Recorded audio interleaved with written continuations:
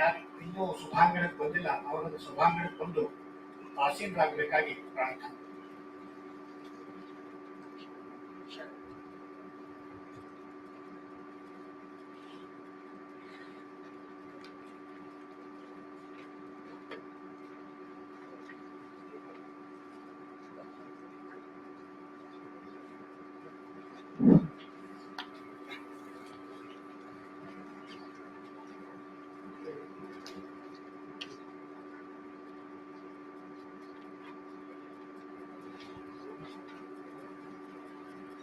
ಮಾಡಲು ಇನ್ನೂ 10 ನಿಮಿಷ ಇದೆ. ಬಂದು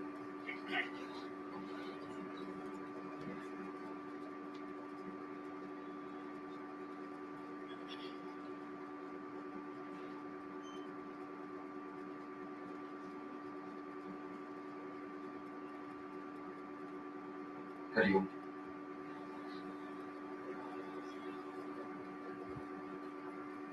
ಹರಿ ಓಂ.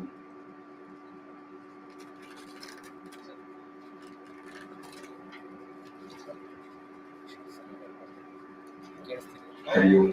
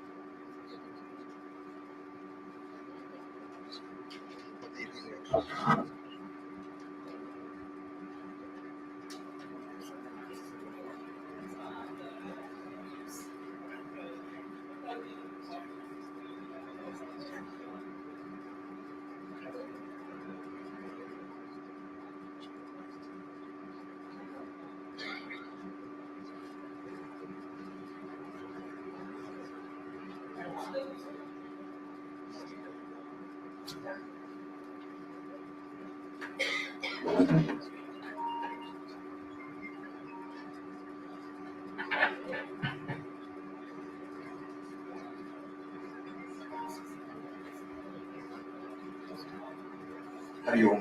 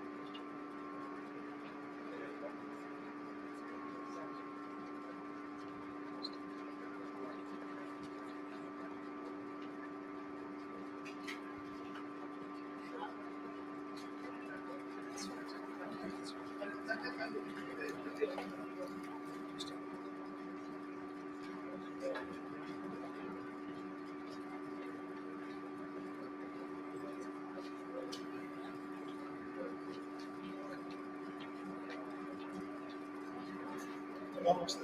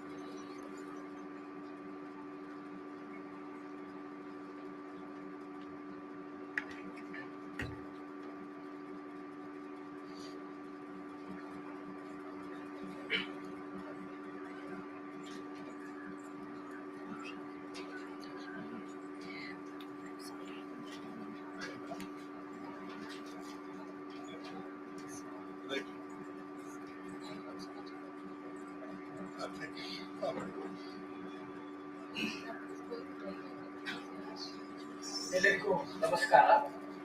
ನಾವು ಇವತ್ತಿನ ಈ ಕಾರ್ಯಕ್ರಮವನ್ನ ಶುರು ಮಾಡ್ತಾ ಇದ್ದೇವೆ.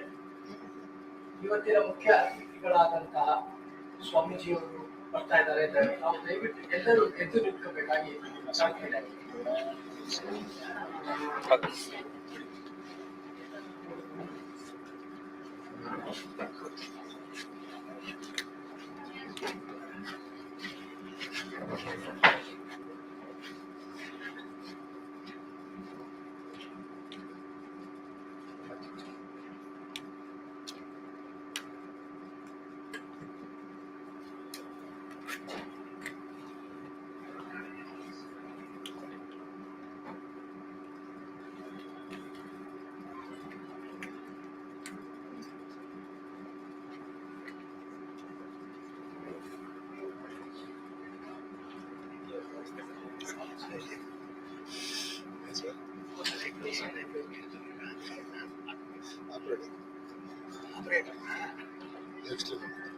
ಈ ಉದ್ಘಾಟನಾ ಕಾರ್ಯಕ್ರಮಕ್ಕೆ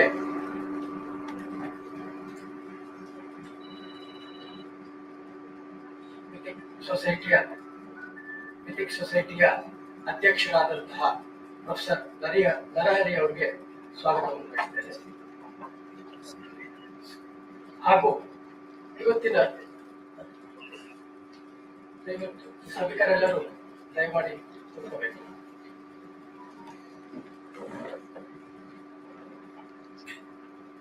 ಶ್ರೀ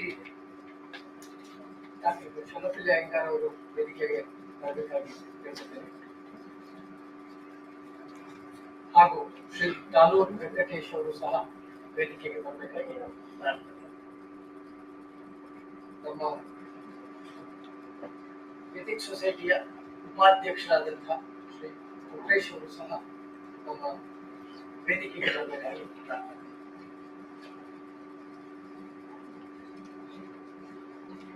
ಮಿಥಿಕ್ ಸೊಸೈಟಿ ಮತ್ತು ಚಂದನ್ ಆರ್ಟ್ ಫೌಂಡೇಶನ್ ಇಂದ ಇವಾಗ ಈ ಒಂದು ವಿಚಾರಣ ಸಂಕಿರಣ ಅಂತಂದ್ರೆ ಶಿಲ್ಪವಿದ್ಯಾ ಸಮುಚ್ಚಯ ಒಂದು ವಿಚಾರ ಸಂಕಿರಣವನ್ನ ಇವತ್ತಿನ ದಿನ ನಾವು ಆಯೋಜಿಸಿದ್ದೇವೆ. ಇದರ ಉದ್ಘಾಟನೆ ಸಮಾರಂಭವನ್ನು ಈಗ ನಾವು ಶುರು ಮಾಡ್ತಾ ಇದ್ದೇವೆ. ಪ್ರಾರಂಭದಲ್ಲಿ ಪ್ರಾರ್ಥನೆ ಶ್ರೀಮತಿ ಶರಣ್ಯ ಕುಮಾರಿ ಶರಣ್ಯ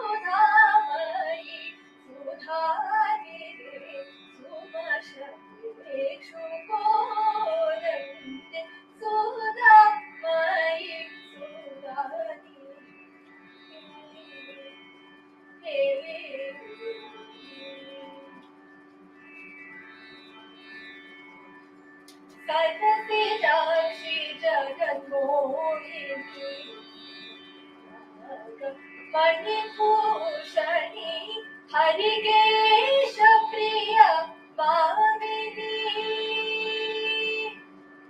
हरिकेश प्रिय भामिनी हरिकेश प्रिय भामिनी हरिकेश प्रिय भामिनी आनन्दामृत वर्षिणि सदा पसनि पम गम बलि पम गम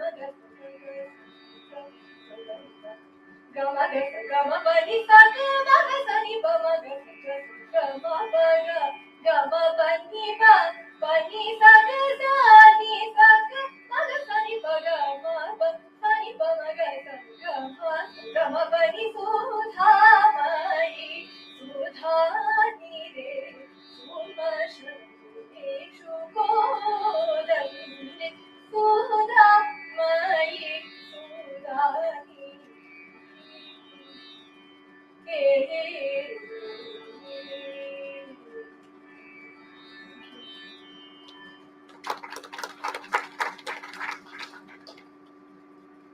ಕುಮಾರಿ ಶರಣ್ಯ ಅವರಿಗೆ ಧನ್ಯವಾದಗಳು. ಈಗ ಕಾರ್ಯಕ್ರಮದ ಮೊದಲಿಗೆ ವೇದಘೋಷ ಡಾಕ್ಟರ್ ಶಿವರುದ್ರನಾಯಕ.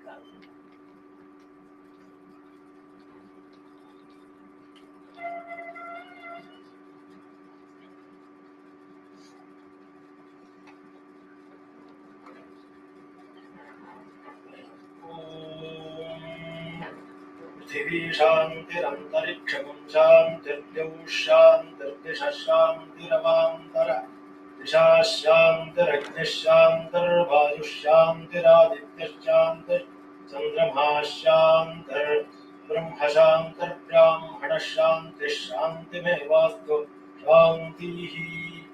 ॐ भद्रं कर्णेभिः शृणुयामदेवाः भद्रं पश्येमाक्षभिर्यजत्राः स्थिरैरङ्गैस्तुष्टुवागुंसस्तनूभिः यशेमदेवहितं यदायुः. स्वस्ति न इन्द्रो वृद्धश्रवाः स्वस्ति नः पूषा विश्ववेदाः स्वस्ति नस्तार्क्ष्यो अरिष्टनेमिः स्वस्ति नो बृहस्पतिर्दधातु. ॐ शान्ति शान्ति शान्तिः. ॐ शन्नस्तन्नो माहासीत्. ॐ शान्ति शान्ति शान्तिः.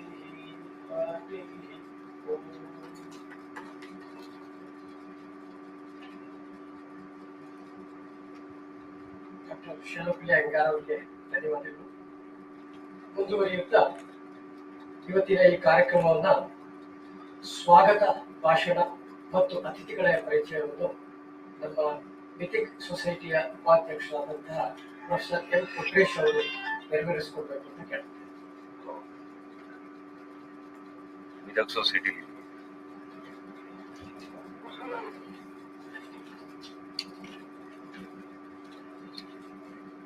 ಮೊದಲನೇದಾಗಿ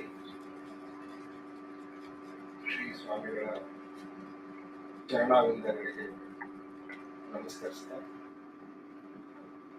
morning to all. Society in association with Chandana Art Foundation International has conducted 2 days national conference on Śilpavidāya Samuccaya, all about facts of Indian traditional sculptures. I would cordially welcome you all for this wonderful occasion. I would like to welcome Shri H.H. Yadugiri Yatiraja Narayana Ramanuja Jiya Swamiji, our inaugural speaker, Shri Yadugiri Yatiraja Narayana Ramanuja Jiya Swamigalu 12ನೇ ಶತಮಾನದಲ್ಲಿ ಇಡೀ ದೇಶದಲ್ಲಿ ಭಕ್ತಿಯ ಪರ್ವವನ್ನ ಹರಡಿ ಹಬ್ಬಿಸಿದ ಶ್ರೀರಾಮಾನುಜರ ಮೇಲುಕೋಟೆ ಮೂಲ ಮಠದ ಪೀಠಾಧ್ಯಕ್ಷರು. ಅವರು 39ನೆಯ ಪೀಠಾಧ್ಯಕ್ಷರಾಗಿ 2014ರಿಂದ ಮಾರ್ಗದರ್ಶನವನ್ನು, ಆಶೀರ್ವಾದವನ್ನು ಇಡೀ ಸಮಾಜಕ್ಕೆ ಮಾಡ್ತಾ ಇದ್ದಾರೆ. ಪ್ರಸ್ತುತ ಇವರು ಬೆಂಗಳೂರು ಮಲ್ಲೇಶ್ವರಮ್ಮನ ಶಾಖಾ ಮಠದಲ್ಲಿದ್ದು ಮೇಲುಕೋಟೆಯ ಎಲ್ಲ ಸಾಧಕ ಬಾಧಕಗಳನ್ನ, ವಿಧಿವಿಧಾನಗಳನ್ನ ಪೂರೈಸುತ್ತಿರುವಂತ ಯತಿವರ್ಯರು. ಶ್ರೀರಾಮಾನುಜಾಚಾರ್ಯರು ಇಡೀ ದೇಶದ ಉದ್ದಗಲಕ್ಕೂ ಸಂಚರಿಸಿದ ಸ್ಥಳಗಳಲ್ಲಿ ರಾಮಾನುಜಾಚಾರ್ಯರ ಪ್ರತಿಮೆಗಳನ್ನ ಪ್ರತಿಷ್ಠಾಪಿಸುವ ಬಹಳ ದೊಡ್ಡ ಮಹತ್ ಕಾರ್ಯವನ್ನ ಮಾಡ್ತಾ ಇದ್ದಾರೆ. ಅವರಿಗೆ ನಿಮ್ಮೆಲ್ಲರ ಪರವಾಗಿ ಕೃತಜ್ಞತೆಯನ್ನು ಹೇಳಬೇಕು. ಇಂತಹ ಶ್ರೀಗಳು ನಮ್ಮ ಮಿಥಿಕ್ ಸೊಸೈಟಿಯ ಪ್ರೀತಿಯ ಆಹ್ವಾನವನ್ನು ಸ್ವೀಕರಿಸಿ ಬಹಳ ದೊಡ್ಡ ಮನಸ್ಸು ಮಾಡಿ ಇಲ್ಲಿವರೆಗೂ ಪಾದಾರ್ಪಣೆ ಮಾಡಿದ್ದಾರೆ. ಅವರಿಗೆ ಮಿಥಿಕ್ ಸೊಸೈಟಿಯ ಪರವಾಗಿ, ನಿಮ್ಮೆಲ್ಲರ ಪರವಾಗಿ ಹೃದಯಪೂರ್ವಕ ಸ್ವಾಗತವನ್ನು ನಾನು ಬಯಸ್ತಾ ಇದ್ದೇನೆ ಶ್ರೀಗಳಿಗೆ. ಇನ್ನು ಈ ಕಾರ್ಯಕ್ರಮದಲ್ಲಿ ಆನರೇಬಲ್ ಪ್ರೆಸೆನ್ಸ್ ಅಂದ್ರೆ ಗೌರವ ಉಪಸ್ಥಿತರಿರುವಂತ ನಮ್ಮ ಮಿಥಿಕ್ ಸೊಸೈಟಿಯ ಗೌರವ ಅಧ್ಯಕ್ಷರು ಆಗಿರುವಂತ ಪ್ರೊಫೆಸರ್ ಕೆ ನರಹರಿ ಅವರು ಇಡೀ ಕರ್ನಾಟಕ ಮಾತ್ರವಲ್ಲ ದೇಶಕ್ಕೆಲ್ಲ ಒಂದು ರೀತಿಯ ಪರಿಚಯ ಆಗಿರುವಂತವರು. ಮಾದರಿ ಪ್ರಾಧ್ಯಾಪಕರಾಗಿ ಸೇವೆಯನ್ನು ಸಲ್ಲಿಸಿ ಕರ್ನಾಟಕ ವಿಧಾನ ಪರಿಷತ್ತಿನ 3 ಬಾರಿ ಸದಸ್ಯರಾಗಿ, ತುಮಕೂರು ಬೆಂಗಳೂರು ವಿಶ್ವವಿದ್ಯಾಲಯದ ಸಿಂಡಿಕೇಟ್ ಸದಸ್ಯರಾಗಿಯೂ ನಮ್ಮೆಲ್ಲರಿಗೂ ಮಾರ್ಗದರ್ಶನವನ್ನು ಮಾಡ್ತಾ ಇದ್ದಾರೆ. ಅವರು ವೇದಿಕೆ ಮೇಲಿದ್ದಾರೆ. ಅವರನ್ನು ನಿಮ್ಮೆಲ್ಲರ ಪರವಾಗಿ ಪ್ರೀತಿಪೂರ್ವಕವಾಗಿ ನಾನು ಸಭೆಗೆ ಸ್ವಾಗತಿಸ್ತಾ ಇದ್ದೇನೆ. ಇನ್ನೊಬ್ಬ ಗೌರವ ಉಪಸ್ಥಿತರು ಶ್ರೀ ಕೆ ವೆಂಕಟೇಶ್ ಅವರು. ಇವತ್ತೇನು ನಾವು ಮಿಥಿಕ್ ಸೊಸೈಟಿ ಅವರೊಂದಿಗೆ ಸೇರಿ ಕಾರ್ಯಕ್ರಮ ಮಾಡ್ತಾ ಇದ್ದೇವೆ. ಚಂದನ ಆರ್ಟ್ ಫೌಂಡೇಶನ್ ಇಂಟರ್ನ್ಯಾಷನಲ್ ಇದರ ಮ್ಯಾನೇಜಿಂಗ್ ಟ್ರಸ್ಟಿ ಆಗಿರುವಂತವರು. ಅವರು ನಮ್ಮ ಮಧ್ಯೆ ಇದ್ದಾರೆ. ವಿದ್ಯಾರ್ಥಿ ಆಗಿದ್ದಾಗಲೇ ಸಾಂಪ್ರದಾಯಿಕ ಚಿತ್ರಕಲೆಯಿಂದ ಆಕರ್ಷಿತರಾಗಿ ಈ ಕಾರ್ಯದಲ್ಲಿ ಅವರು ತೊಡಗಿಸಿಕೊಂಡಂತವರು. ರಾಜ್ಯ ರಾಷ್ಟ್ರ ಮಟ್ಟದ ಅಮರ ಶಿಲ್ಪಿ ಜಕಣಾಚಾರಿ ಪ್ರಶಸ್ತಿ ಸೇರಿದಂತೆ ಅನೇಕ ಪ್ರಶಸ್ತಿಗಳು ಅವರಿಗೆ ಸಂದಿವೆ. ಅವರನ್ನ ನಿಮ್ಮೆಲ್ಲರ ಪರವಾಗಿ ಮತ್ತೊಮ್ಮೆ ನಾನು ಸ್ವಾಗತವನ್ನ ಕೊಡ್ತಾ ಇದ್ದೇನೆ. ವೇದಿಕೆ ಮೇಲೆ ಇನ್ನೊಬ್ರು ನಮ್ಮೊಟ್ಟಿಗಿರುವಂತವರು ಡಾಕ್ಟರ್ ಶೆಲ್ವೆಪಿಳ್ಳೆ ಅಯ್ಯಂಗಾರ್. ಡಾಕ್ಟರ್ ಶೆಲ್ವೆಪಿಳ್ಳೆ ಅಯ್ಯಂಗಾರ್ ಅವರು ಪ್ರಸ್ತುತ ಕರ್ನಾಟಕ ರಾಜ್ಯ ಮುಕ್ತ ವಿಶ್ವವಿದ್ಯಾನಿಲಯದಲ್ಲಿ ಇತಿಹಾಸ, ಪ್ರಾಚೀನ ಪುರಾತತ್ವ ಈ ನೆಲೆಗಳ ಅಧ್ಯಯನಕ್ಕೆ ಪ್ರಮುಖರಾಗಿ ಮಾರ್ಗದರ್ಶನವನ್ನ ಮಾಡ್ತಾ ಇರೋರಲ್ಲಿ ಅವರು ಇವತ್ತು ನಮ್ಮ ಮಿಥಿಕ್ ಸೊಸೈಟಿಯ ಮೇಲೆ ಅವ್ರದ್ದು ನಮಗೆಲ್ಲರಿಗೂ ಪರಿಚಯ ಇದ್ದೇ ಇದೆ. ವಾಹಿನಿಗಳಲ್ಲಿ ಅವರ ಬರವಣಿಗೆಗಳ ಮೂಲಕವಾಗಿ ಅವರು ಪರಿಚಿತರಾಗಿದ್ದಾರೆ. ಅವರು ನಮ್ಮ ಕಾರ್ಯಕ್ರಮಕ್ಕೆ ಬಂದಿರೋದು ನಮಗೆಲ್ಲ ತುಂಬಾ ಹರ್ಷವನ್ನು ತಂದಿದೆ. ಹಾಗಾಗಿ ನಿಮ್ಮೆಲ್ಲರ ಪರವಾಗಿ ಅವರನ್ನ ನಾನು ಕೃತಜ್ಞತೆಯಿಂದ ಸ್ವಾಗತಿಸ್ತಾ ಇದ್ದೇನೆ. ಹಾಗೆ ಇವತ್ತಿನ ಕಾರ್ಯಕ್ರಮಕ್ಕೆ ದೇಶ, ರಾಜ್ಯ, ಬೆಂಗಳೂರಿನ ವಿವಿಧ ಮೂಲೆಗಳಿಂದ ಆಗಮಿಸಿದ ಎಲ್ಲ ಕಲಾವಿದರಿಗೂ, ವಿದ್ವಾಂಸರುಗಳಿಗೂ, ಆದರಣೀಯರಿಗೂ ನಾನು ಪ್ರೀತಿಪೂರ್ವಕ ಸ್ವಾಗತವನ್ನ ಈ ಸಂದರ್ಭದಲ್ಲಿ ಬಯಸ್ತಾ ಇದ್ದೇನೆ. ನಿಮ್ಮೆಲ್ಲರಿಗೂ ಸ್ವಾಗತ. ಹಾಗೆ ಪತ್ರಿಕಾ ಮಾಧ್ಯಮದವರಿದ್ದಾರೆ, ಪತ್ರಿಕಾ ಮಾಧ್ಯಮದ ಸ್ನೇಹಿತರು, ನಮ್ಮ ಮಿಥಿಕ್ ಸೊಸೈಟಿ ಎಲ್ಲ ಆಡಳಿತ ಮಂಡಳಿಯ ಸದಸ್ಯರು, ಅವರೆಲ್ಲರಿಗೂ ಕೂಡ ಗೌರವಪೂರ್ವಕವಾಗಿ ಮತ್ತೊಮ್ಮೆ ಸ್ವಾಗತವನ್ನ ಕೋರ್ತಾ ನನ್ನ ಸ್ವಾಗತ ಮಾತುಗಳಿಗೆ ವಿದಾಯ ಹೇಳ್ತಾ ಇದ್ದೇನೆ. ಎಲ್ಲರಿಗೂ ನಮಸ್ಕಾರ.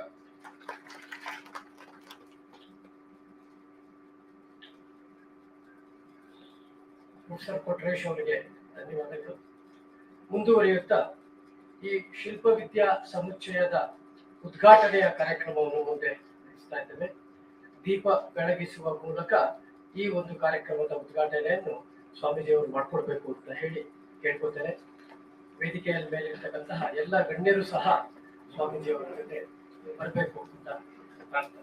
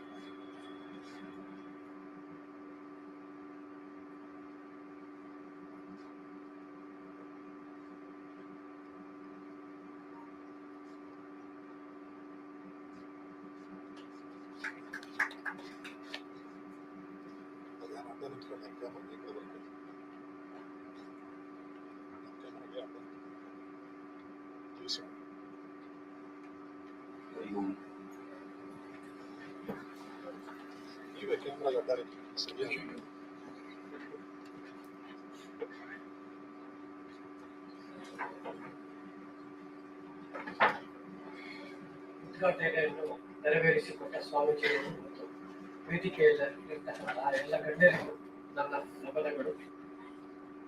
ಧರ್ಮಸ್ಥಳದ ವೀರೇಂದ್ರ ಹೆಗಡೆ ಅವರು ಈ ಒಂದು ವಿಚಾರ ಸಂಖ್ಯೆಗಳು ತುಂಬಾ ಚೆನ್ನಾಗಿ ಆಗ್ಲಿ ರೀತಿಯಲ್ಲಿ ಒಂದು ಮೆಸೇಜ್ ಅನ್ನ ಕಳಿಸ್ಕೊಟ್ಟಿದ್ದಾರೆ. ಆ ಮೆಸೇಜ್ ನ ತಮ್ಮ ಮುಂದೆ ಓದುವ ಪ್ರಯತ್ನ ಮಾಡ್ತೇನೆ. ಈ Veerendra Hegde Dharmasthala message. I am very happy to note that you have planned to organize a national conference on the development of ancient Indian iconography on 11th and 12th March 2023 under the auspices of Chandana Art Foundation International and the Mythic Society at Bengaluru. In this modern age of science and technology, we have all the facilities for a happy and comfortable living. All are busy irrespective of age, caste, gender and profession. But most of the people lack mental peace, harmonic relation and happiness. In ancient times, our great monks and sharakas lived happily in peaceful atmosphere of nature. They could realize the presence of God by prayer, meditation and yoga sadhana. Our ancestors worshipped rivers, plants and stones to realize the presence of God. Gradually, idol worship, mūrti puja came into practice. The historical pilgrimage centers like Shravanabeಳಗೊಳ, Hampi, Beluru, Halebeedu, Mudabidri, Karkala attract pilgrims because of antique value of Indian iconography, literary and artistic sculptural significance. The gods and goddesses are worshipped through idols to suit the natural qualities and learnings of the worshippers to get mental peace by meditation. I am glad to note that reputed experts and scholars like Sthapatis, sculptors, historians and researchers participate in the conference and share their rich experience. I wish the conference all success and pray Lord Manjunatha Swami to bless all the delegates and the organizers.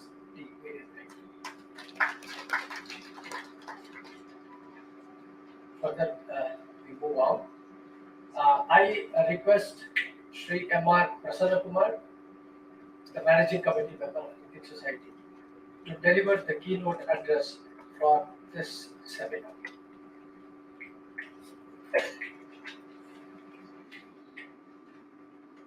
ಪರಮ ಪೂಜ್ಯ ಸ್ವಾಮೀಜಿಯವರ ಚರಣಾರವಿಂದಗಳಲ್ಲಿ ನಮಸ್ಕರಿಸಿ ವೇದಿಕೆಯಲ್ಲಿರ್ತಕ್ಕಂಥ mythic society ಅಧ್ಯಕ್ಷರು, ನಮ್ಮೆಲ್ಲರಿಗೂ ಹಿರಿಯರಾದಂತಹ ಗುರು ನರಹರಿಯವರೇ,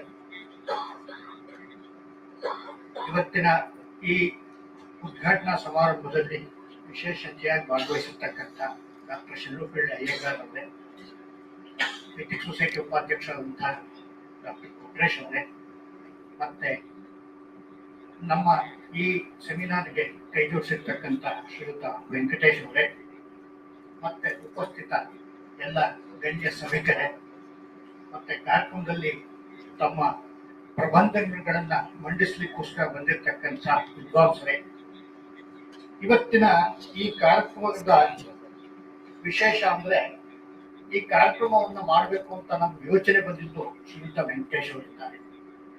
ಅವರು sir mythic society ಜೊತೆ ಈ ತರ ಒಂದು ಕಾರ್ಯಕ್ರಮ ಮಾಡೋಣ, ದಯವಿಟ್ಟು ತಾವು ಸಹಕರಿಸಬೇಕು ಅಂತ ಕೇಳ್ಕೊಂಡಾಗ ಮಿಥಿಕ್ ಸೊಸೈಟಿ ಆಡಳಿತದಲ್ಲಿ ಸಹರ್ಷದಿಂದ ಅದಕ್ಕೆ ಒಪ್ಪಿಗೆ ಸೂಚಿಸಿತು. ಅದರ ಫಲವಾಗಿ ಇವತ್ತು ಈ ವಿಶೇಷ ಉಪನ್ಯಾಸ, ಇದು ವಿಶೇಷ ವಿಚಾರ ಸಂಕಿರಣ ವ್ಯವಸ್ಥೆ ಆಗಿದೆ. ಈ ವಿಶೇಷ ವಿಚಾರ ಸಂಕಿರಣ ಅಂತ ಯಾಕೆ ಹೇಳಬೇಕು ಅಂದ್ರೆ, ಇತ್ತೀಚೆಗೆ ಈ ವಿಷಯದ ಬಗ್ಗೆ ವಿಚಾರ ಸಂಕಿರಣ ಆಗಿದ್ದು ಕಡಿಮೆ. ಪ್ರಾಯಶಃ ಕರ್ನಾಟಕದಲ್ಲಂತೂ ಇತ್ತೀಚೆಗೆ ಈ ವಿಷಯದ ಬಗ್ಗೆ ಆಗಿಲ್ಲ ಅಂತ ಅನ್ಸುತ್ತೆ. ಆದ್ದರಿಂದ ಈ ವಿಚಾರ ಸಂಕಿರಣವನ್ನ ಮಾಡಲಿಕ್ಕೆ ಮಿಥಿಕ್ ಸೊಸೈಟಿ ತುಂಬಾ ಹೆಮ್ಮೆ ಪಡುತ್ತೆ ಮತ್ತು ಹರ್ಷ ಪಡುತ್ತೆ. ಭಾರತೀಯ ಪರಂಪರೆಯ ಒಂದು ವಿಶೇಷ ಕುಸುಮ ಅಂತಾನೆ ನಾವು ಶಿಲ್ಪ ಪರಂಪರೆಯನ್ನು ನಾವು ಗಮನಿಸಬೇಕಾಗ್ತದೆ. ಭಾರತೀಯ ಪರಂಪರೆಯಲ್ಲಿ ನಾವು ಯೋಚನೆ ಮಾಡ್ತಾ ಹೋದ್ರೆ, ಬೇರೆ ಆರ್ಟ್ ಅಂತ ಏನ್ ಪ್ರಪಂಚದಲ್ಲಿ ಹೇಳ್ತಾರೆ ಅಲ್ಲಿಗೂ ಭಾರತೀಯ ಕಲೆಗೂ ಸಾಕಷ್ಟು ವ್ಯತ್ಯಾಸ ಇದೆ.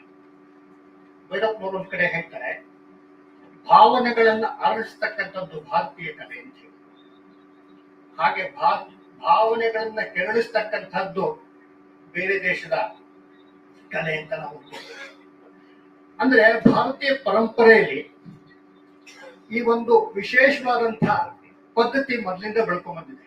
ನಾವೆಲ್ಲ ಯೋಚನೆ ಮಾಡೋದು, ನಮ್ಮ ಎಲ್ಲ ಈ ಕಲೆಗಳು ಏನಿದೆ, ಪ್ರತಿಭೆಗಳೇನಿದೆ, ಅದು ಎಲ್ಲ ದೇವರು ನಮಗೆ ಕೊಟ್ಟಿರುವಂಥದ್ದು. ತಾಯಿ ಸರಸ್ವತಿಯ ಆಶೀರ್ವಾದದಿಂದ ನಮ್ಗೆ ಇದು ಬಂದಿದೆ ಅಂತ ನಾವು ತಿಳ್ಕೊಂತೀವಿ. ಅದೇ ರೀತಿ ಅವೆಲ್ಲವೂ ಕೂಡ ತಾಯಿ ಸರಸ್ವತಿಗೆ ಮೀಸಲು. ಅದಕ್ಕೋಸ್ಕರನೇ ಪುರಂದರದಾಸ್ ಇನ್ನೊಂದ್ ಕಡೆ ಹೇಳ್ತಾರೆ, ಕೆರೆ ನೀರನ್ನು ಕೆರೆಗೆ ಚೆಲ್ಲಿ ಅಂತ. ಅದಕ್ಕೋಸ್ಕರ ಭಾರತೀಯ ಪರಂಪರೆಯಲ್ಲಿ ಏನು ತಾಯಿ ಸರಸ್ವತಿ ನಮ್ಗೆ ಪ್ರತಿಭೆಗಳನ್ನ ಕೊಡ್ತಾಳೆ, ಅದನ್ನ ತಾಯಿ ಸರಸ್ವತಿ ಮತ್ತೆ ದೇವರುಗಳ ಆರಾಧನೆಗೋಸ್ಕರ ಉಪಯೋಗಿಸುವಂಥದ್ದು ಭಾರತೀಯ ಪರಂಪರೆಯ ವಿಶೇಷ. ಹಾಗೇನೆ ಭಾರತೀಯ ಪರಂಪರೆ ಮತ್ತೆ ಬೇರೆ ದೇಶಗಳ ಪರಂಪರೆ ಯೋಚನೆ ಮಾಡಿದ್ರೆ, ಭಾರತೀಯ ಪರಂಪರೆಗಳಲ್ಲಿ ಯಾವುದು ಶಾಸ್ತ್ರೀಯ ಪರಂಪರೆ ಇದೆ, ಅದರಲ್ಲಿ ಗುರುವಿಗೆ ಅತ್ಯಂತ ಹೆಚ್ಚಿನ ಮಹತ್ವದ ಸ್ಥಾನ ಕಾಣಿಸುತ್ತೆ. ಗುರುವಿಗೆ ನಮಸ್ಕರಿಸೇನೆ ಮುಂದಕ್ಕೆ ಹೋಗುವಂಥದ್ದು. ಯಾವುದೇ ಒಬ್ಬ ಸಂಗೀತ ಕಚೇರಿ ನಡೆಸ್ತಕ್ಕಂಥ ಸಂಗೀತಗಾರ ತನ್ನ ಗುರುಗಳಿಗೆ ವಂದನೆಯನ್ನು ಸಲ್ಲಿಸಿ ಅದಾದ ನಂತರ ಸಂಗೀತವನ್ನು ಪ್ರಾರಂಭ ಮಾಡ್ತಾನೆ. ಅದೇ ರೀತಿ ಶಿಲ್ಪಿಗಳು ಕೆತ್ತಲಿಕ್ಕೆ ಶುರು ಮಾಡ್ಲಿಕ್ಕೆ ಮುಂಚೆ ತಮ್ಮ ಗುರು ಪರಂಪರೆಯನ್ನ ನೆನಪಿಸ್ಕೊಳ್ತಾರೆ. ಹಾಗೇನೆ ಚಿತ್ರಕಾರ ಚಿತ್ರ ಬರೆಯಕ್ಕೆ ಮುಂಚೆ ತನ್ನ ಗುರುಗಳನ್ನ ನೆನಪಿಸ್ಕೊಳ್ಳುವಂಥದ್ದು ಭಾರತೀಯ ಪರಂಪರೆಯ ವಿಶೇಷ. ಅದಕ್ಕೆ ವಿಶೇಷವಾಗಿ ಮತ್ತೆ ಚಿತ್ರಕಲೆ ಮತ್ತೆ ಶಿಲ್ಪ ಕೆತ್ತನೆಯಲ್ಲಿ ಇನ್ನೊಂದು ವಿಶೇಷ ಇದೆ. ಏನಪ್ಪಾ ಅಂದ್ರೆ, ಯಾವ್ದಾದ್ರು ಒಂದು ಚಿತ್ರ ಬರೀಬೇಕು ಅಂದ್ಕೊಂಡಾಗ, ಒಂದು ಶಿಲ್ಪವನ್ನು ಕೆತ್ತನೆ ಮಾಡಬೇಕು ಅಂದ್ಕೊಂಡಾಗ ಶಾಸ್ತ್ರೀಯ ಪರಂಪರೆಯಲ್ಲಿ ಕೂತ್ಕೊಂಡ ಶುರು ಮಾಡ್ದ ಅಲ್ಲ. ಅದಕ್ಕೆ ಮುಂಚೆ ಸ್ನಾನ ಆಗ್ಬೇಕು, ಸ್ನಾನ ನಂತರ ದೇವರ ಪೂಜೆ ಆಗ್ಬೇಕು. ದೇವರ ಪೂಜೆ ಮಾಡಿದ ನಂತರ ತಾನು ಯಾವ ದೇವರ ಚಿತ್ರವನ್ನ ಬರೀಲಿಕ್ಕೆ ಹೊರಡ್ತಾನೋ ಆ ದೇವರ ಧ್ಯಾನ ಶ್ಲೋಕವನ್ನು ಹೇಳ್ಕೊತಾನೆ.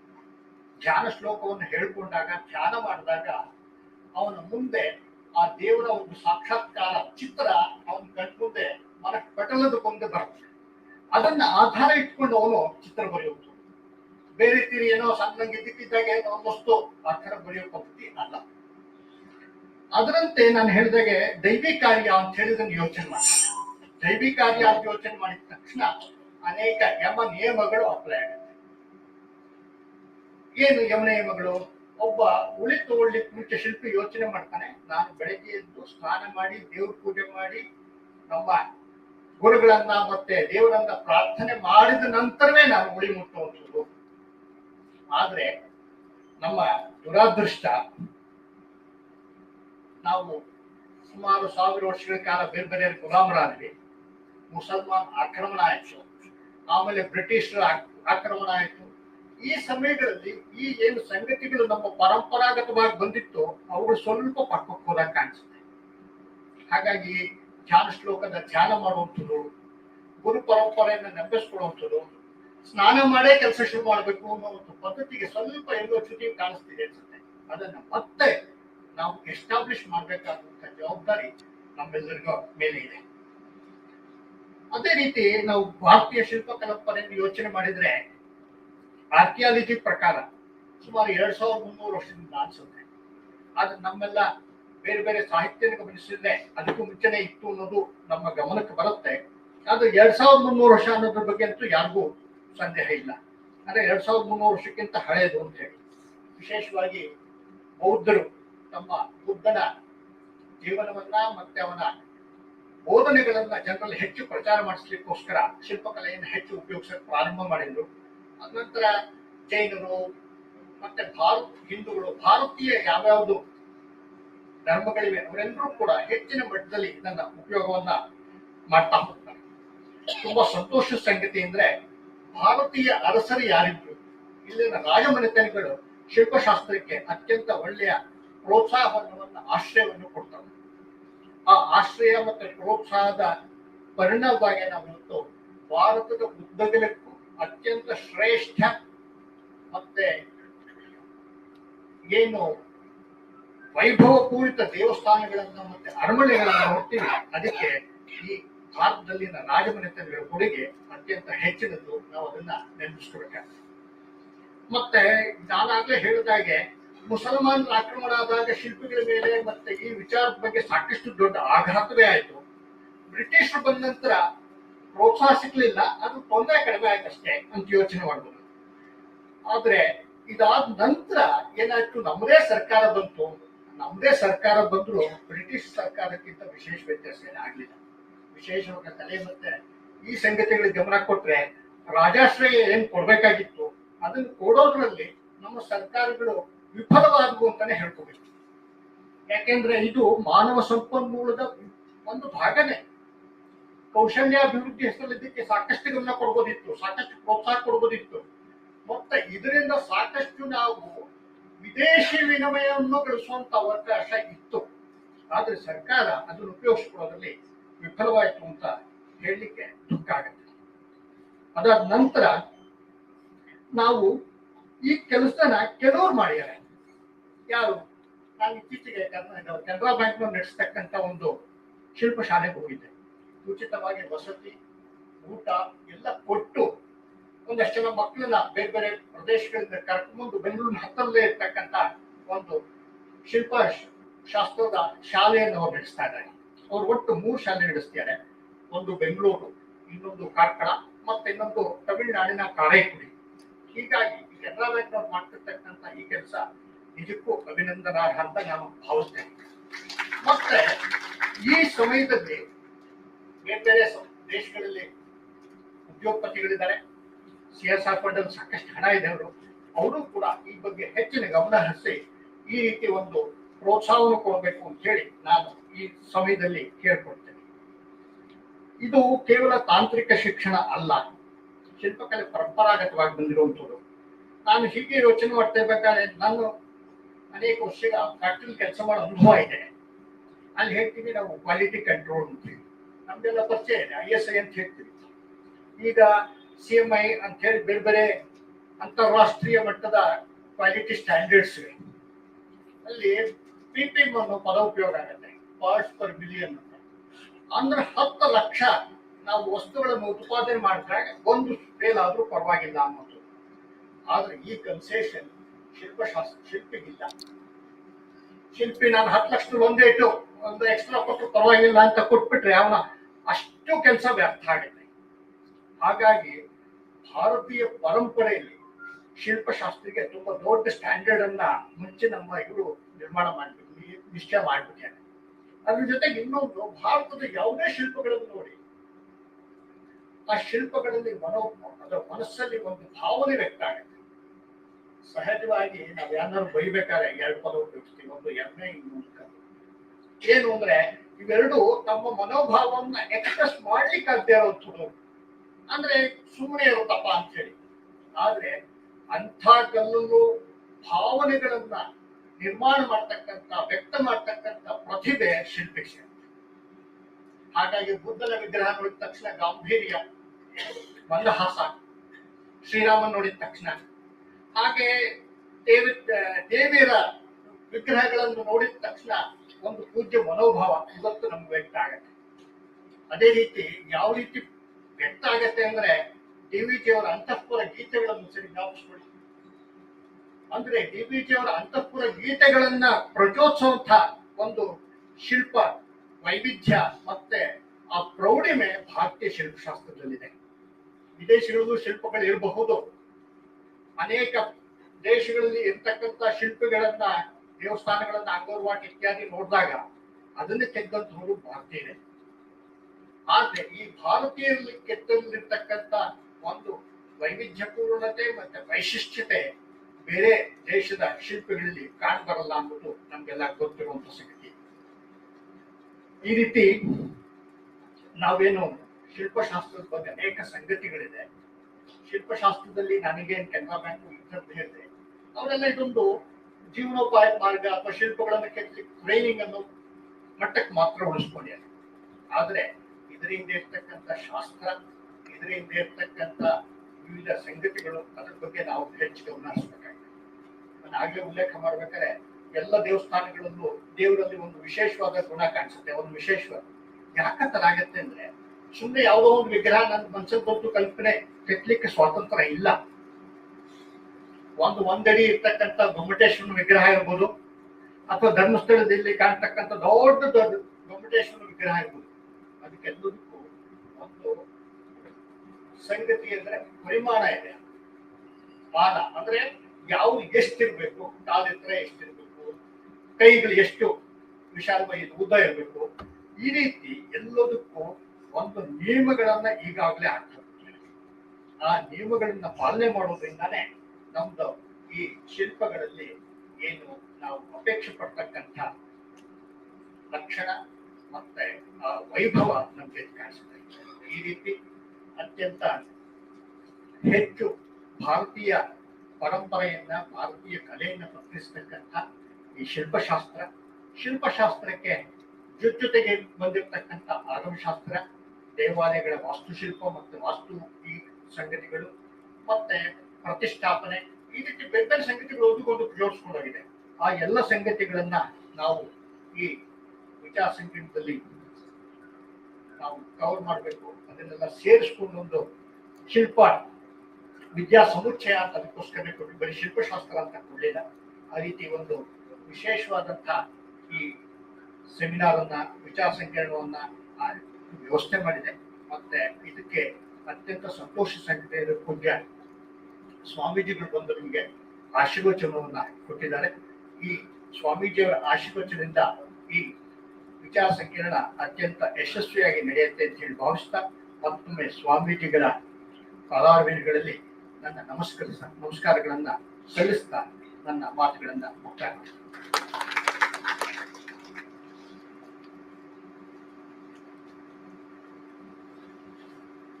ಶ್ರೀ ಪ್ರಸನ್ನಕುಮಾರ್ ಅವರಿಗೆ ಧನ್ಯವಾದಗಳು.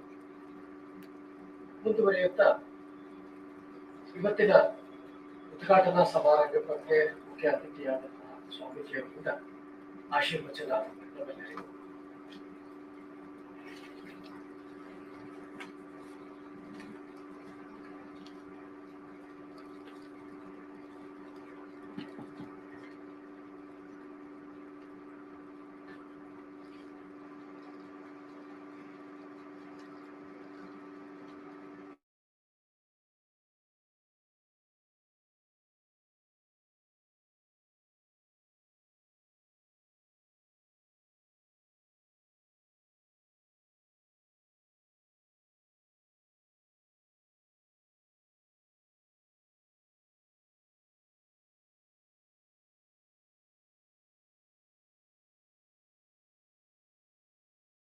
तस्मै कृष्णाम्बुसम्भूतां गाथामालां नमोज्ज्वलां कृष्णायार्पितवती स्यात् भोगायै नित्यमङ्गलम्। तस्मै रामानुजार्याय नमः परमयोगिने यश्रुतिस्मृतिसूत्राणाम् ಅಂತರ್ಗತವಿಶೇಷತ್ತು. ಇಲ್ಲಿಗೆ ಬಂದಾಗ ನನ್ನ ನೆನಪು ಸುಮಾರು 40 ವರ್ಷಗಳ ಹಿಂದಕ್ಕೆ ಹೋಯಿತು. ನಿಮ್ಮಲ್ಲಿ ಅನೇಕರಿಗೆ ಈ ವಿಷಯ ಗೊತ್ತಿಲ್ಲ. ಪ್ರಾರಂಭದ ದಿವಸಗಳಲ್ಲಿ ಮಿಥಿಕ್ ಸೊಸೈಟಿಗೆ ಒಂದು ಹೊಸ ರೂಪವನ್ನು ನೀಡಲಿಕ್ಕೆ ನಮ್ಮ ಹಿರಿಯರೆಲ್ಲ ಆಲೋಚಿಸಿದಾಗ ನಾನು ಇದರ ಜೊತೆ ಕೈ ಜೋಡಿಸಿದ್ದೇನೆ. ಶ್ರದ್ಧೇಯರಾದಂತಹ ತಿರುಮಲೆ ತಾತಾಚಾರ್ಯ ಶರ್ಮಾರವರು ಆವಾಗ ಇದರ ಅಧ್ಯಕ್ಷರಾದರು. ಅವಾಗ ಈ ಕಟ್ಟಡಗಳು ಯಾವುದೂ ಇರಲಿಲ್ಲ. ಮೂಲ ಕಟ್ಟಡ ಮುಂದೆ ಏನಿದೆ ಅದು ಮಾತ್ರ ಇತ್ತು. ಅಲ್ಲೇ ಲೈಬ್ರರಿ ಸುಮಾರು ಬಾರಿ ಅಲ್ಲಿರುವಂತಹ ಗ್ರಂಥಾಲಯದಲ್ಲಿರುವಂತಹ ಪುಸ್ತಕಗಳನ್ನೆಲ್ಲ ಲಿಸ್ಟ್ ಮಾಡಿ ಉಂಟು. ಮತ್ತೊಂದು ವಿಶೇಷ ಅಂದರೆ ಇವತ್ತು ಬಂದ ತಕ್ಷಣ ನಮ್ಮೆಲ್ಲರ ಆದರಣೀಯರಾದಂತಹ ಸಂಘದಲ್ಲಿ ಅನೇಕ ದಶಕಗಳಿಂದ ಸಕ್ರಿಯವಾಗಿ ಸೇವೆ ಮಾಡ್ತಾ ಇರುವಂತಹ ಪ್ರೊಫೆಸರ್ ಕೆ ನರಹರಿಯವರ ಭೇಟಿಯಾಯಿತು. ಅವರನ್ನು ನೋಡಿದಾಗ ನೆನಪು ಮತ್ತಷ್ಟು ಹಿಂದಕ್ಕೂ ರಾಷ್ಟ್ರೀಯ ಸ್ವಯಂ ಸೇವಾ ಸಂಘದ ಅನೇಕ ಹಿರಿಯರ ನೆನಪೆಲ್ಲ ಆಯಿತು. ನಾವು ನಮ್ಮ ಪೂರ್ವಾಶ್ರಮದಲ್ಲಿ ರಾಷ್ಟ್ರೀಯ ಸ್ವಯಂ ಸೇವಾ ಸಂಘದಲ್ಲಿ ಪೂರ್ಣಾವಧಿ ಕಾರ್ಯಕರ್ತರಾಗಿ ಸೇವೆ ಸಲ್ಲಿಸಿದರು. ಈ ಸೊಸೈಟಿಗೆ ಅನೇಕ ಬಾರಿ ಹೋಗಿದ್ದೇವೆ. ಆವಾಗ ಇಲ್ಲಿ ಸದಸ್ಯತ್ವ ಒಂದು ಚಳುವಳಿ ಶುರು ಮಾಡುದು, ಹೊಸ ಹೊಸ ಸದಸ್ಯರನ್ನೆಲ್ಲ ಮಾಡುದು. ನಾನು ಸಹ ಆವಾಗ ಸದಸ್ಯನಾಗಿ ನೋಂದಣಿ ಮಾಡಿಕೊಂಡಿದ್ದೀನಿ ಅಂತ ನೆನಪು ನನಗೆ. ಇಷ್ಟು ಭವ್ಯವಾದಂತಹ ಸಭಾಭವನ ನಿರ್ಮಾಣ ಆಗಿದೆ. ಮಿಥಿಕ್ ಸೊಸೈಟಿಯ ಬಲಭಾಗಕ್ಕೆ ನಮ್ಮದೇ ಪರಿಷತ್ತಿನ ರಾಷ್ಟ್ರೋತ್ಥಾನ ಬಿಲ್ಡಿಂಗ್ ಕಾಂಪ್ಲೆಕ್ಸ್ ನಿರ್ಮಾಣ ಆಯಿತು. ಅದು ತುರ್ತು ಪರಿಸ್ಥಿತಿಯ ಸಂದರ್ಭದಲ್ಲಿ ಆವಾಗ ನಾವು ಮಾತ್ರ ಹೊರಗಿದ್ದು, ಬಾಕಿಯವರೆಲ್ಲ ಒಳಗಿದ್ದು. ಈ ಕಟ್ಟಡದ ನಿರ್ಮಾಣಕ್ಕೆ ನಾವು ಸತತವಾಗಿ ಆಗ ಬಂದು ಸೇವೆ ಮಾಡ್ತಾ ಇದ್ವಿ. ಅದರಿಂದ ಮಿಥಿಕ್ ಸೊಸೈಟಿಗೂ ನಮಗೂ 40 ವರ್ಷಗಳ ನಂಟು. ಅದು ಈ ಒಂದು ಶಿಲ್ಪವಿದ್ಯಾ ಸಮುಚ್ಚಯದ ವಿಚಾರ ಸಂಕಿರಣದಿಂದ ಮತ್ತೆ ಅದು ಸೇರ್ಕೊಂಡಿದ್ದು. ನಾನು ಮಾತಾಡಬೇಕಾದ್ರೆ ಅನೇಕ ಹಿರಿಯರ ನೆನಪಾಗುತ್ತೆ. ನಮ್ಮ ಎದುರಾದ ಮಠಕ್ಕೂ ಈ ಶಿಲ್ಪಶಾಸ್ತ್ರ ಸಮುಚ್ಚಯಕ್ಕೂ ದೇವಸ್ಥಾನಕ್ಕೂ ಆಗಮಕ್ಕೂ ಅತ್ಯಂತ ನಿಕಟವಾಗಿದ್ದ ಸಂಬಂಧ ಇದೆ. ಪ್ರಾಯ ಅದಕ್ಕೋಸ್ಕರನೇ ನಾನು ಇಲ್ಲಿಗೆ ಬಂದಿರಬಹುದು ಅಂತ ನಾನು ಭಾವಿಸ್ತೀನಿ. ನಮ್ಮ ಎದುರಿಗೆ ಎದುರಾದ ಮಠ ಸ್ವಾಮಿ ರಾಮಾನುಜರು ಕರ್ನಾಟಕಕ್ಕೆ ಆಗಮಿಸಿದಾಗ, ಕರ್ನಾಟಕಕ್ಕೆ ಅವರ ಪಾದಸ್ಪರ್ಶ ಆದಾಗ ಮೇಲುಕೋಟೆಯಲ್ಲಿ ಪ್ರಾರಂಭ ಮಾಡಿದಂತಹ ಶ್ರೀಮಠ ಎದುರಿಗೆ ಎದುರಾದ ಮಠ. ಸುಮಾರು 12 ವರ್ಷಗಳ ಕಾಲ ಸ್ವಾಮಿ ರಾಮಾನುಜರು ಈ ನೆಲದಲ್ಲಿದ್ದು ಕೇವಲ 5 ನಾರಾಯಣ ಕ್ಷೇತ್ರಗಳು ಮಾತ್ರ ಅಲ್ಲ, ಸುಮಾರು 22 ದೇವಸ್ಥಾನಗಳ ಜೀರ್ಣೋದ್ಧಾರ ಕಾರ್ಯವೆಲ್ಲ ನಡೆದಿದೆ ಅನ್ನೋದು ಒಂದು ಮಾಹಿತಿ ನಮಗಿದೆ. ಸ್ವಾಮಿ ರಾಮಾನುಜರ ಆ ಅವಿಚ್ಛಿನ್ನ ಪರಂಪರೆಯಲ್ಲಿ ಬಂದಂತಹ ನಮ್ಮ ಆಚಾರ್ಯರಾದಂತಹ 36ನೇ ಪೀಠಾಧಿಪತಿಗಳಾಗಿದ್ದಂತಹ ಹಿರಿಯ ಆಸೂರಿಜಿಯ ಸ್ವಾಮಿಗಳು ಆ ಕಾಲಕ್ಕೆ 1921ರಿಂದ ಪ್ರಾರಂಭವಾಗಿ 1936ರವರೆಗೆ ಆ ಆಚಾರ್ಯರು ಹಳೆಯ ತಾಳಪತ್ರಗಳನ್ನೆಲ್ಲ ಸಂಗ್ರಹ ಮಾಡಿ ಸಂಶೋಧನೆ ಮಾಡಿ ಆ ಕಾಲಕ್ಕೆ ಸ್ವತಃ ಶ್ರೀಮಠದಿಂದನೇ ಆತ್ಮ ಸಂಹಿತೆ, ಪೌಷ್ಟಿಕ ಸಂಹಿತೆ ಮುಂತಾದಂತಹ ಹಲವಾರು ಗ್ರಂಥಗಳನ್ನೆಲ್ಲ ಆಗಮ ಗ್ರಂಥಗಳನ್ನು ಅದಾದ ನಂತರ ನಮ್ಮ ಶ್ರೀಮಠದ 40ನೇ ಪೀಠಾಧಿಪತಿಗಳಾಗಿದ್ದಂತಹ ಆಸೂರಿ ಸ್ವಾಮಿಗಳು ನಿರಂತರ ಸಂಶೋಧನೆ ಮಾಡಿ ಕರ್ನಾಟಕದ ಎಲ್ಲ ದೇವಸ್ಥಾನಗಳ ಬಗ್ಗೆ ಒಂದು ಪುಸ್ತಕವನ್ನು ರಚನೆ ಮಾಡಿದ್ದಾರೆ. ಮೇಲುಕೋಟೆಯ ನಾರಾಯಣ ಸ್ವಾಮಿ ದೇವಸ್ಥಾನ, ಚಂದ್ರಕೇಶವ, ತೊಂಡಗೂರಿನ ನಂಬಿನಾರಾಯಣ, ಹೀಗೆ ಅನೇಕ ದೇವಸ್ಥಾನಗಳು. ಅವರು ನಿರಂತರವಾಗಿ ತಿರುಪತಿಯಲ್ಲಿದ್ದು ಅಲ್ಲಿ ಸಂಸ್ಕೃತ ಮಹಾವಿದ್ಯಾಲಯದಲ್ಲಿ ಕೆಲಸ ಮಾಡ್ತಾ ಅವರು ಯಾವ ಪ್ರಕಾಶಕ್ಕೆ ಬರಲಿಲ್ಲ, ಪ್ರಸಿದ್ಧಿಗೆ ಬರಲಿಲ್ಲ. ಅವರಾಯಿತು, ಅವರ ಸಂಶೋಧನೆ ಆಯಿತು, ಅವರು ಮಾಡ್ತಾ ಇದ್ರು. ಆದ್ದರಿಂದ ಈ 2 ಸಂಗತಿಗಳಿಂದ ಪ್ರಾಯಶಃ ಈ ಶಿಲ್ಪವಿದ್ಯಾ ಸಮುಚ್ಚಯದ ವಿಚಾರಕ್ಕೆ ಸ್ವಾಮಿ ರಾಮಾನುಜರು ನಮ್ಮನ್ನು ಕಳಿಸಿದ್ರು ಅಂತ ನಾನು ಭಾವಿಸ್ಕೊಳ್ತೇನೆ. ಇಡೀ ಜಗತ್ತಿನಲ್ಲಿ ಒಂದೊಂದು ಸಂಗತಿಗೂ ಅರ್ಥವನ್ನು ಹುಡುಕಿ ಅರ್ಥವನ್ನು ಪಡೆಯುವಂತಹ ಭವ್ಯವಾದಂತಹ ಇತಿಹಾಸ ಇರುವಂತಹ ರಾಷ್ಟ್ರ ಅಂದರೆ ಭಾರತ ರಾಷ್ಟ್ರ. ಇಲ್ಲಿ ಒಂದೊಂದು ಸಂಗತಿಗೂ ಅರ್ಥ ಇದೆ, ವೈಜ್ಞಾನಿಕವಾದ ಹಿನ್ನೆಲೆ ಇದೆ, ಇತಿಹಾಸ ಇದೆ, ಪರಂಪರೆ ಇದೆ. ಅನೇಕ ಋಷಿ ಮುನಿಗಳು ತಪಸ್ಸು ಮಾಡಿದ್ರು, ನೀರಿನಲ್ಲಿ ಹೋಗಬೇಕು, ಕಾಡಿನಲ್ಲಿ ಇದ್ದು ಅವರ ಹೆಸರೇ ಗೊತ್ತಿಲ್ಲ. ಪ್ರಸಿದ್ಧಿಗೆ ಬರಲಿಲ್ಲ. ಅವರೆಲ್ಲ ಆಶಯ ಏನಾಗಿತ್ತು ಅಂದ್ರೆ ಈ ಮನುಕುಲ ಉದ್ಧಾರ ಆಗಬೇಕು.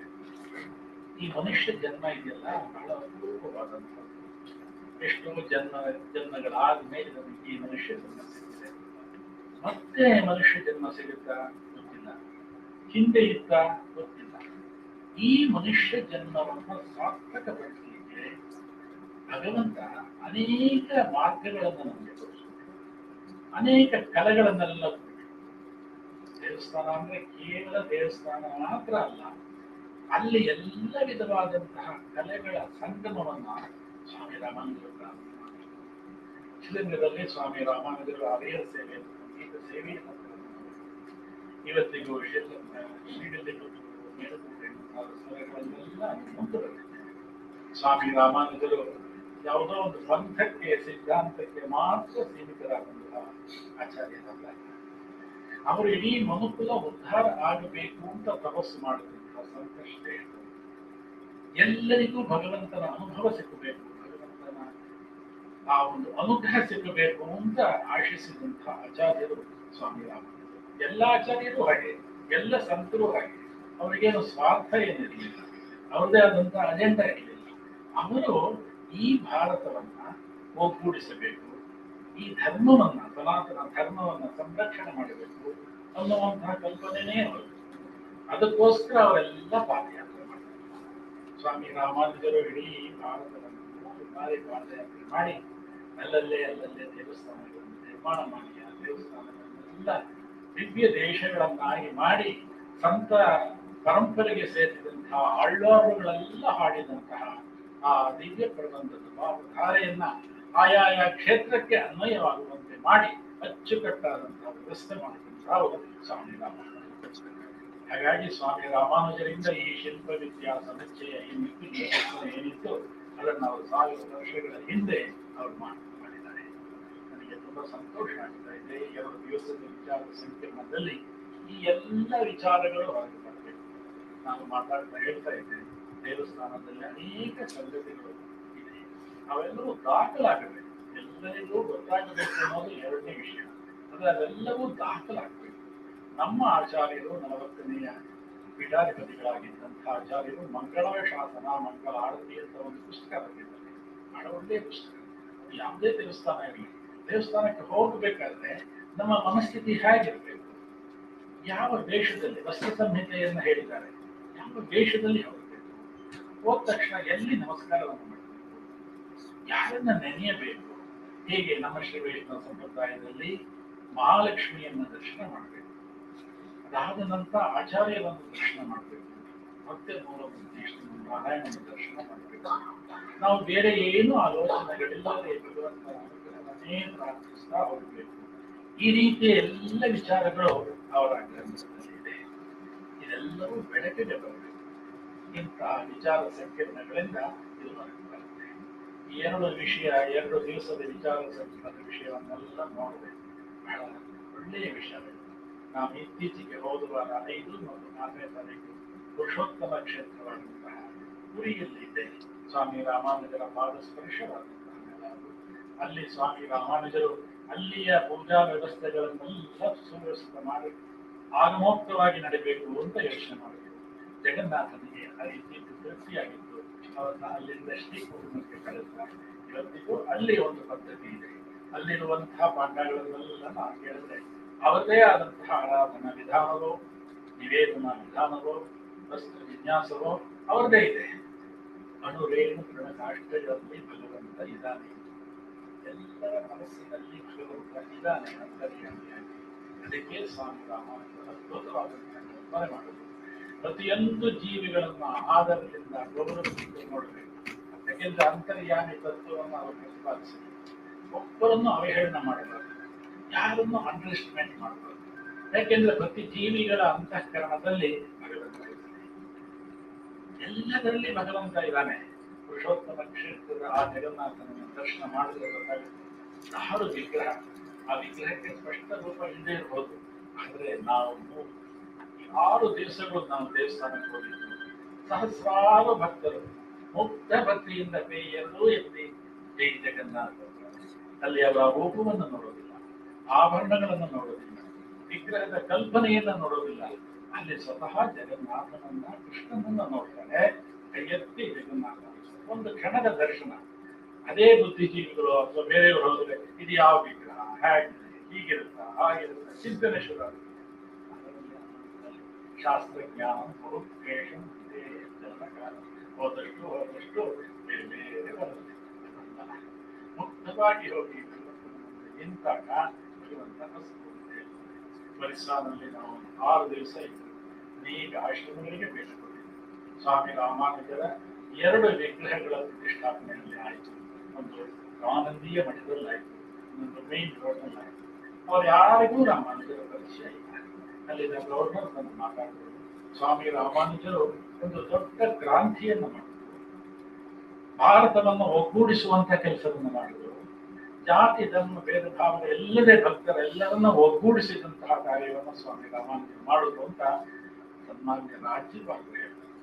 ಆದ್ರಿಂದ ಈ ಶಿಲ್ಪವಿದ್ಯಾ ಸಮುಚ್ಚಯ ಅಷ್ಟಕ್ಕೆ ನಿಲ್ಲೋದಿಲ್ಲ.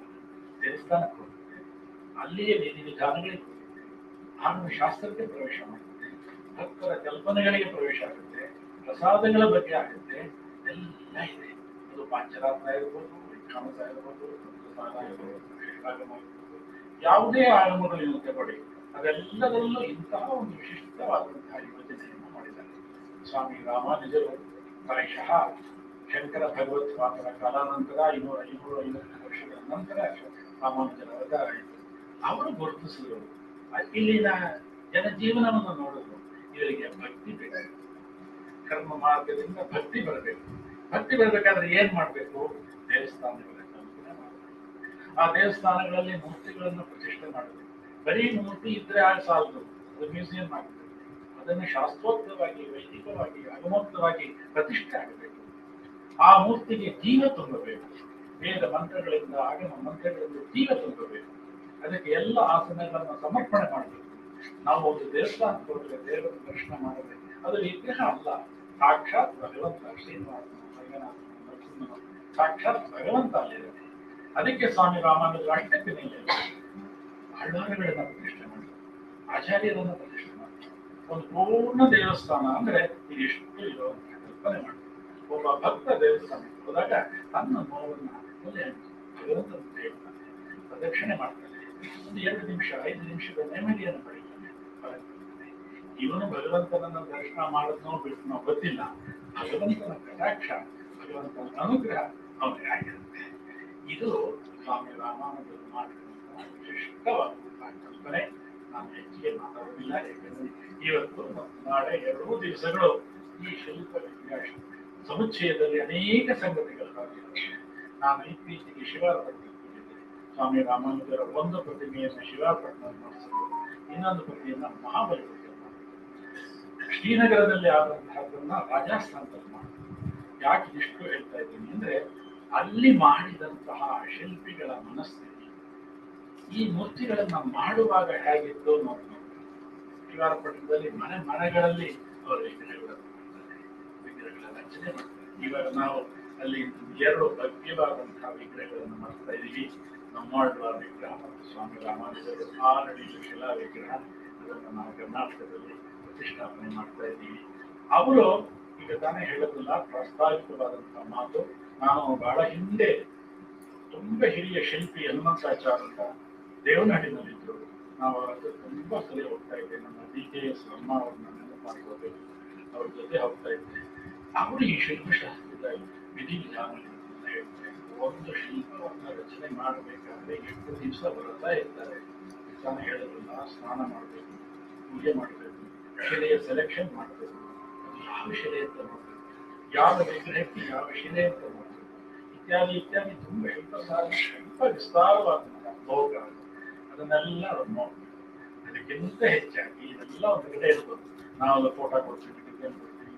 ಅದರ ಮನಸ್ಸಿನಲ್ಲಿ, ಅವರ ಮನಸ್ಸಿನಲ್ಲಿ ಭಗವಂತ ಪ್ರೇರಣೆಯನ್ನು ಕೊಟ್ಟು ಮಾಡಿಸಿದಾಗ ಮಾತ್ರ ಆ ಶಿಲ್ಪ ಆಗುತ್ತೆ. ಅದು ಶಿಲ್ಪದಲ್ಲಿ ನಿಲ್ಲೋದಿಲ್ಲ, ಅದು ಸ್ಟ್ಯಾಚ್ಯೂ ಆಗಿರುತ್ತೆ. ಇಲ್ಲ, ಅದಕ್ಕೆ ಜೀವ ತುಂಬುತ್ತೆ. ಅದಕ್ಕೆ ಆಗಮನ ಶಾಸ್ತ್ರವನ್ನು ಎಲ್ಲ ಕ್ಷೇತ್ರಗಳಲ್ಲಿ ಆಯಾಯ ಕ್ಷೇತ್ರದಲ್ಲಿ ಯಾವ ಆಗಮ ಇದೆಯೋ ಅದನ್ನ ವೈಖಾನಸ, ತಿರುಮಲೆಯಲ್ಲಿ ವೈಖಾನಸ ಮೇಲುಕೋಟೆಯಲ್ಲಿ ಪಂಚರತ್ನ ಆ ರೀತಿಯ ಕಲ್ಪನೆಯನ್ನು ಮಾಡಿ ಇಡೀ ಭಾರತವನ್ನ ಒಂದು ಅನ್ನುವಂತಹ ಕಲ್ಪನೆಯನ್ನು ಮೂಡಿಸಿದಂತಹ ಸಂತಶ್ರೇಷ್ಠರಾದಂತಹ ಸ್ವಾಮಿ ರಾಮಾನುಜರಿಗೂ ಈ ಶಿಲ್ಪಶಾಸ್ತ್ರಕ್ಕೂ ದೇವಸ್ಥಾನಕ್ಕೂ ಭಗವಂತನಿಗೂ ಅತ್ಯಂತ ನಿಕಟವಾದಂತಹ ಸಂಬಂಧ ಇದೆ. ಮತ್ತೊಮ್ಮೆ ಈ ಮಿಥಿಕ್ ಸೊಸೈಟಿ ಮತ್ತು ಚಂದನ ಆರ್ಟ್ ಫೌಂಡೇಶನ್ ಎರಡು ಸಹಯೋಗದಿಂದ 2 ದಿವಸಗಳ ನಡೆಯುವಂತಹ ವಿಚಾರ ಸಂಕಿರಣ ಯಶಸ್ವಿಯಾಗಲಿ. ಇಲ್ಲಿ ಮಂಡಿಸುವಂತಹ ಎಲ್ಲ ಪೇಪರ್ಸು ಗ್ರಂಥ ರೂಪವಾಗಲಿ, ಪುಸ್ತಕದ ರೂಪದಲ್ಲಿ ಬರಬೇಕು, ಉಳಿಯುತ್ತೆ ಅದು ಎಲ್ಲರಿಗೂ ಹೋಗುತ್ತೆ. ದೇವಸ್ಥಾನ ಕಲ್ಪನೆ, ಮೂಲ ಕಲ್ಪನೆ ಒಂದು ಕಡೆ, ಅದರಲ್ಲಿ ಅಂತರಂಗದಲ್ಲಿ ಅಡಗಿರುವಂತಹ ಅನೇಕ ರಹಸ್ಯಗಳು ಅದರಲ್ಲಿ ಇದೆ. ಅವೆಲ್ಲದನ್ನ ಈ 2 ವಿಚಾರ ಮಾಡುವಂತಾಗಲಿ. ನಾನು ಇಲ್ಲಿಗೆ ಬರಲೇಬೇಕು ಅಂತ ಯೋಚನೆ ಮಾಡಿದ್ದು, ಒಂದು ಮಿಥಿಕ್ ಸೊಸೈಟಿಗೂ ನನಗೂ ಇರುವಂತಹ ಸಂಬಂಧ, ಇನ್ನೊಂದು ಆಗಮಕ್ಕೂ ಶಿಲ್ಪಶಾಸ್ತ್ರಕ್ಕೂ ನಮ್ಮ ಶ್ರೀಮಠಕ್ಕೂ ಇರುವಂತಹ ಸಂಬಂಧವನ್ನ ಮತ್ತೆ ಪ್ರತಿಷ್ಠಾಪಿಸೋದಕ್ಕೋಸ್ಕರ ನಾನು ವಿಚಾರ ಸಂಕಿರಣ ಅಂದ್ರೆ ನಮ್ಮೂರಿನ ನಮ್ಮ ಆತ್ಮೀಯ ಭಕ್ತರಾದಂತಹ ಡಾಕ್ಟರ್ ಶಿಲ್ಪಾವಿದಾಯರು ಅವರು ಸಕ್ರಿಯವಾಗಿ ಈ ಕ್ಷೇತ್ರದಲ್ಲಿ ಅನೇಕ ವರ್ಷಗಳಿಂದ ಸತತವಾಗಿ ಮಾಡ್ತಾ ಇದ್ದಾರೆ. ಅವರ ಬಗ್ಗೆ ನಮಗೆ ಹೆಮ್ಮೆ ಇದೆ, ಪ್ರೀತಿ ಇದೆ. ಈ ಎಲ್ಲ ವಿದ್ವಾಂಸರುಗಳ ಈ ವಿಚಾರ ಸಂಕಿರಣ ಯಶಸ್ವಿಯಾಗಿ, ನಾನು ಪತ್ರಿಕೆಯಲ್ಲಿ ನೋಡಿದೆ, ಪೂರಿಯಿಂದನೂ ಸಹ ಒಬ್ಬರು ವಿದ್ವಾಂಸರು ಬರ್ತಾ ಇದ್ದಾರೆ ಅಂತ ಕೇಳಿದೆ. ಜಗನ್ನಾಥನ ಅಲ್ಲಿ ಒಂದೊಂದು ಹೆಜ್ಜೆಗೂ ಇತಿಹಾಸ ಇದೆ. ಜಗನ್ನಾಥ ಪುರಿಯಲ್ಲಿ ಹೆಜ್ಜೆಗೂ ಇತಿಹಾಸ ಇದೆ. ಆ ದೇವಸ್ಥಾನದಲ್ಲಿ आप पूरी से आए हैं, बहुत खुशी की बात है। ಜಗನ್ನಾಥನ ಮಹಿಮೆ ಅಪಾರವಾದಂಥದ್ದು, ಜಗನ್ನಾಥನ ಲೀಲೆ ಅಪಾರವಾದಂಥದ್ದು. ಸ್ವಾಮಿ ರಾಮಾನುಜರನ್ನ 1000 ವರ್ಷಗಳ ಹಿಂದೆ ಜಗನ್ನಾಥ ಅಲ್ಲಿಂದ ಶ್ರೀಪುರಕ್ಕೆ ಕಳಿಸ್ಬಿಟ್ಟಾನೆ. ಆವತ್ತಿನಿಂದ ಸ್ವಾಮಿ ಜಗನ್ನಾಥನಿಗೆ ಮನಸ್ಸಿನಲ್ಲಿ ಒಂದು ಕೊರತೆ ಇತ್ತು, ನಾನು ಅಂತಹ ಸಂತಶ್ರೇಷ್ಠರನ್ನು ಕಳಿಸ್ಬಿಟ್ನಲ್ಲ ಅಂತ 1 ವರ್ಷ ಹಾಗೆ ಇದ್ದಾರೆ. 2 ವರ್ಷ ಆಯ್ತು, 1000 ವರ್ಷ ಆಯ್ತು, ಇನ್ನು ಕಾಯಬಾರ್ದು ಅಂತ ಹೇಳಿ ಒಬ್ಬ ರಾಮಾನುಜರಲ್ಲ 2 ರಾಮಾನುಜರನ್ನ ತನ್ನ ಕ್ಷೇತ್ರಕ್ಕೆ ಇಟ್ಟುಕೊಂಡು ಅವನಲ್ಲಿ ಪೂಜೆ ಮಾಡ್ತಾರೆ. ಅವನು ಅಂತಹ ಲೀಲೆಗಳನ್ನು ನಡೆಸುವಂತಹ ಜಗನ್ನಾಥ ಮತ್ತೊಮ್ಮೆ ನಿಮ್ಮೆಲ್ಲರಿಗೂ ಅಭಿನಂದಿಸ್ತಾ, ವಿಶೇಷವಾಗಿ ನಮ್ಮ ಹಿರಿಯರು, ನಮ್ಮ ಸಂಘದಲ್ಲಿ ತುಂಬಾ ಹಿರಿಯರು, ಅವರು ಶತಾಯುಷಿಗಳು ಅಂತ ಹೇಳ್ಬೇಕು. 91 ವರ್ಷ ಆಗಿದೆ. ನಾವು ಅವ್ರ ಮನೆಗೆ ಎಷ್ಟು ಬಾರಿ ಹೋಗಿದ್ದೇವೆ, ಎಷ್ಟು ಬೈಠಕಗಳಾಗಿದೆ. ಹಿರಿಯರೆಲ್ಲ ಯಾವ್ದಾಗಿರ್ಬೋದು, ಶಿಕ್ಷಾದಲ್ಲಿ ಇರ್ಬೋದು. ಈ ಕಾಲಘಟ್ಟದಲ್ಲಿರುವಂತಹವರಿಗೆಲ್ಲ ಅದೆಲ್ಲದರ ಪರಿಚಯ ಆಯಿತು ನಮಗೆ ಇದೆ. ಅವರು ಅವರು ಇಡೀ ಸಂಘದಲ್ಲಿ ಹಿರಿಯ ಪ್ರಚಾರಕರೇ. ಅವರ ಭಾಷಣ, ಅವರ ಕಿವಿನಲ್ಲಿ ಮಾತಾಡ್ತಾ ಹೋದ್ರೆ ಎಲ್ಲೋ ಗೊತ್ತಾಗುತ್ತೆ. ಇಷ್ಟು ಹೇಳ್ತಾ ಈ ವಾಕ್ ಪುಷ್ಪವನ್ನ ನಮ್ಮ ಜಗದಾಚಾರ್ಯರಾದಂತಹ ಸ್ವಾಮಿ ರಾಮಾನುಜರಿಗೆ ಅರ್ಪಣೆ ಮಾಡ್ತಾ ಇದ್ದೀನಿ. ಲೋಕ ಸಮಸ್ತ ಸುಖಿನ ಭವಂತು. ಶ್ರೀಮತೆ ರಾಮಾನುಜರಿಗೆ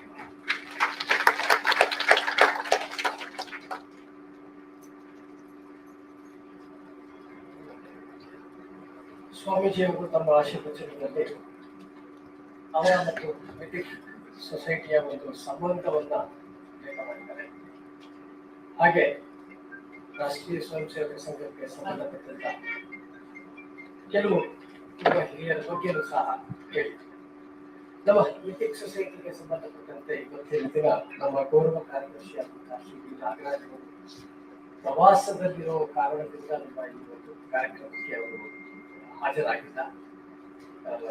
ಆ ವಿಚಾರವನ್ನು ನಮಗೆ ತಿಳಿಸೋಣ ಅಂತ ಹೇಳಿ, ಮತ್ತು ತಮ್ಮ ಆಶೀರ್ವಚನದಲ್ಲಿ ಸ್ವಾಮೀಜಿ ಅವರು ರಾಮಾನುಜರ ಬಗ್ಗೆ ಸಾಕಷ್ಟು ಉಲ್ಲೇಖ ಮಾಡಿ ನಮ್ಮಷ್ಟು ಈ ಒಂದು ಶಿಲ್ಪವಿದ್ಯಾ ಸಮುಚ್ಚಯಕ್ಕೆ ಈ 2 ದಿನದ ಕಾರ್ಯಕ್ರಮ ತುಂಬಾ ಚೆನ್ನಾಗಾಗಲಿ ಅಂತ ಹೇಳಿ ನಮ್ಮೆಲ್ಲರಿಗೂ ಆಶೀರ್ವಾದ ಮಾಡಿದ್ದಾರೆ.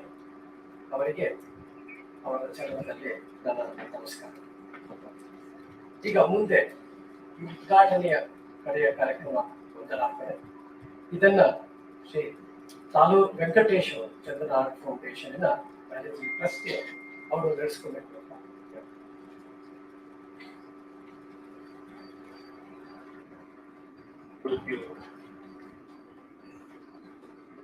I feel honored and privileged to propose the conference to my congregation of the International Conference on the Facets of Indian Traditional Sculptures, Śilpavidāya Samuccaya, organized by Ethnic Society and Chandana Art Foundation International.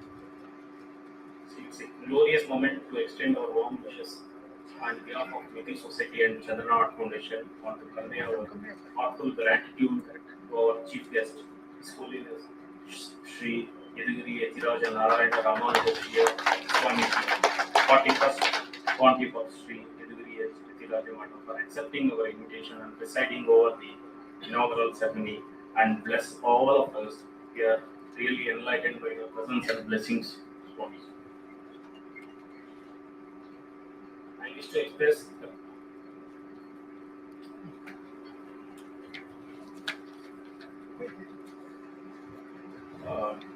management committee ಸದಸ್ಯರಾದಂಥ Prasanna Kumar ಅವರು, ಸ್ವಾಮಿ ನರಹರಿ ಅವರು ಸ್ವಾಮೀಜಿಗಳಿಗೆ ತುಳಸಿ ಹಾರವನ್ನು ಗೌರವದಿಂದ ಅರ್ಪಣೆ ಮಾಡಬೇಕೆಂದು ಕೋರ್ಕೊಳ್ತೀನಿ.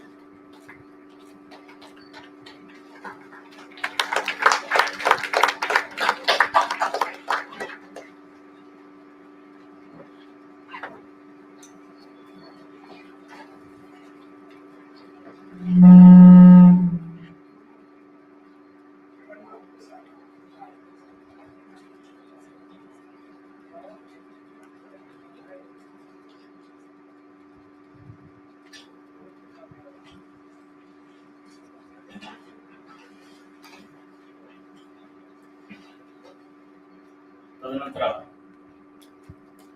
ಆಗಮ Praveen doctor ಶಿಲ್ಪಪ್ರಿಯ Iyengar ಅವರು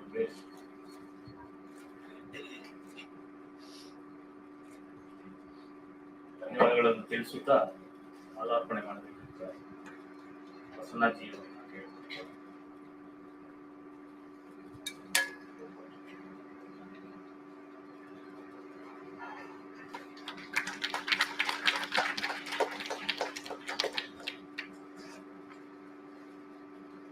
I wish to express our profound thanks to and gratitude to the Honorable Presence Professor A. Daharu, President Mythic Society, and Sri B. Nagar and other committee members, and Professor M. Kotesh, Vice President Mythic Society, for accepting our proposal and sponsoring the national conference. Thank you, sir. I wish to express my thanks to all the management committee members of Mythic Society and officials, staff, for their unflinching support and coordination for the success of the national conference.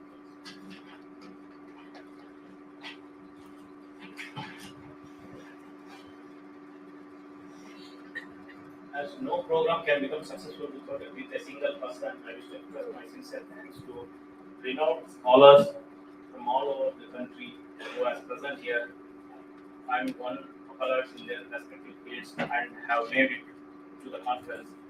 Their papers will enlighten all of us present here on the importance of Indian traditional sculptures. Thank you, sir.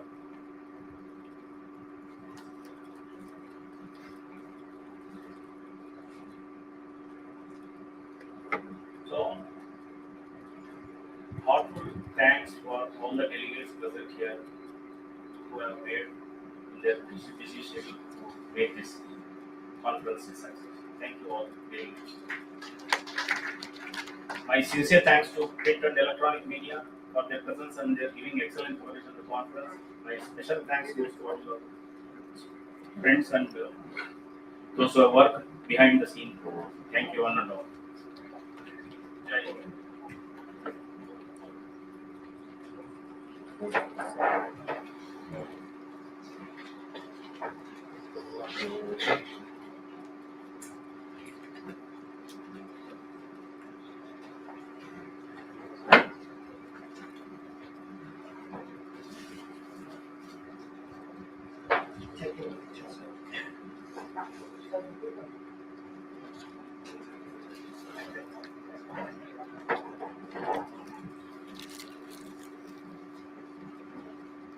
ಉದ್ಘಾಟನಾ ಕಾರ್ಯಕ್ರಮದ ನಂತರ ಸ್ವಾಮಿಗೆ ಸಭೆಯಿಂದ ತಿಳಿಸ್ತಾ ಇದ್ದಾರೆ. ಈಗ ಮೊದಲನೇ ಗೋಷ್ಠಿ ಪ್ರಾರಂಭ ಆಗುತ್ತೆ.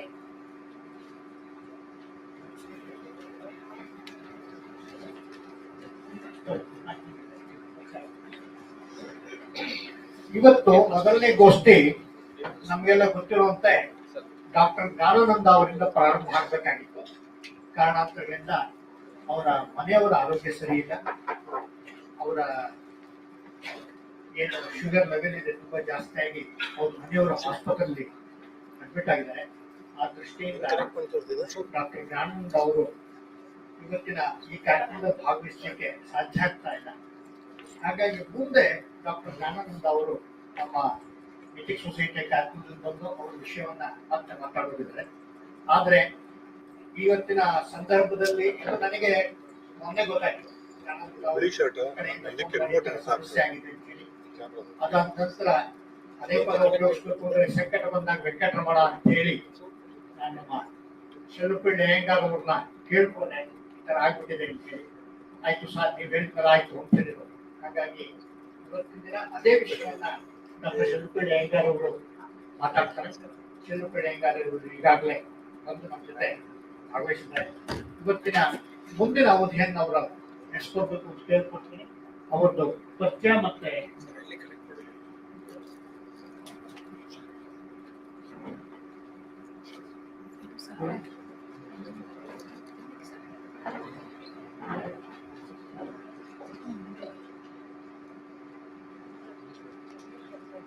ಬನ್ನಿ ಬನ್ನಿ.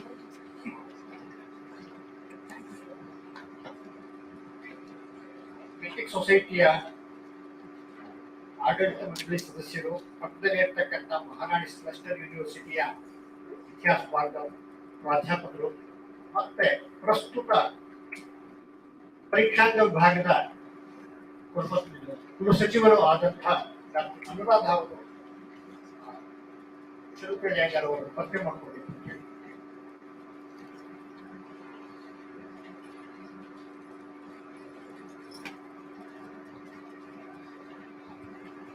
Śilpavidāya Ayyingar ಅವರು ವೇದಿಕೆ ಮೇಲೆ ಬರಬೇಕು ಅಂತ ರಿಕ್ವೆಸ್ಟ್ ಮಾಡ್ತಿದ್ದೀನಿ. Yeah, Dr. Śilpavidāya Ayyingar, presently the head of the Department of Mysore Open University, Department of History and Ancient History and Archaeology. Basically, a person who is involved in studying and spreading temple architecture, temple canonical texts like Padma Samhita and texts like famous Māyāmata or Kashyapa Śāstra. Those are the things which became more known to students of history, particularly students of architecture, students who are studying now Shilpa Shastra. These things became well known because of eminent Professor Śilpavidāya Ayyingar. I had a great opportunity to study with him when he was also the student of temple architecture under the guidance of Dr. M.S. Krishnamurthy in the Department of Ancient History and Archaeology. Myself, Dr. Śilpavidāya Ayyingar, Dr. Manoj Kulkarni and all others, we were students of MSK and he was also with us. Another important thing that we need to know about Śilvāsan is that he is now taken this task of introducing our Indian temple architecture, Indian temple cultural tradition, our Utsava Sampradaya, basically the Utsava Sampradaya, and a way of worship which takes place in different temples, whether it is the Shaiva temples or the Vaishnava temples. These kinds of things are now becoming popular because of Śilvāsan. It is Śilvāsan who has taken it as his own lifetime goal that he has to give this information to the youngsters and make it relevant for the existing student community and make them understand that how we need to study this particular tradition of Utsava Sampradayas, tradition of temple traditions in a scientific way. Therefore, it gives me great pleasure to invite Dr. Śilpavidāya Ayyingar for this session and to give this lecture. And also it gives me immense pleasure to introduce him to make ourselves, coordinate ourselves in different colleges to organize lectures, organize programs which can help students, more research scholars, to know scientifically about temples, temple architecture, temple traditions, and things which are related to the worship of gods and goddesses in Hindu iconography. And as far as iconography is concerned, he has also worked about, the construction methods. He has worked about temple constructional methodologies which are available and the different kinds of canonical texts which have to be followed in the construction of these temples. A very warm welcome to Śilpavidāya. I request him to deliver his lecture. Thank you very much, sir.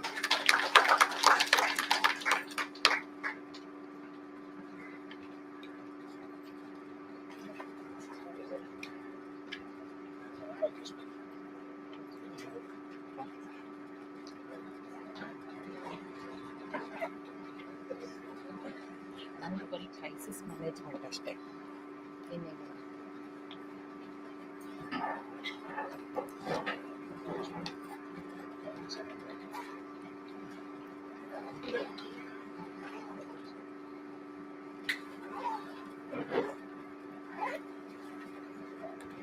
ಎಲ್ಲರಿಗೂ ನಮಸ್ಕಾರ.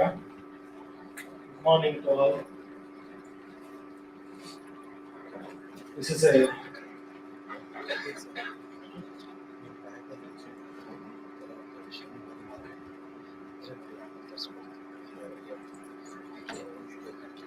great pleasure to attend the Śilpavidāya Samuccaya seminar in Ethics Society. I am very thankful to Shri Prasanna and B. Nagarajji and Shri Jaisimha and all other staff of the Ethics Society for organizing such a wonderful seminar. And also I am very thankful to Shri Talur Venkatesh ji. He visited Mysore some time ago and discussed with me about this Śilpavidāya Samuccaya. And he is the joint organizer of this seminar. Today, the very name itself, Śilpavidāya Samuccaya. I am not I was not the first speaker. Well-known Vidvamsa, Shri G. Jnanananda was the speaker for this first session. Due to the health condition of Madam Sarita ji, G. Jnanananda could not do this first session. So that's what Prasanna Kumar ji ordered me. I take this is Adesha, not instruction, to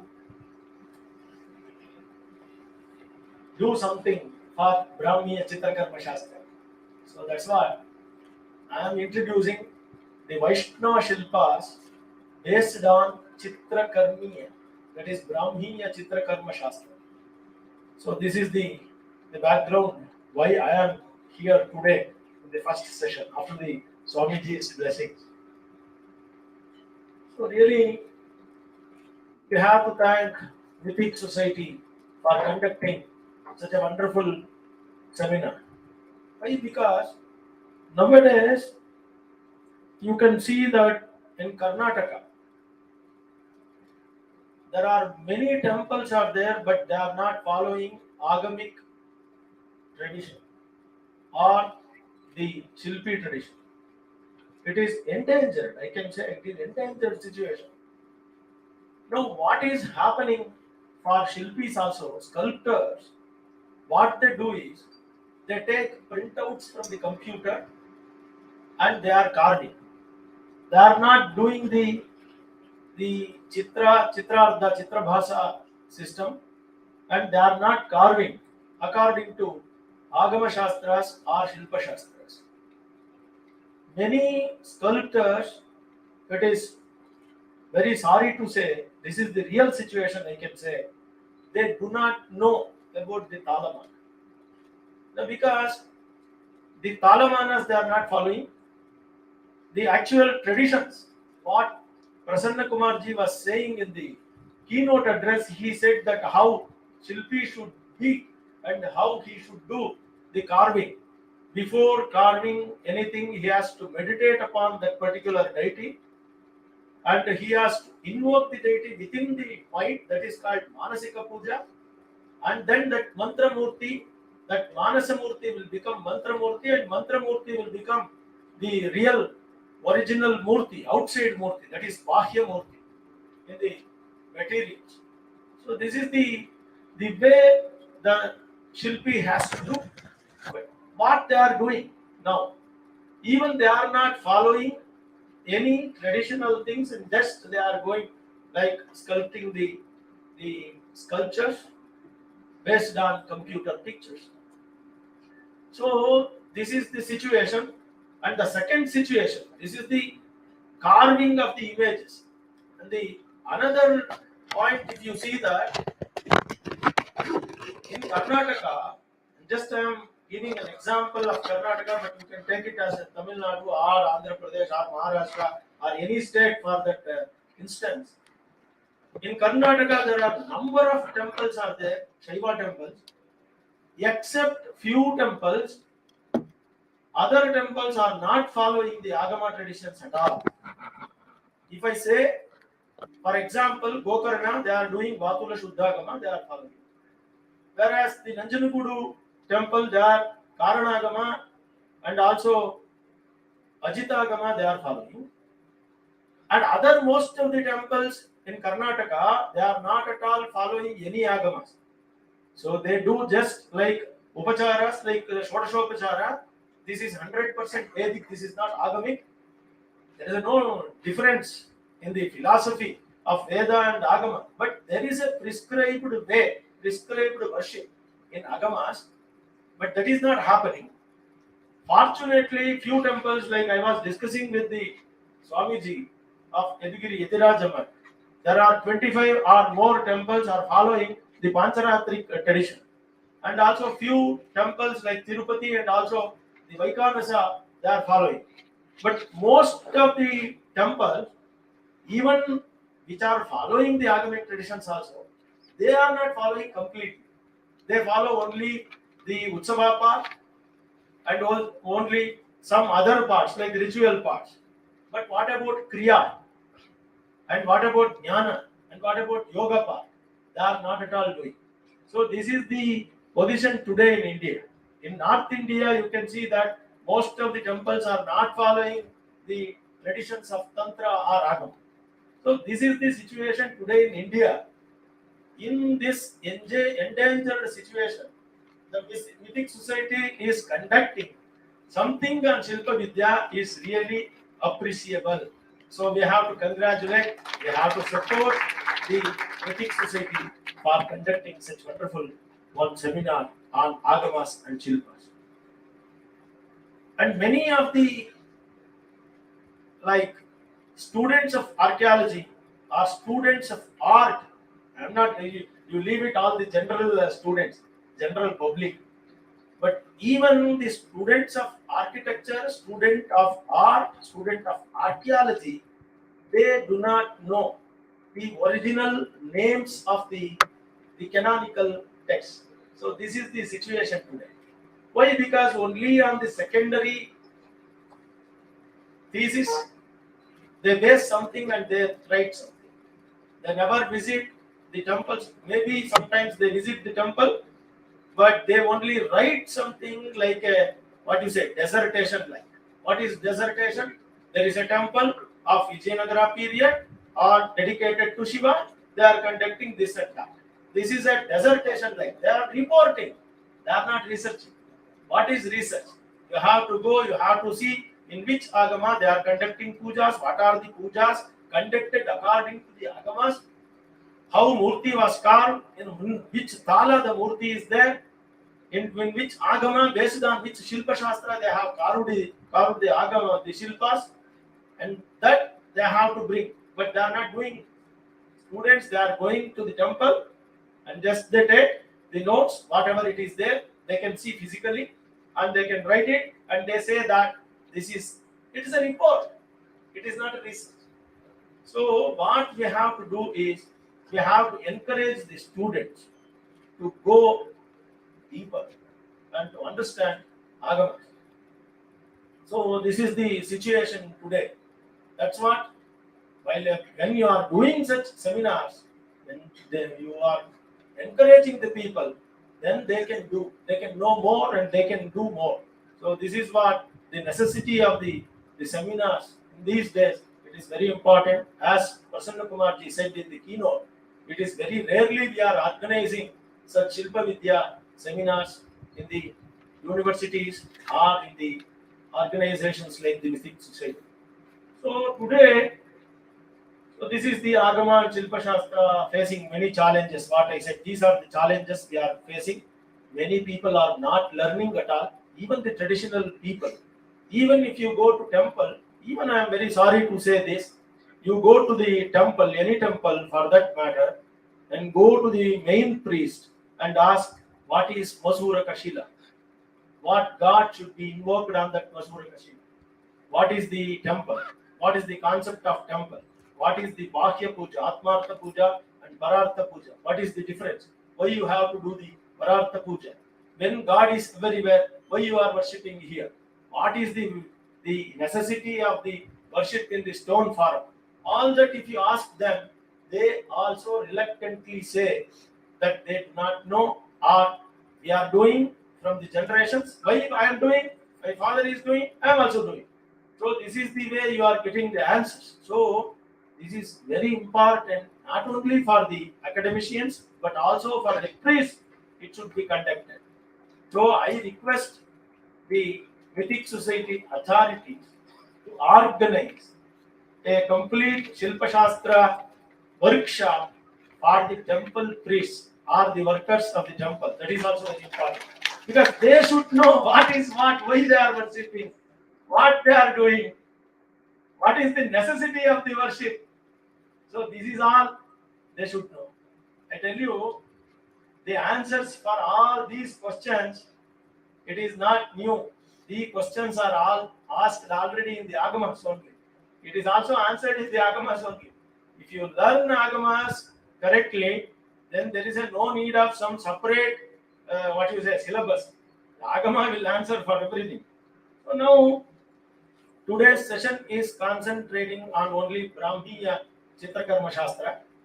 I am not going to any other shastras, only Brahmīya chitrakarama śāstra, because that is the title of the first session.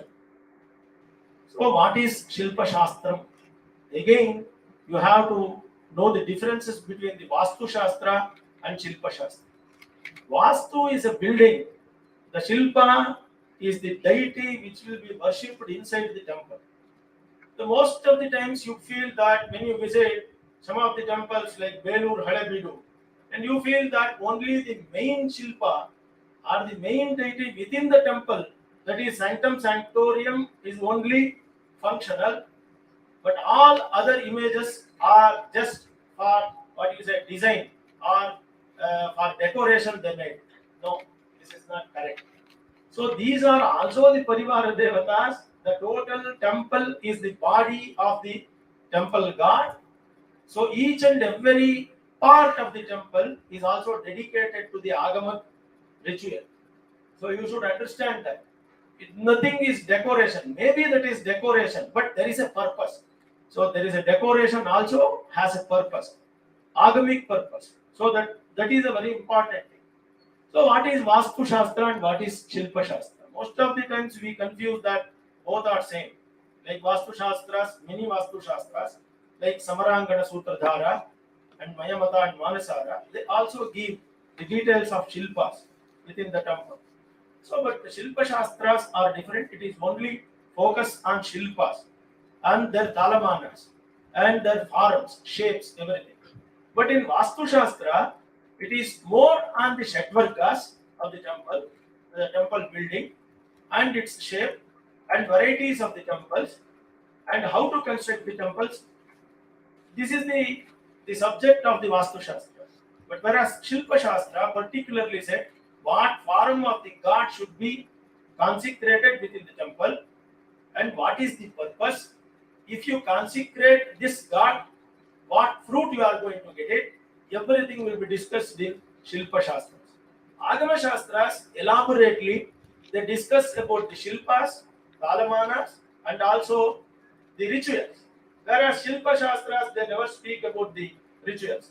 Vastu Shastras they never speak about the rituals. So this is the connection between the Vastu Shastra, Shilpa Shastra, and Agama Shastra. It is almost, it looks like similar, but there is a small difference between Vastu Shastra, Shilpa Shastra, and also Agama Shastras. So that's what there is a difference between the Vastu Shastra and Shilpa Shastra. What are the main canonical texts in India? So these are the main texts you can see. This is Māyāmata, Nagnajit Chitra Lakṣmaṇa, Aparajita Pucha, Samaraṅga Sūtradhāra, Prayoga Manjari, Prayoga Parijata, Manasara, Śilparatna, and Śilpasangraha, Tantra Samuccaya, Shukranītisāra, Kataka Bhushana, and these are the things. Brahmīya chitrakarama shastras, Puranas, and Agamas. In Agamas also there is a Vaishnava Agamas, Śivāgamas, and also Tantrasara Agamas, Shāktagamas, sometimes Jainagamas, and also sometimes Bauddhagamas. All it is available. And especially chitrakarmiya shastras, you can consider two chitrakarmiya shastras. One is Brahmīya chitrakarma shastra. Brahmīya chitrakarma shastra is completely for Vaishnava sculptures, whereas Saraswatiya chitrakarma shastra is for Shiva. This Kashyapa Shilpa Shastram is a part of suprabhēdāgama of Śivāgama.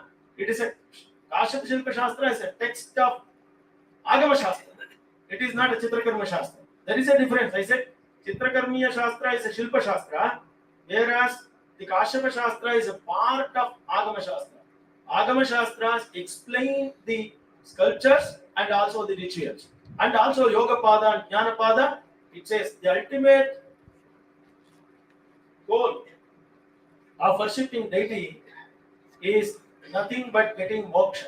This is also very important. So these are the canonical texts. And then what is the subject of the Chitrakarmiya Shastra? Brahmīya Chitrakarma Shastra. So Brahmīya, why it is called Brahmīya Chitrakarma Shastra? This is the question should be answered in the beginning. Why it is called Brahmīya Chitrakarma Shastra? You can say it is a Chitrakarma Shastra. It explains about the Vishnu, so you can call it as a Vishnu Chitrakarma Shastra. Why it is called Brahmīya Chitrakarma Shastra? Because in the beginning of the Shastra Pradurbhava Kanda, it says that Brahma asks the questions to Lord Narayana to explain how to worship you and your forms. And God explains how to worship my forms and what are the things should be followed to Brahma. So this is the question and answer. The total Shastra is question and answer between Lord Narayana and Brahma. So Narayana answers Brahma how to worship, what are the forms, what are the talamanas, what are the abhushanas, ambaras at all. So that's what it is published by Brahma to this world. He has taken it from Narayana, received from Lord Narayana, and he has written, he has given to the common public. So that is what it is called Brahmīya Chitrakarma Shastra. Brahma explains, Brahma published this. That's what it is, Brahmīya Chitrakarma Shastra. It is related to Vaishnava Shilpas only. Later on, the next speaker will deliver lecture on Shaiva Shilpas based on Kashyapa Shilpa Shastra. So, this is only Brahmīya Chitrakarma Shastra, only related to Vaishnava Shilpas. It is a South Indian treatise. The canonical text only found in South India, not in North India. That's what it is only famous in South India. It is applicable to South Indian sculptures only. The North Indian Shilpa Lakshanas are different. So that's what it is only Chitrakarmiya Shastra, Brahmīya Chitrakarma Shastra is related to Vaishnava sculptures of South India. And then it has total 1115 shlokas. Only two manuscripts are available. One is in Tanjavur Saraswati Library and another one is Adayar Library of Madras. Only two. It has 23 chapters divided into 4 bhagas, 4 chapters or 4 parts. You can take it 4 bhagas. That is, first part is Pradurbhava Kanda. That is the origin. Alayadhikarana Kanda. It is about the temples. And Manadhikarana Kanda. It is about measurements. And Vastuvadhikarana Kanda. There is a sandhi of Vastu plus Adhikarana. What is Vastu? Vastu is a material. What are the materials should be used to make deities and to construct the temples? So that's what it deals with the dravyas. So that's what it is called Vastvadhikarana Kanda. This is the subject of the Brahmīya chitrakarama śāstra. So first published in Tanjore Saraswati Mahal Library in 1960 with the help of Tamil Nadu government. Actually, Tamil Nadu government financed for the publication of the Chitrakarmīya Sāstra. So the 2 scholars, editors, Sri V. Sundararama Sharma and Sri G. Nagaraj Rao, they made it. Actually, this is the first time edited in Tamil and also using Grantha letters and also explanations by these 2 scholars in Tamil. So later on, the same is translated and also explained, elaborately explained by G. Jnananandaji of Karnataka. You have seen that Brahmīya Chitrakarama Śāstra is a monumental work. You can see the voluminous it is, and also Sangraha Yogya. We say no, it is very, what do you say? ಒಬ್ಬರ ಮನೆಯಲ್ಲಿ ಇರಲೇಬೇಕಾದಂತಹ ಗ್ರಂಥ ಅಂತ ಹೇಳ್ತೀವಲ್ಲ, ಆ ತರದ ಒಂದು ಗ್ರಂಥ, ಅಂತಹ ಒಂದು ಗ್ರಂಥ ಜಿ ಜ್ಞಾನಾನಂದಾಜಿ ಅವರು ಮಾಡಿರುವಂತಹದ್ದು ಒಂದು ಗ್ರಂಥ. So it is translated from Sanskrit and also with the help of commentaries given by Sri V. Sundararama Sharma and Nagarajara. It is available in Kannada. It is also financed by TTD, Tirupati Tirumala Devasthanam's fund, and also Sri Virendra Hegade of Dharmasthala. So this is the thing, and now it is also available in Kannada. So you can see that. So before going to Chitrakarma, we have to ask the questions to you. What is Chitra? What is Chitrartha? And what is Chitrabhasa? Normally, this is called Brahmīya Chitrakarama Śāstra. Why it is called Chitrakarama Śāstra? You should say that Brahmīya Śilpa Śāstra. This is the better way, no? You have, like, Śilpa Śāstra is better than Chitrakarama Śāstra. You may ask, there is a word Chitra. Chitrakarma means painting. Normally, if you ask anybody here in the audience, they say, what is Chitra? In Karnataka, if you say Chitra means it is a drawing, art. But in Sanskrit, it is not correct. Chitra means, see, Chitra is Shanmana Sahitam Chitram. It is a round sculpture is called Chitra. Chitra is a 3D, complete stone object or wooden object. It is complete Shanmana. All 6 measurements are available for that. That is called Chitra. But if you ask anybody in Karnataka, they say Chitra. What is Chitra? Means Chitra is a small art drawing. No, in Sanskrit, in Śilpa Śāstra, in Agama Śāstra, Chitra does not mean it is a painting. Chitrabhasa is a painting. In fact, it is bhasati. In Sanskrit, bhasa means it looks like. It is not same. But whereas in Chitra, it is completely a 3D round sculpture. So that's what Shanmana Sahitam Chitram. Chitrartha is half of that. So Natyardham hi Ardha Chitrakam. Ardha Chitra or what is a reliefed sculpture is called Chitrartha. Chitrabhasa is only painting. So this is what are the Shanmana, Mana, Pramana, Unmana, Parimana, Upamana and Labhamana. These are the 6 measurements for the sculpture. If the sculpture has all the 6 measurements, then it is considered to be the Chitra. Then therefore it is Chitrakarama Śāstra. It explains about the Vaishnava Shilpas of all the Shanmanas. So that's what it is called Chitrakarma. It is not Chitrabhasa, Chitrakarma. So Brahmīya Chitrakarama Śāstra. So just you see, this is Chitra. Say, what is this? Which one is Chitra? The stone image round sculpture is Chitra. What is Chitrartha? Chitrārdha is that Hayagriva on a pillar, it is a relief sculpture. Whereas the Chitrabhasa is what? Only length and breadth. Only length and breadth. Where you can see length and breadth only in painting. So it seems to be like Mahishasuramardini, that Mahishamardini picture, but it is a painting where 6 manas are not shown. So that's what it is called Chitrabhasa. In Sanskrit, bhasa means it looks like, it gets the, what is it? Your memory will, your thought will think about that. You can say like that. Chitra, Chitrārdha and Chitrabhasa. This is the image from Mudikundam of Kollegala, where Rajaraja Chola, he accepted the throne and he himself throne. So that's what it is. Mudigonda Cholan.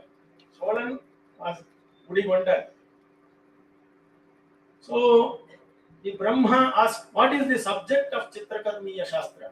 In the first shloka only, the Chitrakarmīya Shastra, we can get this detail.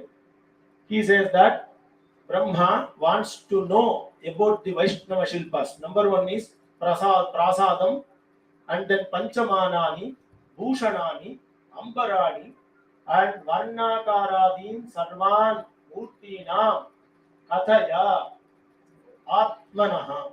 For us, O Narayana, please explain the Prasada.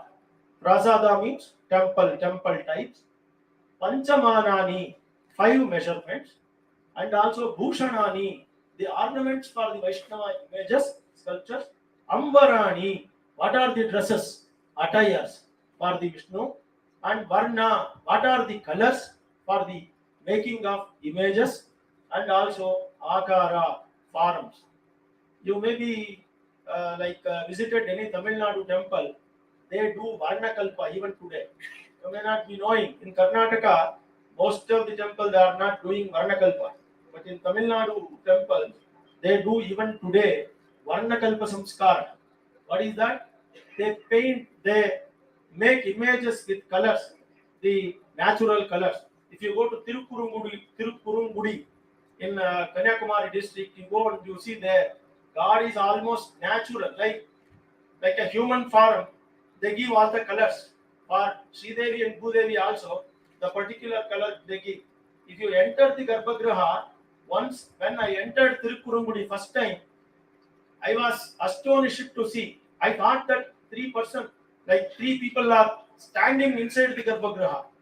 I really shocked and said that this is real, complete life. And they said, no, this is only painted, this is Varnakalpa.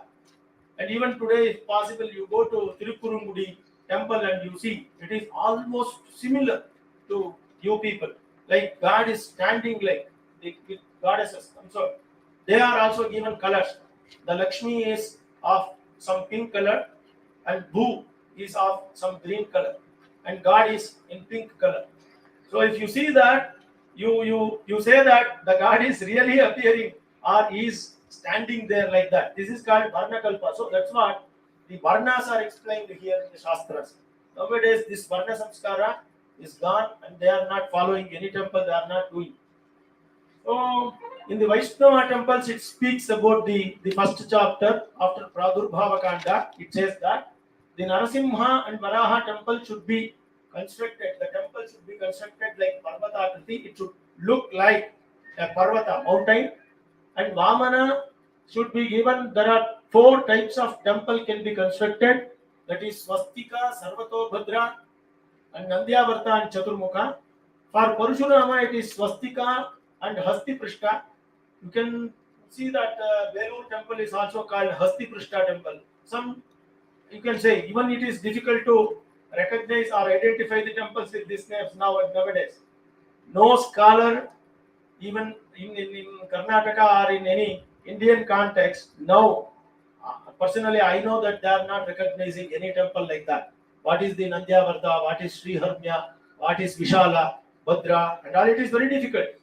And Parashurama temples can be constructed with the forms of Swastika and Hasti Prishta. Sri Rama is Sarvato Bhadra and Sri Pratishta. For Balabhadra, the interesting thing in Chitrakarmīyavāstu that Chitrakarama Brahmīya Chitrakarama never mentions Buddha. Buddha's concept was not there. I hope that it is, even Jnanananda writes that it may be very earlier text. So that's why the Buddha concept was not at all in the, arrived, it was there on that time. So then Balabhadra, Chaturmukha and Chitrakalpa, Sri Krishna, you can see Dhvaja, Vimana, Swastika, Sarvatobhadra, Nandyavarta, and all varieties, even Ganika Kara, Ashtanga, and all can be constructed. All these types of temples can be constructed according to Chitrakarmīyavāstu.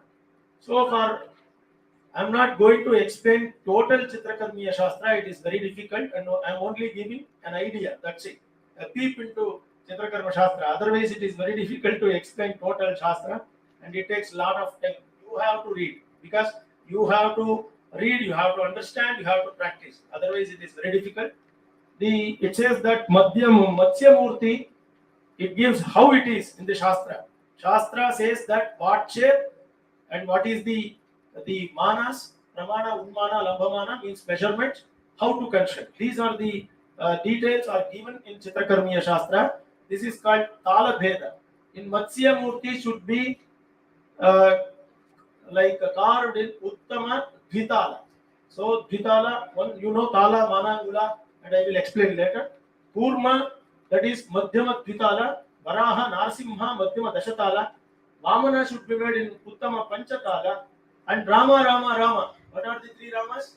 One is Dasarathi Rama, and another one is Parshurama, and another one is Balarama. All these three Ramas should be made in Dashatala. So Mahavishnu, Vasudeva, Paravasudeva, and Varaha Narasimha should be made in Uttama Dashatala. So this is the suggestion by Chitrakarmīyavāstu. And Dashavataras, you can see it explains the next part. The Chitrakarmīyavāstu gives the details of the Dashavataras, especially Matsya, Kurma, Varaha, Narasimha, Vamana, Jamadajna, Dasarathi Rama, Balabhadra, Krishna, and Kalki. I already said that there is no mention of Buddha in this Chitrakarmīyavāstu. Especially in Sri Vaishnavism also, like Ramanuja philosophy, never accepts Balabhadra. Many temples in Hoysala times, they constructed according to Pancharatra Agama of Padma Samhita. Ramanuja accepts the Pancharatras and profounds and also supports the Pancharatra system only in the temple. Even Beluru temple, that is dated, constructed by Vishnuvardhana of Hoysala kingdom, Hoysala dynasty, in 1117, that is 1170. The temple is dedicated to Lord Narayana of Channakeshava Faram, and he says that it is given to the Sri Vaishnavas, the worship of Sri Vaishnavas. Even then, the interesting thing in that, the Beluru Channakeshava Swami in his Prabhavali has Buddha image. So I said that Sri Vaishnavism never supports Buddhism. They say only Balabhadra is the 9th incarnation, like Krishna is the 9th incarnation, 8th incarnation is Balabhadra, and the 10th incarnation is Kalki. They never accepts Buddha. But Pancharatra Agama Padma Samhita gives a form of Buddha and it accepts. Pancharatra Agama accepts Padma Samhita, and also in that Prabhavali of Belur Channakeshava temple, you can clearly say that Buddha is there in the Dashavatara series. So these are the interesting things. So in Chitrakarma, Brahmīya Chitrakarma of South India, there it never mentions Buddha at all. So it mentions Adimurti and also Paravasudeva, Vyuha Murtis, that is Vasudeva Sankarshana Pradyumna Aniruddha, and Vasudeva that is there. And also one example for Matsya Murti I will give you. All the 10 Murtis, it gives complete details like that only. It elaborately explained. But one thing I show you, total length should be, the Matsya Murti's total length should be 28 angula. Nose to tail, that is from nose to tail, it should be 28 angulas. Nose to eyes, 2 angulas. Eyes to ear, 4 angulas. Length of ear should be 2 angulas. from here to tail 8 angulas. Half of the length is the circumference of the Matsya. Means what is that? Half of the 28 angulas. This is what the Chitrakarmīyavāstu says. Like that, each and every mūrti, the Chitrakarmīyavāstu gives complete idea of how to carve the mūrti, what is the length, what is the tala, even color. So I will tell you. This is, you can see here, this is the Matsya Mūrti, where I said nose to tail should be 28. So, here, 28 inches, and you can see the fins, and also these details are also given. The distance between the eyes and nose, eyes and fins, and also nose to tail, half of the body and the circumference. So this is all given here. So you can see the second, there are varieties of Matsya Mūrti is possible according to Shastra. This is complete zoomorphical form of the Matsya Mūrti, like Matsya as it is. You can see here, my Guru M.S. Krishnamurti, sir, I went with this picture first time, and he said that, hey, mean market no, he said like that. You can see that Matsya Mūrti is almost how it looks like. It is came out of like ocean directly to the pedestal. Like that it looks. My Guru said like that. So the second one is off Matsya in the bottom. The other upper part is like a human form. And the third one is from Somanathapura. That is only face is like Matsya and the rest of the body is the human form. These three possibilities are there in the Shastras. So other than that, the sculptor is free to carve any decorations to that. The Shastra restricts for only the manangulas and also the form. But even within that, Shilpi has his own ideology and freedom. He can also carve, design anything. So the other thing I can say in what is said in Chitrakarmīyavāstu, it explains other details. It also gives other details. For instance, I can give you Varaha. What is explained there? All the details of measurements already said that as a Matsya Mūrti it is already given. Now it is Varaha. Ornaments should be there. What are the ornaments? Kundala, Ratnahara, Keyura, Angada, Ratnayava, Avayava, and Matsyavayava, Udarabandha, Ratnakataka, Katibandha, Mudrika, Ratna, Mudrika, Ratnabandha, Channavira, Pralamba Sutra, Padajala. So it gives also the idea of how it should be. Varaha should be, he should be lifting Medini. What is Medini? It is a Bhumi. And also sitting on Simba Vistara with Lakshmi it is. Also it is possible that Varaha can sit with Lakshmi or he can bring the Medini. So these are the forms. That is called Nrivaraha or Lakshmi Varaha or Bhu Varaha. It is possible. So you can see here. So these are the Varaha types. This is possible according to the Chitrakarmīyavāstu. He is sitting on the Simha Vistara. You can see the Simha Vistara. Simhas are seen.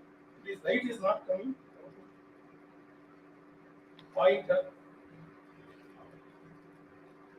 No. So you can see here the Simha Vistara.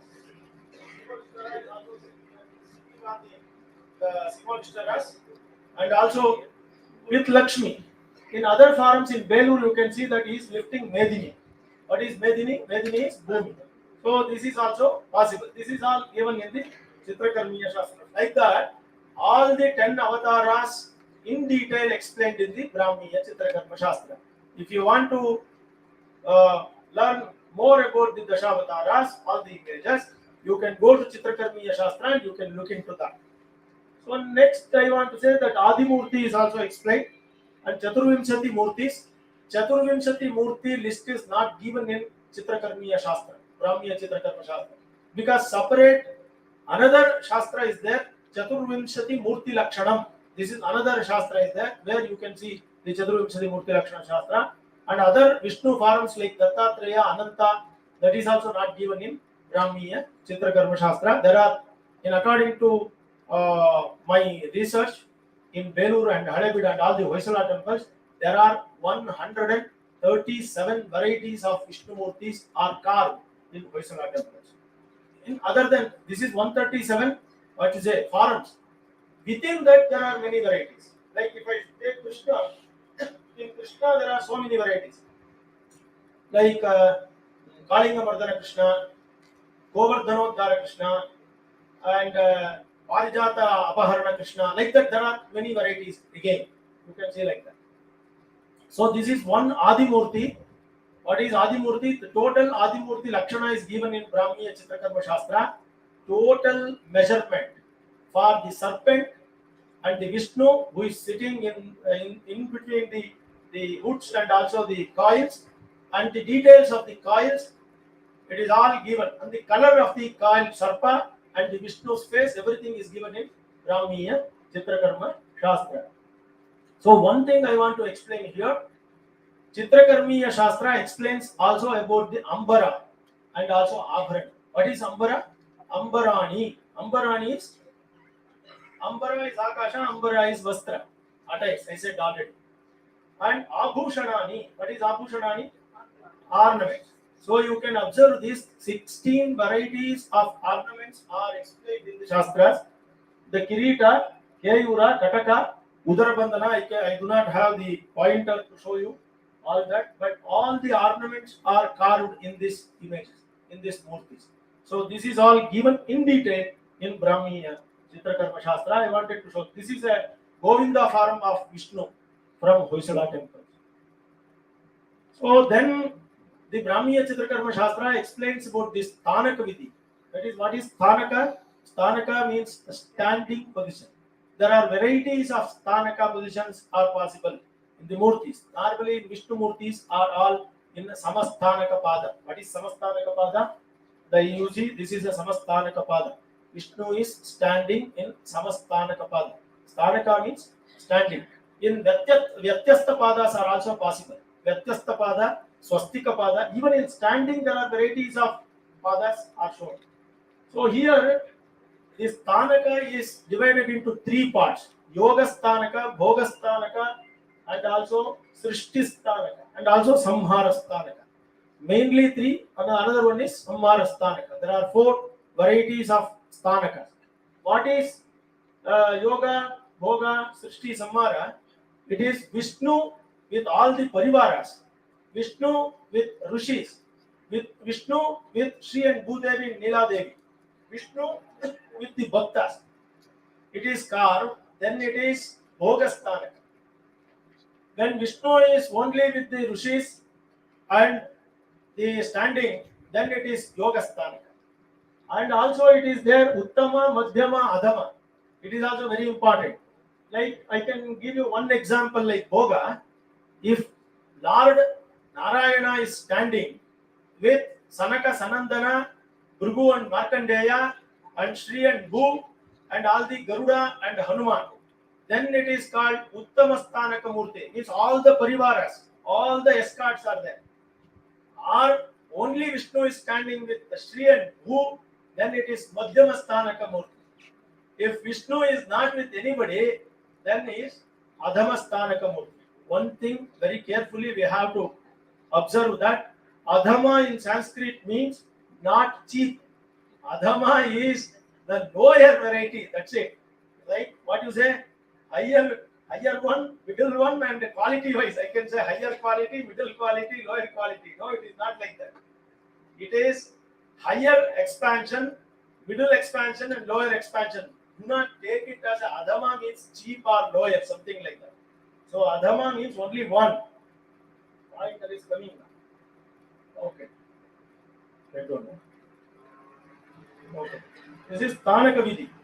So according to Chitrakarmiya Shastra, it is said that Yoga Sthanaka should be consecrated in the temple for Shanti. If you want to do some Shanti karma, you have to do the consecration of Yoga Murti. And if you want to Pusti, what is Pusti? You want some desires to be fulfilled, accomplished, then you can do Pusti.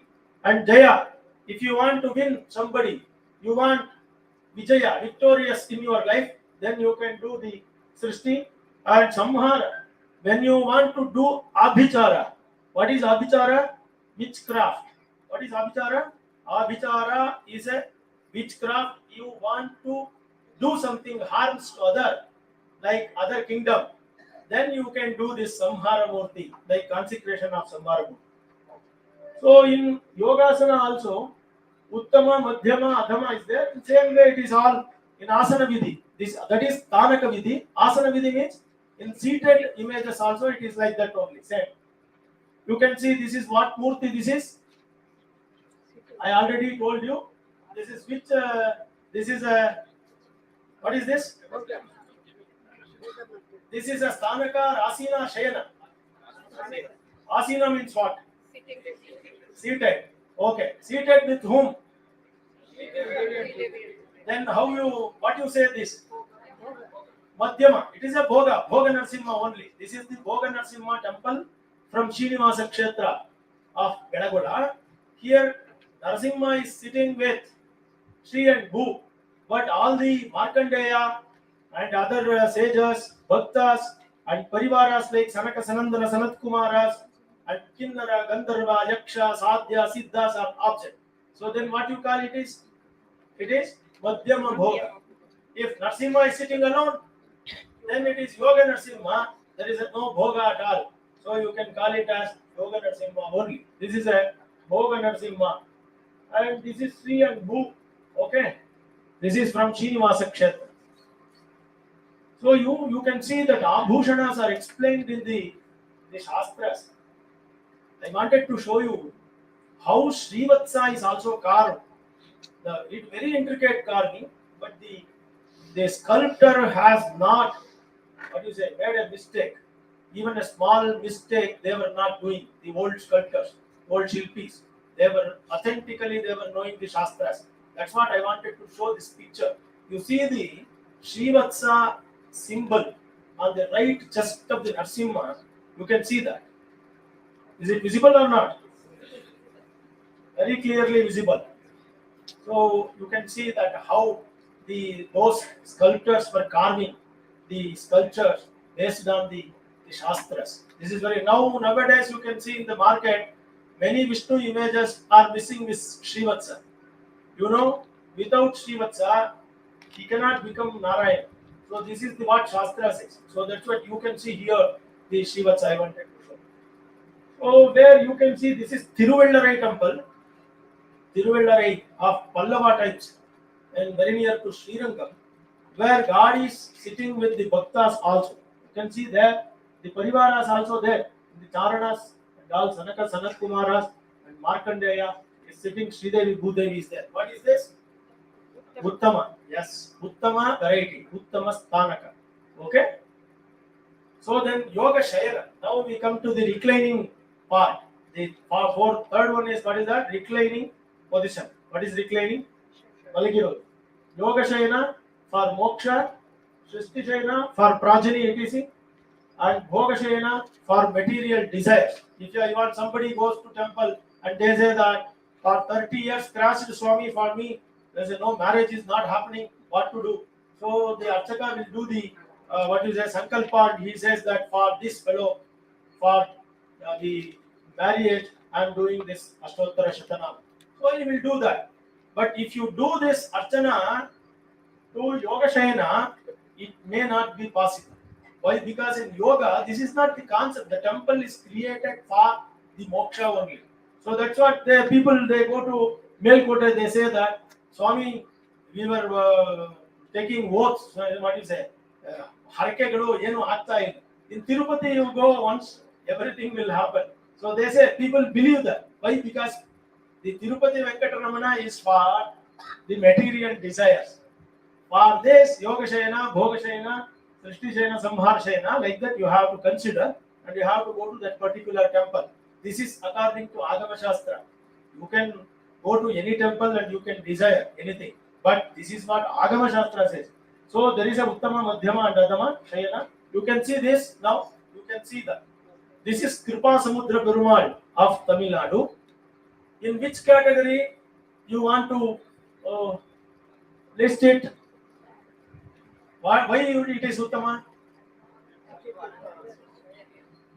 Even you cannot recognize. So many divinities are there in the Palaka, isn't it? How many? All the rishis, sages, siddhas, charanas, gandharvas, the vehicles, and also Sridevi and Bhudevi. So God is reclining. So this is called Uttama Shayana Mūrti.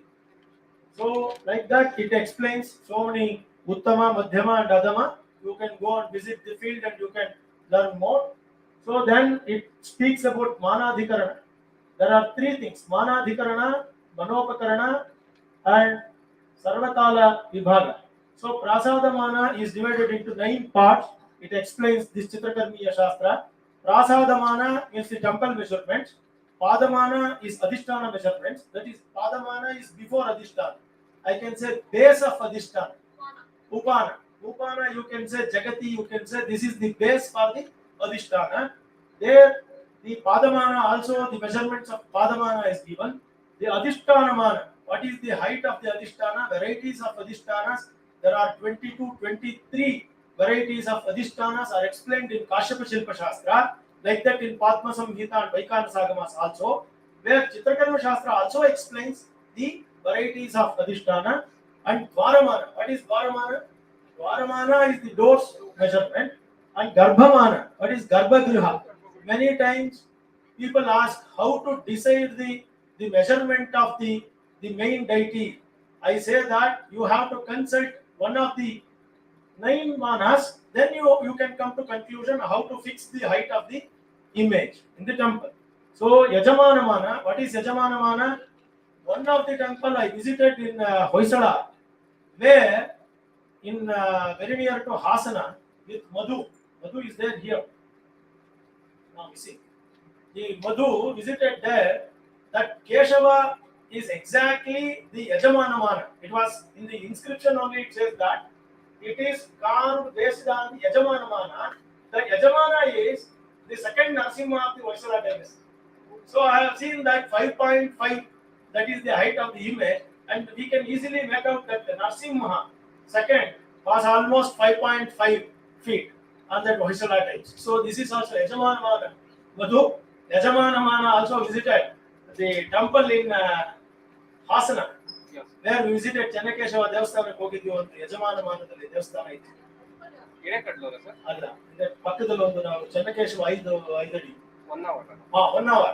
That is a 1 hour very near to Hasana, where you can see the height of the image is almost 5.5. That was the Yajamana Mana. So height of the Yajamana. So Hastamana, and it is Hastamana, and Manangulam, and also Matrangulam. These are the 9 measurements. You can take one, and also you can construct the temple. Any one you can consider. Based on that, you can calculate the total measurements of the temple. That is the beauty of the Agama Shastra. The measurements explained there in Brahmīya Chitrakarama Shastra. It is also elaborately explained in Vaikana Sagama and also Pancharatra Agama. But I said that this is Chitrakarmiya Shastra explained. So measurements explained: Manangula, Matrangula, Berangula, and Pralamba Palaka. First you have to prepare Pralamba Palaka, and where you have to write the Chitra, that is what I Chitra Bhasa, and then you have to make the Chitra. Sarvata, this is Sarvatala Vibhaga also explained. Dashatala, Navatala, everything is explained in the Chitrakarmiya Shastra. So the last chapter explains about the last but one chapter, what is it? 24th chapter explains about the Vasmadhikarana Kanda, third part of the Chitrakarmiya Shastra.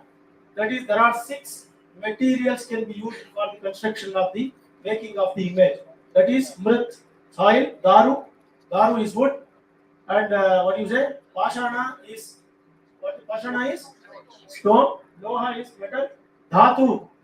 Dhatu is Khanija, the material, and the Ratna is gems. And Sharkara, you know, Sharkara is a one special kind of paste prepared with the herbs, and Jaisimha is doing some research on that Sharkara Pishta. And Sudha is a mortar, lime mortar, not cement mortar, lime mortar. So Śilāsan, how to Swamiji was explaining how to collect these stones. What are these stones? What are the varieties of stones Agama Shastras explains that is feminine stone, masculine stones, neuter gender, and even the masculine images should be made using masculine stones only. Feminine images should be made with feminine. Like Shani, Shanischara of Navagraha is considered to be the neuter gender. So you have to make the image using neuter gender stone only. These are all said in the Shastra. So and then, Shula Samskara, how to make Shulas, and also Rajju Bandhana and Vritta Samskara. These are the things explained in the Brahmīya Chitrakarama Shastra. This is called Vastu-adhikāra Kanda. So this is the last chapter which is explained in the Chitrakarama Shastra. This is the introduction of Brahmīya Chitrakarama Shastra and Vaishnava Shilpas. Thank you for inviting me, giving an opportunity here to speak on Brahmīya Chitrakarama Shastra. And is there any questions? I am here to answer. Thank you once again for patiently listening for my Vala Bhashita. Thank you. Yes. One more thing I wanted to say here. The Padma Samhita or Ishwar Samhita or Jayakya Samhita gives more detail than this. Like that, the Pancharatra Agamas elaborately, 108 Samhitas are there, it gives complete detail than Chitrakarama Shastra or Brahmīya. Like that, there are 28 Śivāgamas, like Kāraṇāgama, Kiranāgama, Candraprabhāgama, Parameswarāgama, Ajita Mahatantra, like that. The Ajita Mahatantra is published in 5 volumes by my Guru, Professor Filiosa, Vasudhara Filiosa. It is available. I was also working for Śivāgama for 20 years and visited 100,000 of temples, even Shaiva, both Vaishnava, Shakta and Daharu. But this is published in IGHC. If you want that, you can also consider that. Look, unlike that Mātula Shuddhāgama, the Agamas and Vaikānasa, Pancharatra, Śivāgama explains more in elaborate detail about all these things. But this is only introduction to Vaishnava Shilpas based on Brahmīya Chitrakarama Shastra. That's it. If you have any questions, please. But, what is the potential period of the? There is a no timeline is given in that book, like in that Shastra. Even we cannot consider, because normally what they do is Kalidasa Virachite, Meghdute, Pratamah Prashnaha. If it comes that this is very clear that Kalidasa's date can be fixed. But whereas in Brahmīya Chitrakarama Shastra, it directly says that is Brahma Vishnu Samvade. Then there is a no date for Brahma or Vishnu. You cannot fix it. Number one. Number two, there is a no date is given. Only thing we can assume is, or we can infer that what is it is inference. That's it. It is not the what you say, Pakka. Where it says that Buddha is not said here.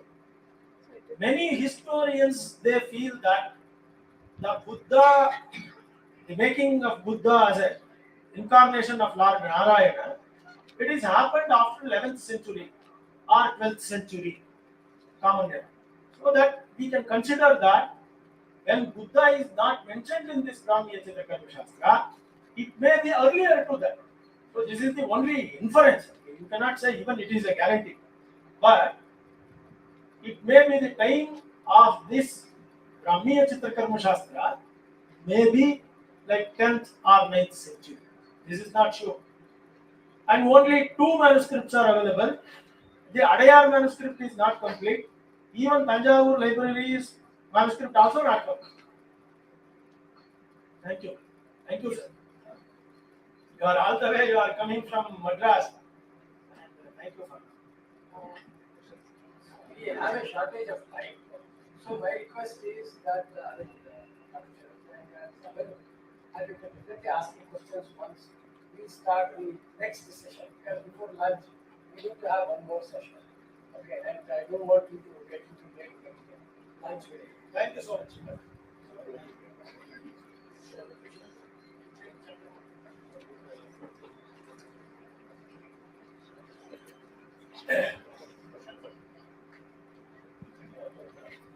Sir.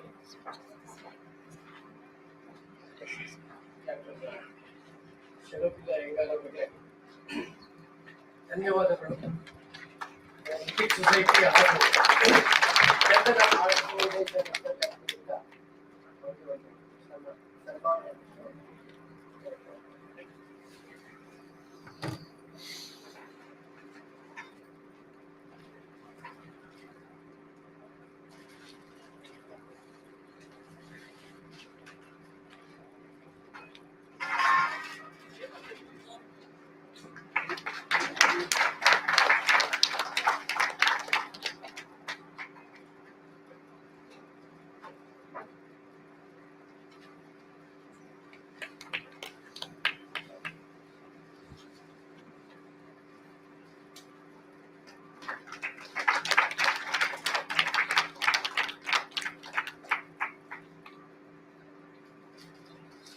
Prasanna ಹಾಗೂ ವೆಂಕಟೇಶ್ವರರಿಗೆ ಧನ್ಯವಾದ.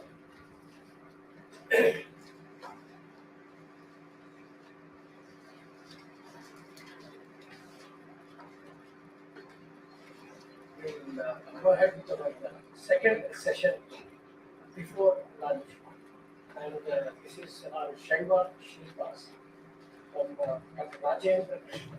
May I request Dr. Rajendra Krishna to take this up.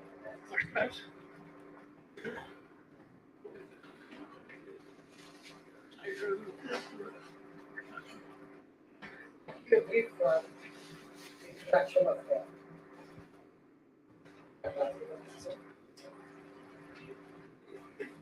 he is a graduate from University of Madras in sculpture, and Annamalai University he did his post-graduation in history, and from Tamil University he did his doctorate in sculpture.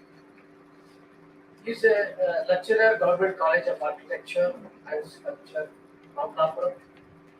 His publications involve images of Vishnu in the temple of Shiva, a case study of the Śilāsan temple at Kanchi, published by the Vedic Society Bangalore, published articles and research papers in many journals. Kanchipuram in vocation, temple and city as a cosmogram article submitted to the 5th Southeast Asian Association for Study of Culture and Regional Conferences in Manila, Philippines. The Indian art tradition and creative skills of sculptures, modern art and artists in Tamil Nadu by Alagappa University. These are few of the publications. I request Dr. Rajendra to start the session.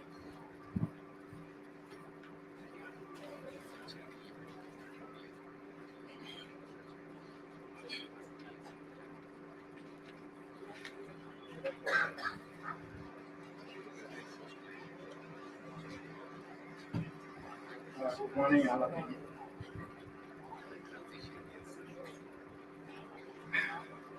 There are so many here based the Śilpavidāya cities, all the Alamanas. In our college, from traditional architecture and sculpture. Beginning the beginning, only beginning of cāra.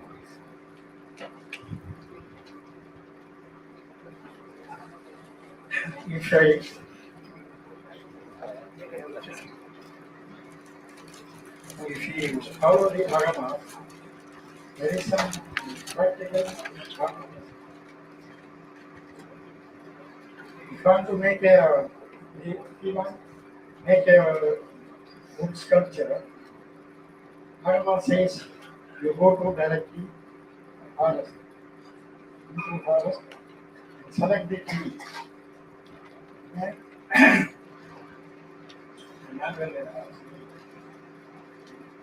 There is three type of trees: male, female, and male.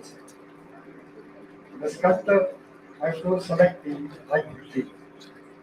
Now it is possible to take a tree into forest. It is rule is there now. You cannot go to the forest. So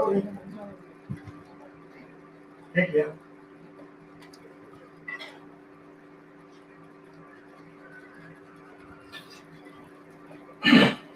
First, I would like to thank Professor K. Narahari, President of Mythic Society, and Dr. M. Cortes, Vice President of Mythic Society, and also Sri Thalu Venkatesh, Managing Trustee, Chandana Art Foundation International, for giving this opportunity.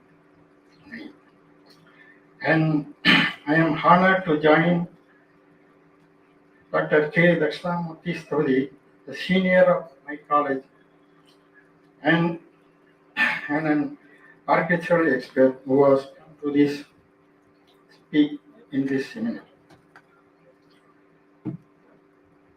I am presenting this article on the origin, development, and science of Shiva sculptures and Shiva Murtas mentioned in Kasyava Sūtradhāra. In Kasyava, there are 21 Shiva Murtas are there, but I take only few sculptures in Devagostra only. The Shaivism is the very old tradition. It is like not only a religion, it is lifestyle of our Indian people. The inscription proved this. You say it is found in Kinnimangalam in Tamil Nadu. The inscription says Egan Aran Kotam. Egan Aran is a name of Siddhar, and Kotam is now we use the temple, no Koi.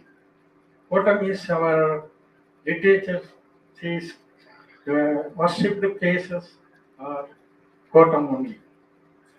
This is the 3rd century BCE inscription. And also our people custom with the lingams. You can see here this is Indus Valley civilization. We found it, Indus Valley civilization, linga shape, linga forms, and then you see this. Maybe here the people use this type of linga forms. This is, this is first one is cow dung, and second one is the people in Tamil Nadu, the particular place of Tamil Nadu, using this linga concept. They used to build before they built a house, they used to worship on the land. They make a farm in the land, and then they make a puja, and then they started the housing work. And another one is turmeric. This is also a linga form. It is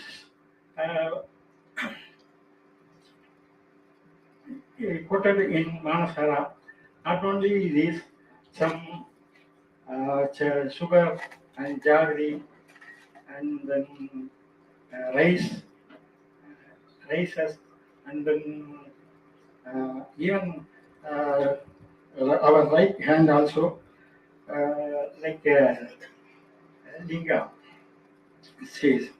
Manasara, the Śilpavidāya says.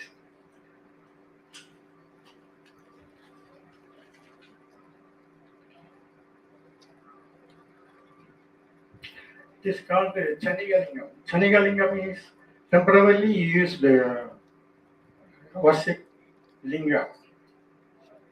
Only daily uses, daily purpose, we make a linga like this. And now it has become Ganesha worship. In not only in Tamil Nadu.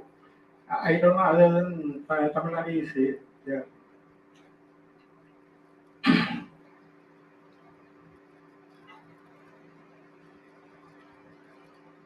I explained that these the forms we can found in Devagosta. One is Naraja and Somaskanda, Lingos Baba, Rajanadi, and Gangadhara, and Kalasankara.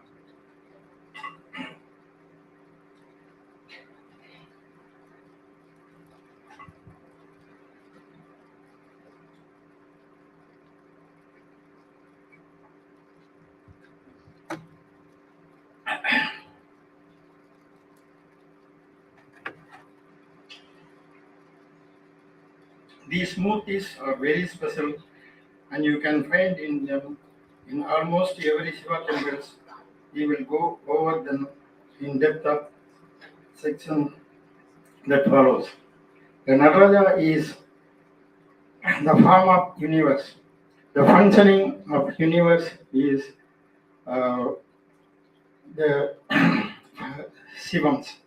The Nataraja image represents Shiva in his dancing form, though they may have appeared during the culmination of Pallava period. It gathered prominence during the Chola period. We can find in Nataraja, this is Pallava. This is the first Nataraja, I think. This is from Pallava period.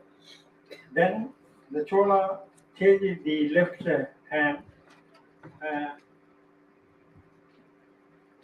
like this. The left hand, here is sideways, and they changed the left hand like this.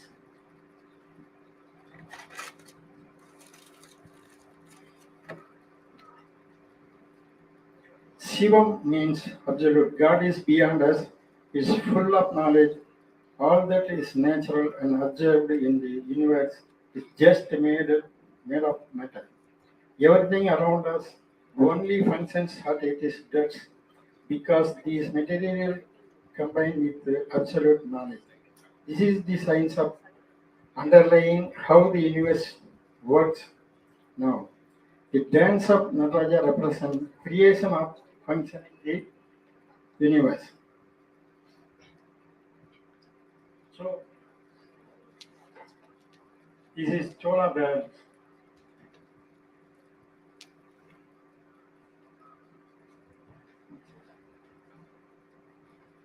This is also, it is, we can see in Madurai temple, Meenakshi temple.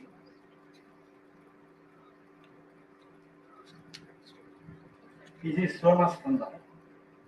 This is the Pallava period. Mostly we can see in the Pallava caves. Like, the representation of Shiva along with the Umaskanda. Shiva is depicted wearing a headdress of Jatamagda. He is sitting in Sukhasana. You see, the Jatamagda, he is wearing Jatamagda, and actually in Chola period, the Devi wearing Kardamata. The Pallava uses Devi also wearing Jatamagda. The Skanda is sitting between the Shiva and Devi, and the here left right side Brahma, and then left side Vishnu is there. This is the Somaskanda.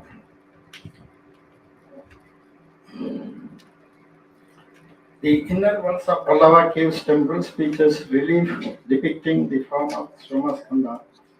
Magendravarma Pallava, a former Jaina, became a Saivi.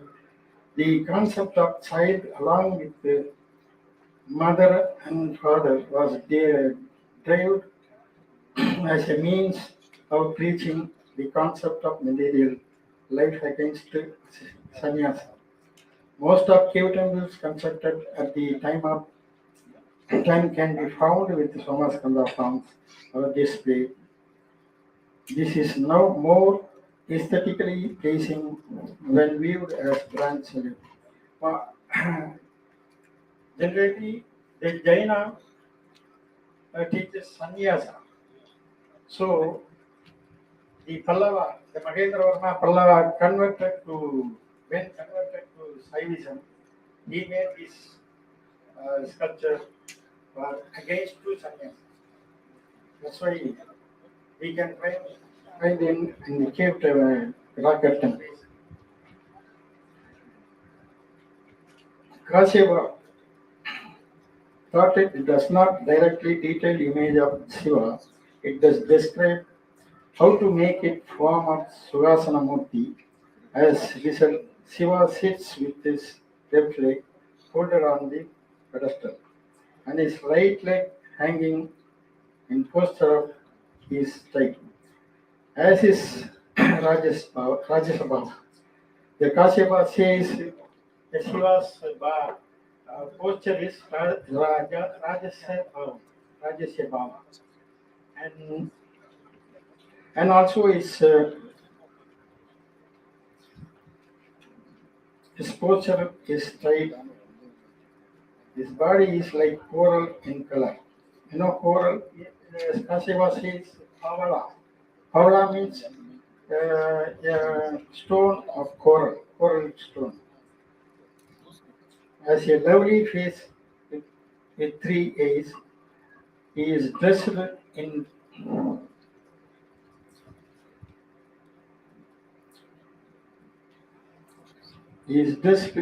tiger skin and white silk scroll and sits in Sugasana on the Patrapita, displaying the Abhayamatra. He holds normally Abhayamatra, but in Pallava period, they put he holds the Katakamutra and left hand Dhyana Mutra. He holds the Dhyana Mutra and like that. He must have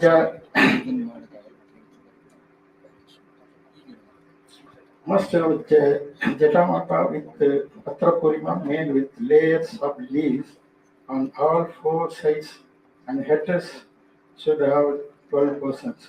With Purimam in one part, the Naga and Jinsam, the flower should be on the right side of Mata. And the Kasyapa says in half moon should be on the left side. Alternately, we change the right side or left side. They say here is half moon is not found, but here is we can see the half moon on his Jalamata, and he wears left here Patra Kunda.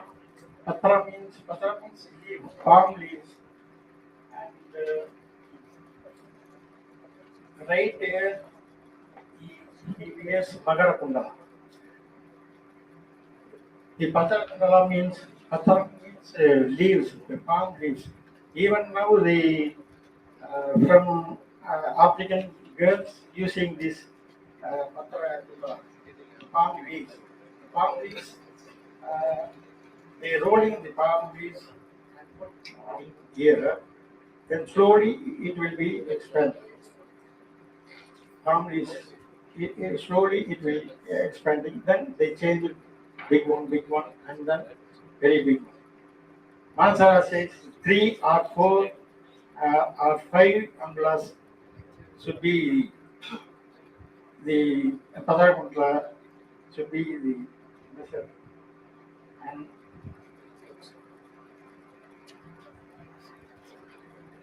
then he wears Karams and Urarandam. Here you can see the Abhaya Mudra in his right hand. and the Kadakamudra in his left hand. Ajaba says the Devi hold in right hand Kadakamudra or lily flower, and the left hand also sometimes it says Kadakamudra or pressed in the Krita.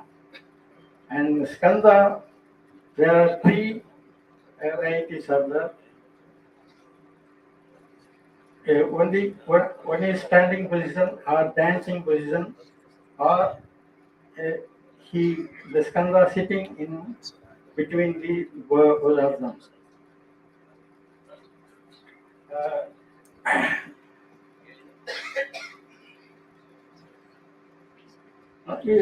Skanda is sitting normally. The Samaraṅga he hold a flower, and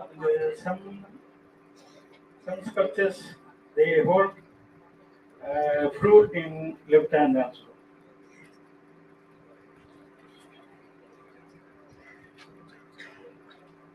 Next one, Lingos Bhavamurti.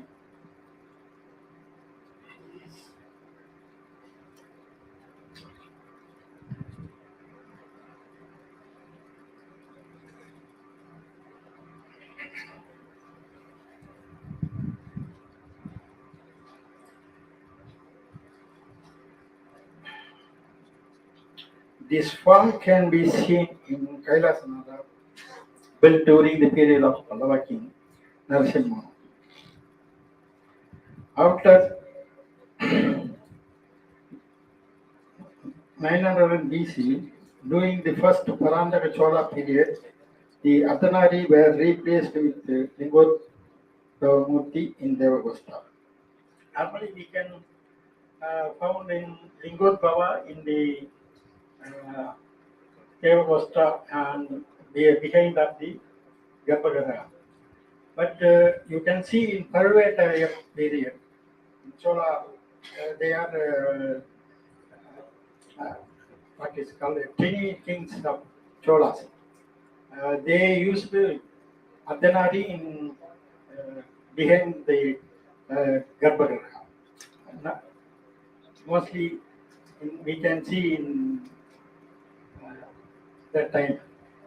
But Parandaka Chola changed again. They changed Lingos Bhavamurti in his Devagostha.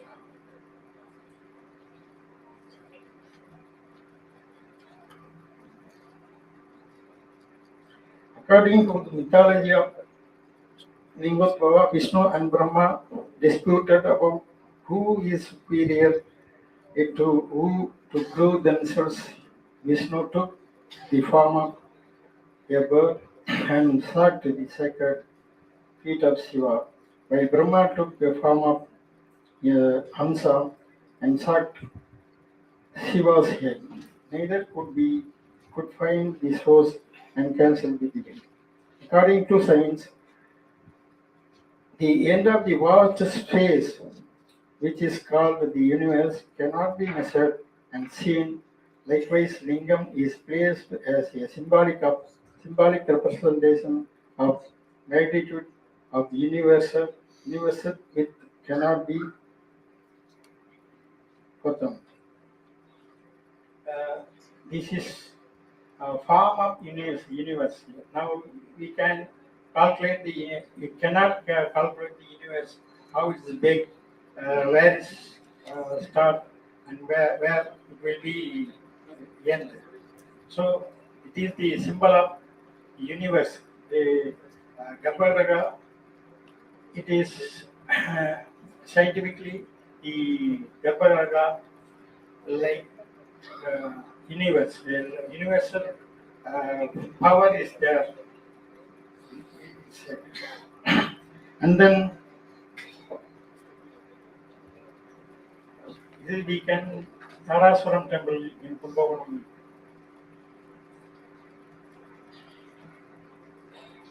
This is Pattarakali from Karnataka.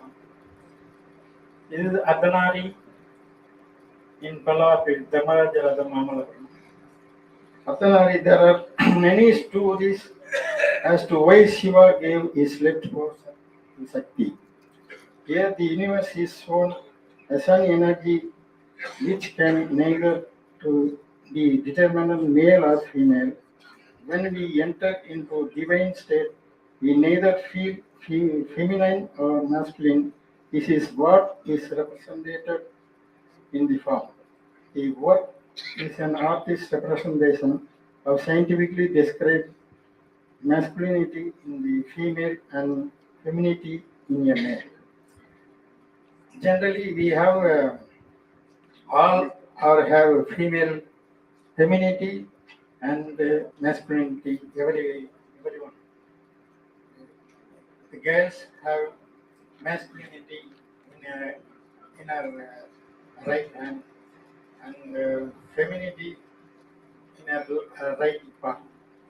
So both men and women having the same thing. That's why the Ardhanari says, Ardhanari sculpture, he says. And another one is, when we enter into divine state, we neither feel feminine nor masculine. If you feel the divine beauty, there are no male and female. We can feel it. Sorry. That is this self-Ardhanari. This is Candraprabhāgama Mūrti. Candraprabhāgama, the Mūrti of Candraprabhāgama has always taken the stage among the other statues housed in the Shiva shrine. Bhagīratha undertook extensive penance in order to bring calm to the soul of his ancestor. As a contest before releasing Ganga on earth, Shiva restrained his matter her into controlled speed. This is the myth that surrounds this form. The center of the sanctum contains the power of the universe, and linga shaped stone is put there to maintain the vibration. This is the underlying science of this form. The Agastya is only the power of universe we bring to land. The universal power we bring it into Garbhagriha. But this is Puranic story we made like this sculpture. And then Kala Samkara. Kala Samkara, a boon state that Markandeya, see the Shiva and Markandeya is there. Markandeya life is young up to 16 years, in the age of 16. So the Yama tried to catch him, and he surrendered in the linga Garbhagriha.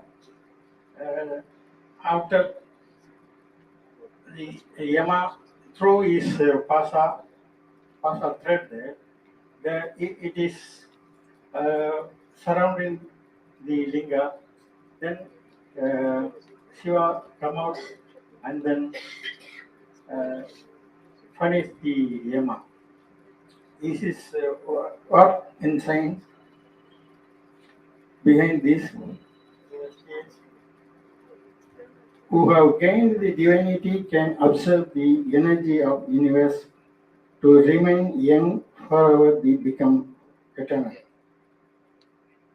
If we reach the linga, we can get lifelong. Our life is safe, and the age will be maintained youngly.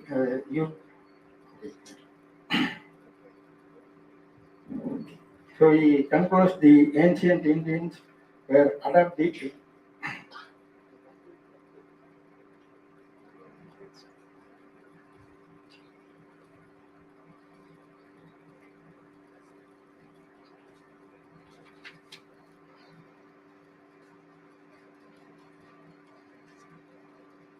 The Kalasamara form indicates as if we reach the Garbhagriha and Linga worship, we can, our life is, it will extend up.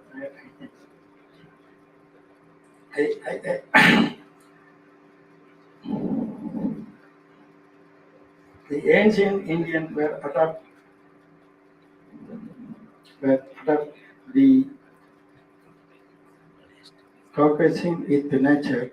This is the places path taken by the way of service. Though at the beginning of time, several developments have taken place that have given rise to new religion.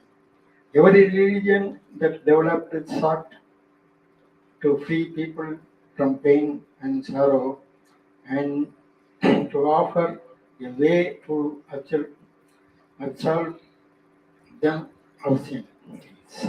The Jaina claims that asceticism will lead to heaven. Buddhism exhort followers to lead ethical, desire-free lives. Vaishnavam preaches divinity through Param Vibhavam,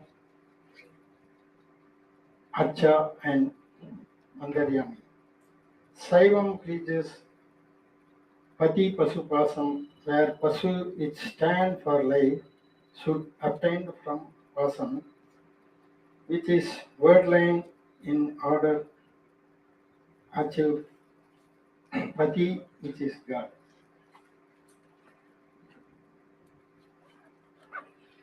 After the passing of the seniors who previously preached about the way of life, these religions that were formally proclaimed have stayed from their core belief, began giving form to their religious elders and value to religious rites.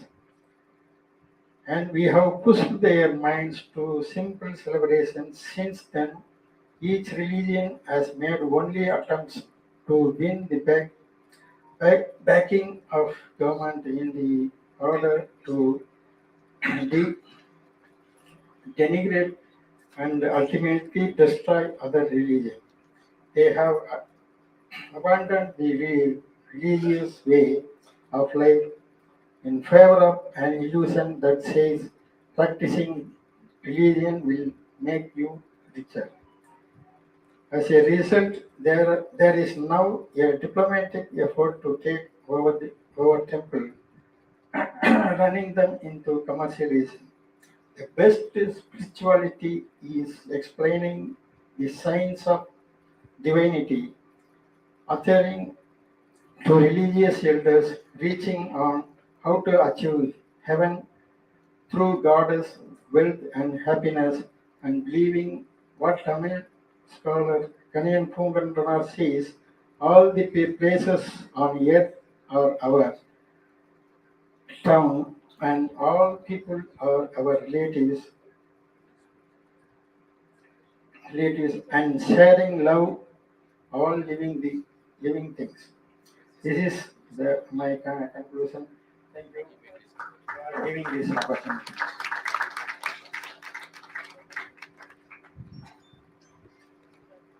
Once again, thank you to bear my broken English.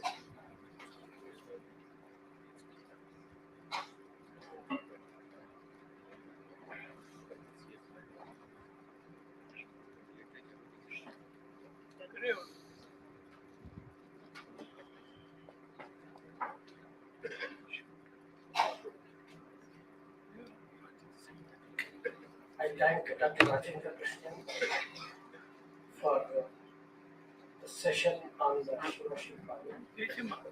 Now we request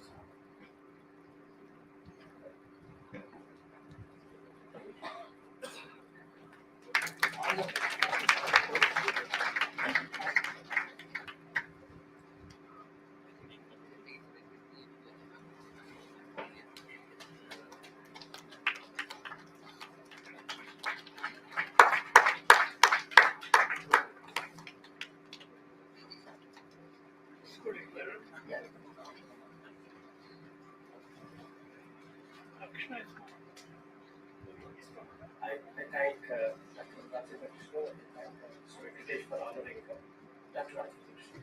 So this is the end of the session 2, that is the pre-lunch session. Now we will break for lunch now, and I request every one of you to reassemble, say by about 2:30, like it's 10 minutes, or as early as possible, because we are as such a little delayed. So as early as possible, I request. Lunch is going to be on the ground floor. We are on the second floor now. The ground floor on the other side of the building, there's a cellar, car park, where we have organized the lunch. So I would request everybody to have their lunch and be back as early as possible. I thank you very much.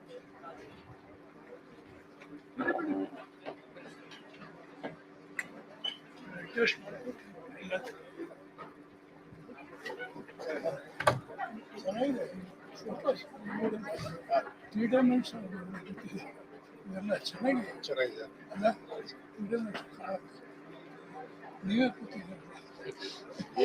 ನೋಡೋಣ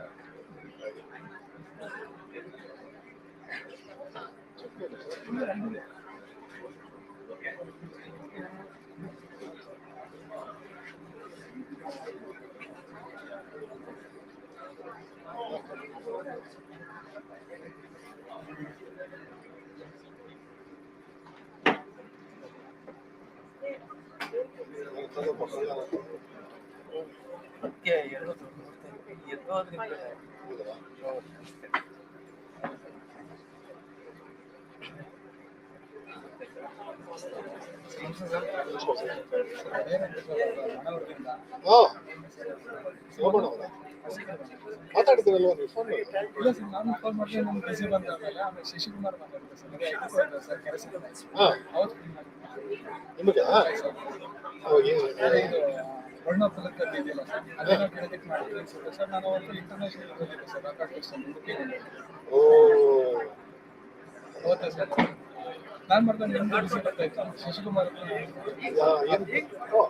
ಏನು ಗೊತ್ತಾಯ್ತಾ? ಇಲ್ಲ sir, ಅದು ಸಿಗಲಿಲ್ಲ sir. ಸಿಗೋದಿಲ್ಲ ಏನು ಮಮ್ಮಲ್ಲಿ ಎಲ್ಲ ಮುಚ್ಚಿಕೊಂಡಿರ್ಬೋದು ಏನೋ ಗೊತ್ತಿಲ್ಲ ಸರ್. ಯಾವಾಗ ಹೋದ್ರ? ಹೋಗಿದೆ ಸರ್ ನಾನು. ಯಾವಾಗ? 20 ಕೋವಿಡ್ ಸ್ಟಾರ್ಟ್ ಆಗಿತ್ತಲ್ಲ ಸರ್, ಇತ್ತೀಚೆಗೆ ನೀವು ಅದೇ ಒಂದು ವಾರ ಕ್ಷೇತ್ರ ಕಾರ್ಯ ಮಾಡಿದ್ರಿ ಸರಿ. ಯಾರಿಗೂ ಸಿಕ್ಕಿಲ್ಲ ಸರ್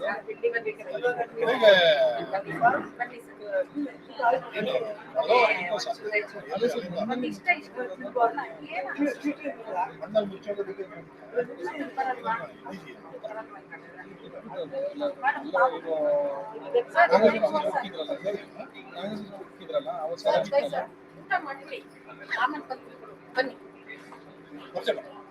ಎಲ್ಲ ಹೋಗಿ ಅಲ್ಲ ರಶ್ ಕಡಿಮೆ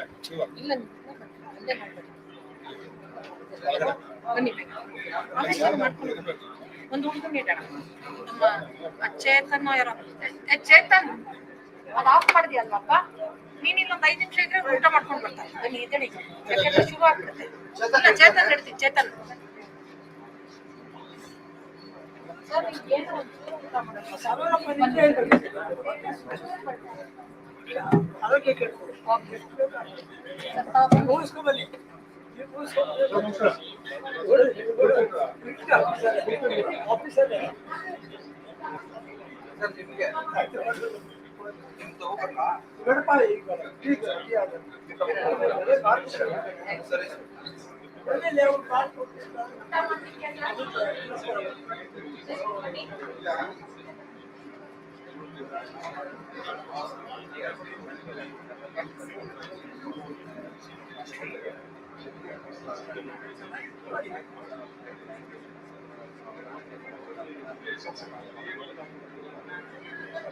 Yes, complete separate ಆಗಿದೆ.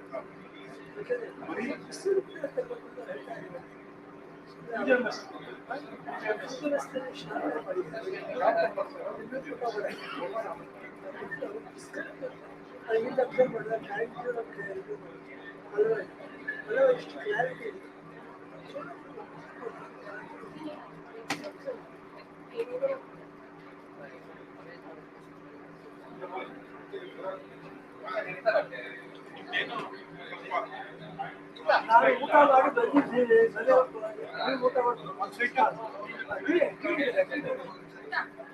ಒಂದು ಸ್ವೀಟು ಅದಾಗ್ತದೆ.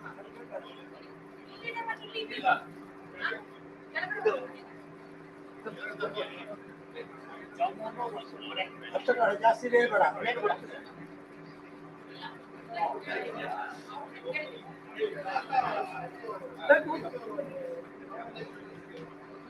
ಮತ್ತೆ ಇತ್ತೀಚೆಗೆ ಸಾಹಸ ಮಾಡ್ತೀನಿ.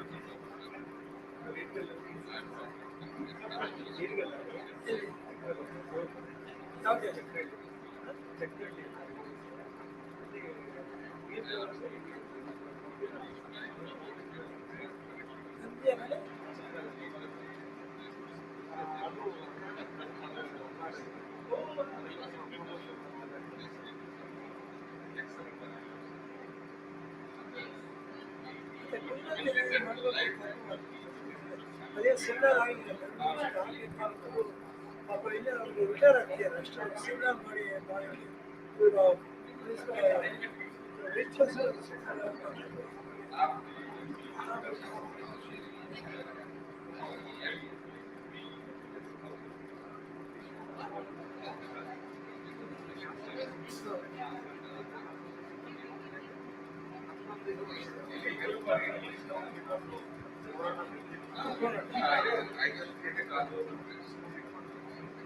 ಚಕ್ರ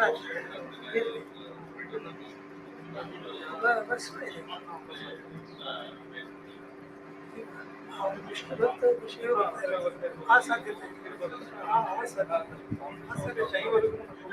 ಯಾಕೆಂದ್ರೆ ಅವ್ರಿಗೆ ಯಾವ್ದು ಬೇಕಾಗಿತ್ತು ಒಂದು ವಿಷ್ಣು ಅಂತ ನಂದಿ ವಿಷ್ಣು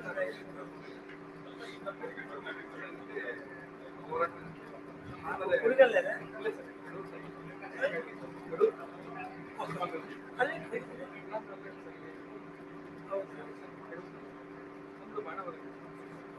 ಬಡವನ ಕೈ ವಿಷಯ ಪಟ್ಕೊಂಡು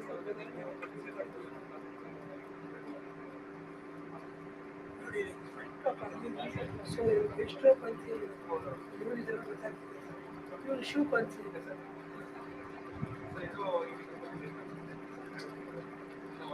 ಮಾಡಿ ನಾನು ಏನು ಮಾಡಿದ್ದೀನಿ ನನ್ನ ಅಭಿಪ್ರಾಯ ಇದೆ. ಬೇರೆ ಅಭಿಪ್ರಾಯ ಕೂಡ ಬೇರೆ ಭಿನ್ನಾಭಿಪ್ರಾಯ ಬೇರೆ ಪರ್ಯಾಯ ನೋಟ ಬೇರೆ.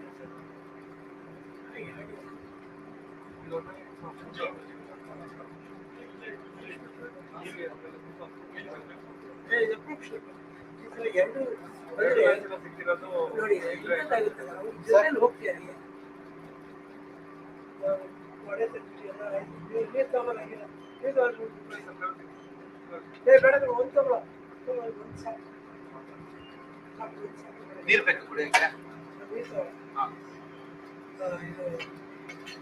ಜೊತೆಲಿ ಹೋಗ್ತಿರಿಂದ ಹರಿಹರ ಭೇದ ಇಲ್ಲದೆ ಇರ್ತಕ್ಕಂಥ ಸಾಧ್ಯತೆ ಆದ್ರೂ ಎದುರು ಗೊತ್ತಿಲ್ಲ. ಇಲ್ಲಿ ವೈಷ್ಣವರು ಶಿವ ಇವರಿಬ್ರು ಸೇರ್ಕೊಂಡು ಇಲ್ಲವನ್ನು ಇದು ಮಾಡ್ತಾರೆ. ಯಾವ ಪಂಥ ಈ ಕಡೆ ಶಿಲ್ಪ ಇದೆಯಾ ಬಹಳ ಇಷ್ಟ.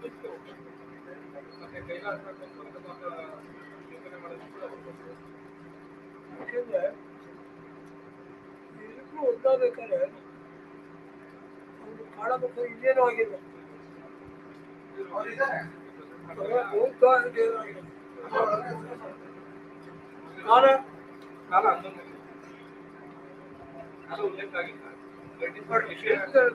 ಲಿಪಿ ಆಧಾರದ ಮೇಲೆ ಶಾಸನ ಇದೆಯಲ್ಲ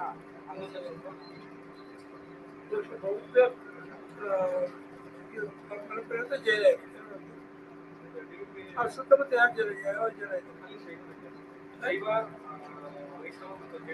ದುಃಖದಲ್ಲೆಲ್ಲ ವೈಷ್ಣವಕ್ಕೆ ದೊಡ್ಡ ಅದೇ ಜೈನ ಅವರಿದ್ದು ಹಾಗೆ ಬಿಡಿಸಿದ ಅಲ್ಲಿಂದ ಒಂದು 4 ಕಿಲೋಮೀಟರ್ ವ್ಯತ್ಯಾಸದಲ್ಲಿ ಕೆರೆ ಸಂತೆ ಶಾಪಿಂಗ್ ಜೈನರು ಇದಾಗ್ತದೆ ಬೌದ್ಧ ಶಕ್ತಿ ಅಂದರೆ ಜೈನರು ಇದಾಗಿದೆ ಎಷ್ಟೋ ಜೈನಾರಿ ಅಲ್ಲೂ ನೀವು ತಿಂದು ಹಂಗೆ ಬಂದಿದೆ ಮಾಡ್ಬಿಟ್ಟೆ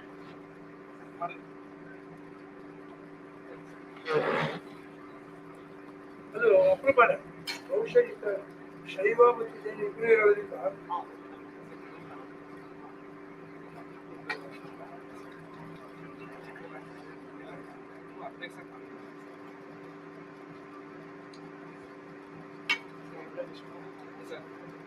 ಶೈವ ವೈಷ್ಣವ ಅವ್ರ ನಡುವೆ ಏನಾದ್ರು ಹೋರಾಟ ನಡೆದಿರ್ಬೋದು ಅಂತ ಶಾಸನ ಇದೆ ಸರ್. ಅದರ ಶಾಸ್ತ್ರದಲ್ಲಿ ಅದ್ರ ಬಗ್ಗೆ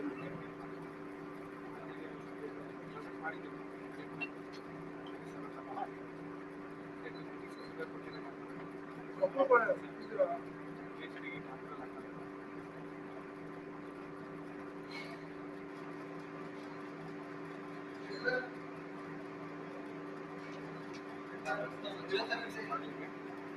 ಹಿಂದೆ ಇದೆನಾ ಇಲ್ಲಿ ಎಲ್ಲ ಆಫ್ ಮಾಡ್ಕೊಂಡು ಚಾರ್ಜ್ ಮಾಡಕ್ ಆಗ್ಬೇಕು.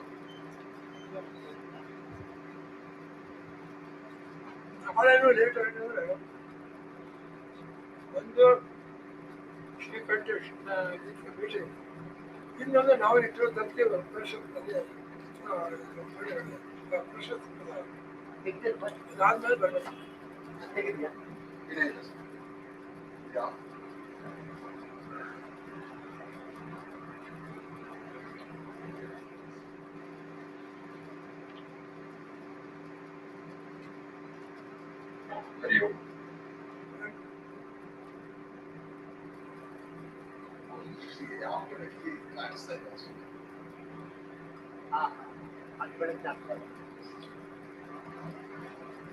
ಆಮೇಲೆ ಮಧ್ಯಾಹ್ನ ಮುಂಚೆ 5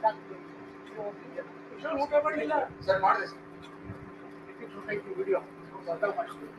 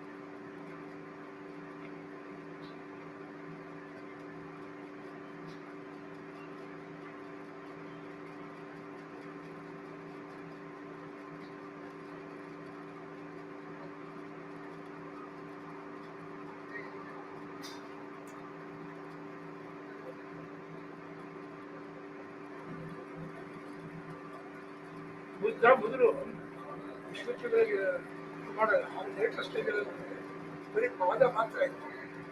ಈ ಮುದ್ರಾ ಶೈಲಿ ಮತ್ತೆ ಒಂದು ಬಂದಮೇಲೆ ಆಧಾರ ಬಂದರೆ ಅದು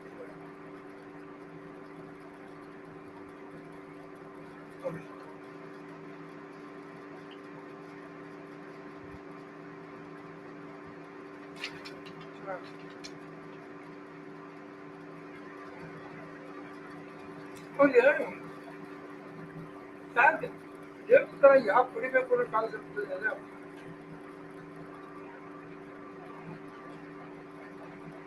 ಏನ್ ಮಾಡ್ತೀರ ಬರೋದು ಹಳಗಡೆ ಹೋಗಿ ಬರ್ತೀನಿ ಸರ್. ಎಲ್ಲ ಆರೋಗ್ಯ ಕೊಡಿಸಿದ್ದಾರೆ. ನಮಸ್ಕಾರ ಸರ್. ಮಾಡಿ ಸರ್, ಊಟ ಮಾಡಿ ಸರ್. ಈಗ ಇವತ್ತು ಇದೇ ಮಾತಾಡಿದ್ದು ನಾನು. ಹೌದಾ? ಯೂರೋಪಿಯನ್ ಡ್ರೆಸ್ ಕಷ್ಟ ಮಾಡಿದ್ರೆ ಕೇಳಿದ್ರು ರೈಸ್ ವೇಟ್ ನೋಡಿದ್ರು 1400 ಕೊಡಗಲ್ ಘಾಟ ಏನು ಬರ್ತಂತಂದ್ರೆ ಮೊದಲು ಕಾವೇರಿ ನಿಂದು ರಾಮೇಶ್ವರಂ ಮರ್ಚಿ ಅಂತಿದೆ. ಕ್ವಾಲಿಫಿಕೇಶನ್ ಏನಿರಬೇಕು? ಕಾವೇರಿ ಮೊದಲು ಹೊಂದಿಸಿ ಆಮೇಲೆ ಯಾವ ಕಾವೇರಿ ಮಾಡಿ ಅಷ್ಟು ಬೇತಡಿದ್ರೆ ಇವಾಗ ಕಾವೇರಿ ಅಂದ್ಬಿಟ್ಟು ಏನು ವರ್ಷ ಅಲ್ಲಿ ಕೂಡ್ಲೂರು ಹತ್ತು ಬರ್ತಕ್ಕಂಥದ್ದು 1240 ಇವರು ಹೊಯ್ಸಳ ಇದು ಮಾಡಿದ್ದು 1404 ಯಾವುದೇ ಸಂದರ್ಭದಲ್ಲಿ ಹೋದ್ರು ಸ್ನಾನ ಮಾಡ್ತಾರೆ. ನೀವು ಫಸ್ಟ್ ಬೇತ್ರ ಡ್ರೈವರ್ ಅಂದರೆ ಕಾವೇರಿ ಯಾವುದಾಗಿರ್ಬೇಕು? ಕಾವೇರಿ ಅವ್ರಿಗೆ ಗೊತ್ತಿರಪ್ಪ ಉಳಿದವರು ಹೇಳಿದ್ರು ತಲಕಾವೇರಿ ಸ್ನಾನ ಮಾಡಿ ನಂತರ ಇರ್ಪುರ ಅಭಿಷೇಕ ಅಷ್ಟೊತ್ತಿಗೆ ಇದಿರಲಿಲ್ಲ. ಹಾಗೆ ಇದು ಮೊದಲು ಆರಂಭ ಅದಕ್ಕೆ ಚೆನ್ನಾಗಿ ಹೇಳಿದೆ. ಪರಿಣಾಮವೆಲ್ಲ ಹೇಳ್ತೀವಿ. ನಾವು ಸಾನೇನು ಯೋಚನೆ ಮಾಡ್ತೀವಿ ಅವ್ರು ದುಷ್ಪರಿಣಾಮ ಮಾಡೋದು ಅಂತ ಬ್ರಿಟಿಷರು ನಮ್ಮಿಂದ ಎಷ್ಟೋ ಅವರೇ ಕನ್ಸೆಪ್ಟ್ ಹೇಳ್ದೆ ಶಾಸ್ತ್ರ ರಕ್ಷಣೆ ಹೇಳೋ ಗೊತ್ತಾಗ್ತದೆ. ಅಕ್ಬರ್ ಕಾಲದಲ್ಲಿ ಕೇಳಿದ್ರೆ ನಮ್ಮ ಒಪ್ಕೊಂಡಿದ್ರು ಹೇಳಿ. ಅದರಿಂದ ಶಿಕ್ಷಣ ಪದ್ಧತಿ ದುಷ್ಪರಿಣಾಮ ಶಿಕ್ಷಣ ಸೇರಿಸ್ಬಿಡೋದು ಉಳಿದೆಲ್ಲ ಚೆನ್ನಾಗಿ ನಮ್ಮ ಪ್ರಸನ್ನ ಎಷ್ಟೆಲ್ಲ ಯೋಚನೆ ಮಾಡ್ತಾರೆ. ಅದೆಲ್ಲ ದಟ್ಟ ಈ ಮುಸಲ್ಮಾನಿಗೆ ಎಲ್ಲಿ ಬಂದು ಕೂಡ ಬರೆಯೋದು ಮಾಡೋದಿಲ್ಲ. ಅದು ಯಾಕೆ ಮನೋಭಾವ ಬರ್ತದೆ?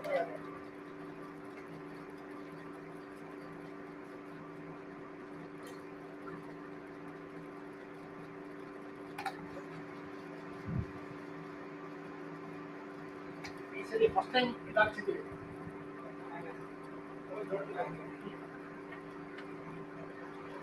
ಅದು ಒಂದು ಕರ್ನಾಟಕ ಕಾಂಚೀಪುರಕ್ಕೆ ಬಂದು 12 ವರ್ಷ ಇದೆ. ತಂಜಾವೂರಲ್ಲಿ 16 ವರ್ಷ ಇದೆ. ಇಲ್ಲಿರೋ ಕ್ಲಾರಿಟಿ ಅದರಲ್ಲಿಲ್ಲ. ಮತ್ತೆ ಗೆಟಪ್ ಇದೆಯಲ್ಲ ಹೊಸ ವೀರತ್ವದ ಕಲ್ಪನೆಗಳು ಚೆನ್ನಾಗಿ ಕಲವಲ್ಲ. ಸರಿ ಈಗ ಊಟ ಮಾಡ್ಕೊಂಡು ಹೋಗ್ಬಿಡು. ಅಲ್ಲಿ ಮಾಡ್ತೀಯಾ?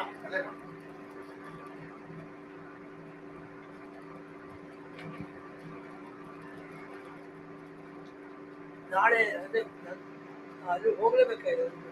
ಯಾಕೆ ನಾವೇ ದತ್ತಿ ಇಟ್ಟರು ಪರಿಷತ್ತು. ಅದು ನಮ್ಮ ಪರಿಷತ್ ರವಿಶ್ವರ ದತ್ತಿ ನಾಳೆ ಅವ್ರ ಪ್ರಶಸ್ತಿ. ಮತ್ತೆ ನಂಜುಂಡಾಶ್ವರದ್ದು ಮನೆದೇವರು ಸರ್ ಅದು ಪ್ರತ್ಯೇಕ ಸಂಬಂಧಪಟ್ಟ ಮೀಟಿಗೆ ಸಮಾರಂಭ ಮಾಡುವ ಅಲ್ಲಿ ಹೋಗಿ ಶಾಸ್ತ್ರ ಮಾಡ್ಬಿಟ್ಟು ಆಮೇಲೆ ಬಿಟ್ಟು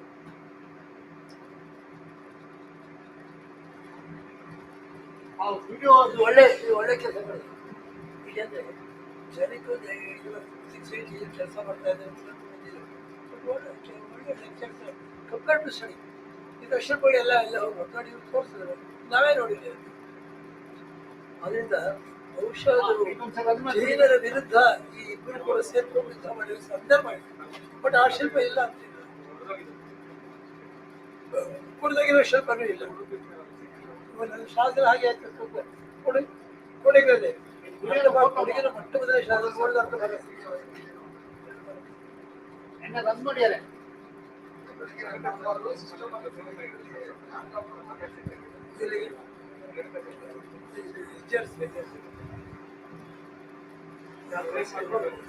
ಅವರಿಗೆ ಶಿಸ್ತಿನ ತರುವಂತ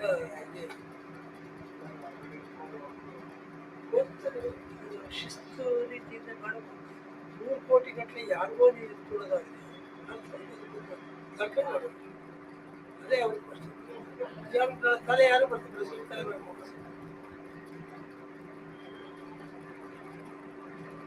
ನೀವೆಲ್ಲ ವರ್ಕ್ ಮಾಡ್ತಾ ಇದ್ದಾರೆ. 2 ವರ್ಷ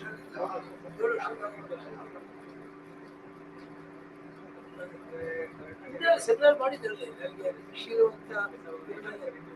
ಬಟ್ ಈ ಥರ ಅವ್ರಿಗೆ ನಾವು ಪ್ರಿನ್ಸಿಪಾಲ್ ಪ್ರೆಸಿಡೆಂಟ್ ಮೀಟ್ ಮಾಡಬಾರ್ದು ಅಂತ ಅರ್ಥ ಏನಾದ್ರೆ ಅದ್ರ ಕಷ್ಟ ಸುಖ ಹೇಳ್ಕೊಳ್ತಾರೆ. ಈಗೇನು ಮತ್ತೆ ಎಡಿಟ್ ಬಿದ್ದಿದೆ ಅಷ್ಟೇ ತಂದೆಯ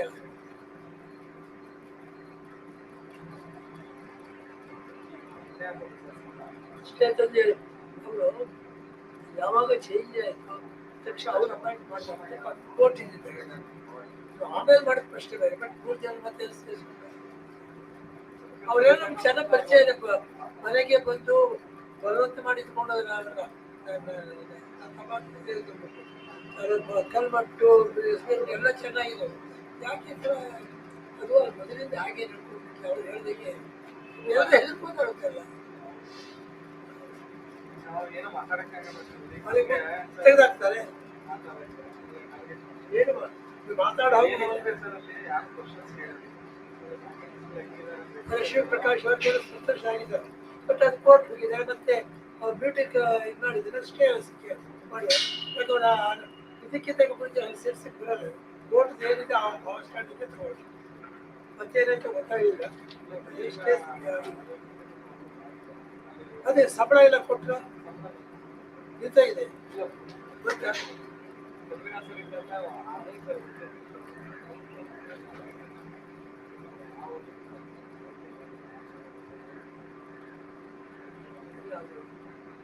ಆಯಾ ತಿಂಗಳು ಎಂಪ್ಲಾಯೀಸ್ ಬರೋದು ಯಾವಾಗ ಕೊಟ್ಟರು ಹಿಂದೆ ಹೇಗೆ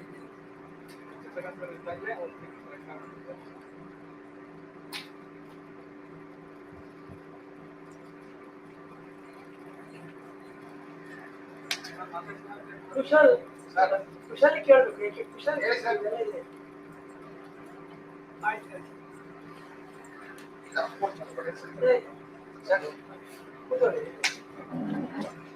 ಶಿಲ್ಪಗಳು ನೋಡೋದಲ್ಲಿ ಹೇಳಿ ಶಿಲ್ಪಗಳೆಲ್ಲ ಗಮನಿಸ್ತೀರಾ? ಈ ಕಡೆ ಕಾಂಚೀಪುರ ಆ ಕಡೆ ಮಲ್ಲ ಉಳಿದಿದ್ದು ಈ ಕಡೆ ಆ ಕಡೆ ಅವಾಗ ನೋಡಿ ಸರ್, ನಾನು ಓಡಾಡ್ತೀನಿ ಕೂತಿರ್ಲಿಲ್ಲ ಒಂದೇ ಇಲ್ಲಿ ಓಡಾಡ್ತಿದ್ದೇನೆ.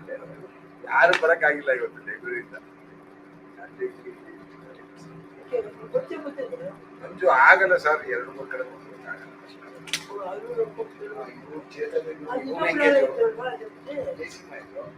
ಅದೇ ಇನ್ನೊಬ್ಬ ದರ್ಶನ ಇದ್ದಾನೆ, ಅಲ್ಲಿ ವ್ಯವಸ್ಥೆ ಸ್ವಲ್ಪ ಜಾಸ್ತಿ.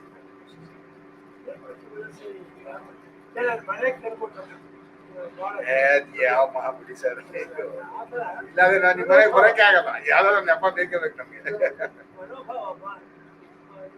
ಯೂಸ್ ಆಯ್ತು ಸರ್, ಪರವಾಗಿಲ್ಲ, ಚೆನ್ನಾಗಿದೆ.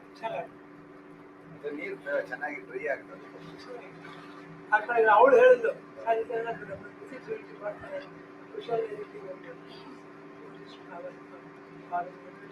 ಸರ್, ಆಡಿಯೋ ಆಫ್ ಮಾಡಿದ್ವಿ ಸರ್.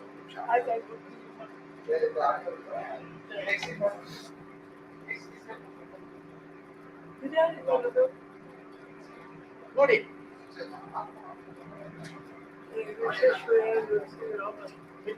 ಸೊಸೈಟಿ ಬಗ್ಗೆ ಯಾರು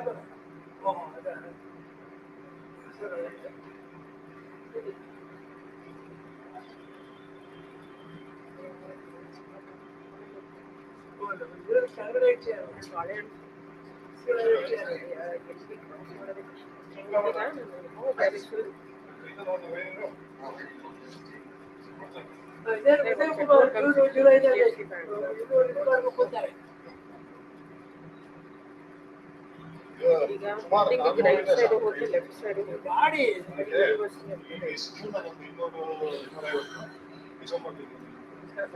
ಏನೇನ್ ಮಾಡ್ತೇವೆ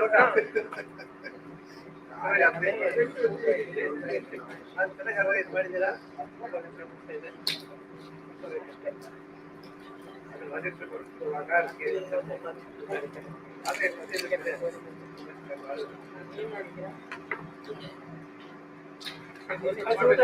ಆಯ್ತು ಸರ್, ನೀವು ಮಾಡ್ಬೇಕಾಯ್ತು ಸ್ವಲ್ಪ ಸರ್. ಲಂಚ್ ಟೈಮಲ್ಲಿ ಸ್ವಲ್ಪ ತಗೋಬೇಕಾಯ್ತು.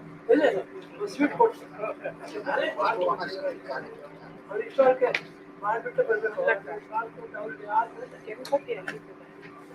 ನಾಳೆ ಸ್ವಲ್ಪ ಲೇಟ್ ಆಯ್ತು. ಮುಗಿಸ್ಕೊಂಡು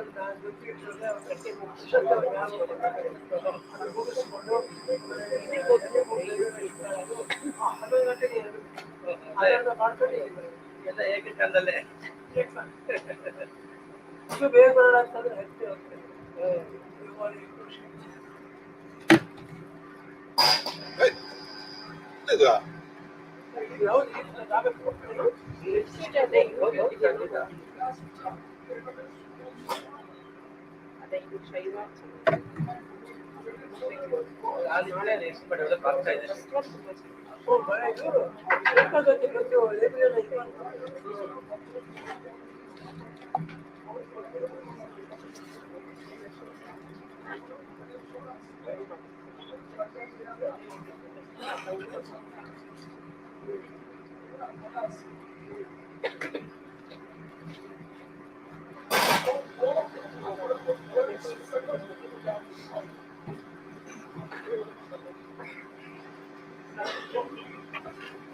ಇನ್ನವರು ಸ್ವಾಮಿಗಳು ಅವರು ನೆಕ್ಸ್ಟ್ ಮಾಡ್ತಿದ್ದೆ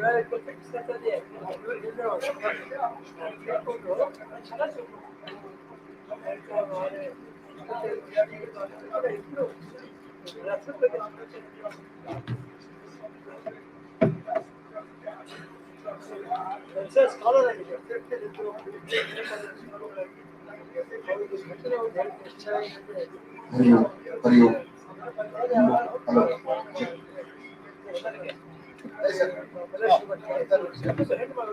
ಬರ್ತಲ್ಲ ಈಗೇನೋ ಶುರು ಆಗ್ಬಿಟ್ಟಲ್ಲ.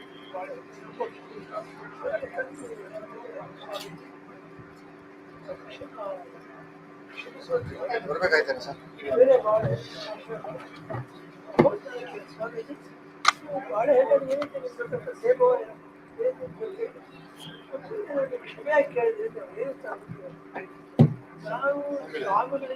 ಅಮ್ಮಿಗಿದೆ ಆನಾಗ ಅವ್ರಿಗೆ ಬರಲ್ಲ. ಅಯ್ಯೋ ಇವಾಗ ನೋಡಿ ಸರ್ ಬರ್ತಾ ಇದೆ.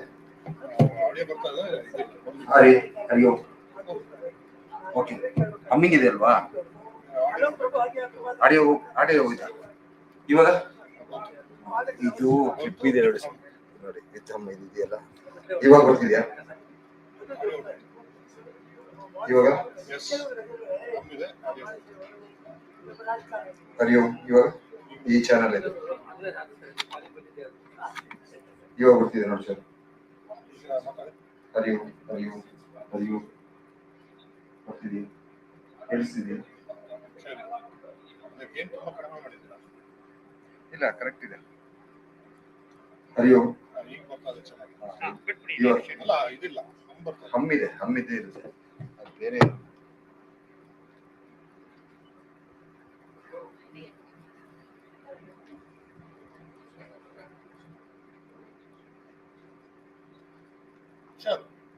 ಟೆಸ್ಟ್ ಮಾಡೋದಕ್ಕೆ ಡೈರೆಕ್ಟ್ ಮಾಡಿ ಅವ್ರು ಗೊತ್ತಾಗುತ್ತೆ.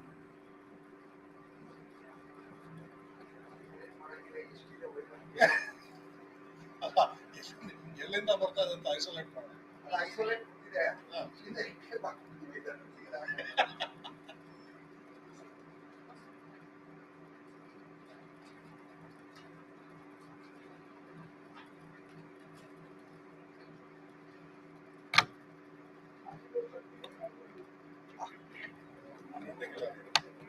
ಚಿಪ್ಲಿ ಹಾಕೊಂಡಿಲ್ಲ ನೋಡಿ ಸರ್, ಇವು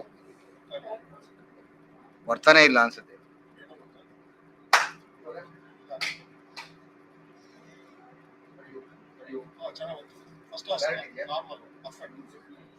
ಅಲ್ಲಿಂದ ಅವ್ರು ಬಂದಿದ್ದಾರೆ ಅನ್ಸುತ್ತೆ.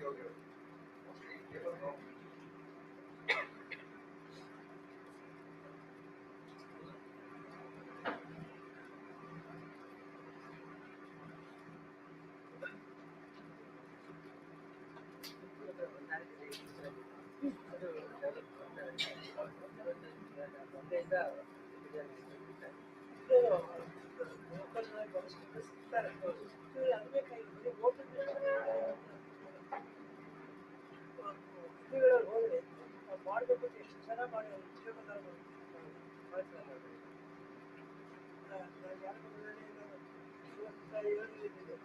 ಆಗ ನೋಡೋದಕ್ಕೆ ಈಗ ಅವರು ಇದಕ್ಕೆ ರಿಸರ್ಚ್ ಮತ್ತೆ ಶಾಸ್ತ್ರ ಭಾಷಾಸ್ತ್ರ ನೋಡೋಕೆ ಎಷ್ಟು ಬದಲಾವಣೆ ಆಗ್ತದೆ. ದೇವಸ್ಥಾನ ಎಷ್ಟು ಚೆನ್ನಾಗಿ ಮಾಡಿ ತುಂಬ ಆಗುತ್ತೆ ಸರ್. ಅದು ಅವ್ರು ಹೇಳ್ಬೋದು ಅವಕಾಶ ಇಷ್ಟೆಲ್ಲ ಇದಕ್ಕೆ ಹೆಲ್ಪ್ ಮಾಡೋದು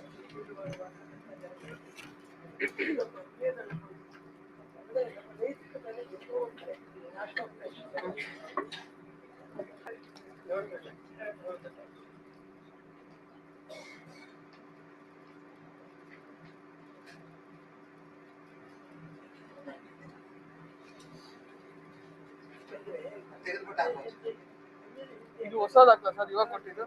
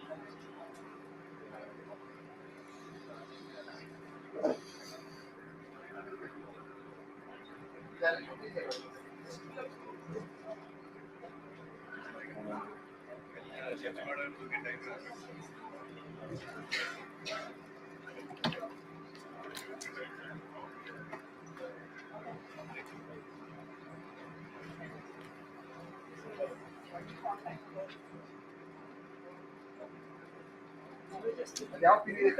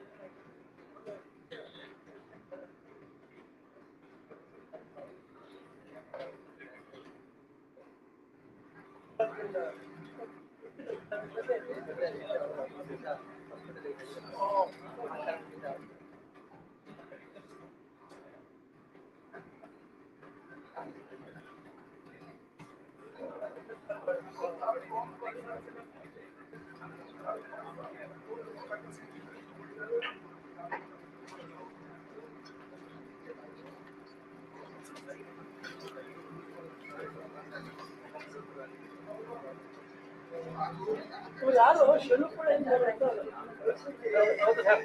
ಅವರು ಇವತ್ತು ನಮ್ಮ ಎದುರಿಗೆ ಬಂದಿದ್ದಾರೆ ಸರ್. ಅದಕ್ಕೆ ಹೌದು ಹೌದು ಮಧ್ಯದಲ್ಲಿ ಇದೆಯಲ್ಲ ಸರ್, ಹಾಕಿದ್ದೇವೆ ಇದರಲ್ಲಿ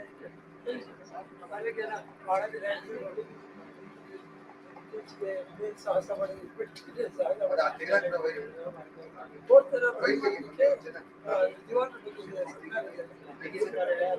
ಎಲ್ಲ ಶಾಖ ಆಗ್ತಿದ್ರು ಎಲ್ಲ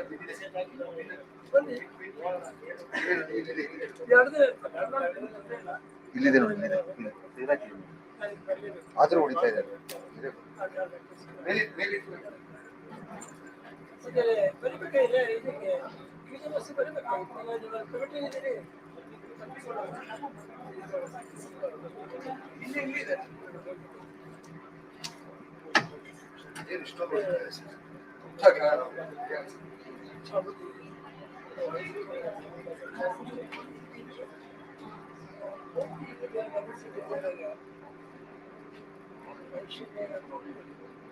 ವೇಷ ಮಟ್ಟಕ್ಕೆ ಕಾಲಿದೆ ಶಿವದಷ್ಟು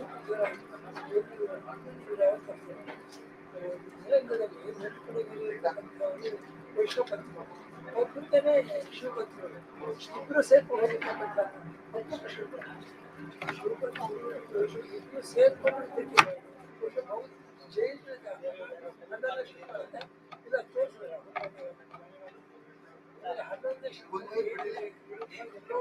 ಇದು ಎಕ್ಸ್ಟ್ರಾ, ಇದು ಇವಾಗ ತೆಗ್ದಿದ್ದು.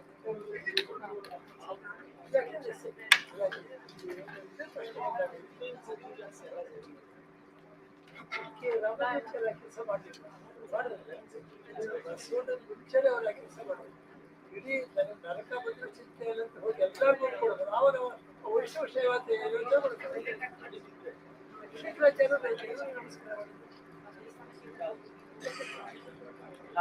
ಅದನ್ನು ದಾಖಲೆ ಮಾಡಿದ್ದೀವಿ. ಇವ್ರು ಹೇಳ್ತಾರೆ ದಾಖಲೆ ಮಾಡಿದ್ದೀವಿ. ಇವರು ಕೂಡ ನಾವು ದಾಖಲೆ ಮಾಡಿದ್ದೀವಿ. ನೀವು ರಾಜಕಾರಣ ದಾಖಲೆ ಮಾಡಿ ಇತಿಹಾಸಕ್ಕೆ ದಾಖಲೆ ಮಾಡ್ತಾರೆ. ದೊಡ್ಡ ಹೇಳ್ತಾರೆ ನಾವೆಲ್ಲ ಹಾಗೆ ಸಾಪಿಡಲಿ ಯಾಕಿಲ್ಲ ಆಯ್ತು ಸರ್ ನಿಮ್ದು ಎಲ್ಲಿ ಫಸ್ಟ್ ನಮ್ಮ ಸೋಷಿಯಲ್ ಸರ್ವಿಸ್ ಹರಿಯೋ ಸರ್ ನೋಡಿ ಸರ್ ಅದೇ ಸರ್ ಡೈರೆಕ್ಟ್ ಹರಿಯೋ ಸ್ಪೆಷಲ್ ದರ್ಶನ್ ಕಿವಿಲ್ ಬೇರೆ ಕೇಳಿಸ್ಕೊತಾ ಇದ್ರಿ ನಾನೆಲ್ಲ ಹೇಳಿ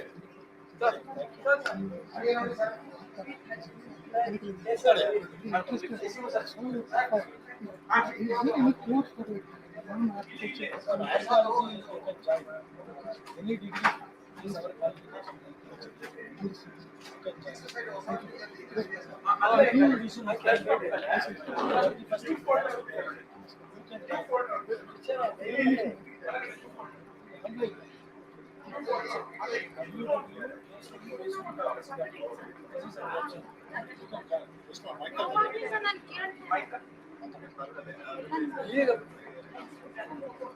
ಈಗ ಕೂಡ ಚೆನ್ನಾಗಿದೆ. ಇಮೇಜಸ್ ದೈವಿಕತೆ ಇಂಪೋಸ್ ಮಾಡ್ತಾರೆ. ಜಾಸ್ತಿ ಮಾಡ್ಬೇಕು ಅಷ್ಟೇ. ಲೀಟ್ರ್ ಬಾಬಾ ಚೆನ್ನಾಗಿದೆ. ದೈವಿಕತೆ impose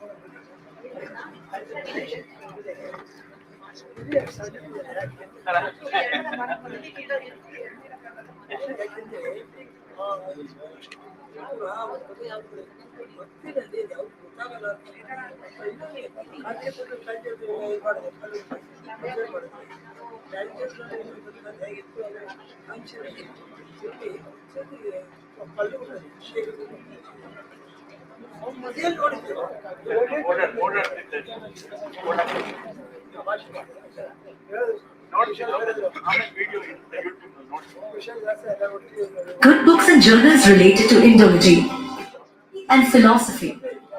At present, our collection consists of 1,600 books in Sanskrit, 11,000 24,000 books in English, and 60 research journals. Some of the eminent scholars associated with the Māyāmata Society.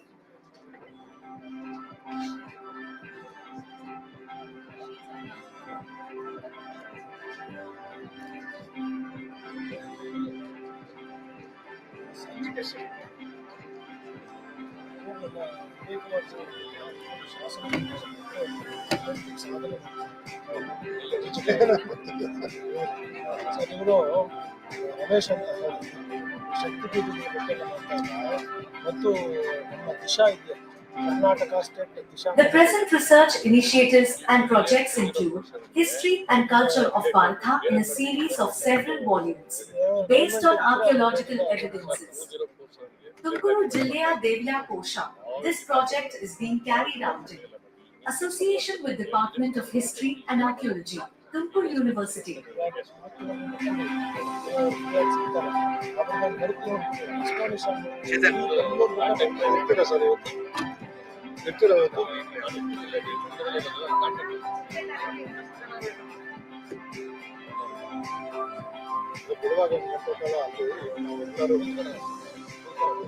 ಇವರು ಶಕ್ತಿಪೀಠಗಳಿದೆಯಲ್ಲ ಭಾರತದಲ್ಲಿರೋ ಶಕ್ತಿಪೀಠಗಳ ಬಗ್ಗೆ ಏನಾದರೂ ಆದರೂ ಒಳ್ಳೆ ವಾಲ್ಯೂಮ್ ತರಬೇಕು ಅಂತ ಒಂದು ಅದರಲ್ಲಿ ಇನ್ಸ್ಕ್ರಿಪ್ಷನ್ ಇನ್ವಾಲ್ವ್ ಆದರೆ ಬನ್ನಿ ಒಂದು ಸೇರ್ಕೋಬೇಕಾಗ್ತದೆ.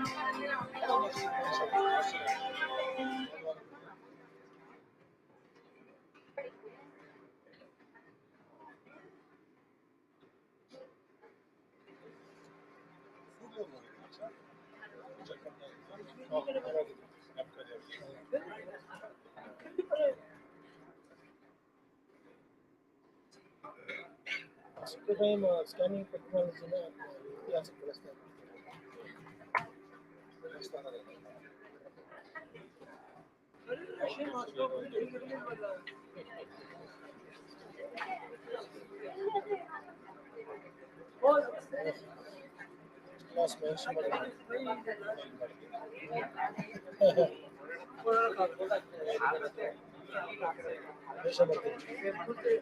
ಏನು ಆಯಿಲ್ ಬಳಸ್ತೀವಿ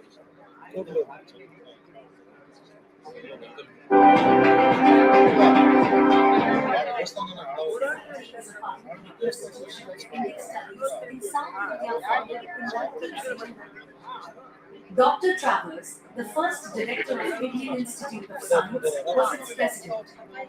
Krishnarasa Vadyar and the royal family and divans like Sir M. Viśvakarmīyavāstu showed active interest in the work, researches and publications including the quarterly Journal of Māyāmata Society. Eminent scholars such as Sir C. V. Raman, Dr. Rajendranath C. Professor Radha Mukherjee, James Brown, Pandit Shivamurthy Shastri were associated with the society. The Māyāmata Society Library has a collection of about 46,000 books and is well known among scholars. It is a valuable and rare repository for young researchers and scholars.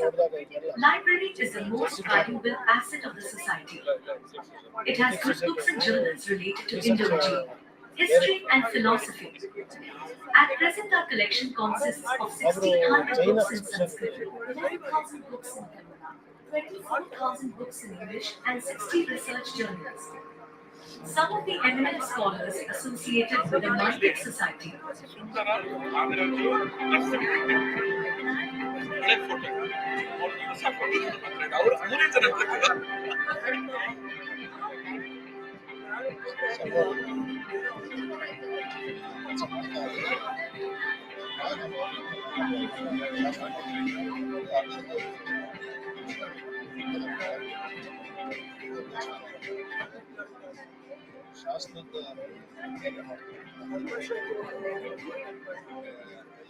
The present research initiatives and projects include History and Culture of Bharata in a series of several volumes based on archaeological evidences.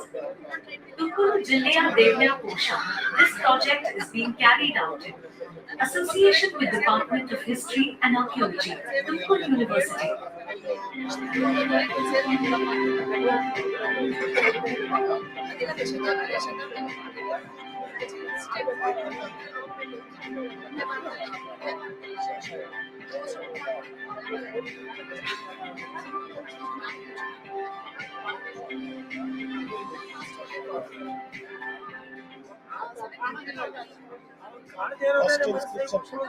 Mentioned Are you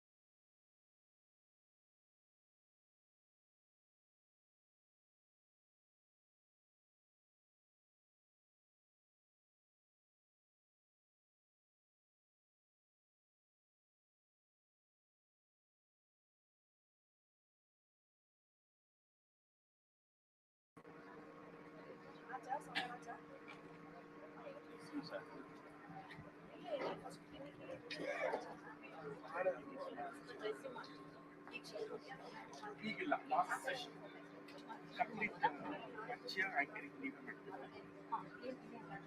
Other master session. First.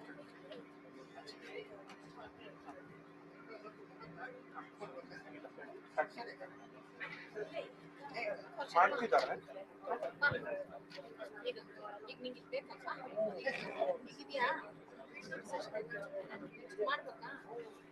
ಅದಕ್ಕೋಸ್ಕರ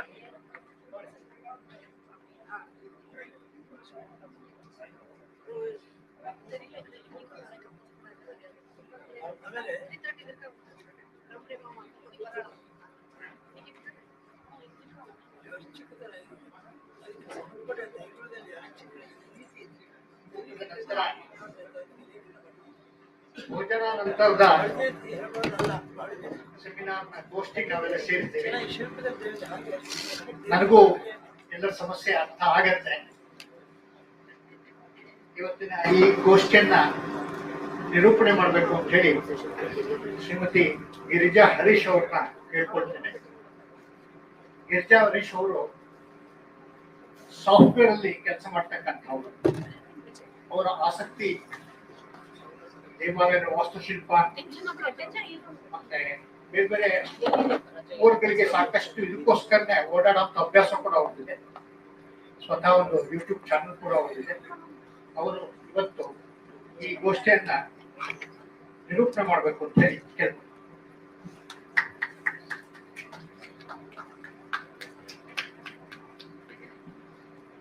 Namaskara. Welcome back to post session after lunch. I know it is it will be pulling us, it will be closing, but we have many scholars presenting 4 more sessions now. Now we are going to have third session of the day. It's about Shilpi Kartavyam by Kala Chennai, Dr. Stavati K. Dakshinamurti from Chennai. I request him to come on stage. I'll give a quick introduction. I know we are running out of time. He holds, Dr. Stavati K. Dakshinamurti holds BSc in Temple Architecture, MBA in Philosophy, Culture and Religion, PhD from Tamil University. He is also an expert Stavati advisor for Hindu Religious Charitable Endowment Department, Tamil Nadu. Managing trustee in Dr. V. Ganapati Stavati's Vastu Vedic Trust. Former expert advisory committee member, Sri Venkateshwara Institute of Traditional Sculpture and Architecture, TTD Tirupati.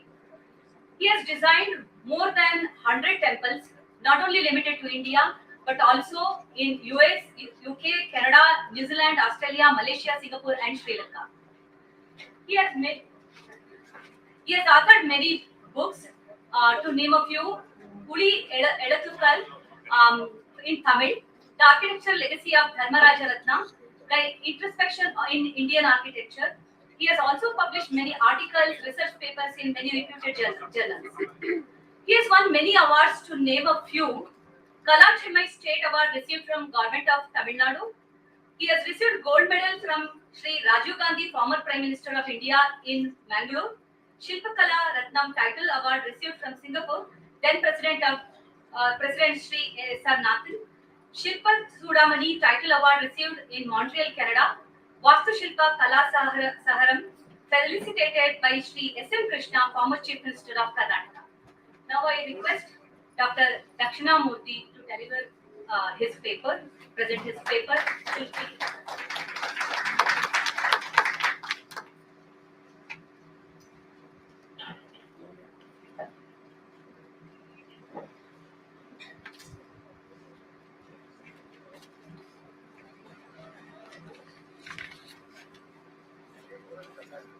My dear scholars,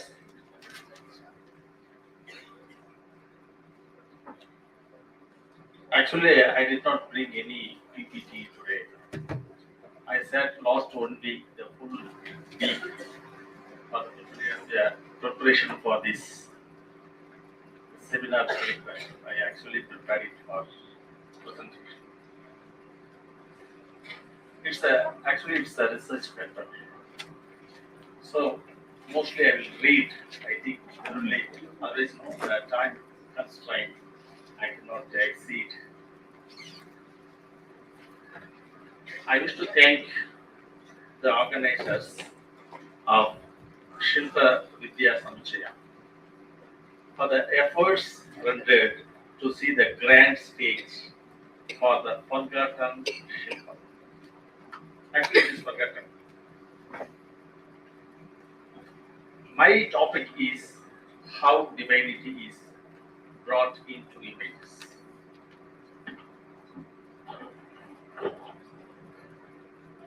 Yeah. I'm not going to talk any mythological points. It's all pure scientific. God or divinity is brought by the ancient Shilpi scientists responsible for the images and temples made on this earth planet. It's a resourceful topic in the need of the hour to understand what the seventh sense is.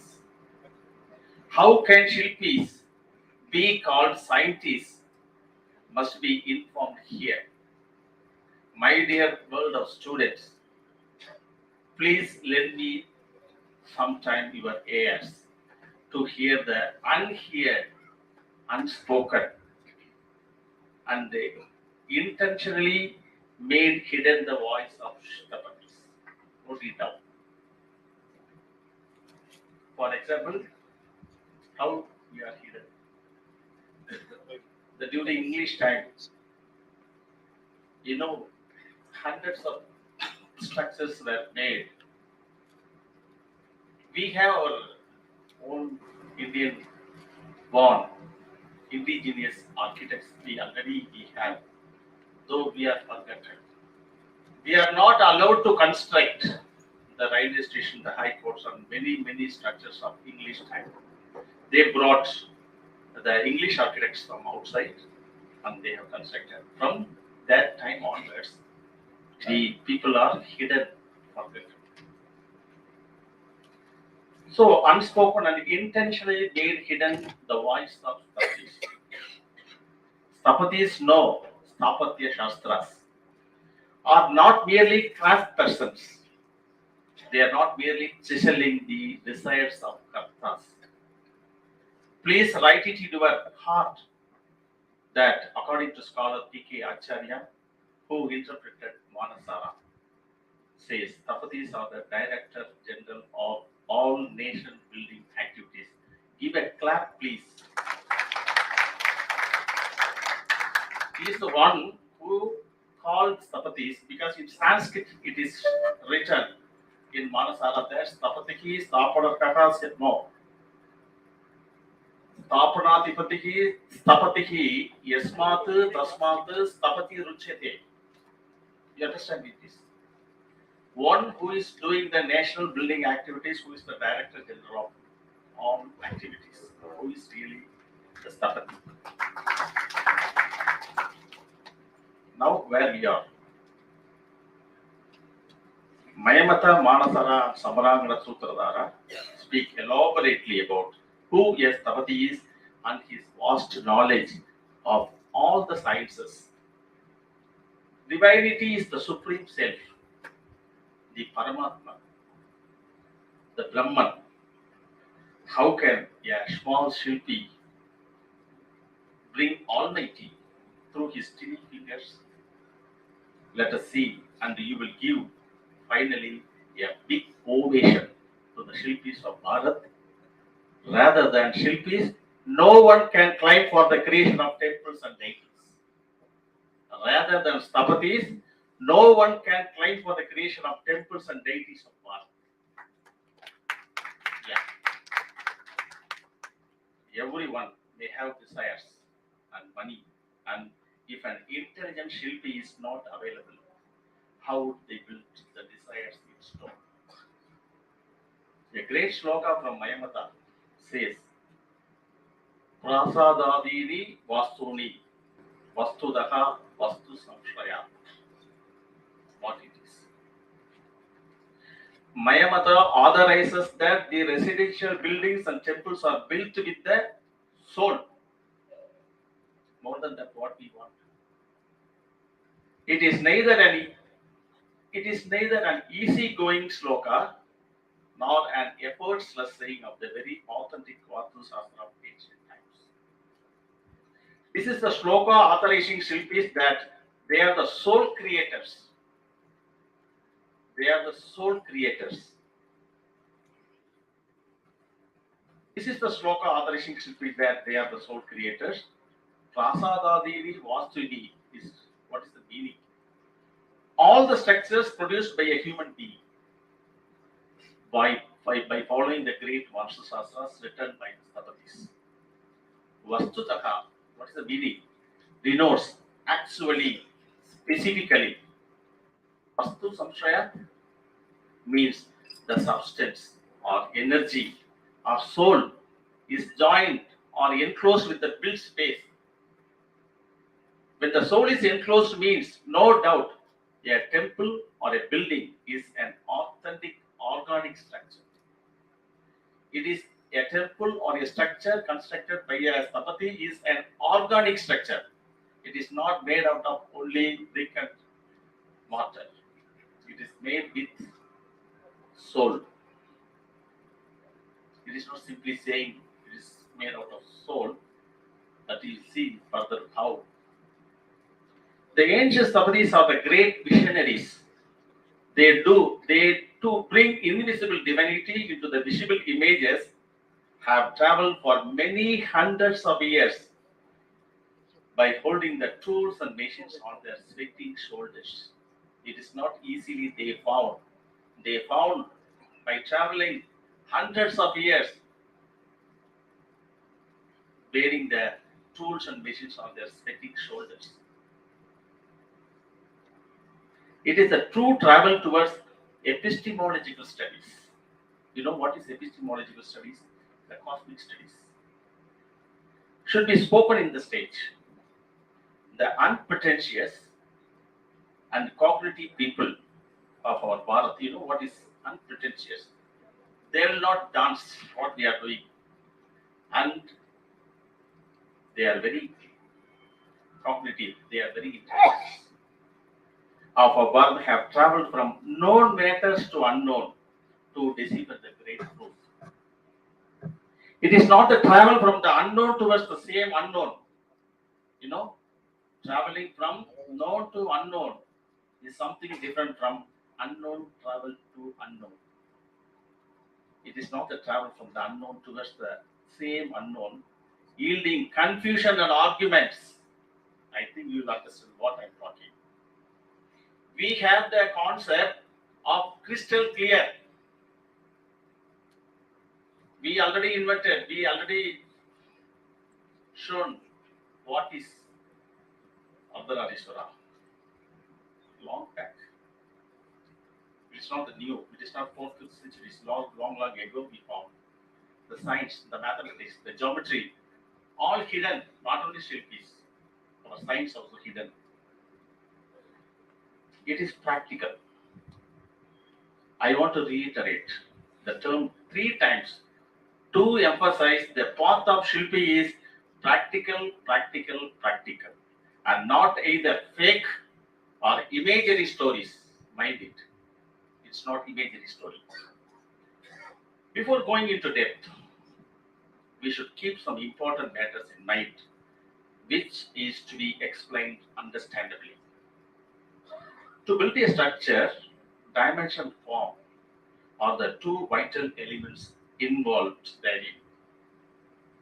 They are scale measures and forms. Dimensions are numerical numbers, whereas form is the physical structure. A physical form cannot be done without the intervention of dimension. Like a word cannot be constructed without a meaning. For instance, a brick's physical form is the volume of the burnt clay. If a dimension is not applied, clay would not become a brick. All very simple matters I explain. In order to explain you, in order to understand you what actually the science behind some tradition. And just if a dimension is not applied, clay would not become a brick. Another example is that it is like a word and meaning in a language. Thus, in Sthapatya, the Vastu is enshrined with Vastu. You know, why I told you that shloka? The previous one I told you, no, this is the continuation of that one. Prasada Devi, Vastuni, Vastadaga, Vastu Samshaya, what that is. There the Vastu was enclosed. The Vastu is enshrined with the Vastu. So, Vastu is physics and the Vastu is life. Now, we will try to understand where the dimensions come from for making worshipping images. A beautiful verse in Viśvakarmīyavāstu Samhita tells that Devalayasya nirmanam, devasya cha nirmidam. You understand? Both are equal. Making a temple also equal to making a deity. Whatever the mathematical geometry, whatever applications we are applying for making a deity, it is equally we are doing for the structure also. This is the science what we adopt. Means the built structure is also a sculpture. Why? Because the abstract structure is configured mathematically on par with the deity's composition.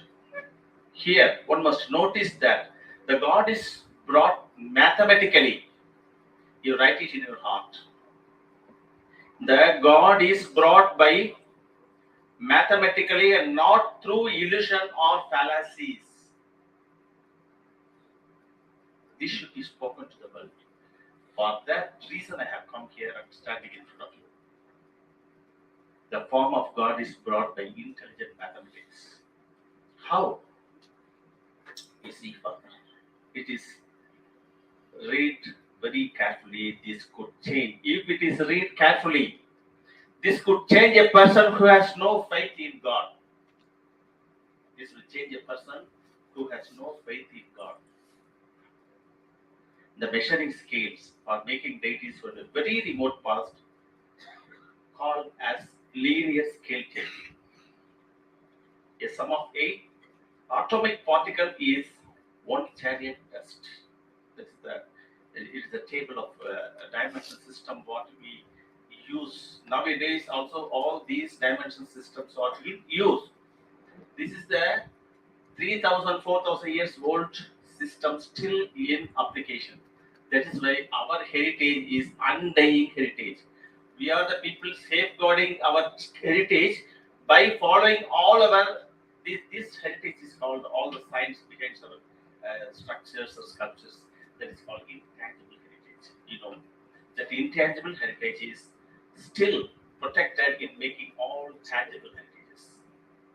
So that table says a sum of 8 atomic particles in 1 chariot is 1 chariot dust. You must clearly have to watch what I am talking. It is the chariot dust. The chariot dust size of measure is equivalent to 8 atomic particles. Chariot dust is termed in Sanskrit Rathareno and in Tamil Thertugal.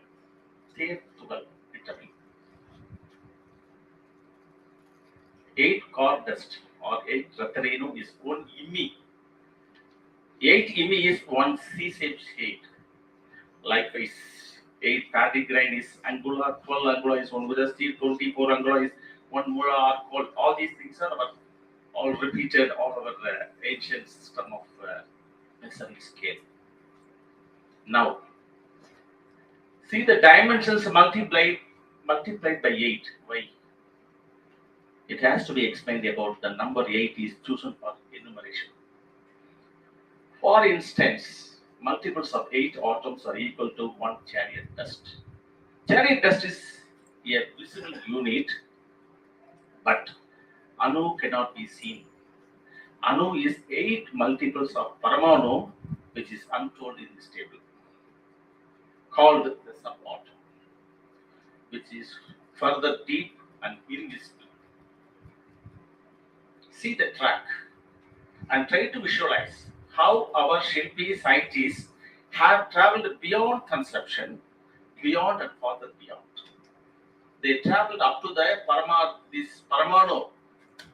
The Paramanu is, please take note, the Paramanu is nothing but Paramatma, Brahman. If you divide the Anu by 8 divisions, out of 8 divisions, 1 division is called Paramanu. It is invisible. My dear audience, this is the mathematics found and applied for making all ancient structures and sculptures. To keep them for an endless living time by beating the natural, I think it's very interesting. To keep them for an endless living time by beating the natural creations, for creating the natural creations of the so-called Brahma. One beautiful aphorism says, Brahma's creations will vanish by time. But Maya's, the creator's creations will long live like Ajanta Ellora and Brigadishwar.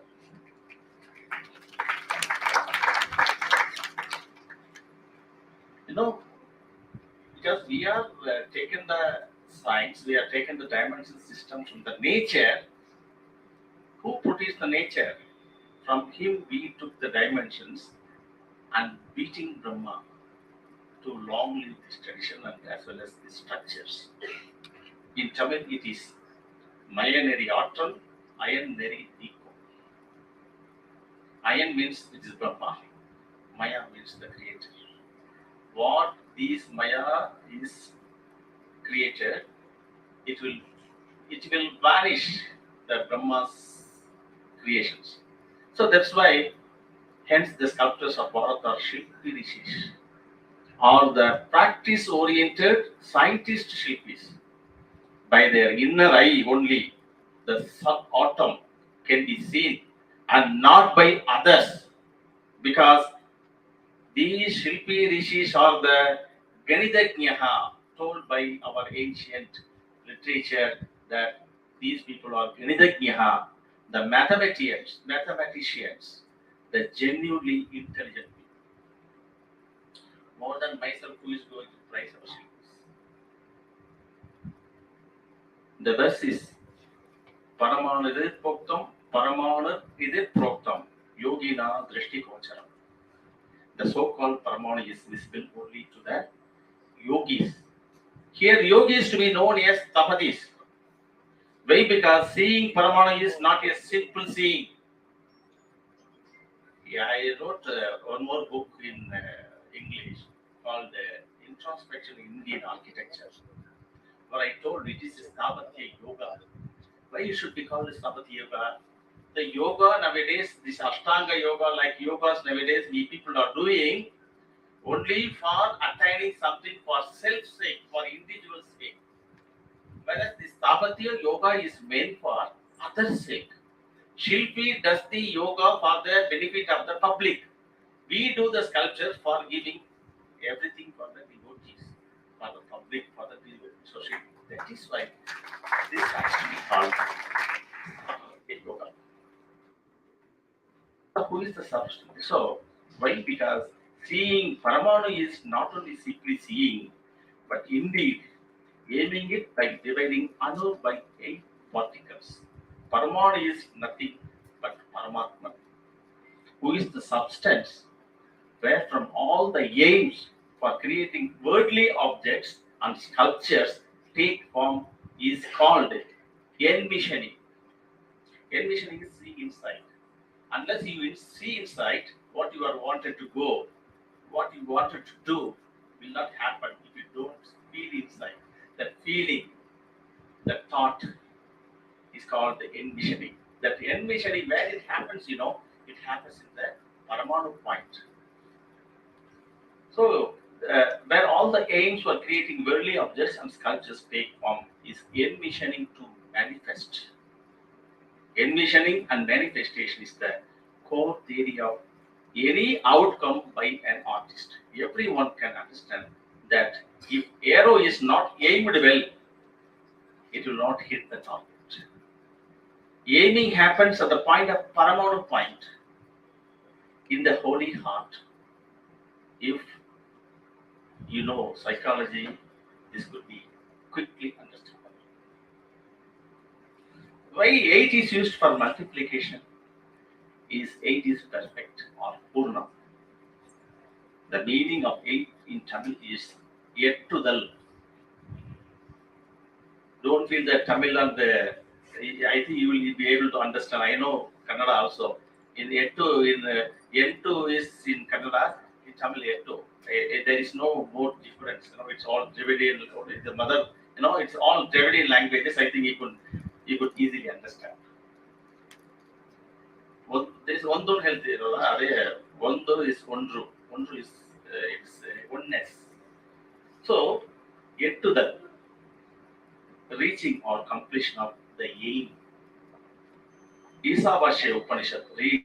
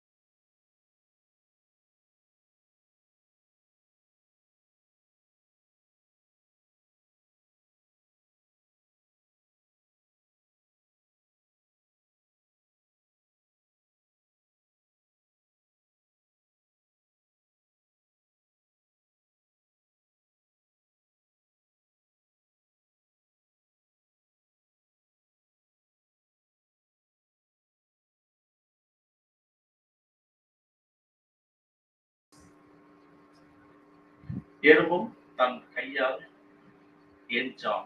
That means the phase, it is multiples of 8 talas. 1 tala is the one face of ant's face, 8 talas, it is equal to 8. It is told 3000 years before.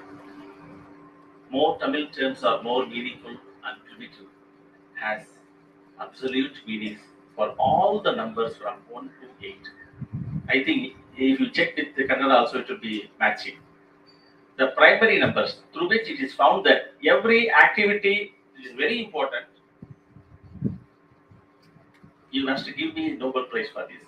That much what I'm putting this in this dice. I have not told anywhere. Tamil terms are more meaningful and primitive has absolute meanings for all the numbers from 1 to 8, the primary numbers, through which it is found that every activity from aiming to reaching, the form attains 8 stages called evolution. It is the evolution of time and nothing else.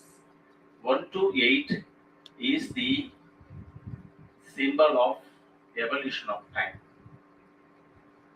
Number 1 denotes oneness, signifies a dot of its.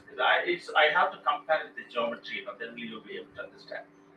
Signifies a dot of a center of a square in a geometry called Brahmasthana, Brahma Bindu, where everything generates. It has to be explained geometrically to grasp easily and exactly. Oneness is all inclusive and it is a substance like a tree encapsulated in one seed. 2 means to divide by 2, where 1 dot becomes 2 dots, which is nothing but splitting on account of creation. Where 1 dot becomes 2 dots, which is nothing but splitting on account of creation. One can understand that 2 dots signify dimension and form to grow. Time and the form and dimension to grow. Likewise, the 1 dot further becomes 3 dots. The 3rd dot denotes friction. We call it mūrti. Mūrdal means it's friction in Tamil. And 4 dots called Nattudal. That means if you just imagine a square geometry, that's the center point, 1, 2, 3, 4 corners. If you pick the 4th point, is called the Nattudal. That means it's like it will look like a pillar leg. And why we do all these things means we have to design, the 5th, we have to go for to the 5th, 6th, and 8th to reach the destination. So, for dots are forming a square geometry with diagonal points by adding the 5th point called Aidal. 5 means Aidal means it's just this preparedness. It's start rotation. Unless it rotates, things will not move. Means evolves. Aru, the 6 means preparedness. That is Arudal. Yelu, the 7 stands for jumping up. Yelu. And the 8 is reaching the aimed goal. The jumping line for attainment is a perpendicular Brahma Sutra, for which I am explaining all these things. The central line passing through at the center of the Garbhagriha, at the place of Brahmasthanam, that sutra is called the Brahma Sutra. That becomes later Shivalinga, that I will tell you. Thus, thoughts become things. This is the activity numbered and geometrized for every activity, all the dimensions. Because in our language, we can easily understand it has its meaning itself. We don't want to go to the dictionaries and ask many people.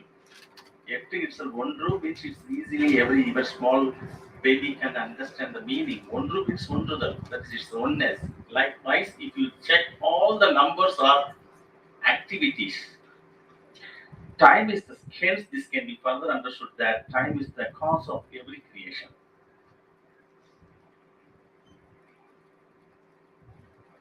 Aindiram, we have a beautiful text called Aindiram, you must read.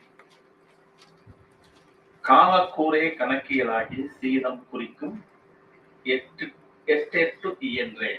It is the science. For example, if a seed is, next I will explain you, I don't want to bore you. For example, if a seed is planted and takes about 6 years to grow 8 feet, if a seed is planted, it will take 6 years. Suppose it will take 6 years to grow 8 feet. The time spent in 6 years and the height grows 8 feet. It is all examples I'm going to narrate what is time. Here the time measure is 6 years and the linear measure is 8 feet. Linear measure, the time measure. You just think about both. Time is to be equated to height. Time is equivalent to height. What a great epistemological mathematics our ancestors found and they introduced in architecture and architectural music too is something different, It is applied in the music also. Yes, the music contains time units called Tala Ganidam. The same term Tala Ganidam is followed in making a physical form for architecture also. Hence, architecture is visual music and music is the audible architecture. It is interesting to note that our literature further detailed the same linear table units or audible table units also in the form of Kala Ganidam. Anatukal becomes Anuswaras. Teertukal length is also Teertukal Kalam. I told you already, Teertukal, Mimmi, Yellow, all only linear measures. The same one is available for time measure also. So likewise, Immi length, Immi Kala, Yellow length, Yellow Kala, the linear measure is equivalent to time length. This is the science found in our Vastu Shastras. One another significant reason to be explained why the visible Teertukal of the chariot dust size is identified. Why this Teertukal is identified? As a benchmark visible size for creating other sizes and to establish size of indivisible Paramana. We hear about Tejo Mayam Brahma. It is the Upanishadic word. The God is in life form. The traditional dimensions derive from the light particle to make lively light gods. That's all. It is not magic, and the God forms created on the earth are created by God's science, is created by human being. I want to reiterate here, as told in the literature, that Bhagavat Jnanam is Bhagavat Vijnana. Hence, why not be called ancient scale system produced objects or their organic structures? For human creations, column is the factor, column itself changes into material forms. Now I am going to finish. Very importantly, you have to watch. This is the final page. Time or periodicity is a worshipable word in the whole world of human life, which is told in literature as Mūrastambha, exhibited at Brahmasthana of Garbhagriha, can also be called as Kalastambha, is very essential one to study. Also will help to understand about the science of Vastu Shastras. This is the great vital and immortal energy invented by our Shilpi ancestors. In another way, Kala is the representation of goddess Kali. Time only generates, operates, and destroys. The abbreviated version of English term God for the three attributes of time. This Jiva or Shiva narrated in Linga form of vibration. Vibrant time represents the Linga with square, octagonal, and I think you will all know mostly Linga is formed with the square at the bottom, the stem, octagonal, circular. I don't want to explain all these things. That all narrated in Linga form of vibration that represents the vibration. Vibrant time represents the Linga with square, octagonal, circular geometries. Time is geometrized. Top view as chakra and in elevation Linga or Stambha. Kala chakra, while in top speed, represents circle. Circle shows the attribute of tamasic guna. Its reduced speed is an octagon, and in stillness it is a square geometry called sattvic or brahma bhaga or nakara. Time's vibration is a perfect modulation called rhythm, where in the graceful dance of Shiva is born. You know, I want to tell you where the dance of Shiva is taken birth. It is taken birth out of Shivalingam. Dance of Shiva is born and exhibited as Nadaraja. Rajaraja's inscriptions say the grand Linga of Tanjavur, big temple, is Adal Allah. I hope you could accept that science is the resource of Indian architecture and nothing else, where Kala Brahman is the Sukshma Linga installed at the center of Garbhagriha. The Sthula Linga is the grand Garbhagriha, where the geometries influenced the structure. So Linga worship is time worship. Hence, Linga is intelligently designed. The knowledge for creating such wonderful form is intelligence, and which is only genuine intelligence. There is no artificial intelligence. And indeed, the term artificial intelligence is a false terminology. A beautiful verse of Purva Karanakama states, more importantly, that where the perfect dimension followed for making deities and temples, the Almighty will come spontaneously into the image. That is called Manena Nirmide Bimbe Swayam Avadi Devata, means the statue, the deity or a structure is prepared, chiseled according to the Mana Lakshmana, what told in the Vastu Shilpa tradition. If it is followed, the divinity will come itself to the deities.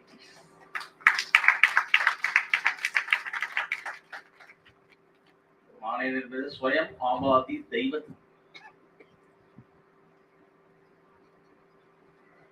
On this fine occasion, I wish to bow my heads to the sculptors and architects of Bharat, called Stapadis, and wish to garland everyone for remembering their services rendered by all our ancestors to the well-being of humankind. In my paper, I have brought up some valuable matters on Shilpa, and hope this will take you to further to decipher the undying glory of our Bharat. I want to explain some of the researches here. I want to make a note here because this is called science of sculpture. What I explained. This is called science of architecture. In the morning session, I viewed somebody to the first scholar who told, must be to read carefully instead of seeing it superficially. So I have seen many researches on superficial research. All it is called, superficial research should be stopped. You have to go into the deep science. We have number of Vastu Shilpa Shastras. You don't go, if you are not getting the Vastu Shastras or Shilpa Shastras, don't worry.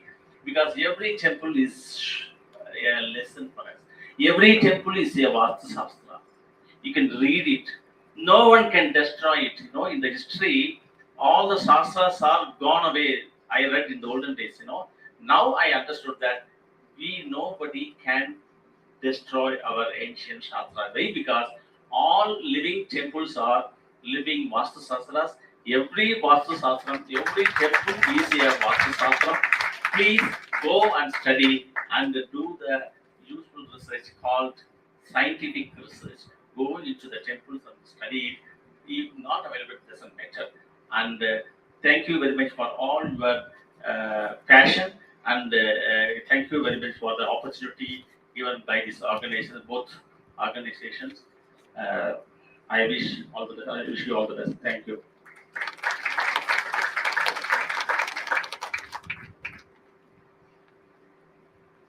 It's an enriching experience listening to him. I wish we had enough time to listen to him continuously. No, but it was absolutely fine. I'm sure all of us, the next time when we go to temple, we have a different perspective and different eyes to look at it. Thank you so much, Dr. Dakshinamurthy, sir.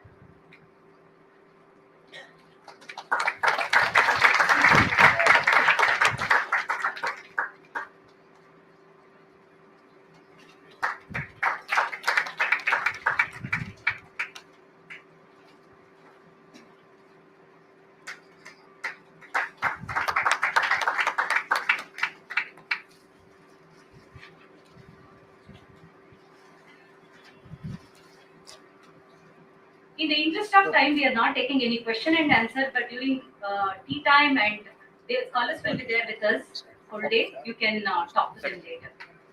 Our next session is about Shakta Shilpam by Dr. Agastya Deepthakar. He will be presenting the paper. A brief introduction about Dr. Agastya Deepthakar. He has done Masters in English from Viśvakarmīyavāstu University, MPhil from Jadhav University, PhD from Jamila Millia Islamia. I would like to invite Dr. Agastya Deepthakar on stage. He is the coordinator for Center for Indic and Agamic Studies in Asia, Tantra Foundation, New Delhi. Working as a part-time lecturer in Sonarpur Mahavidyalaya, worked on a project under the School of Women's Studies, Jadavpur University. He has many publications: Vaishnavism's Dialogue with Tantric Shaktism in Bengal, Shiva's Concert and Creatrix, Evolution of the Goddess Tradition with the Shakta Appropriation of Shiva Myths, Shiva's Concert and Creatrix, Evolution of the Goddess Tradition with the Shakta Appropriation of Shiva Myths. And he has been awarded the Anjali Nandi Memorial Prize of Viśvabharati. Now I request Dr. Agastya Deepthakar to present his paper.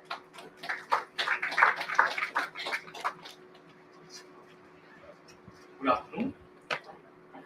Heartiest thanks to the organizers, the Mythic Society and Chandana Art Foundation. The title of my paper is The Throne of Corpses. Okay, the paper basically explores the iconographic tradition of the Shakta traditions, referring to the visualization of Devi as enthroned upon the corpses of male gods like Brahma, Vishnu, Shiva, and others. And as my study primarily focuses on the myths, cults, and symbolism that weave into such visualizations. So my paper's engagement with Shakta art will primarily be like in terms of its content, the symbolic content, rather than stylistic technicalities. Like which, like I'll be covering the first aspect now. Hello. Yeah. So almost all of us are familiar with the visualization of, say, Lalita Tripura Sundari as enthroned upon the Pancha Brahmasana, Brahma, Vishnu, Rudra, Ishvara, Sadashiva, or with Kali as standing upon the supine corpse of Shiva. Now, leaving all mythological accounts apart, it is customary philosophically, like in terms of mainstream philosophy, to apply a modified Sankhya-based explanation, a Sankhya-based interpretation in terms of the doctrines of Purusha and Prakriti, that Shiva being the static Purusha and the Devi is Prakriti. In more filtered tantric context, however, this duality of Purusha and Prakriti will be dissolved into the non-duality of Shiva and Shakti. However, these readings, as my paper will argue, these ignore the larger context of the Shakta Tantra's positioning within the scriptural canon that establishes a hierarchical order of texts. Now, this provides a complex matrix of philosophical discourses which actually weaves into the iconography of Devi. So, before getting into the iconographic details, I'll be just giving a short analysis of the context of the Shakta Tantras. Now, referring to Alexis Sanderson's observations in the context of Kashmir, now the Tantras of Kali mark the culmination of goddess centrism, crystallizing within what is called the Mantra Marga. So, prior to the Mantra Marga, there was an Ati-Marga system of Shaivism, which was mainly based on the ascetic form of sadhana, like centered on the cult of Rudra, a solitary figure of Rudra with no female deity around, and he was worshipped for liberation. The Mantra Marga emerged from the Ati Marga later, but although it came later, it claimed to belong to a higher form of revelation because the Mantra Marga had access to both liberation and also Siddhi. So since we can afford you both Siddhi and Mukti, so why don't you recognize us as superior to yourself? In the Mantra Marga, gradually goddesses began to enter. But the Mantra Marga later got subdivided into various other forms. You have the Shaiva Siddhantas, the dualistic Shaiva Siddhantas, Sadashiva the central deity. Then the Kapalika system with Bhairava Tantra, Bhairava being central. Now the Shaiva Siddhanta, they were more conformist to the smarter norms, the Shaiva Siddhantas. The Bhairava Tantras would say, see, like we are more heterodox and we have access to higher form non-duality. We like the Kapalika form, the Bhairava Tantras, they involve heterodox rituals, esoteric form of sadhana. So they claimed an access to a higher form of non-duality. And gradually from the Bhairava Tantras, we have the Mantra Marga, Vidya Marga, then finally chitrakarama. Summing it up closely, first we have within the Mantra Marga, the Shaiva Siddhantas with the solitary figure of Sadashiva, then the Bhairava Tantras, then as one goes higher, the Trika and the Krama. And as we see, as we go higher, goddesses begin to gain predominance above the male deities. Now, this entire scheme, the first slide, please, the first slide. Yeah. Second, yeah, this one. So here is the Trishulabhya Mandala, a central symbol of Trika Shaivism. Now, summing up the Trika doctrine, so the entire cosmic, the entire scheme of elements in the ontology, has been categorized in terms of 36 tattvas from Shiva to Prithvi, Shiva, Shakti, Sadashiva, Ishvara, Shuddha Vidya, Maya, then down the 5 Kanchikas, Purusha, Prakriti, then the 25 tattvas of Samkhya. Then, as in the tantric system, the body is treated as a microcosmic version of the macrocosmic universe. So this Trishulabhya Mandala, which contains all the 36 tattvas, it becomes a microcosmic version of the body itself. So you see the stuff below. The stuff below, it contains all the tattvas from Maya to Prithvi. Above it, like you have the Vidya Padma. Now the Vidya Padma is located here in the Agya Chakra, place the Agya Chakra. And above the Vidya Padma, what is visualized is a reclining figure of Sadashiva. And Sadashiva being the deity of the Shaiva Siddhantas. The reclining figure of Sadashiva. But does it end here? No. Trika claims to belong to a higher, like a higher stream of revelation. So beyond Sadashiva, what we see that from his navel, you have the three prongs of the trident arising. And upon the three tridents, there are three lotuses. was Unmana, and above these lotuses there are three goddesses Para, Parapara, and Apara upon their respective Bhairavas. Para upon Bhairava Sadbhava, Parapara on Ratishekara Bhairava, and Apara on Navatma Bhairava. Now, so you can see the hierarchical scale. Finally, what happens? These three goddesses, they converge into a fourth part, the ultimate part, which is Kala Samkarshini. Kala Samkarshini or Kali. And that is where Trika converges into Krama. Now, I'll be gradually coming to iconography. Well, yes. So, what does, like, as we rise higher, the male deities, the subsided female deities grow into prominence. So, as Alexis Sanderson says, the intensification of power, this heterodox, involvement with this cult of power, is expressed in the language of ritual as the gradual emergence and eventual autonomy of Shiva's concert. In the Siddhanta, this feminine essence is suppressed to the extent that in daily ritual, only the male polarity is worshipped, which is Sadashiva. In the Bhairava teachings, Shiva transcends this mild form and is joined in worship with this concept in the form of Agureshwari. So here in the Bhairava teaching, Shiva becomes Bhairava and he transcends the state of Sadashiva. So you see the iconography of this Swachhanda Bhairava, he's standing on the body of Sadashiva, and Sadashiva is bowing down before him, and on his shoulders Swachhanda Bhairava is standing.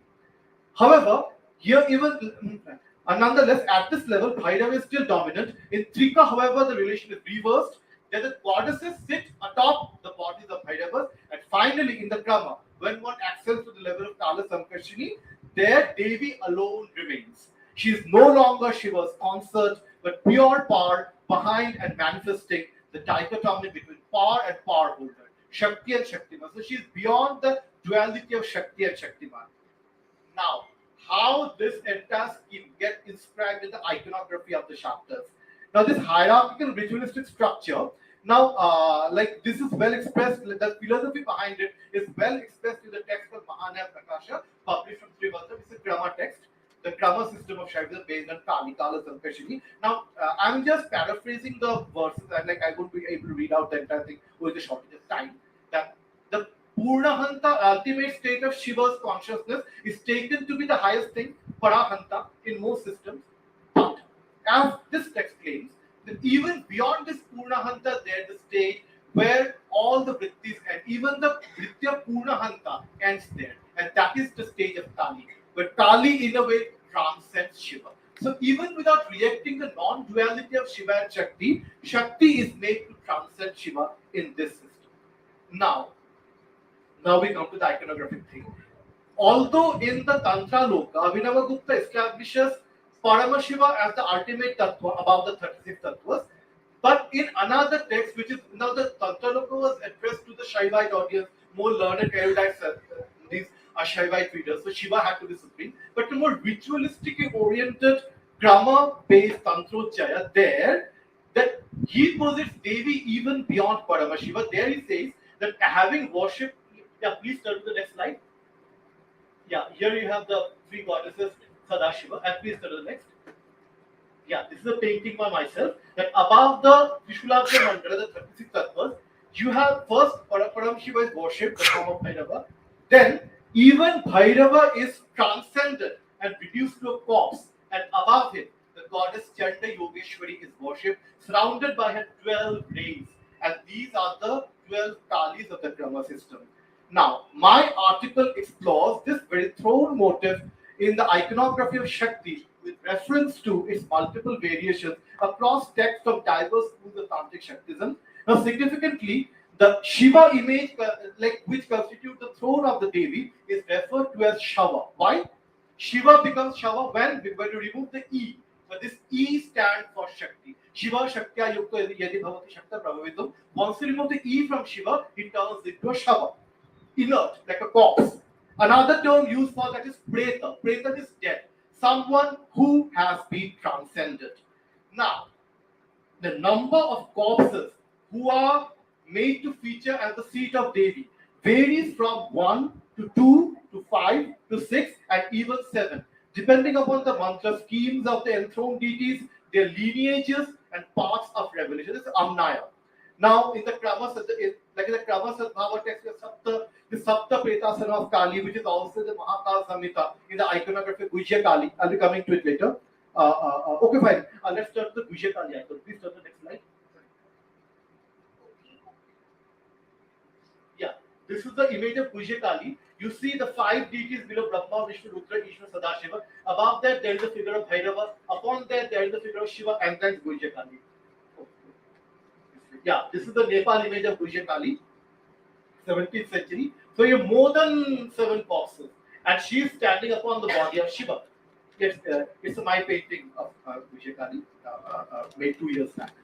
Okay, now the 16th, 17th century text, the Shakti Sangama Tantra, provides an order of correspondences between the number of corpses and the Vidyas, goddesses enthroned upon them. So, 5 corpses, this Pancha Preta, are to be worshipped with the Shri Chakra. When the worship is done the Shri Chakra, 5 Pretas are worshipped. 6 in the Shat Sambhava. In the Shat Shambhava system, 6 corpses are to be worshipped. In Gujya Kali is said to have 7 corpses.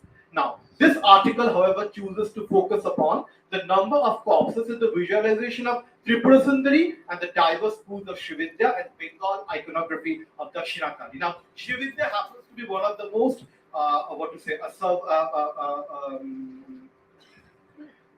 philosophically sophisticated forms of, like the surviving forms of Tantric Shaktism. Now, or it thrived in the Kashmir, like the Kashmir region from that came to South India and evolved a different school of Samayāchara. Now, like in the ontology of Śivavidāya, most articulated to the Nitya Shodashi Karna, it puts forth a very Shakti-centric like a doctrine of this theological doctrine that when Shakti, having absorbed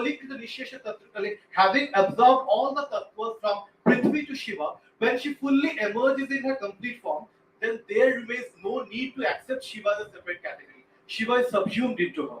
Because Shiva without Shakti is incapable of performing any function, and Namana Dhama Vidya, Shiva without Shakti has neither a name nor a dhama, an abode. So, now in the iconography, please turn to the next. Sorry. Yeah, in the iconography of Tripura Sundari, she is visualized standing, like seated upon the 5 corpses of Shiva, 5 deities presiding over the 5 activities of Shiva: Srishti, Sthiti, Samhara, Tirodhana, Anugraha. Srishti and Samhara is clear, Tirodhana is withdrawal, and Anugraha is grace. So, presiding over Brahma, Vishnu, Rudra, Ishvara, and Sadashiva. Now, the Jnanarnava Tantra gives it features a long passage, explains how each of these deities, they are incapable of performing any function without Shakti. So they are all Pretas and Shakti sits upon them. Why she is enthroned upon them. Now, the symbolic implication of the 5 deities, there are other images. Yes, this is a Tanjore painting of Tripura Sundari of the Pancha Brahmasana. And yeah, and here you have myself, very sorry, I think I've discussed just, but since, now, the symbolic implication of the 5 deities is extended further to include all the pentadic dimensions of the universe, the 5 elements, Chiti, Apte, Manuvyom, and the 5 states of consciousness, Jagrat, Swapna, Sushupti, Turiya, and the state beyond, Turiyatita. Now, thereby, the throne thereby encompasses the entirety of existence with a goddess posited on its summit, transcending yet containing everything. Now, the Devi Bhagavata contains a verse which says that Brahma, Vishnu, Rudra, Ishvara, and Sadashiva are the 5 great corpses stationed at my feet. The Devi is declaring this. They embody the 5 elements and the 5 states of consciousness. I myself am the unmanifest supreme consciousness beyond them all. Now, in South India, like where she is called worship Lalita, in the form of Lalita, like sitting on the Pancha Brahmasana, these are the versions, these images. In the Bengal version, however, we see a significant number of additional features. Number 1, yeah, I'm turning to the Bengal version of the image. This is a painting by myself with Lalita sitting at the Pancha Brahmasana, the 5 deities, the 5 aspects of the 5. Yes, in the Bengal version, number 1, in most images, Ishvara is replaced by Indra. Number 2, the number of deities in the throne is extended from 5 to 6. Sadashiva, as we have seen in the previous images, Sadashiva, who in the Panchapretasana model is seen in a reclining posture in his role as a plank. You see here? Yeah, Sadashiva is reclining the plank. Now, he comes down and joins the other deities, so the number is extended to 5. Instead of 4 deities below, the 4 deities of pedestals, you have 5 deities below, and here Sadashiva joins in his dhyana form with 10 arms and 5 faces. In place of Sadashiva, another Shiva image is added, and this is Parashiva, not Sadashiva. The reclining Shiva is Parashiva. And number 3, the goddess does not sit directly upon the plank deity. It's a Phalaka. Plank deity. Now this is totally like this whole composition is a throne. The deities below are the pedestals of the throne, and the deity lying above is the plank to sit upon, the Simhasana. Now, the goddess does not sit upon the plank deity directly, but upon a lotus emerging from his navel. Since the lotus is not visible owing to this garlands and all, I have just produced this image. It's a 19th century Bengal lithograph.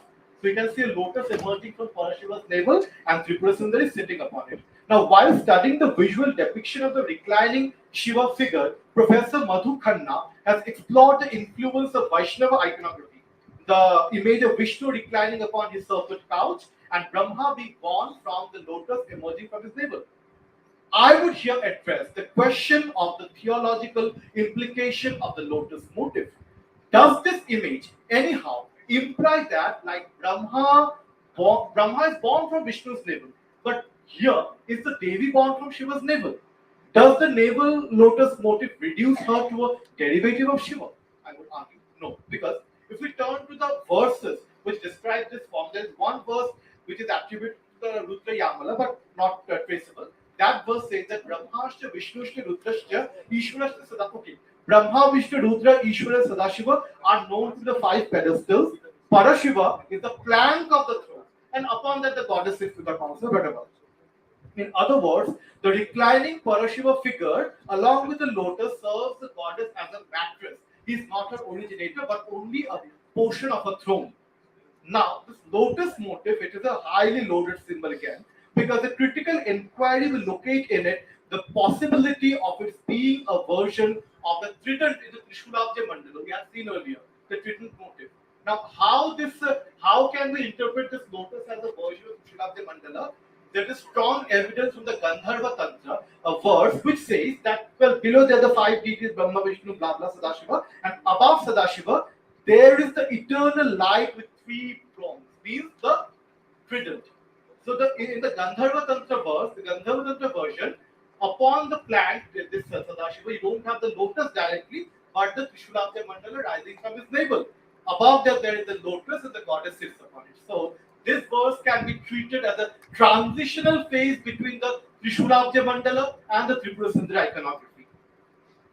Again, as we have seen in the second slide, the Vidya Padma is located here in the Agya Chakra, and Sadashiva is lying upon it, and above that the 3 lotuses are seen.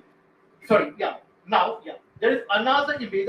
Now the Bengal Shat Shivasana, this is not Panchapretasana, but Shat Shivasana with 6 Shiva figures. In the Bengal Shat Shivasana figure, it is actually read in terms of the Shat Chakra, Brahman, Muladhara, Vishnu, Swadhisthana, Rudra on this Manipura, then Ishwaran, Anahata, Sadashiva, Vishuddha, Parashiva in the Agya Chakra. So, just as Trishulabdya Mandala, Sadashiva was reclining on the that is Vidya Padma. Here too you have Parashiva reclining on, not Paramashiva, mind you, Parashiva, to be distinct from Paramashiva, on the Agya Chakra, and above him, Kameshwari, Paramashiva and Parashakti. Now, besides this unique visualization of the goddess's throne, featuring the navel lotus of Shiva is spread across Bengal and also Nepal. You see a Nepal version of the image now from the 17th century. So here too you have this navel lotus. So this is enough evidence to claim that Śrividya came to Bengal not from south but from Nepal. Now, I would now turn to the visual depiction of Tripura Sundari's equation with her Bhairava, Kameshwara. Now, Śrividya bases its theological or rather the ontological doctrines on the Trika Pratyabhijna system with, however, significant additions. Now, in the Trika system, Shiva and Shakti are identified as Prakasha and Vimarsha. That is the light of consciousness, which again is always vested with the power of reflexive self-awareness. The light is consciously what is reflecting upon itself, just knowing itself as I, aham. And that power of reflexive self-awareness is Devi. Without it, light would be no light. It would be aprakasha. So Shiva and Shakti in union of Prakasha and Vimarsha. And in Śrividya, like this concept is used to develop the concept of Kamakala. That is, Shiva and Shakti penetrate each other and evolve as two bindus. White bindu and red bindu. Prakasha bindu, Vimarsha bindu, and the Vishwa bindu. And together they form the triangle of desire, the Kamakala.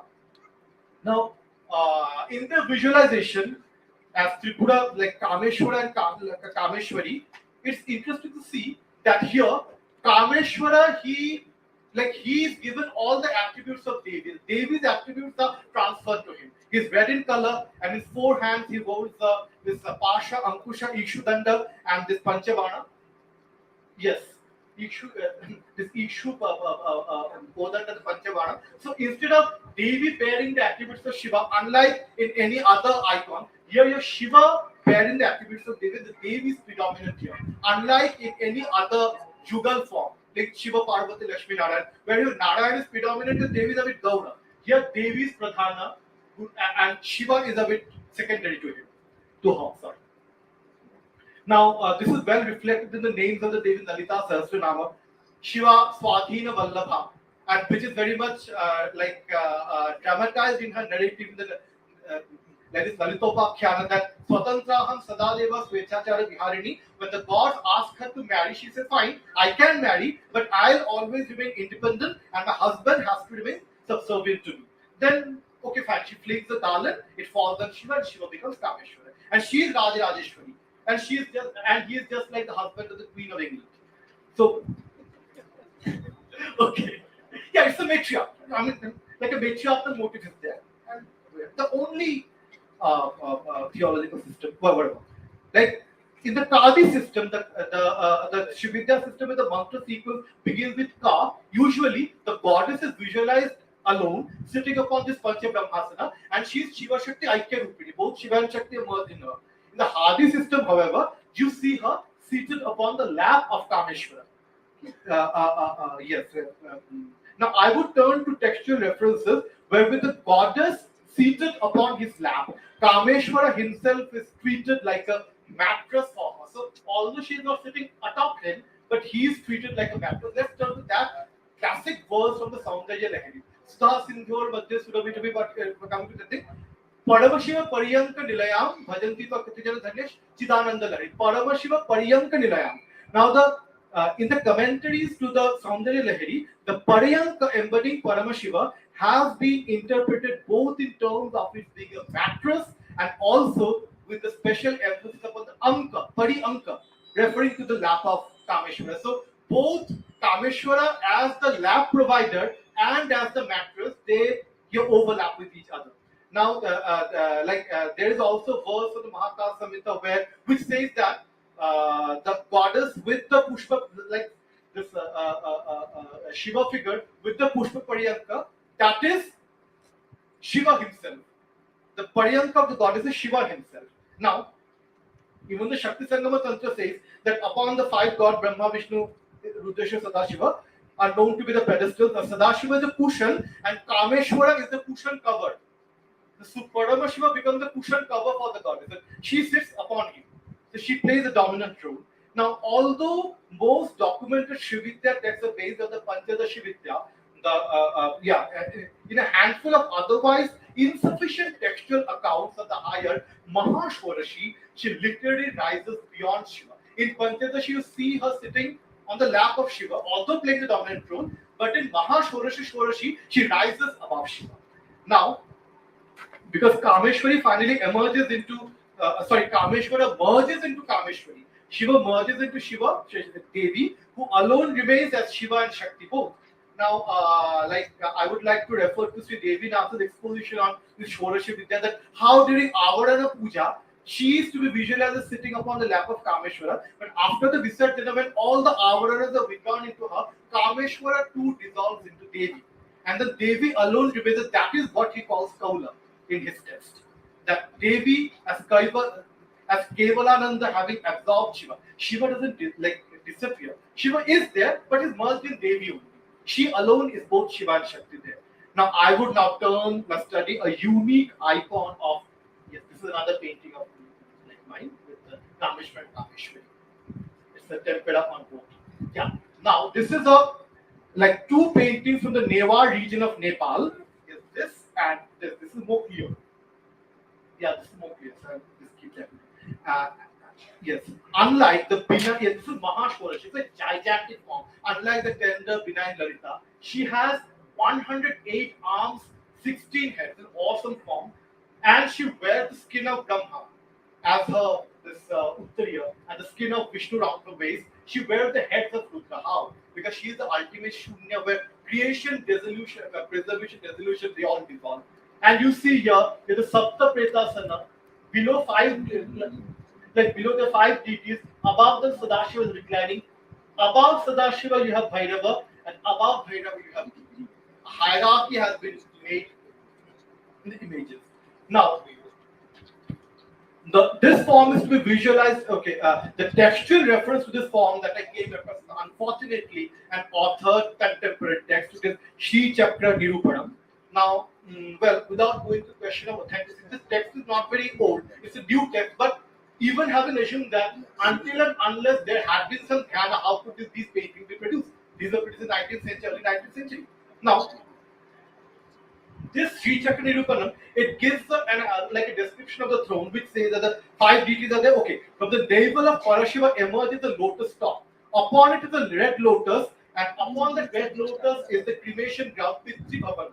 This Pitrivana. And on this cremation ground, Bhairava decides, is reclining. Atop Bhairava, we have Devi. Now, secondly, unlike the Panchadashi icon, in which the goddess sits upon Shiva's lap, here she is upon Shiva, like Kali. And this is to be contextualized in terms of this Mahashorashit mantra's inclination towards the Krama system. Because here she presides over the Bhasa chakra, which is one of the 5 chakras of Krama. Srishti, Sthiti, Samhar, Anakhya and Bhasa. In Trika you have Srishti, Sthiti, Samhar, Tirodhana, Anugraha. In Krama, Tirodhana and Anugraha replaced by Anakhya and Bhasa. But in this scheme, both Trika and Krama, they converge because she is Bhasa Chakra Vishwari at the same time Anugraha Murti. So Bhasa here corresponds with Anugraha.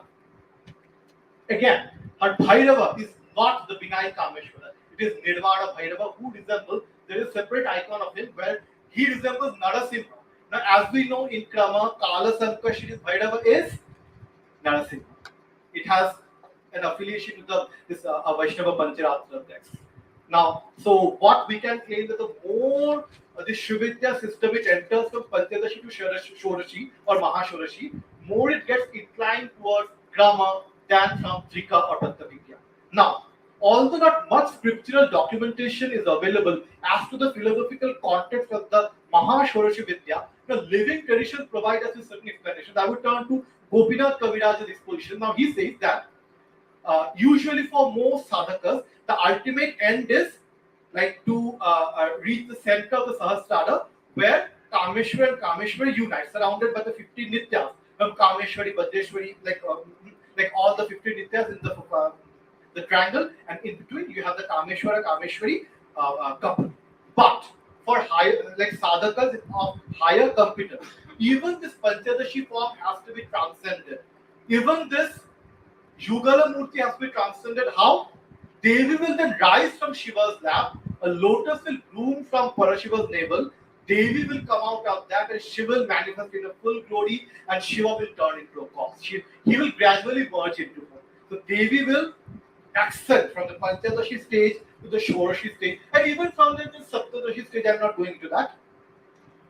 Now, this involves the process of Nabhi Dhauti, where Shakti leaves the lap of Shiva through a lotus emerging from his navel. Okay, now we turn to the iconography of Kali in Bengal, as Shrikula and Kalikula are the still most surviving traditions of Tantric Shaktism. the core problem with the texts of Bengal Tantra is that unlike Śrividya, Bengal has hardly any textual canon, and all what we have are fragments and like fragmented accounts, floating accounts, and we are hardly provided with any hermeneutical tool to interpret them. However, now, for example, the Todala Tantra gives them, this is a Mahashorishi painting by myself. I made it in the year 2015. What happened? This is the Bengal icon of Kali, standing upon the corpse of Shiva. Now, in the Todala Tantra, there is an explanation of this icon. Devi asked, why is she, why is Kali Shavaruha? Then the explanation which Shiva gives is more or less same as what we have studied earlier, that without Shakti, Shiva is a corpse. That without, when Shakti leaves Shiva's body, he turns into a corpse. The problem is that these texts, they don't provide. Now, this is a fundamental Shakta doctrine, but it doesn't, this passage in the Todala Tantra doesn't distinguish between Mahakala and Sadashiva. Now, it might apparently seem that the Bengal tradition had no connection with the Kashmirian thing, but here, when texts fail to provide any explanation, iconography takes us to the history of the goddess, because there is another, here is to another image of Kali. This is the Siddheshwari Kali temple, the Kantaniya Kali from Kolkata. Yes. Another version of Kali temple is where, of Kali icon is where you have two figures below Kali. First, you have the reclining figure attached, the Shavarupi Mahadev. It is Sadashiva. Sadashiva Mahapreta Padmasana. Above him, there is Mahakala reclining, and atop Mahakala, Kali sits atop Mahakala, engaged in Viparita Rati. This means a mode of sexual union where the female plays the dominant part. Now,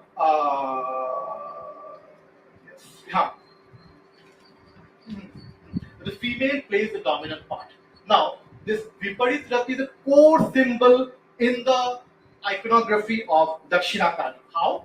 Because, as the Tantras explain it, here, when Kali, at the art of creation, when she first desires to create, she is the form of Shunya. She first perceives her own reflection, and from there, she produces Shiva from her own imagination, and having produced him, she unites with him, putting him in.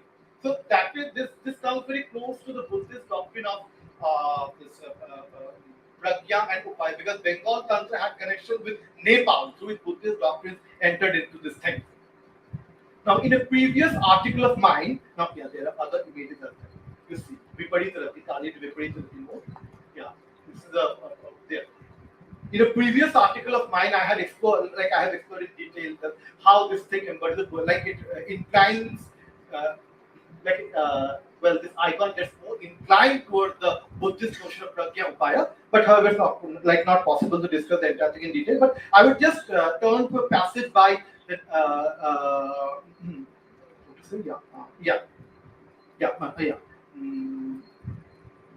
in this context, I referred to a verse quoted by the 19th century charismatic saint Shivachandra Vidya. This is the image worshipped by Shivachandra Vidyana.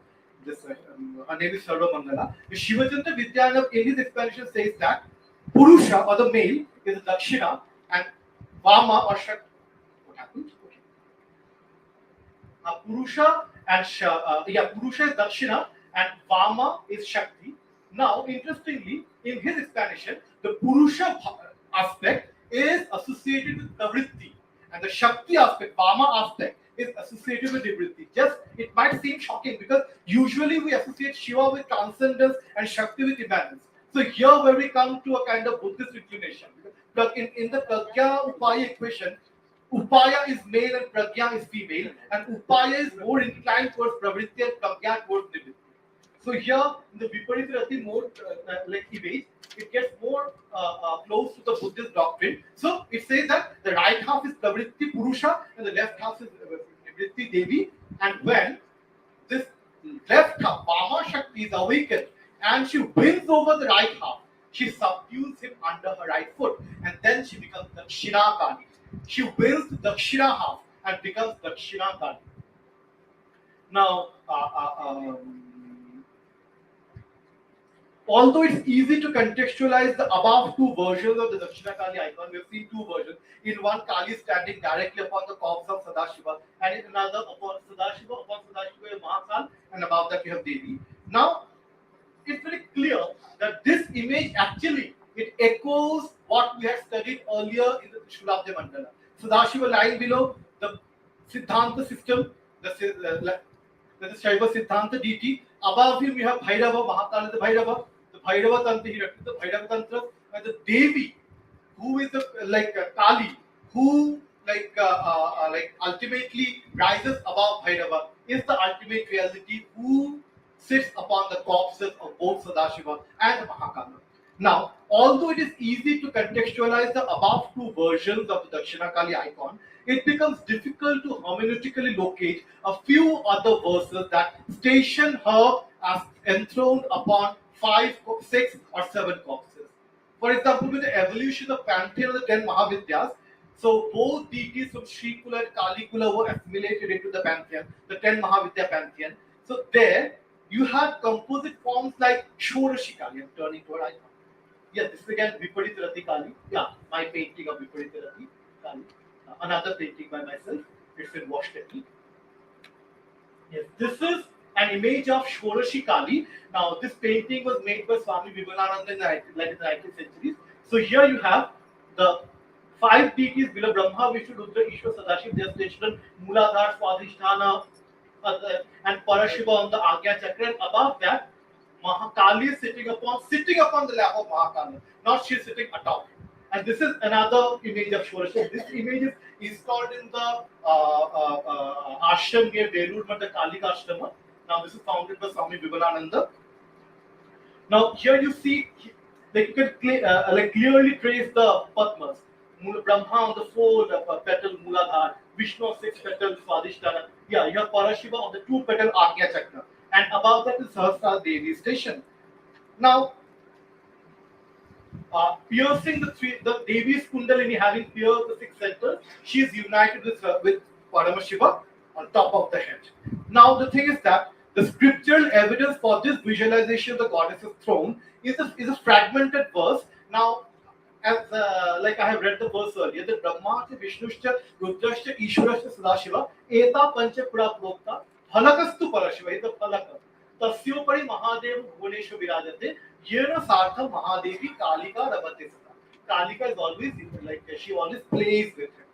Now, there is a 19th century oil painting of this form of the goddess from the collection Chitrakoot Art Gallery, which quotes this verse and refers to Devi Bhagavad as being the source of it. But no, the Devi Bhagavad provides the version of Panchapetasana, which is a bit similar to this verse, but there you don't have Kalika, neither Mahakala. There is Bhuvaneshwari and her consort Bhuvanesh, not Yamaka, Bhuvaneshwar. So, yeah, whatever. It is, but interesting what we see, that the original model is always the Panchapetasana, and it was only later that the additional Shiva figures were added. Parashiva or Bhairava, the original figure was always Panchapreta. Because in the Dhyana of Shorashi Kali, that is to be traced in the Kalikula Sarvasva, the text is lost, unfortunately. There, she is described as sitting on Panchapretasana, not on Shatpretasana. Because Panchapretasana is the original model, although visually she is depicted as stationed, enthroned on the Shat Shivasana, but actually the textual account says it, calls it Panchapretasana. Now, just as in Kalikula, you have a form of Kali and Tripura Sundari combined as in Shorashi Kali. In Srividya, you have a, in some lineages, there is a Purna Shorashi or Maha Shorashi mantra, where Tripura Sundari, yeah, this is another painting by myself of it's Shorashi Kali, made 2 years back. Yeah, this is also made by myself. This is Maha Shorashi, and here you see Tripura Sundari. This is the Srikula image, the Srividya image, a higher form of mantra, Maha Shorashi.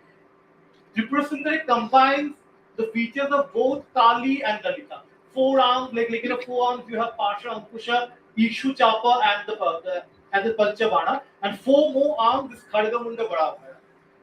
And in the Dhyana Shloka, she has been described as sitting upon the body of Kameshwara. But as we know that, of what we have so long seen, that Triprasundari sits upon the lap of Kameshwar and Kali upon Mahakala. But here it's reversed. Whatever.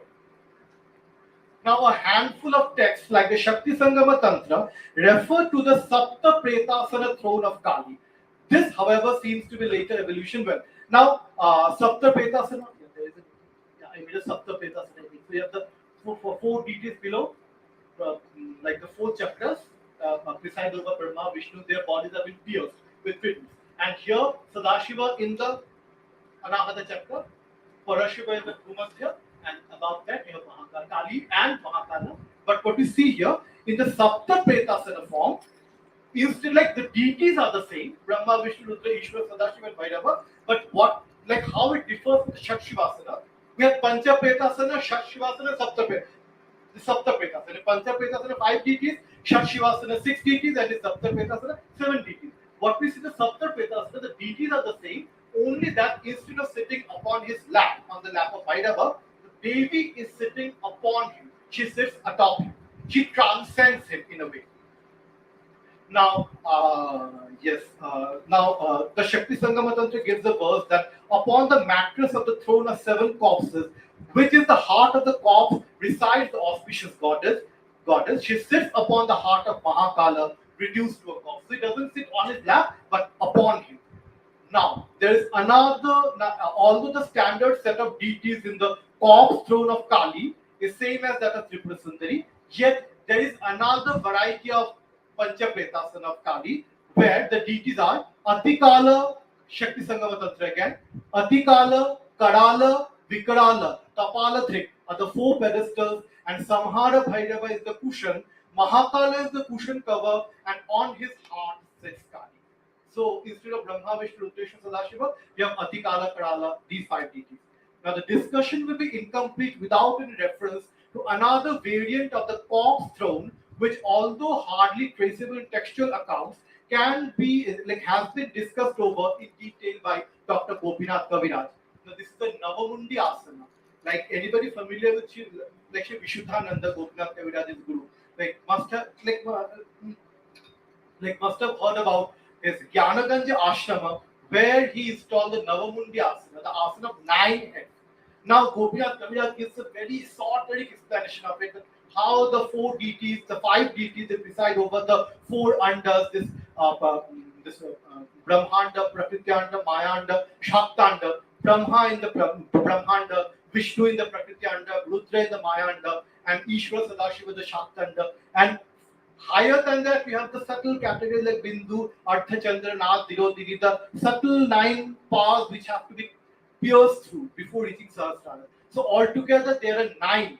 So those constitute the Navamundi Asana. There is another Navamundi Asana in Varanasi, like Vishuddhanandaji's ashram in Varanasi, but nobody is allowed access to it.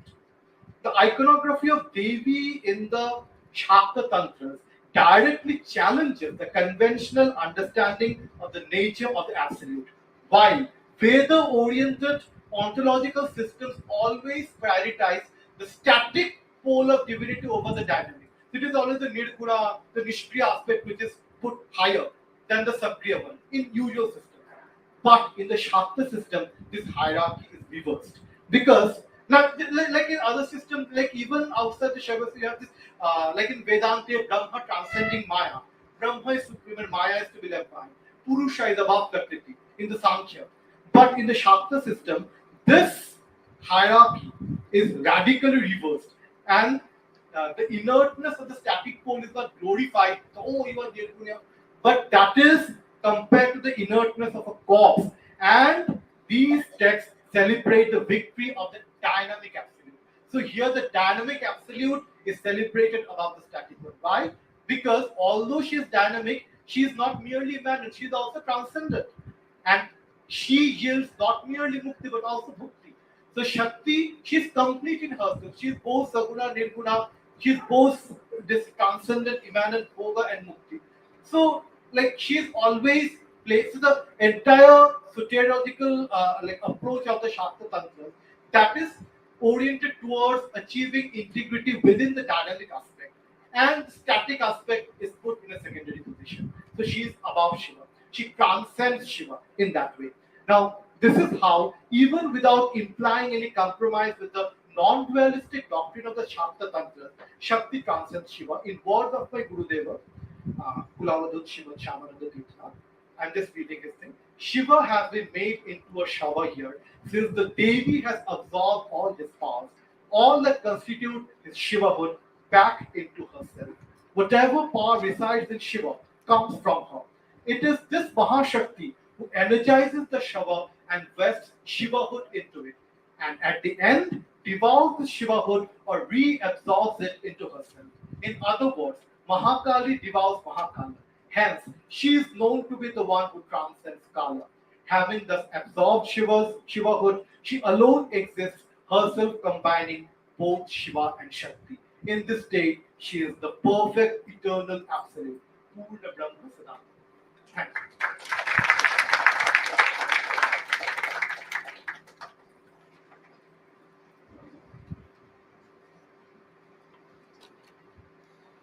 I'd like to thank Dr. Ajitāgama on behalf of the Society and all our audience. Thank you so much for this wonderful lecture. Practicing through Shakta Tantra and iconography. We were supposed to break for tea now, but we will continue. We will take a break after this session, third session.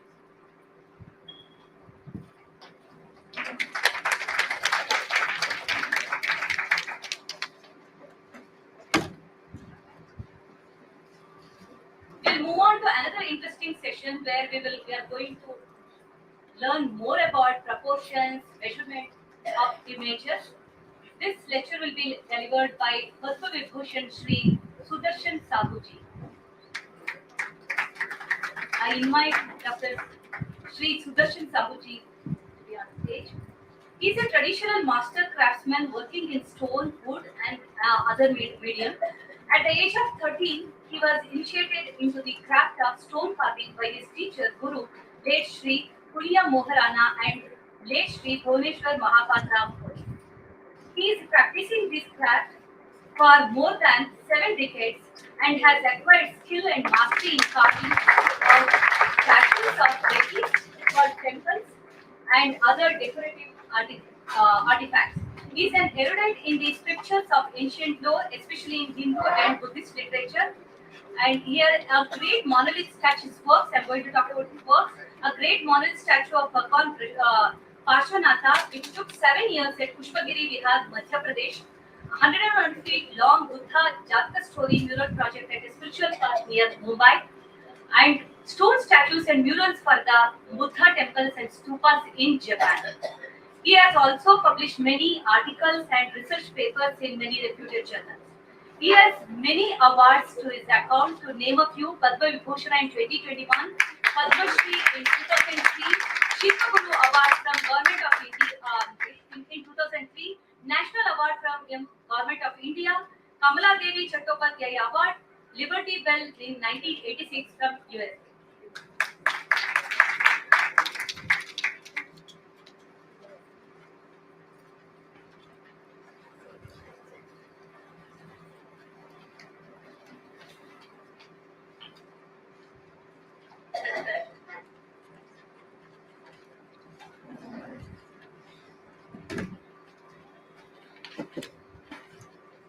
जय जगन्नाथ। आप सबको मेरा प्रणाम। हम जगन्नाथपुरी से आया हूँ। हमारा पीढ़ी से पीढ़ी कोणार्क मंदिर और जगन्नाथ मंदिर, भुवनेश्वर मंदिर, यही सब बनाने का विद्या है। पढ़ाई लिखाई नहीं होता है। गुरु पिताजी और माताजी वही सिखाते हैं। तो गुरुकुल जो है पुराना पद्धति से मुनि ऋषियों का आश्रम जैसे है, ऐसी है। विद्यार्थी जब उधर आते हैं, एक बच्चा उनका होता है सुदर्शन साहू, 10 आ गया तो 11 बच्चे हो जाते हो घर में, तो घर प्रकंपित हो जाता है। भगवान 11 को भी खाना देता है। अभी तो 11 नहीं है, अभी 1000 तक शिल्पियों हमारा 2 जगह में शिल्प विद्या सीख रहे हैं। शिल्प विद्या तो आज जो आप लोग जो माइट सोसाइटी चंदना आर्ट की तरफ से ये जो भव्य सभा हुआ है, ये मैं धन्यवाद देता हूं कि मैं पहले बार भारतवर्ष में और पृथ्वी का 35 कंट्री में काम किया। ये एक अनोखा कहानी है जिसको कभी कोई सुना नहीं है, आगे सुनेगा कि नहीं। मेरा माइट सोसाइटी को एक निवेदन है, खाली ये सभा कर्नाटका में नहीं होके दिल्ली में होना चाहिए, क्योंकि हमारा भारत सरकार को मालूम होना चाहिए 100 कितना साल पहले ये सोसाइटी बनाया गया था, जिसमें रविंद्रनाथ ठाकुर में काम किया उधर जाके। तो जब मैं रविंद्रनाथ ठाकुर का उधर सुबह ठाकुर थे, उनका भतीजा मेरे को ले गया उधर अमरकुंज में, जहां मैं देखा इंदिरा गांधी से लेकर सब इधर शिष्य है, क्योंकि मालूम था जो वो जगह में पढ़ाई करेंगे। नंदलाल बसु भी थे, मैं मिला हूं। तो उधर थ्योरी होता है 80-90%, प्रैक्टिकल होता है बहुत कम, 10 या 5%। हमारा जो विद्या है, उड़ीसा हो, कर्नाटका हो, या जो राजस्थान हो या तमिलनाडु हो, अभी तो बहुत जगह में विवाह खत्म हो गया। हमारा विद्या होता है कि पत्थर को देखो, पूछो आप क्या बनेगा, नमस्ते करो, वो बताएंगे मैं शिव बनूंगा, मैं काली बनूंगा, मैं दुर्गा मनु बनूंगा, मैं बुद्धा बनूंगा। आ जाता है, नमस्ते करो, प्रणाम करो, सुबह उसका सिर लगा दो, तो सिर लगाने के समय एक चमक आता है, तो भगवान बुद्ध आ जाता है, तो बनाते जाओ। तो सब लोग को वहां पत्थर दिया गया, जिसने जितना बड़ा कर सकते हैं। 7 दिन का मुहूर्त दिया जाता है, 7 दिन में मूर्ति बना के दिखाने का। तो जे कॉलेज ऑफ आर्ट्स में भी मेरा वो लोग भी आए थे, बॉम्बे में भी था, उधर भी एक ही बात हुआ। तो पहले ड्राइंग करने के पहले पत्थर के ऊपर में कंपास लगाएंगे, धागा लगाएंगे, चित्र करेंगे, फिर उसको काट देंगे, फिर दोबारा करेंगे। हम लोग एक अंगार जो कोयला है, हमारा इंस्ट्रूमेंट को गर्म करके बनाता है हाथ में। हमारा सब इंस्ट्रूमेंट अपना मर्जी से हम लोग बनाता, कोई खरीद वाला इंस्ट्रूमेंट हमारा काम नहीं होता। कहा मूंग का दाल में 3 चेहरा बनेगा, वो इंस्ट्रूमेंट भी बनता है। एक बात याद रखिए, अभी 85 है ना, मेरा गुरुजी भी 101 साल में हाथ हिलता नहीं है काम करने के समय में, आंख में चश्मा नहीं लगता है, दांत भी गिरता नहीं है। तो भगवान ने जो ये वरदान दिया है, ये कहाँ थे? ये जो शिल्प विद्या है, हम जो जमीन पर खड़ा हूं, वहां श्रावण बेलागोला गया था, मैं तो मूर्ति को देखा, तो मैं तो नमस्ते नहीं किया, मैं सिर में नीचे गिर गया। जो स्थपति बनाया करकेला में, उनका घर भी मैंने किया, उनको भी नेशनल अवार्ड मिला। मैं पूछा, भाई ये काम कैसे आप लोग करते हैं? पत्थर को काट के, पहाड़ को काट के बनाया।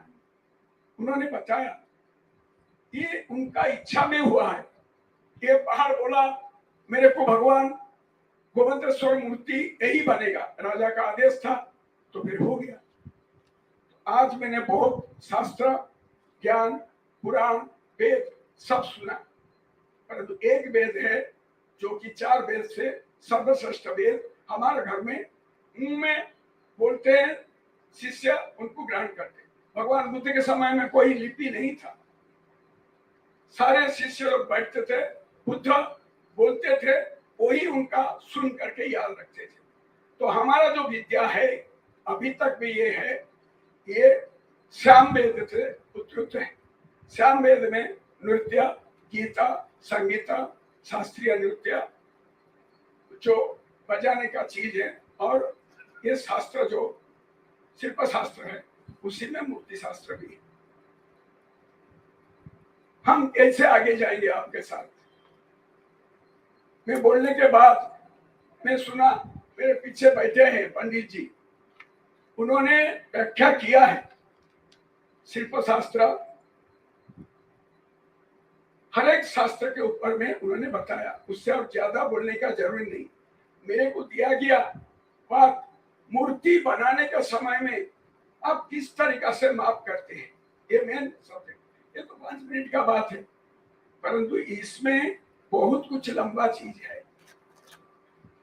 मूर्ति बनाने के समय में जो कारीगर जहां भी मूर्ति बनाते हैं, उन जगह का, कोई शहर का, कोई गांव का मातृशक्ति को देखता है और भातृशक्ति को देखता है, कन्या शक्ति को देखता है, तो उसी से मूर्ति कला होता है।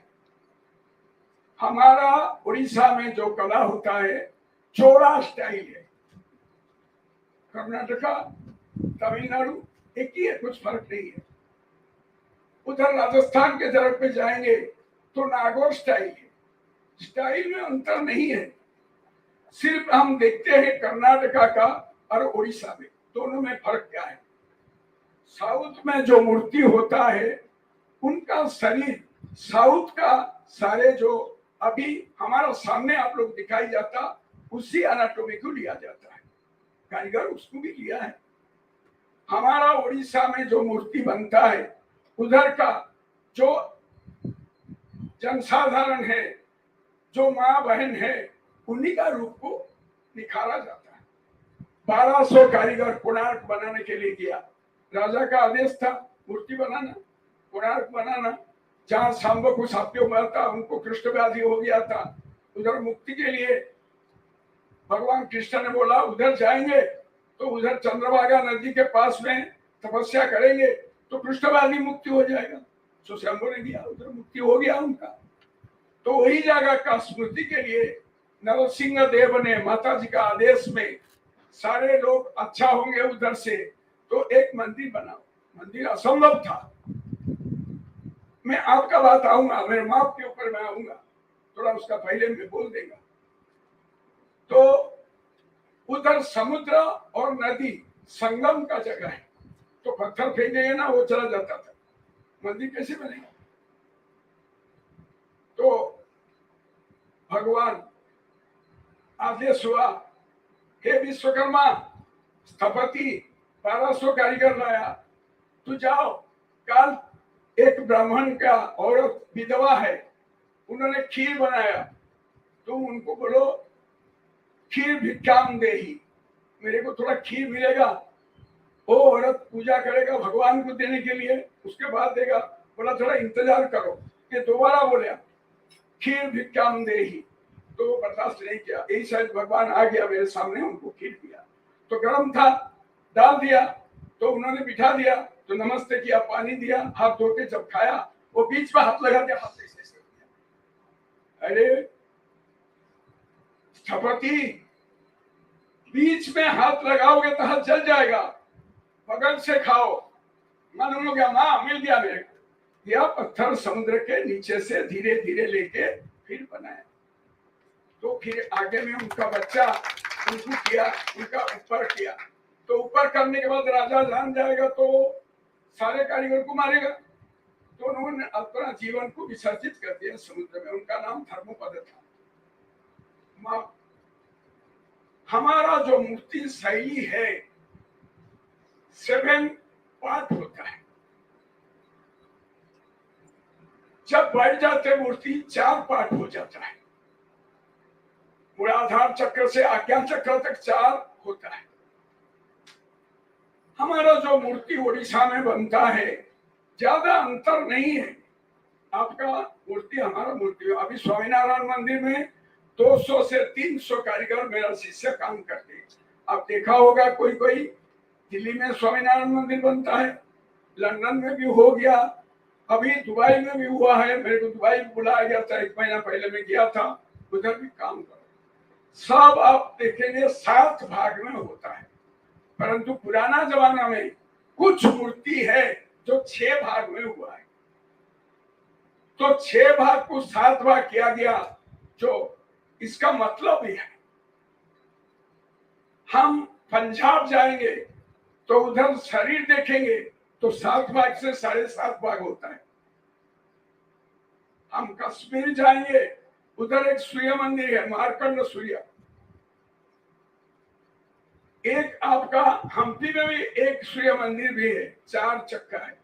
फिर 2 भुवनेश्वर कोणार्क में जो सूर्य मंदिर है उनका 24 हुई है। आप उसको देखेंगे दूर से, जैसे वो जमीन में नहीं है, वो आगे आगे जाता है, क्योंकि इतना खुला है वो चक्का। मालूम नहीं होता ये मंदिर शायद झुल के रहा। उनका अंदर में जो मूर्ति था, ऊपर में मैग्नेट, नीचे में लोहा, हाथ बनाया हुआ लोहा, तो मूर्ति जमीन से छोड़ के बीच में था। अभी तो नहीं है, उनका तो खंडित हो गया बड़ा मंदिर, मूर्ति गिर गया होगा, कहाँ है पता नहीं। परंतु लंदन म्यूजियम में एक बड़ा वाला छोटा सूर्य मूर्ति है, और कुछ नवग्रह मूर्ति है, और कुछ कोणार्क के जाके प्रिंस ऑफ वेल्स म्यूजियम में है। मैं आपको बाप का बात बोलूं, पहले अंगुली में होता था, जो आगे मैं बताऊं तो अयंगार साहब जो बोले हैं, माप अंगुली में होता था, परंतु समय के परिवर्तन से अंगुली छोटा बड़ा हो गया। मेरे और आपके अंदर में अंगुली छोटा बड़ा हो गया, तो माप आया जबो। जबो एक चीज है, जब वो पेड़ उगता है, छोटा हो बड़ा हो, वो जबो का जो गांठ है वो कभी छोटा बड़ा आज तक भी नहीं हुआ। ये ईश्वर का एक वरदान है। तो जबो में माप हुआ। अभी आधुनिक युग आ गया तो आजकल टेप में होता है। हम लोग मूर्ति को देख के उधर ध्यान करके बैठ के अपना इमेज में, जब तक वो मूर्ति का सूरत, उनका माप, उनका जो चेहरा नहीं आता था, तब तक वो जगह स्थान हम नहीं छोड़ते थे। किसको 2 घंटा, किसको 1 दिन, कोई दूसरा दिन पे भी मिलता था, कोई को भी मिलता नहीं था। तो ये होता है मूर्ति कला का फल। तो जब मूर्ति सिर में आ गया तो चारकोल में सिर्फ एक ट्रायंगल जो बोलते हैं एल को हम रखते थे मूर्ति का बीच में, एक धागा मारेंगे, मूर्ति ना इधर होगा ना मूर्ति इधर होगा, नीचे में एक धागा मारेंगे तो कट जाएगा पत्थर। तो कट गया तो मूर्ति ऑटोमेटिकली मालूम हो जाता है ये पत्थर इतना लंबा है, तो उसमें मूंछ कहाँ रखूंगा, सीना कहाँ रखूंगा, गला कहाँ रखूंगा, नाभि कहाँ रखूंगा, जंघा कहाँ रखूंगा। हम लोग का मूर्ति कला में ज्यादा ध्यान रहता कि मूर्ति कैसे बनेगा, क्योंकि ड्राइंग रहेगा नहीं, ड्राइंग देखेगा तो मूर्ति नहीं बनेगा। हर कारीगर, तमिलनाडु में भी है, यहाँ भी बनता है, और राजस्थान में भी बनता है, और आपका उधर भी तमिलनाडु में बहुत मूर्ति बनता है। हमारा बहुत किस्म का पत्थर होता है। शायद वो पत्थर को हम देखेंगे कि कौन सा पत्थर कौन सा काम में होगा। जो ज्यादा ऑर्नामेंट पत्थर काम होगा उसमें बहुत हार्ड पत्थर की जरूरी है, क्योंकि ऑर्नामेंट बहुत, जैसे मूंग का दाल से भी और छोटा, जैसे पुस्तक दाना होता है ना, तो अफीम का अंदर में जो फल से निकलता, आप लोग कभी कभी उनको रसोई में उसको चिकना ही होता खाते ना, उतना सरू में भी ऑर्नामेंट होता है। अब ये आगे देखेंगे, ये नारायण मूर्ति है। ये पत्थर हम लोग आंध्र प्रदेश से माचाला में, ये पत्थर आज से 1600 साल पहले बुद्धिस्ट मनास्ट्री था, नागार्जुन सागर बोलते हैं। तो जब जापान में काम किया तो पत्थर चॉइस के लिए इंडिया में आए। सारे जगह में देखा कौन सा पत्थर कितना लॉन्जिविटी उसका किया है। तो ये पत्थर को पानी का अंदर में, नागार्जुन सागर जब डैम प्रोजेक्ट हुआ, गवर्नमेंट बना दिया आंध्र प्रदेश सरकार ने, पत्थर का जितना मूर्ति था पहाड़ के ऊपर रख के म्यूजियम बनाया। हम लोग उतर जाके जापान का तरफ से देखा तो ये पत्थर को काम किया, परंतु ये पत्थर काम करने में हर कारीगर का संभव नहीं है। हम भी तेनाली में वो लोग जो बनाते हैं, हम उसको देखा किस तरीका से बनता है। हर कारीगर, कोई भी कारीगर से काम करेगा, यहाँ कर्नाटक का काम हो, तमिलनाडु का काम हो, राजस्थान, उसको थोड़ा सीखना पड़ता है, थोड़ा दिन उनको गुरु भी करना पड़ता है। ये पत्थर में साइड से जब इंस्ट्रूमेंट, हमारा पत्थर में जहां लगाओ मूर्ति घूम जाता है, ग्रेनाइट में भी घूम जाता है, परंतु ये पत्थर में थोड़ा एक बार चोट लगा दिया हथौड़ा तो उठ जाएगा ऊपर में, तो चेहरा आधा निकल जाएगा, मूर्ति बर्बाद हो जाएगा।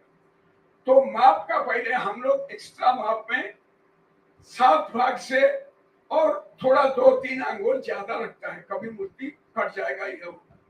तो मूर्ति जब भी बनता है 7 भाग में पांव तक आ जाता है, परंतु मूर्ति जब स्टैंडिंग मूर्ति बनेगा वो रहेगा नहीं, वो टुकड़ा हो जाएगा कितना भी हार पत्थर होने से। तो इसीलिए स्टैंड भी एक भाग बनाना पड़ता है, क्योंकि उसका वजन को बर्दाश्त करेंगे। मूर्ति को बार बार सुला के काम करने में हर 5 दिन में, हर 10 दिन में, हर 2 दिन में कितना भी 50 टन हो, 100 टन हो, नहीं तो क्रेन को भी बुला करके उसको खड़ा किया जाता है। तो उसमें हमारा जो माप है उसको टेप लगा के देखा जाता कि माप मूर्ति है। तो उड़ीसा का जो सुंदर मूर्तियां बनता है 7 भाग में होता है। 6 यहाँ से 1 ऊपर का टोपर साउथ जो देखा मैंने बहुत लंबा होता है, हम लोग का ज्यादा लंबा नहीं होता। ये 7 भाग का मूर्ति है और एक पत्थर से गरुड़ा भी, महालक्ष्मी भी, सब कुछ एक ही पत्थर से निकाला है। ये आप लोग का मेरे पास तो नहीं है। ये बॉम्बे में एक उद्योगपति का घर में ये 6 फीट का मूर्ति है। आगे ये असंभव चीज है, मैं कभी देखा नहीं जीवन में। जैन मूर्ति तो मैं किया, परंतु जैन मूर्ति उड़ीसा में ज्यादा नहीं, बुद्धिस्ट का मूर्ति बहुत जगह है जो अभी भी उनका बिहार भी देखने को मिलता है। और मूर्ति बैठने वाले जैन मूर्ति सब और बुद्ध मूर्ति एक ही से ज्यादा अंतर नहीं है। जैन का आंख, जैन का मुंह अलग होता है, बुद्धा का मुंह, बुद्धा का हेड का स्टाइल अलग होता है, सिर का घुंघराट, बाल भी अलग होता है जैन में, और बैठने का स्टाइल भी अलग होता है। तो ये मैंने देखा। मातृशक्ति का जैन मूर्ति भी है, ये पहले बार में इतना सालों से मालूम हुआ। ये यूपी से मिला है और ये मूर्ति अभी लखनऊ म्यूजियम में है। अभी उनका ऑर्डर आया बहुत बड़ा बनाने के लिए भारत सरकार की तरफ से। तो मैं सोचा इसको बनाने के लिए पहले एक डमी बनाना चाहिए, तो एक डमी बन के एक्सेप्ट हो जाएगा, क्योंकि उनका हेड नहीं है। तो हेड किस तरीका से होगा? हम हेड को थोड़ा बड़ा करके मस्तिष्क को रखता है, कभी अच्छा नहीं लगेगा, फिर रिड्यूस हो जाएगा, छोटा हो गया तो बड़ा नहीं हो सकता। तो ये मूर्ति हम अभी, ये सामना है वो पीछे था, अभी ये मूर्ति बनाया। इसमें अभी मालूम हो गया जे इसका सिर बड़ा है। उधर से खबर किया तो वो लोग जो उसको रिसर्च किया है जिन्होंने, इसका ऊपर में वो मूर्ति बड़ा है। अभी वो कट जाएगा 2 दिन में, फिर वो छोटा हो जाएगा। तो आगे ये कोणार्क में है। महाराजा नरसिंह देव जब मंदिर बनाया, इसमें दुर्गा जी को रखा है, मातृशक्ति, और वहां जगन्नाथ भी रहा है। उनका नाम है दुर्गा माधव मूर्ति। इनका जो माप है ये 6 स्टेप है, 7 नहीं 6। तो कोणार्क में कुछ 6 भी है, कुछ 7 भी है। 7 का मूर्ति अभी जमाना में उनका डिमांड ज्यादा है, क्योंकि सबको आजकल चाहिए कुछ लंबा और थोड़ा सुंदर होने के लिए। तो 7 भाग होता है, ये 6 भाग का मूर्ति है। ये कोणार्क में एक ग्रेनाइट स्टोन में है, ये कोणार्क का अंदर खंडित है। अभी ये निकल गया तो इसको म्यूजियम में कोणार्क में रखा है। आगे ये जो मूर्ति है मैं आगे दिखाऊंगा। ये हमारे लिए बहुत छोटा काम है, तो भी ये 20 टन है, 20 टन का मूर्ति है। मूर्ति और ऊपर का रेड सैंडस्टोन है जिसको खंडोलाइट, उड़ीसा में जगन्नाथ मंदिर, कोणार्क मंदिर, उसमें जो काम हुआ है 70% होता है खंडोलाइट में, और जो मूर्ति अंदर में रखता है वो ग्रेनाइट का होता है, क्योंकि उनका स्थायित्व ज्यादा होगा। तो वही पत्थर में जब किया, ये मूर्ति को हम बनाया, तो वहां हमारा मूर्ति ढेर हो गया, तो एयरपोर्ट आगे चला गया। तो जब मूर्ति लेकर अंदर में लगा, वो लोग बोला अभी तो नहीं लगा सकते हम लोग, नीचे में काम हो रहा है। तो हम लोग पुराना पद्धति से जो अच्छा लकड़ी को लगा करके जो पुराना पद्धति में मूर्ति ऊपर जाता था, वो मूर्ति को हम लोग पूरा बना करके ऊपर में रखा 20 टन। तो 2 महीने में काम होने के समय में फिर नीचे लाया, परंतु डेली जाता था, गिर जाएगा, कुछ हो जाएगा तो नीचे भी गिरेगा तो बहुत नुकसान होगा, वो भी देना पड़ेगा। परंतु धीरे धीरे आप जब भुवनेश्वर जाएंगे, जब वापस के समय में एंट्री करेंगे, जाने के समय देखेंगे तो ये मूर्ति दिखेगा, ये भुवनेश्वर में है। ये जो मूर्ति है गणेश मूर्ति और ये मूर्ति, ये 3D वर्क है, चारों तरफ काम है। आगे ये सांगली करके एक जगह है, वालचांद कॉलेज ऑफ इंजीनियर, जहाँ कम से कम 10 से 15 हजार बच्चा पढ़ते हैं। तो सांगली में ये है। तो जो बॉम्बे में सीलिंग बनाया, तो HHC हिंदुस्तान कंस्ट्रक्शन ने बनाया सीलिंग, समुद्र के अंदर में बहुत लंबा लेने का था। मेरा मित्र है, परंतु राजा कृष्णाय में सुदामा हूँ। मैं कभी ना चावल का भाजी लेके जाता हूँ तो अमृत खिलाता है, तो भी वो मानता है। बोला साहू बहुत बड़ा म्यूजियम बन गया, 22 करोड़ खर्चा किया, ये मेरा पूर्वज का है, मैं उनको डोनेट करूंगा, सरस्वती मूर्ति हमारा म्यूजियम के सामने रहेगा। ये टोटल 35 फीट ऊंचा है। तो उनको बनाने के लिए वो बोला सैंडस्टोन में, मैं तो बोला ग्रेनाइट में बनाई, नहीं समय नहीं है, ये 1 साल में बन के लगना चाहिए। तो ग्रेनाइट में बनाएगा तो 4 साल लगेगा। तो अभी हम लोग जो बच्चा हमारा कारीगर, तो विदेश में जाके भी काम नहीं भेज के, सबको लगा के मेन मूर्ति अलग अलग, 2 स्तंभा अलग बनाया, ऊपर अलग नीचे अलग, तो 5 पीस में बनाया। मैं बोल दिया मैं एक पत्थर में नहीं बना सकता, इतना बड़ा पत्थर लाना संभव नहीं है। तो 5 पीस में बना के उसका अंदर में ग्रेनाइट का, बहुत हार्ड ग्रेनाइट का जो स्तंभ है ना, उनको अंदर में कम से कम 20 फीट नीचे तक डाल दिया। तो डाल के ये खंबा को पहले गिरा दिया, वो खंबा को उसमें गिरा दिया, दोनों खंबा जाने के बाद मूर्ति को लेके बिठा दिया। तो फिर उसका तोरण को लेके उसका ऊपर खंबा का ऊपर 2 फीट था, उसको गिरा दिया। तो पहले मूर्ति इस तरीका से जाता था, जितना मंदिर बनते जाता है उनका डबल पीस बनता था। 1 पीस जोड़ हो गया नीचे, तो जो गया हुआ पीस का जो नीचे था उनको ऊपर उठाएंगे, उनका जोड़ा हुआ नीचे रखेंगे। तो बालू में, सैंड में मंदिर को दफन करेंगे, पत्थर में एक तरफ से रस्सी लगा के, विसा दंडी बोलते हैं, इनमें मूर्ति को हाथी वगैरह रस्सी को खींचेंगे, पत्थर ऊपर चला गया। तो जाते जाते मंदिर भी बालू में दफन हो जाता है, फिर उनको निकाला जाता, फिर मंदिर होता। पर यहाँ का शैली तो अलग है। कर्नाटका में भी देखा तो कुछ नया तरीका से वो लोग बनाया है, बहुत सुंदर से बनाया। उनको भी अनुज्ञान होगा, उनका शास्त्र भी आयर साहब के पास में भी होगा। तो उन्होंने ऐसा करके उनका माप आगे जाता है। आगे ये भारत सरकार का जो रॉकेट वगैरह बनता है, चांदीपुर करके जगह है जहाँ रॉकेट टेस्टिंग होता है, वो उड़ीसा में है, समुद्र के। तो उनका ऑफिस भुवनेश्वर में है और एक विशाखापट्टनम में। मैं दोनों जगह का, वो लोग बोला कुछ उड़ीसा का स्थापत्य इसमें होना चाहिए। हमें जो मंत्री साहब ने बताया, स्टेट गवर्नमेंट ऑफ इंडिया का, तो कुछ उड़ीसा का स्थापत्य लगाइए। हम बहुत आदमी को गया, ये तो मंदिर सब तो सीमेंट पे कंक्रीट में हो गया, उसको कैसे होगा, तो मैं इसको लैमिनेशन में किया। अभी ये भी 40 साल हो गया, कुछ हुआ नहीं है। आगे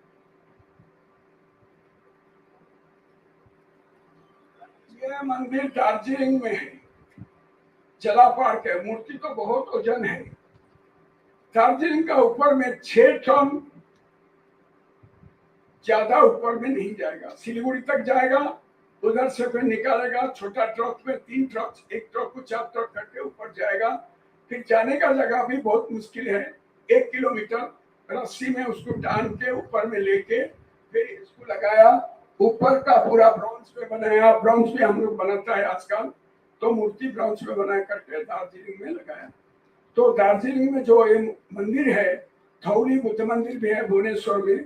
फूजी गुरु जी ने जवाहरलाल नेहरू से अस्थि सांची स्तूपा से मिला था, भगवान का अस्थि उन्हीं को दिया था। उन्होंने विश्व में बहुत सारे 96 स्तूपा बनाया, मैं उसमें 40 स्तूपा मैंने बनाया। आगे ये भुवनेश्वर में उस समय में फाइबर ग्लास आ गया था, तो वो लोग सरकारी काम ना, जल्दी करो सस्ता करो, जल्दी करो सस्ता करने से ये फाइबर में बनने का काम है। तो मूर्ति हमारे पास था, वो मूर्ति का दाम 1 लाख था, उनको 25,000 में चाहिए। ठेकेदार बोला आपका मूर्ति नहीं लेगा तो हम दूसरा से बना देंगे।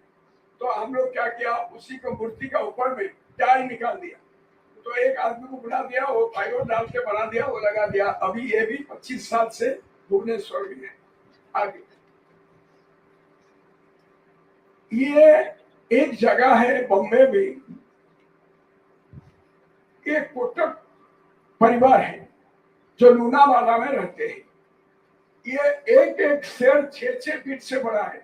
इनका फोटो में मुंह बड़ा दिखाई जाता है, क्योंकि कैमरा में फोटो खींचने के समय में ठीक से नहीं खींच पाया, तो नहीं तो इसका प्रोपोर्शन अच्छा है। सैंडस्टोन में ये 35 ईयर्स से उधर है, और अंदर में कम से कम 1500 मूर्ति पूरा पहाड़ में लगा है। ये लूनावाला में है, वो कुटक जो है वो लोग का घर है। तो सर ये सब मूर्ति बनता है। अभी ये जो मूर्ति आप देख रहे हैं, मेरा बॉम्बे एग्जीबिशन में लगाया था। तो ये रेड स्टोन है, ये बड़ा बड़ा पेड़ है, अंदर में लोहा का खादन में दब गया अर्थक्वेक में।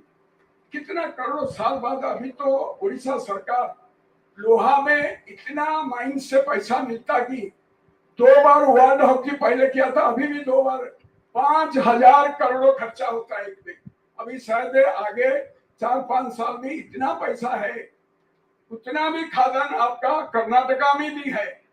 तो कर्नाटका सरकार को मेरा निवेदन है, तो वहां हॉकी नहीं करके हमारा सरकार हॉकी भी करता है और आर्ट एंड कल्चर को भी डेवलप करता है। इतना पैसा उधर आया है, तो उन्होंने एक सेमिनार किया, बड़ा बड़ा इंडस्ट्रियलिस्ट को बुलाया, कारीगरी को दिखाया। तो एल.एन. मित्तल करके, लक्ष्मी मित्तल करके, निपोन स्टील करके, कितना गरीब आदमी होगा मालूम नहीं, लंदन में उनका घर तो जो महारानी विक्टोरिया से और थोड़ा छोटा घर है। तो उन्होंने मेरा कृष्ण मूर्ति लिया। जो कृष्ण मूर्ति लिया तो लंदन में जब उनका घर खरीदा, पहले गया प्रवेश किया तो मैं दिया था, पहले साहू जी कलसी रखो, तो वो दोनों दिया। फिर नया शादी की माफिक कपड़ा में कलसी को सिर में लगाया, भगवान का सिर में डाला। ये मूर्ति अभी जाने वाला है, आगे कृष्ण मूर्ति गया था अभी 1 महीना पहले। अभी 10-15 दिन में उनका अपना हवाई जहाज आएगा, तो दिल्ली से उनको उठा के ले जाएगा। आगे ये नावकेड़ी है, इसमें 6 भाग होता है मूर्ति, बड़ा नहीं होता। गोपी और कृष्ण, जब भगवान ने नदी में गोपी लोग को एक नाव वाला की माफिक बेस में लेके जाता है, तो बीच नदी में उन्होंने भगवान कृष्ण का रूप दिखाया, मैं कृष्णा हूँ, ये राधा है, मेरा मेरा गोपांगना है, तो सब लज्जा से हिल जाते। लज्जा की कैसे चीज होता हर माँ को मालूम है, तो वही उसका पक्षर है, उनका चारों तरफ काम होता है। ये नॉर्मल है, ये मेरे शिष्य का काम है, मेरा काम भी दिखाएंगे। ये लंदन में यूनाइटेड किंगडम में ये बौद्ध स्तूपा बनाया, उसका ऊपर सोना लगा है, परंतु मूर्ति सोना का नहीं है, पत्थर में बनाया। चारों तरफ से 20 फीट बाई 20 फीट बुद्धा जातका बनाया। तो 70% काम उड़ीसा में हुआ, 30% काम 7 लोग 40 कारीगर हम जाके बना के उसको सेटिंग किया। और जब अभी राजा हुए हैं चार्ल्स, उन्होंने उनको इनॉग्रेशन किया, महारानी नहीं आया। तो उधर इतना पंजाब का आदमी लोग आया, साउथ हॉल बेडफोर्ड में सब भांगड़ा किया, खाना खिलाया। 1 लाख लोग लंदन में ये मंदिर का इनॉग्रेशन में आया था। ये पोर्चुगीज का देन है, ऊपर वाला जो है जापान से बन के आया है। आगे ये जम्बोरी होता है, स्काउट एंड गाइड। 40 साल पहले भुवनेश्वर में एक जम्बोरी हुआ है, मीटिंग स्काउट एंड गाइड। तो उसी में क्या बनेगा, वहां जैसे कर्नाटका में हमारे उधर बीडीए है, उधर कुछ होगा, उसका नाम भी होगा, जो शहर को देखते हैं तो उनको बीडीए है, बीडीए। तो उन्होंने ये गेट हमको बनाने के लिए बोला। ये बहुत ऊंचा है, ये 30 फीट ऊंचा है, क्योंकि अंदर में ट्रक सामान लेके जाएगा। इनका चौड़ा भी 30 फीट है। वो पूरा बना करके लगाया, परंतु समय कम था, तो बीच में ग्रेनाइट का पूरा बड़ा पत्थर को लेके कर्नाटका से अवलाली अंजनापुरम से बड़ा पत्थर लेके सैंडस्टोन चारों तरफ से लैमिनेशन किया। तो करके उनको उठा के उनका ऊपर रखा, नहीं तो हमारा सैंडस्टोन रहेगा तो गिर जाएगा, कट जाएगा। उसको स्तंभा हर 4 फीट में चाहिए। तो कोणार्क पूरी मंदिर ऐसा है, 5-6 फीट में स्तंभा लगा है।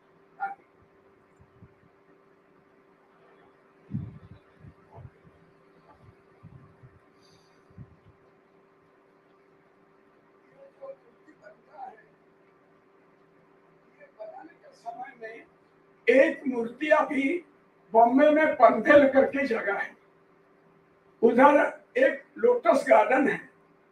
वो बोला दुनिया का सबसे बड़ा बुद्ध चरित्र जन्म से मृत्यु तक बनना चाहिए, और सबसे 55 तक है। आपका रिकॉर्ड 65 है, आपका रिकॉर्ड तोड़ के बनाएगा। पैसा के लिए कोई चिंता नहीं, चेक रहा, आप साइन करो, ले जाओ, जो भरना भर दो। तो हम इसको बनाया, तो हम लोग 22 कारीगर उसको बनाया। बीच में काम जब आगे हो गया, फिर 12 कर दिया, फिर लास्ट में 6 कर दिया।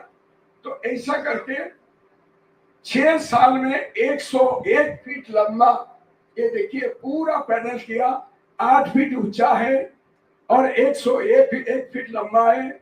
उनका चरित्र में ये सैंडस्टोन में नीचे ग्रेनाइट, ऊपर ग्रेनाइट है, उसमें पानी आता है, सामने लोटस का पॉन्ड है।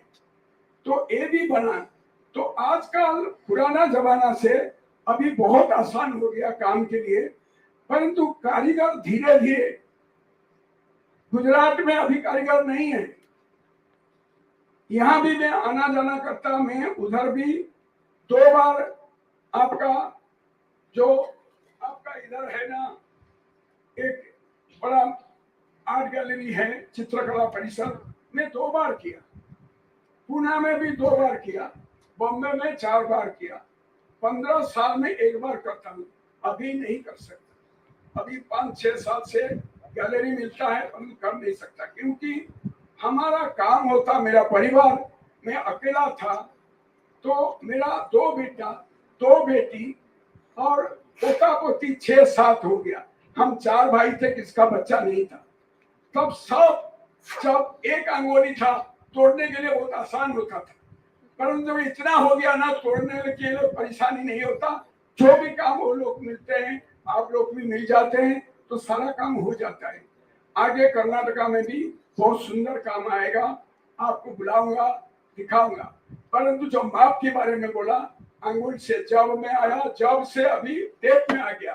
परंतु हमारा जो अच्छा मूर्ति बनता है, जो नेशनल अवार्ड भारतवर्ष में हर स्टेट को मिलता है, तो सबको एक एक मिलता है, परंतु उड़ीसा 4 या 5 लेता है। अभी मैंने 10 साल था जूरी मेंबर, सबसे वीटो पावर था, तो उनको छोड़ दिया सरकार की तरफ से, सेक्रेटरी को छोड़ा, 10 साल नहीं किया। अभी प्राइम मिनिस्टर बुला के फिर जूरी किया, कोई वीटो पावर है, तो हर जगह को 1 मिलता है, उड़ीसा का कारीगर को 4 मिलता है। तो आगे कर्नाटका में जो कारीगरी है, श्रावण बेलागोला हो, जो भी जैन मंदिर हो, यहाँ कितना भी कारीगरी है जो पुराना कारीगरी, उनको आप लोग सरकार से मेरा दरखास्त है कि उनको आगे करना चाहिए। माप में कोई अंतर नहीं होगा, हर कारीगर माप को जानता है। परंतु एक बात हो गया, आज का हम डिपेंडेबल आपके ऊपर में, हमारा परिवार चलाने के लिए, तो आप बोलेंगे उसको 8 भाग में करो, हम तो पैसा देंगे, मना क्यों करेंगे? हम उसका बात भी मानना पड़ता है। तो कोई जगह में हमारा गलती होता है, इसलिए माफ क्यों करेंगे? क्योंकि उस समय में राजा था, राजा कारीगर को बहुत सम्मान देते थे। आजकल तो हर घर में राजा है, तो कारीगर तो बहुत छोटा हो गया। क्योंकि अजंता एलोरा में गया था, बताया गाइड, ये कारीगर सुदर्शन साहू आपके माफिक, इन्होंने हाथी का सिर रख के राजा ने कुचल दिया, मर गया। क्योंकि उनका बीबी का बनाने के लिए बोलता था, वो नहीं बोला कि मैं नहीं बनाऊंगा, तो मार दिया उनको। तब सरकार का बात भी मानना पड़ता है और आप लोग का भी बात मानना पड़ता है। आगे तो जो गुरुकुल आश्रम है हमारा, उधर हर छात्र जाके पहले साधारण ज्ञान होना चाहिए कि क्लास 5 तक पढ़ना चाहिए, क्योंकि उसमें मैथमेटिक्स का बहुत जरूरी है। माप, नाक कितना बड़ा होना चाहिए, आंख कैसा होना चाहिए, उनको दिखाना पड़ता है। जो हरिण होता ना, मृग हरिण, हरिण का आंख होना चाहिए, हंस का चाली होना चाहिए, शेर का कट्टी होना चाहिए, नितंब कैसा होना चाहिए, ये तो घर में भी मिलता है और बाहर में भी मिलता है। तो कारीगरी जो है एक जीवन का अंग है। मेरा एक आप लोग को निवेदन है, चित्रकला परिषद में मैं गया था, रोरियोची जो है उनका गैलरी मैंने देखा, तो मैं तो 3 दिन घूम के नहीं देखा, अब कितना दिन देखा मालूम नहीं। तो वो जो गैलरी को इतना संभाल के रखा, उधर आर्ट स्कूल में पढ़ते थे, हम बताया नहीं उसको। वो लोग आए, मूर्ति माप करके, जो फाइन आर्ट करते ना, 3 दिन लग जाऊंगा माप चुप दाग देने के लिए। 3 दिन में हमारा मूर्ति फिनिश होके निकल गया। क्योंकि जब हथौड़ा चलता है, हवा की माफिक पत्थर चारों तरफ जाता है, माप का कोई जरूरत नहीं। भगवान इधर रखा है शिल्पी को, वो जब काटेंगे सिर से करेंगे तो पाँव में खत्म होगा, पाँव में करेंगे तो सिर में। कभी आप भुवनेश्वर आइए, पुरी में आइए, मेरा गुरुकुल में आप बैठेंगे, हम 2 दिन में एक मूर्ति बना के, 1 दिन में एक मूर्ति बना के आपको दिखाएंगे। आगे ये कोणार्क हुई है, ये बहुत बड़ा बड़ा बनता है। अभी तो मैंने भारत सरकार का इसका 20 फीट लंबा 18 फीट ऊंचा का लगाया। एक चर कोणार्क में टूट गया, परंतु मैं उनको बनाया। एक मूंग का डाल की माफिक में मूर्ति उसी में है। तो ये ग्रेनाइट में नहीं होता है, ये दूसरा पत्थर। ये पंचमुख गणेश है, ये स्केलेटन बुद्धा है, ये लाहौर में है। तो भी मैंने बोला था जीवन में एक स्केलेटन बुद्धा मैं बनाऊंगा। कभी आप जाएंगे, केल्कर म्यूजियम में है, और फ्रांस में भी मेरा एक मूर्ति गया, अभी एक बनाया दूसरा के लिए। ये मत्स्य अवतार है। जब शंखासुर ने वेद को चोरी करके ले गया, तो भगवान मत्स्य अवतार हुआ, तो जाके वेद को उद्धार किया। इसमें 10 अवतार है, ये एक अवतार मत्स्य है। नीचे समुद्र है, समुद्र का पानी है, ज्वार है, इसमें मच्छी भी है, क्रोकोडाइल भी है, सब कुछ है। तो ये ज्यादा छोटा है। तो एक एक चौनी की माफिक मूर्ति का अंदर में 10 मूर्ति हुआ है। सब बात बोलने की माफिक होता है। आगे ये मेरा टेलीफोन नंबर है। थैंक यू सबको, नमस्ते। जो आगे आप लोग बोला है सब बोल दिया था, तो मेरे को कुछ बोलने का जरूरी नहीं था। परंतु यहाँ हमारा प्रमोटर है जिन्होंने हमारा ये मरा हुआ पेड़ को पानी दे के पहले बड़ा किया, बाद में मित्तल आया, अलग लोग आए, बहुत अभी लोग आते हैं, परंतु यहाँ इंफोसिस का प्रतिष्ठाता लोग ने हमें बहुत मदद किया है और मेरा मूर्ति भी बहुत खरीदा है और हमारा 150-200 कारीगर का जीवन अभी तक चलता है। नमस्ते। आपको कर्नाटका का भगवती में ऊपर में मैसूर में गया था ना, चामुंडा देवी को प्रणाम और यहाँ का भगवान शिव जी को भी प्रणाम, उसके साथ सब पार्वती सब शिव को मेरा प्रणाम। जय जगन्नाथ, वंदे भारत माता।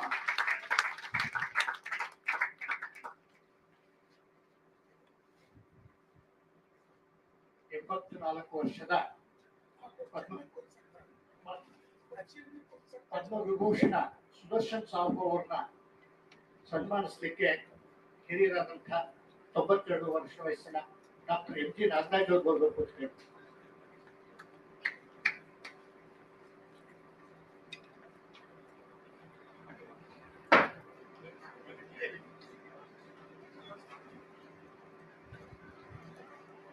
Dhanyavad Sudarshan Sahu ji. And today is another special day. It is his birthday. So we wish him good health and happiness always.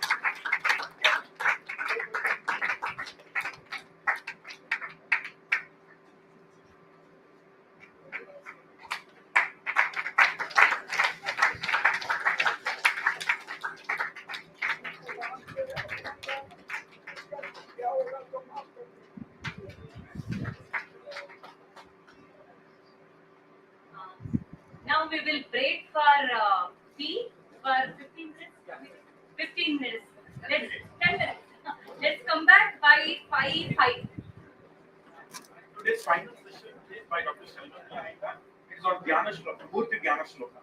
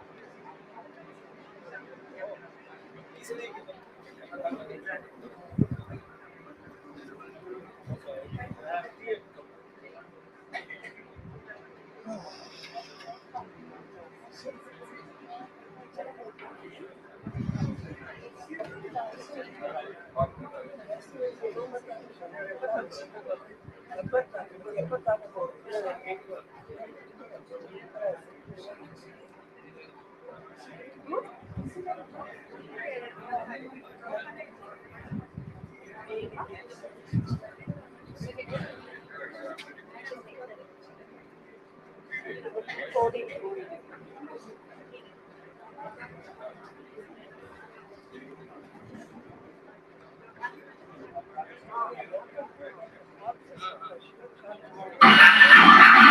to the Maker channel inspired by gods of India.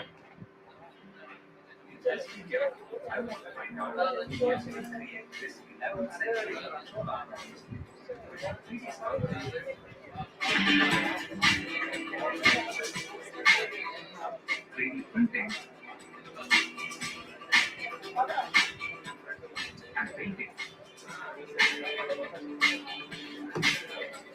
So let's find out.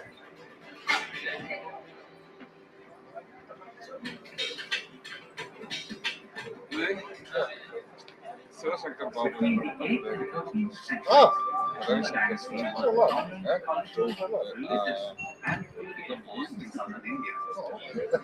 Most spectacular elements of the dynasty's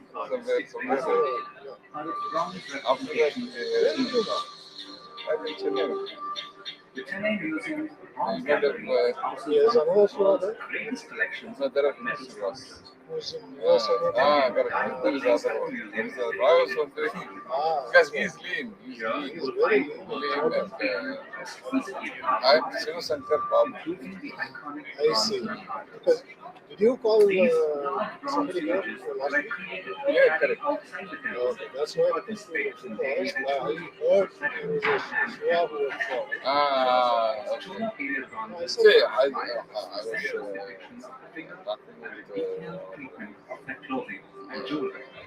the number given in the contact. Who was this? Jason.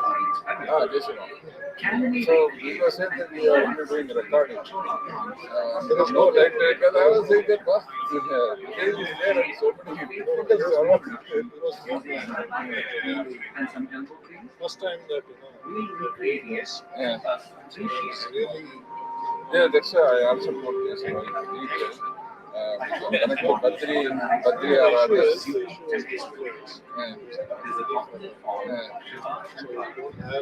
Male and female offices represented in one.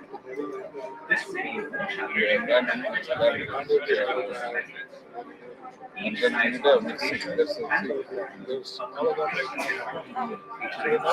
So you are done your mixing studio and doing something now. So let's start. I saw the light. Much like one of the Because when we use our mixing, we do mixing and then we get the same. So we create a space. So you have to know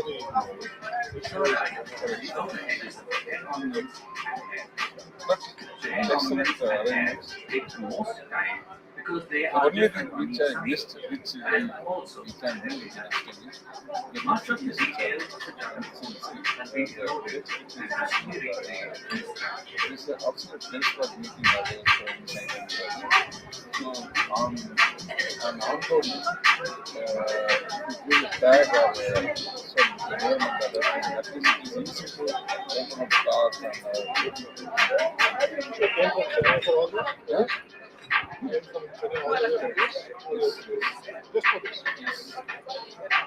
You see, when I came, did Ravishankar or anyone know you were coming? Yeah? You know, that's it.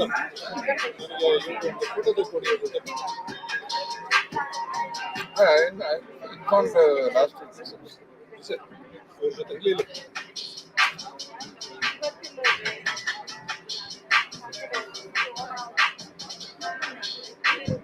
Here we cover the base and the geography. From this point onward, it's all about detailing. We start with the head, pattern on the fabric, and finally, we get down to the Yes, like that. Yes, sense.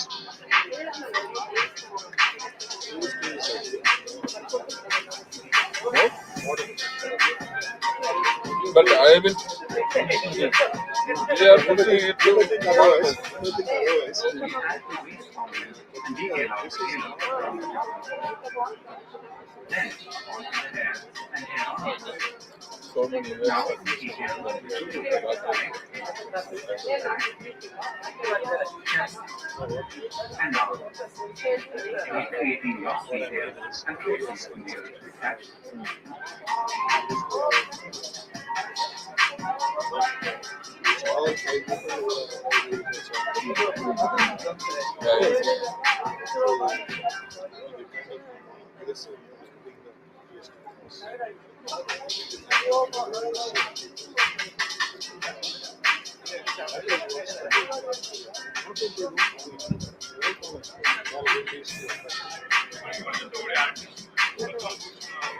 This transformation I can mention in the last 10 years. See the primary corporate based me and Shyam. We are going along with so now we got a new designs in the among the friends one thing is allotted as one manager and we rotate this post. So ಇವಳಿಗೆ ಮಾತಾಡ್ತೀನಿ ಗೊತ್ತಾ ಇಲ್ಲ ಬೆಳಗ್ಗೆ ಮಾತಾಡ್ತೀನಿ ಮದ್ರಾಸಿಂದ ಬಂದಿದ್ದಾರೆ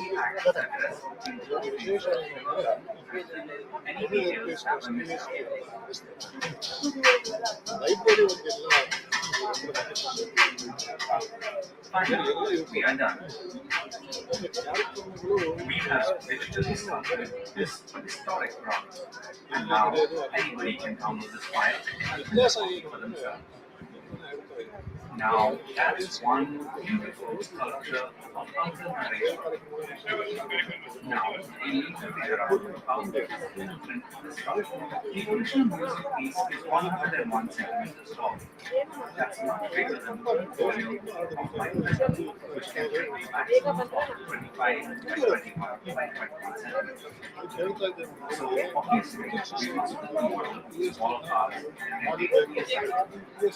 This is a department. We are learning so many things recently, and when we actually a lot of things. The concept of event manager, university event manager for all the others is supported, but she is the one who is for infrastructure or technology, for catching, for correct somebody, but she is the single person. And if you can take this among the technical development so that everybody becomes an event manager or event partner. Now let's orient the path, right leg and the left thigh. This orientation No, I just peeked in the morning. There is a treasure house which I can't resist. I need to come for 1 hour. It's open tomorrow. Near tomorrow, but he'll be here. Just walk in. So, see, the moment I entered here, I saw temple architecture. Immediately I went in and somebody shouted, please register. The background of this one. No, I'm not doing it here. That's been done. Because only this one is coming. They are taking the video. So it should be nice if that background is that. No, I've been trying to tell him I don't do it from here. Oh, you're doing live stream. Okay. He's doing okay. He's changing. He's changing. Connect or we may have a meeting offline or Zoom. Or Anyway, it's good because I spoke to Ravi 3 days back. And I told him, did you know Shiva had called? Because Shiva used to change I should have said Babu. He was kind of shocked. Then I phoned him. Say, at the time, he said, no, like I said that I'm not wasting, I'm going there. No, that's fine. But anyway, I wanted to come in person and meet you guys, and then I know almost all the presenters because they have one time or other come to PhD or the staff all the Telugu separatists. I have presented 5-6 things in their group. This year's 2-day festival.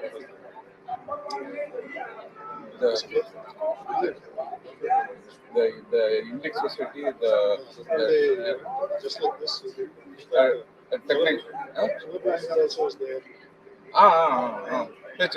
Pitch. 2 days. Yeah, 2 days from there. Yeah. There was a theme. The title was Vijayanagara. Beautiful. Last year I did one series for temple architecture of the medieval period. 12 dynasties and then 12 temple seals on their walls. I think that is something which you can repeat.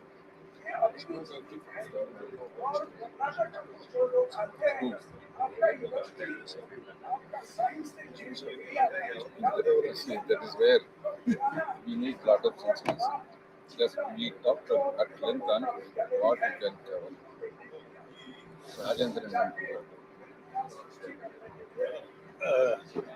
Okay, I thought that was the other Rajendran. I was talking to the principal Rajendran and I said, sir, you have checked in. He said, not checked in. Where are you? And he said, the professor is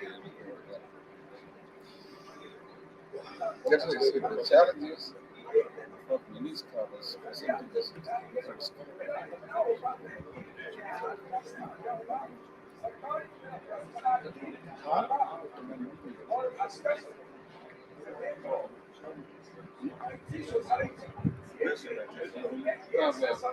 Many medium. I will prefer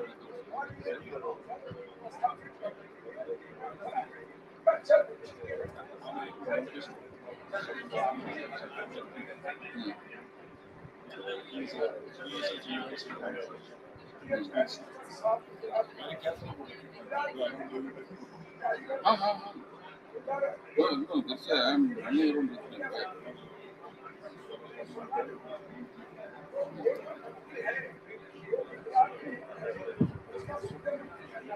This is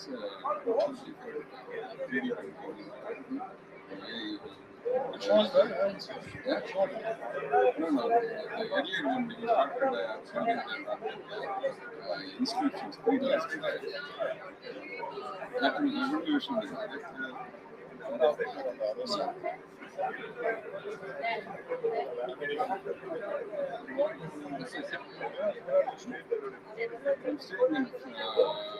Sixth class Gandhi near the MPI.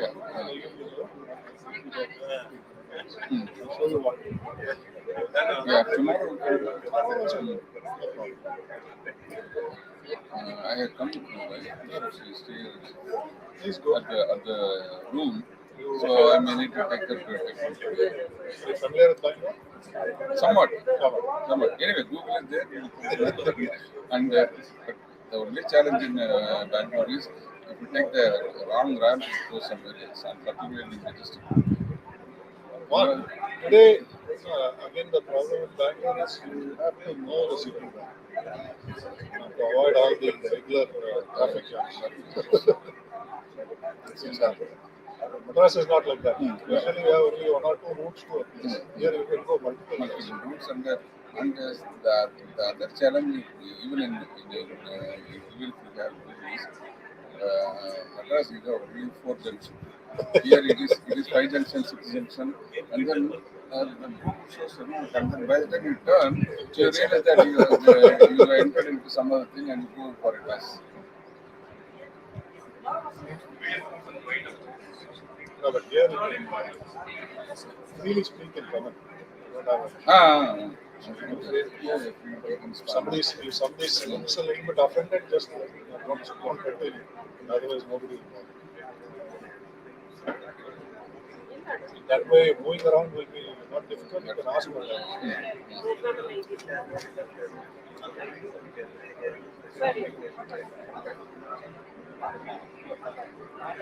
So, what do you do in training?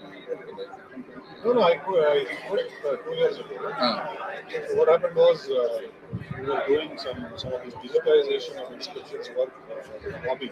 And one day this institution called me for a lecture. And said, we were doing some work and it was a talk.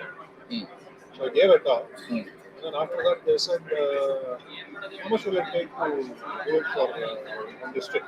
I gave a proposal. They said, you can do it for 3 districts. I funded.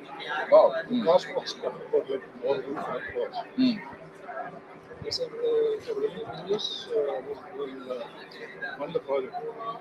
So I immediately quit my job. For 6 months I had not session about. And then we put together a team. So I do this full time here now as a honorary priest. There's a team of about 5 people. So the rest of them are all traditional historians and all of that.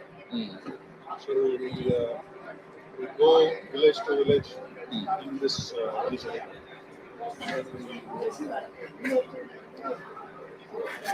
Basically 3D scan the inscription, we study it, we publish it. Actually, I spoke to everybody on Gopal last week. He circulated that. I saw that. I wanted to directly connect with him to understand how we can help. So what is happening is, the chair actually. The chair.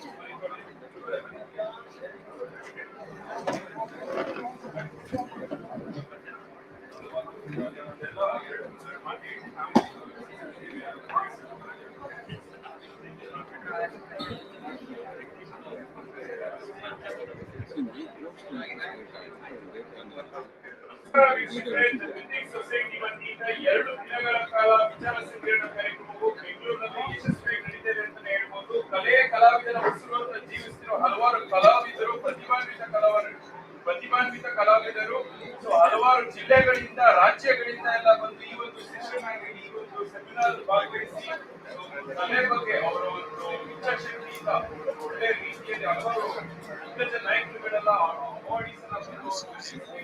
Catching up with one piece.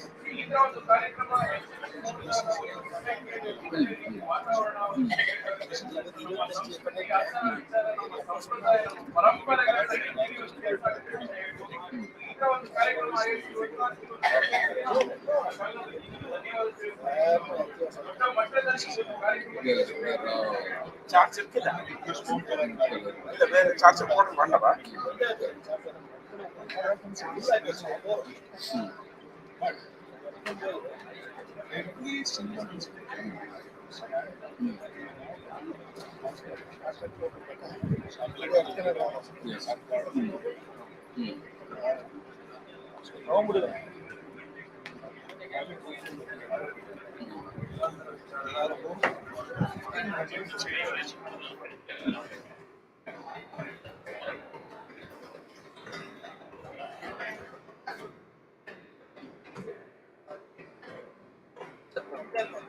Sir ಇದು laptop order ಅಲ್ವಾ ನೀವು?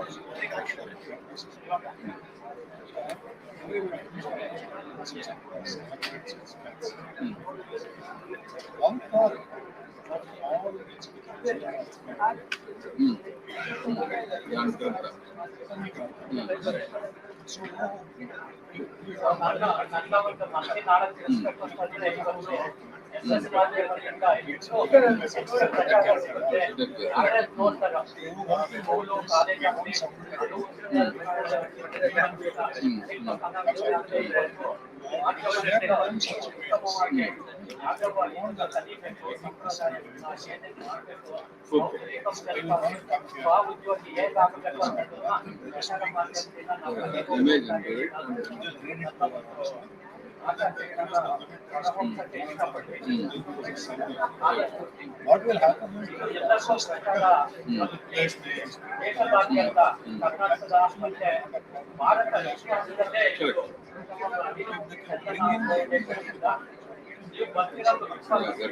Once the translation is done, then interpretation you can easily do. Yeah, Saundari was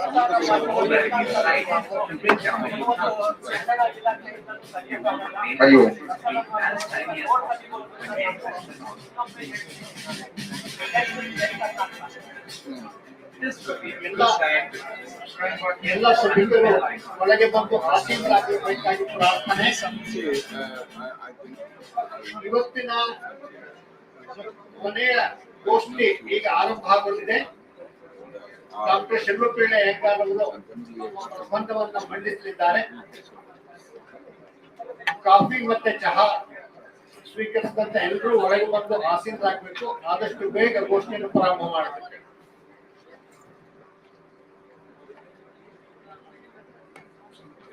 ಸ್ನೇಹಿತರೆ, ಎಲ್ಲರೂ ಬಂದು ಆಸೀನರಾಗಬೇಕು ಅಂತ ಕೇಳ್ಕೊತೀನಿ.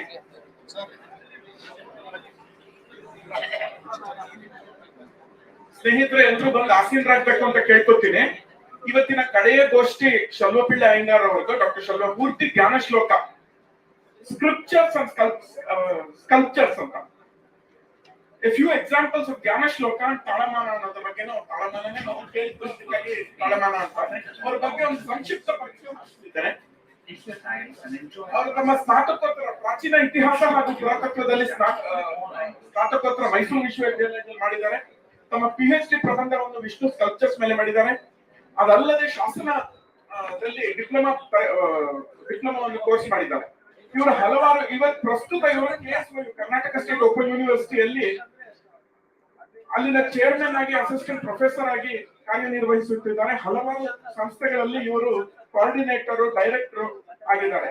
ಶ್ರೀ ನಾಲ್ವಡಿ ಕೃಷ್ಣರಾಜ ಒಡೆಯರ್ ಅದರ chair ನಲ್ಲಿ ಡೈರೆಕ್ಟರ್ ಆಗಿದ್ದಾರೆ. Special officer to Karnataka examination KS ಇವರು ಹಲವಾರು ಪ್ರಕಟಣೆಗಳು ಮಾಡಿದ್ದಾರೆ. 100ಕ್ಕೂ ಹೆಚ್ಚು ಪ್ರಕಟಣೆಗಳನ್ನು ಮಾಡಿದ್ದಾರೆ. ಇವರ ಕೆಲವು ಪುಸ್ತಕಗಳು ಶುದ್ಧ ಶೈವ ಶಿವಾಚಾರ್ಯ ವಿಧಿ, ಶ್ರೀ ರಾಮಾನುಜ ತಿರುಮಂಚನ ಕಲಿಟೀಯಂ ಅದರ ಸಂಪಾದಕರು, ಮೇಲುಕೋಟೆ ಶ್ರೀ ಚಲುವನಾರಾಯಣ ಸ್ವಾಮಿಯವರ ತ್ರಿಷಷ್ಟಿ ನಾಮಾವಳಿ, ಆಚಾರ್ಯ ಶ್ರೀ ರಾಮಾನುಜಾಚಾರ್ಯ ಅದೀಕ್ಷಣ, ವಿಜಯಲಕ್ಷ್ಮಿ ಕಟಾಕ್ಷ ಇವರು ಕೆಲವು ಕೃತಿಗಳು. ಇವರಿಗೆ ಹಲವಾರು ಪ್ರಶಸ್ತಿಗಳು ಬಂದಿದೆ. ಆದರ್ಶ ಪ್ರತಿಭಾ ರತ್ನ, ಶ್ರೀ ಜಯಚಾಮರಾಜೇಂದ್ರ ಒಡೆಯರ್ ಸೇವಾ ರತ್ನ ಪ್ರಶಸ್ತಿ, ಹೊಯ್ಸಳ ಪ್ರಶಸ್ತಿ, ಧಾರ್ಮಿಕ ತಪಸ್ವಿ, ಪರಶುರಾಮ ಪ್ರಶಸ್ತಿ ಹಾಗೂ ಬ್ರಾಹ್ಮಣ ಧರ್ಮ ಸಹಾಯ ಸಭಾ ವಿಪ್ರ ಕಾಲನಿಧಿ ಪ್ರಶಸ್ತಿ. ಇನ್ನು ಹಲವಾರು ಪ್ರಶಸ್ತಿಗಳು ಬಂದಿದೆ. ಇವತ್ತಿನ ಕಡೆಯ ಗೋಷ್ಠಿಯನ್ನು ಅವ್ರು ನೆರವೇರಿಸಿಕೊಡ್ಬೇಕು ಅಂತ ಅವ್ರನ್ನ ವೇದಿಕೆ ಮೇಲೆ ಬರ್ಬೇಕು ಅಂತ ಆಹ್ವಾನ ಮಾಡ್ತಾ ಇದ್ದೀನಿ.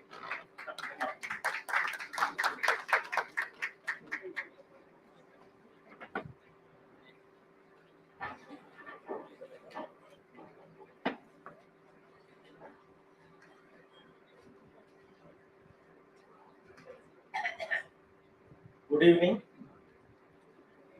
I'm very thankful to Sri Jaisimhaji for introducing me once again in the second time, in the morning and also in the evening. This is the last session today. You heard from the morning about the Shaiva Shilpas, Vaishnava Shilpas and Shakta Shilpas, and also Talamana. Padma Vibhushana Shri Sudarshan Sahuji was speaking about the Talamanas, how the sculptures are divided into 7 parts, how it is extended to 8th one in these days, etc. were explained by the Sudarshan Sahuji. Now we are entering into the ritual section also. In the earlier it was how to create the images or deities in the temple, and now how to do the dhyana and ritual, and how it is important. The dhyana shlokas are important for both Shilpi and Sadhaka. In Agama Shastras and Shilpa Shastras, Sadhaka means the worshipper. He is also called Archaka, Purohita, Agamika. But strictly speaking, the Agamas, they say, is a Sadhaka. Sadhaka means one who is praying for the accomplishment, Siddhi. What is the Siddhi? Siddhi is moksha. The ultimate goal for the worshipper is moksha for anything. Like Shakta, they were explaining. Maybe it is a Shakta. Shakti is the supreme. Where in Vaishnavas, Vishnu is the supreme. Or Shaivas, Shiva is the supreme. Even there, all the three, the goal is same. What is the goal? Goal is to get the salvation, and that is the eternal ananda, eternal bliss. That is called Paramapada, the moksha. In Vaishnavas, they say moksha, Paramapada. Shaivas, they say Shivapada, Kailasa. And Shakti, they say Bindu. That is the ultimate, eternal. Which was explained by the Arghya Deeptakar in the morning. Now we see about the dhyana. So this is Murti Dhyana, how it is important for the sadhakas and also for the shilpis. Both it is very important. Tomorrow you are going to see how after the dhyana, how they bring the murtis into the temple and how they are going to consecrate it. Because Karshanadi Pratishtanta Vidhi. Karshana means ploughing. Ploughing means what? Cleaning the land. From there, they construct the temple and the deity will go inside. And how they consecrate inside the temple is the subject tomorrow. Sri Ramapriya ji will be speaking on the Karshana, the Pratishtanta Vidhi. After that Pratishtha also sometimes what happens? The murtis will break, will change, will deteriorate, or will go with some changes. Then what happens? It is only worshipable murti. If something happens to that, you cannot worship it. If damages, then you cannot worship it. Then what to do? Then you have to do the Jirnodhara Vidhi. The Jirnodhara Vidhi is treatment. If something happens to you, see, the beauty of Karshanadi Pratishtanta, from Karshanadi Pratishtanta you have to get good dates. For Pratishtha there is no date. Whenever it demands, situation demands, you have to do. Why? Because if some emergency is there, some disease is there, what you do? You will not see the Muhurta, Tithi, Vara, Nakshatra, Yoga, Karana. You directly go to the rush to the hospital. So like the Jirnodhara Vidhi is that when something happens to the temple, suddenly they will do the Jirnodhara. This will be discussed tomorrow. So now Dhyana. What is Dhyana? First very popular concept of Dhyana is seen in Patanjali Yoga, Ashtanga Yoga, where Asana, Pranayama, Pratyahara, Dhyana, Dharana, Samadhi, these are the 8 limbs of the Yoga Shastra. The Dhyana is explained, the Ekatanata, Tat Pratyaya Ekatanata Dhyanam means if you concentrate on one thing, if it is a continuous thought, only focused on one subject, then it is called Dhyana. This is what Patanjali said. There is an argument actually. Sri Adishankara Bhagavad Padacharya of Advaita Vedanta, Sri Ramanuja of Vishishtadvaita, Sri Madhvacharya of Dvaita philosophy, they never accept this. Many times they reject yoga. Why? Because the yoga says that Dhyana, Dharana, Samadhi, Ishvara Pranidhana Dva. What is Va? Ishvara Pranidhana Dva. By doing all these 8 yoga limbs, practicing this asana, yoga, pranayama, pratyahara, dhyana, dharana, automatically samadhi will come. Or also by the worship of Ishvara. Ishvara is the God. This is not accepted by Vedantins because they say that it is only possible with God's grace only. Without God's mercy, you cannot get samadhi at all. So that's what the yoga concept of samadhi is not accepted by the Vedantins, but because except Bhagavan's grace, mercy, you cannot get samadhi. This is what the Vedantins believe, because they say that all the karanas, whatever the karanas are there, all the karana is Bhagavan only, the Paramatma only. They say Brahman, Narayana, Hari, Vishnu, Shakti, Shiva, whatever it is. But it is only by the mercy of that Parabrahman, the samadhi is possible. Whereas in this yoga, Patanjali's yoga, they say it is also possible with the efforts and also possible with the mercy of Lord. So when they say that it is both, it is possible, it will not be accepted by the Vedantins and Agama people. Because Agama, it believes that everything is created by the Parabrahman only. That Parabrahman has many names. That is a different issue. So that's what meditation, according to Patanjali Maharshi, is continuous and undisturbed thoughts on a subject.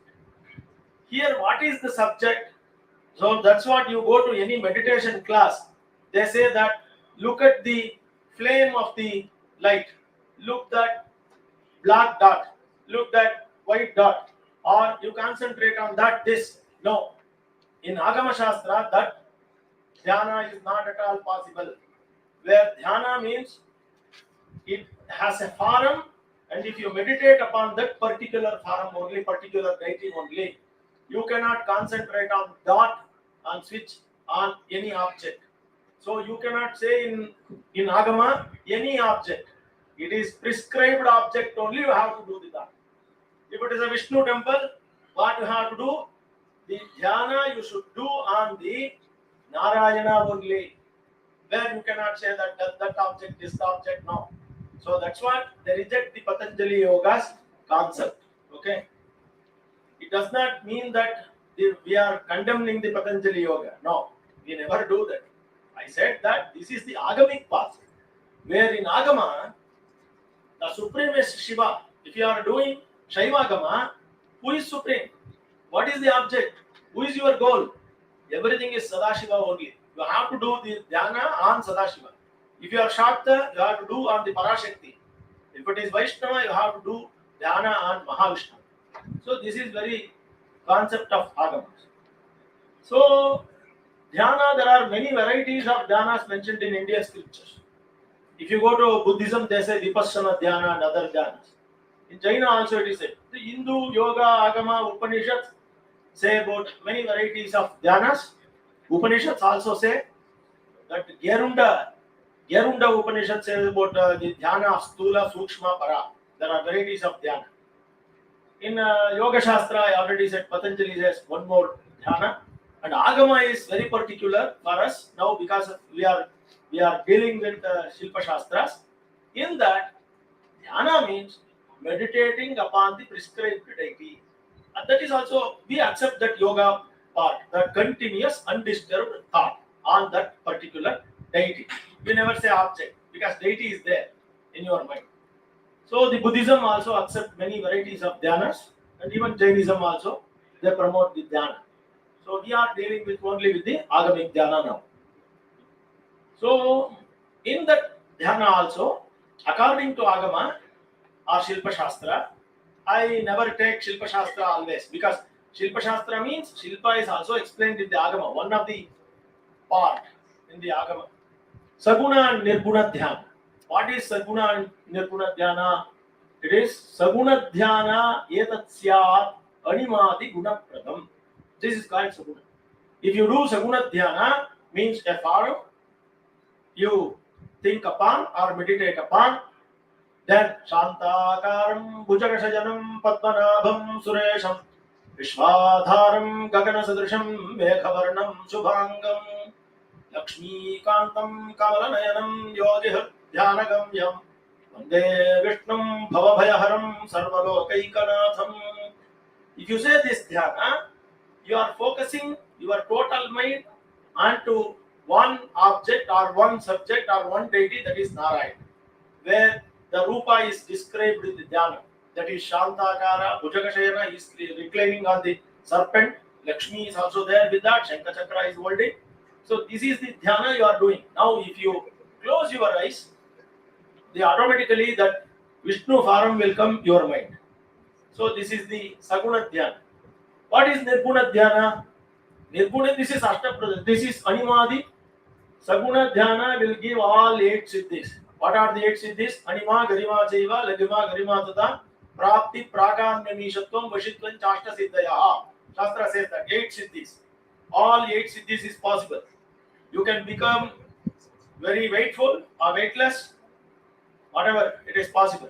Full wealth, wealthless, anything you can become. If you do the Saguna Dhyana. What about Nirguna? The Nirguna Dhyana is Shandilya Upanishad explains that Nirguna Dhyana means you never think on anything, just on your Atma.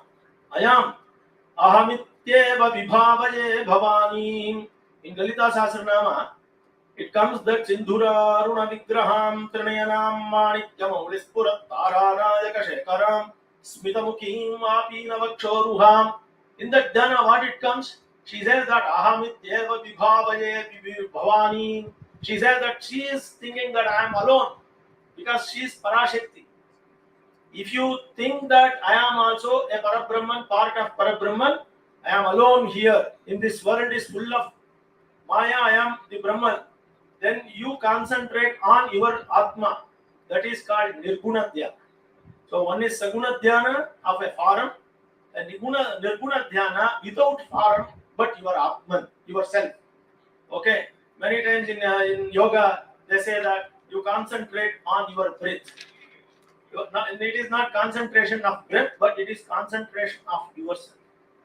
So in agamic context also it comes. When you worship Narayana, how you have to worship?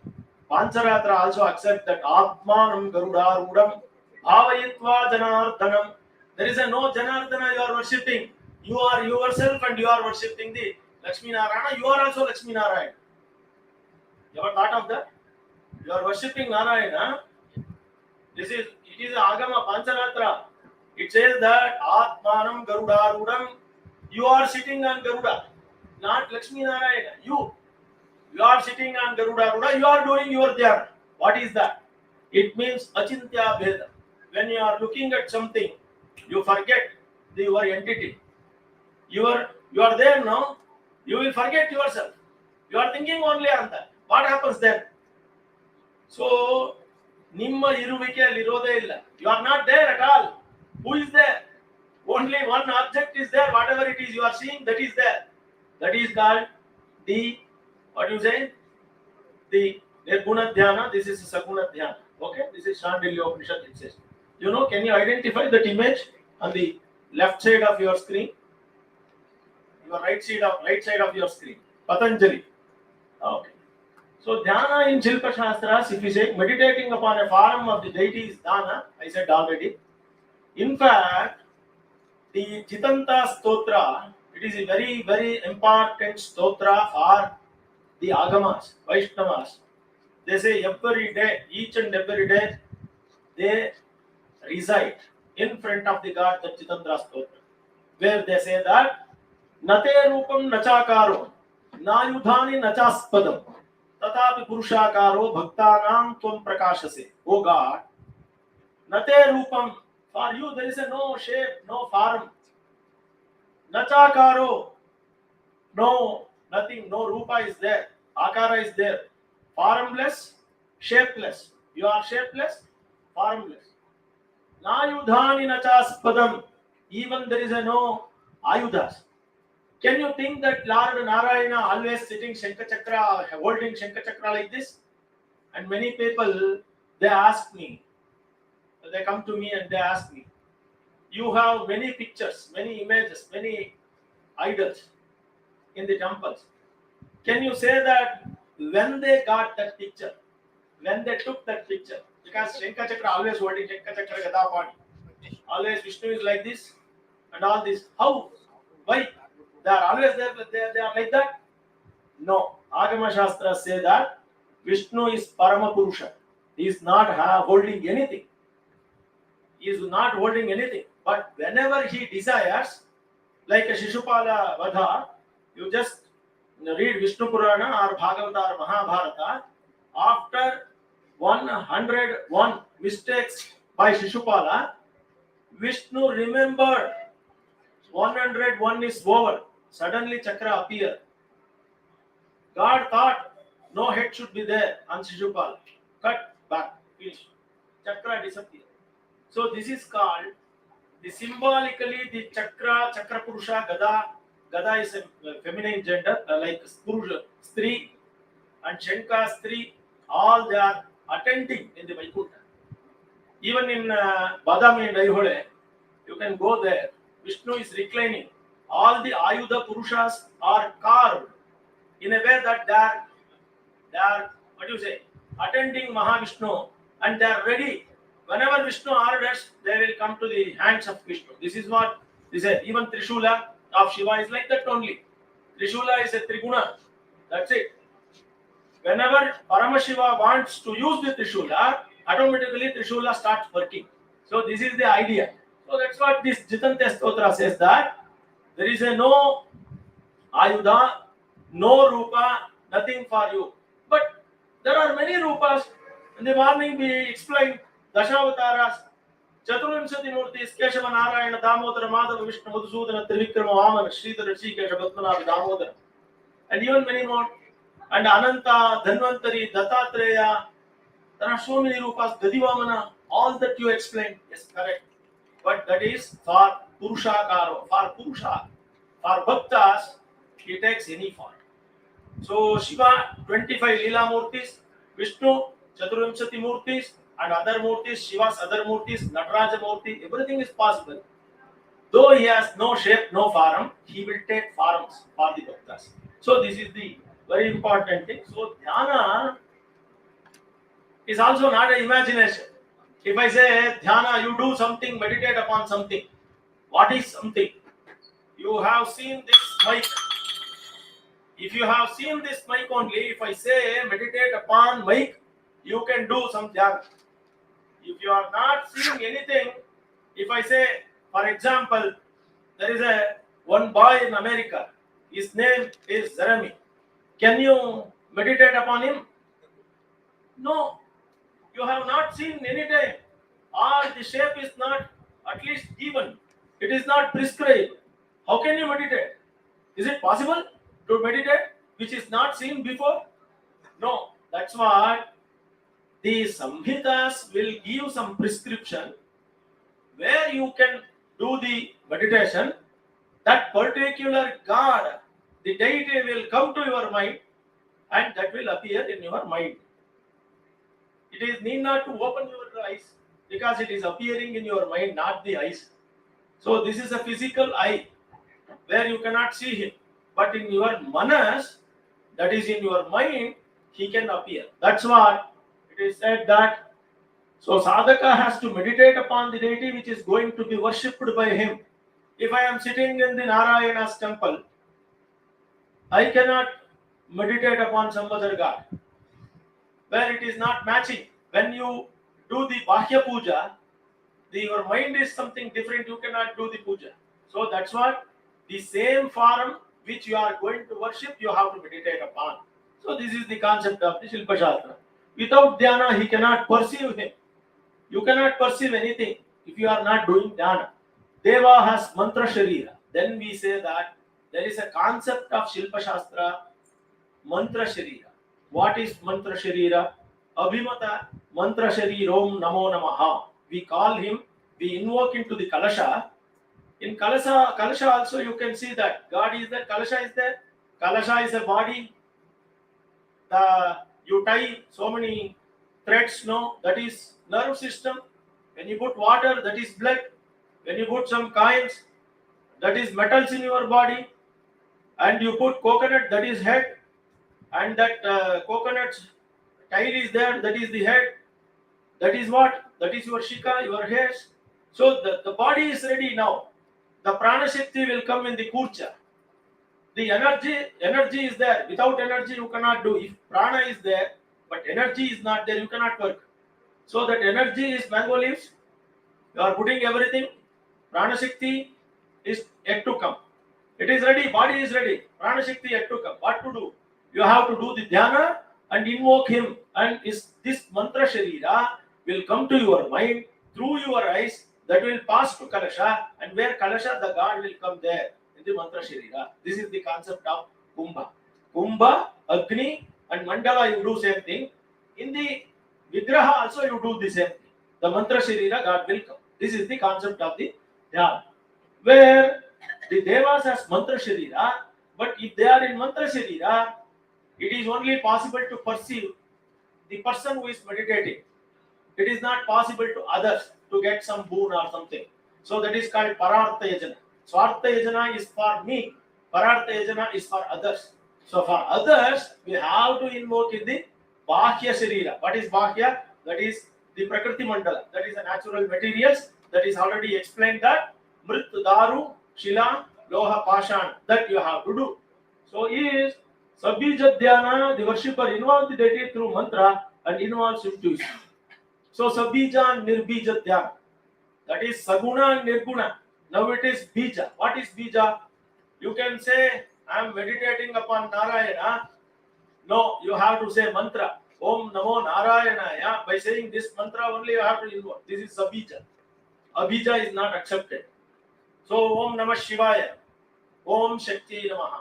Something you have to do the mantra, that is bija, and dhyana. Automatically that form will come to your mind. So this is the bija.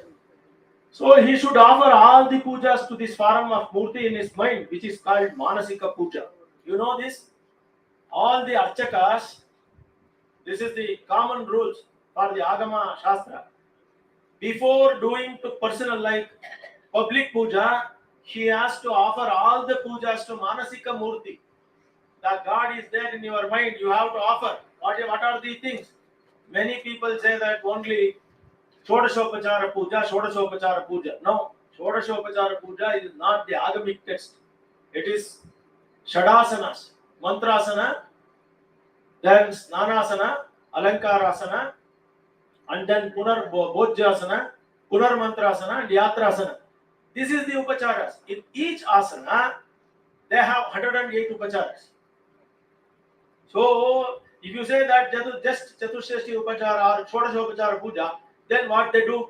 Just they do Om Avahayami, Dhyayami, Avahayami, Asanam Sarpayami, Padyo. This is all. For every day you invoke and you Visarjana, you do Visarjana. In a Darbha, you say that, oh Ganapati, please come here. And you say that, oh Ganapati, Puja is finished. Please bless me. This is the Shodashopachara Puja. Where in Agamas, you cannot say that. Because God is already consecrated. Oh, come here, go. You cannot say like that. So many people say that it is a Shodashopachara Puja. No, it is not Shodashopachara Puja. It is a Shadasana Puja with so many Upacharas. This is what the Agama Shastra says. So we have to do the dhyana. So I said already, in fact, he has to meditate the prescribed form of the deity. What is the prescribed? It is prescribed in the Agama Shastras or Śilpa Shastra. This form is already seen by our sages. That's what I am telling. Who has created the dhyana shlokas? Agama Shastras give some dhyana shlokas that is not created by you. That is created by sages. From the time immemorial, they perceived him practically, personally. They visualized him and then they made dhyana shloka. And that dhyana shloka, if you do that, the same form will come into your mind.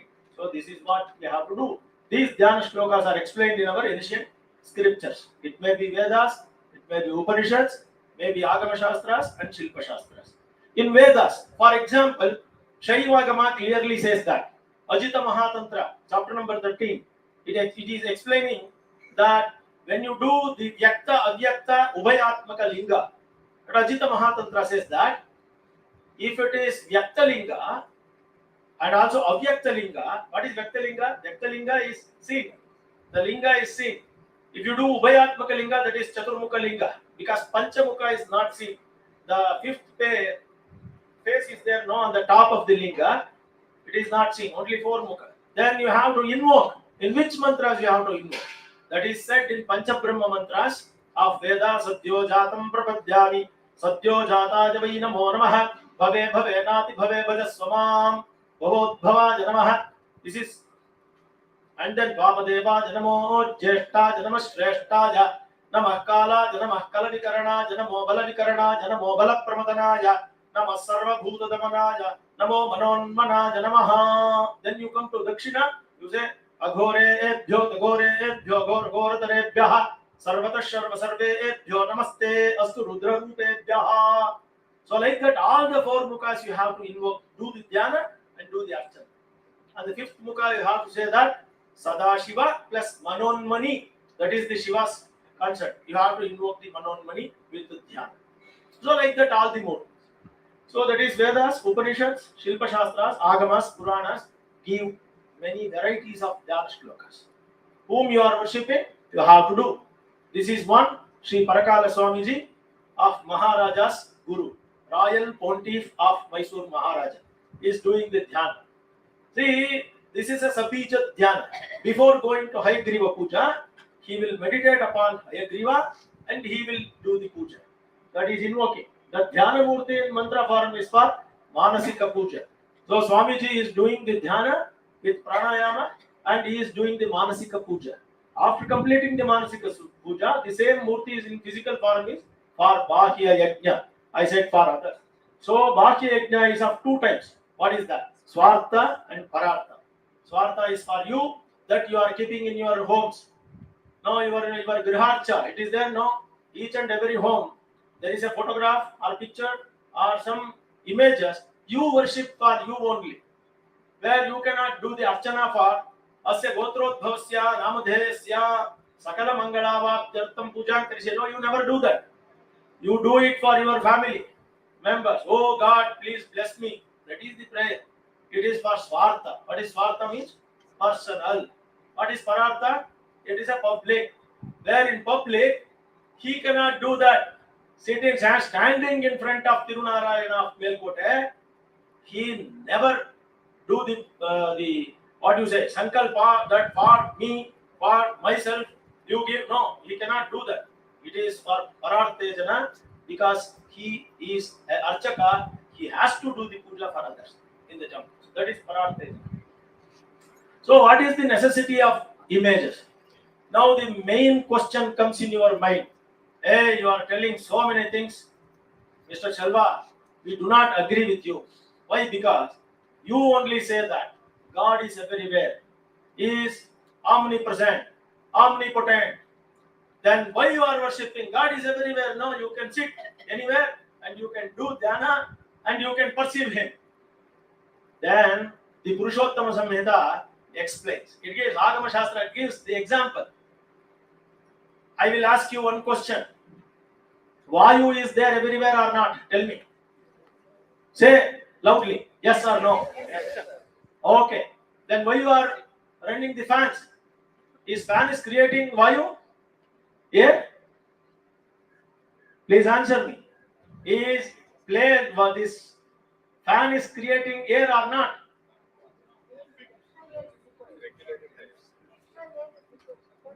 No extra air. Whatever the air is there in the prapancha, that much only there. Extra is not there. The fan cannot create anything, even 1 ounce, what do you say? I do not know the measurements. How to 1 liter? They can say yes. Oxygen can be measured in liters. Even 1 liter air cannot be created by a fan. Then what?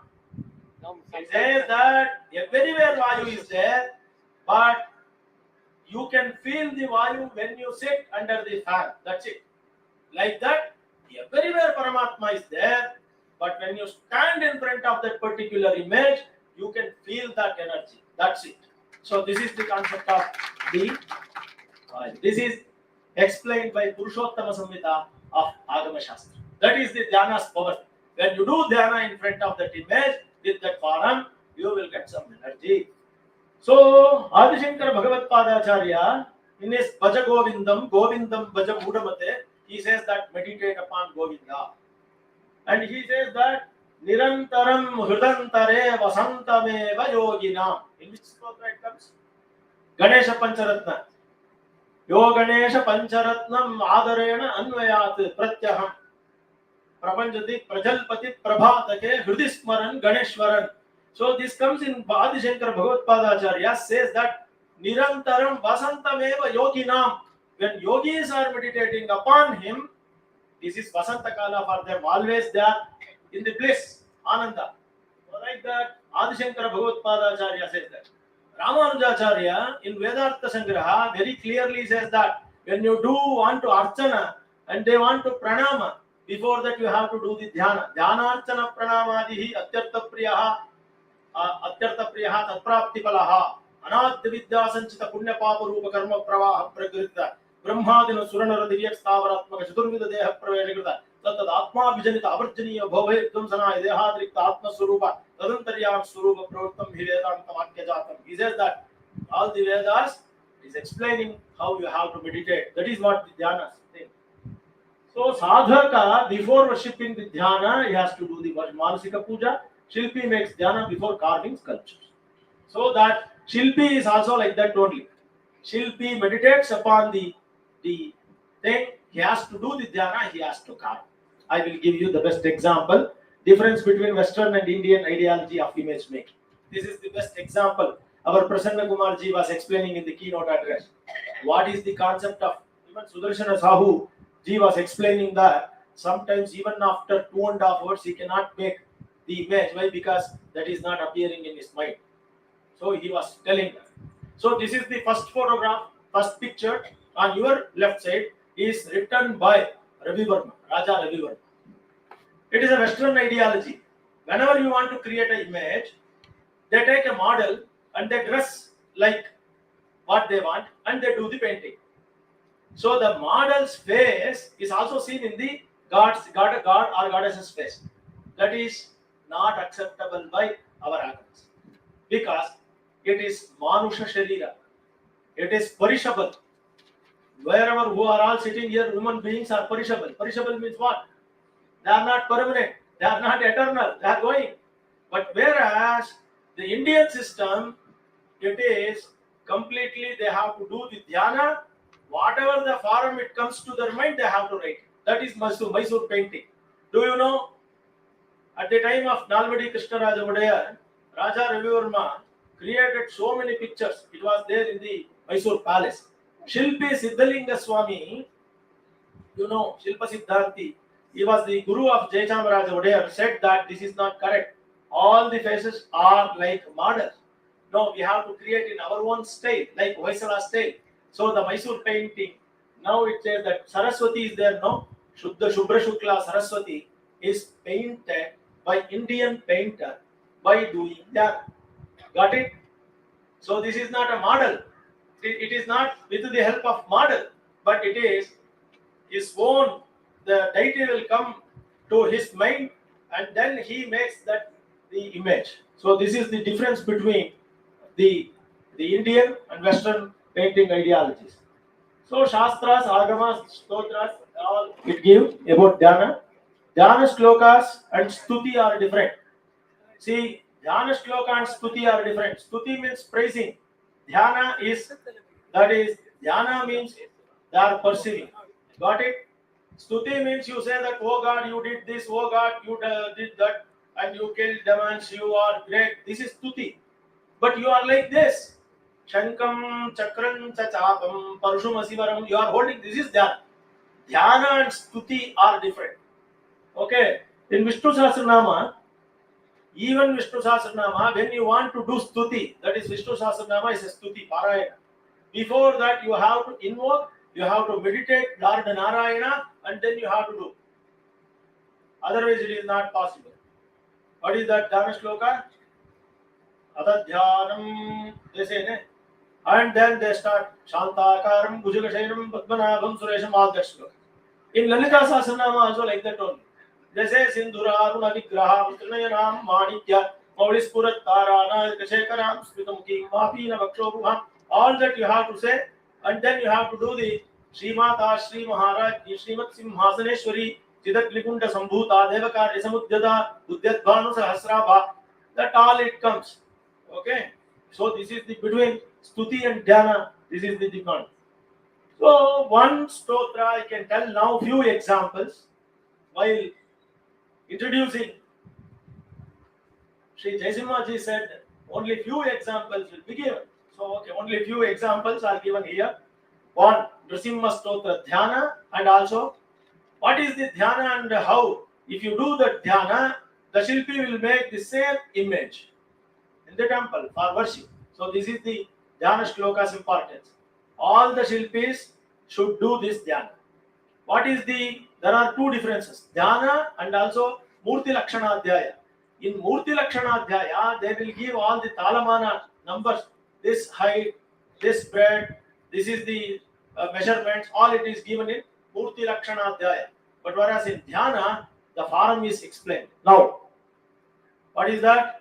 Satya Jnana Sukha Swarupam Amalam Kshirabdi Madhyastitam Yogarudamati Prasanna Vadanam Bhusha Sahasrojvalam Raksham Chakra Vinaka Sabhaya Varan Vibhrana Varkachavim Chatri Bhuta Padindra Bindu Davalam Lakshmi Nrsimham Bhaje. This is the Nrsimhastana. Now, the shloka's meaning is Nrsimha is sitting under the serpent's foot, correct? See, he is holding Shankha and Chakra, correct? He is also Lakshmi is with him, correct? He has 3 eyes. Maybe you cannot observe that only 2 eyes are seen, but the third eye is seen You see, this is Lakshmi Nrsimha image from Hampi. It was Lakshmi Nrsimha broken now. No? So this is not broken, actually damaged. Really somebody looted and also fired and completely destroyed it. Now it is in this position. We can observe this is Lakshmi Nrsimha because Lakshmi's hand is holding Nrsimha from the back. You can see even today. Many people they confuse this is Yoga Nrsimha. No, this is Lakshmi Nrsimha. What I said, the dhyana is given to Shilpi. Shilpi made this. Correct? No? This is the picture. From right side you can observe that Nrsimha has all the things. That is the picture. It was there like that before, but it is completely destroyed, mutilated, I can say. Okay, now it is shattered. Now, what is that?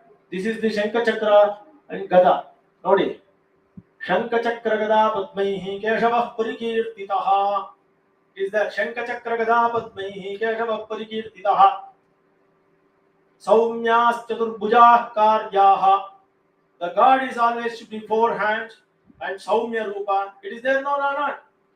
So then all the Kirita Kundala, Makara Kundala, Greve Kahara, Katakadi Vibhushitaha, then it is there, all the Abharanas are seen. So this is the dhyana. When you do that, he will come into your mind. The same image is also seen in the Beluru temple. This is Keshava of Beluru. Then, one, you can read this. Can you? Somebody? Abhayavarada Hastam Saumya Shringāravaram. I cannot see from here. Vipulavatana Netram. Sound. From the sound. This is Shyamam Trinetram Dibujam. Gauri is very next to Shiva. How many hands she is holding? 2. What is said in the shloka? Dibujam. She is having 2 hands. How many hands she is having? Exactly matching with the Dhyana shloka. Correct now? This is by Śivāgama. So Dhyana shlokas always give perfect form of that worshipable mūrti in the temple. So this is one Chandrasekhara mūrti. Chandrasekhara is, what is the, and also Mūrti Lakṣmaṇa Adhyaya explains that Saranga and Parushu should be watching each other. Like Parushu should what?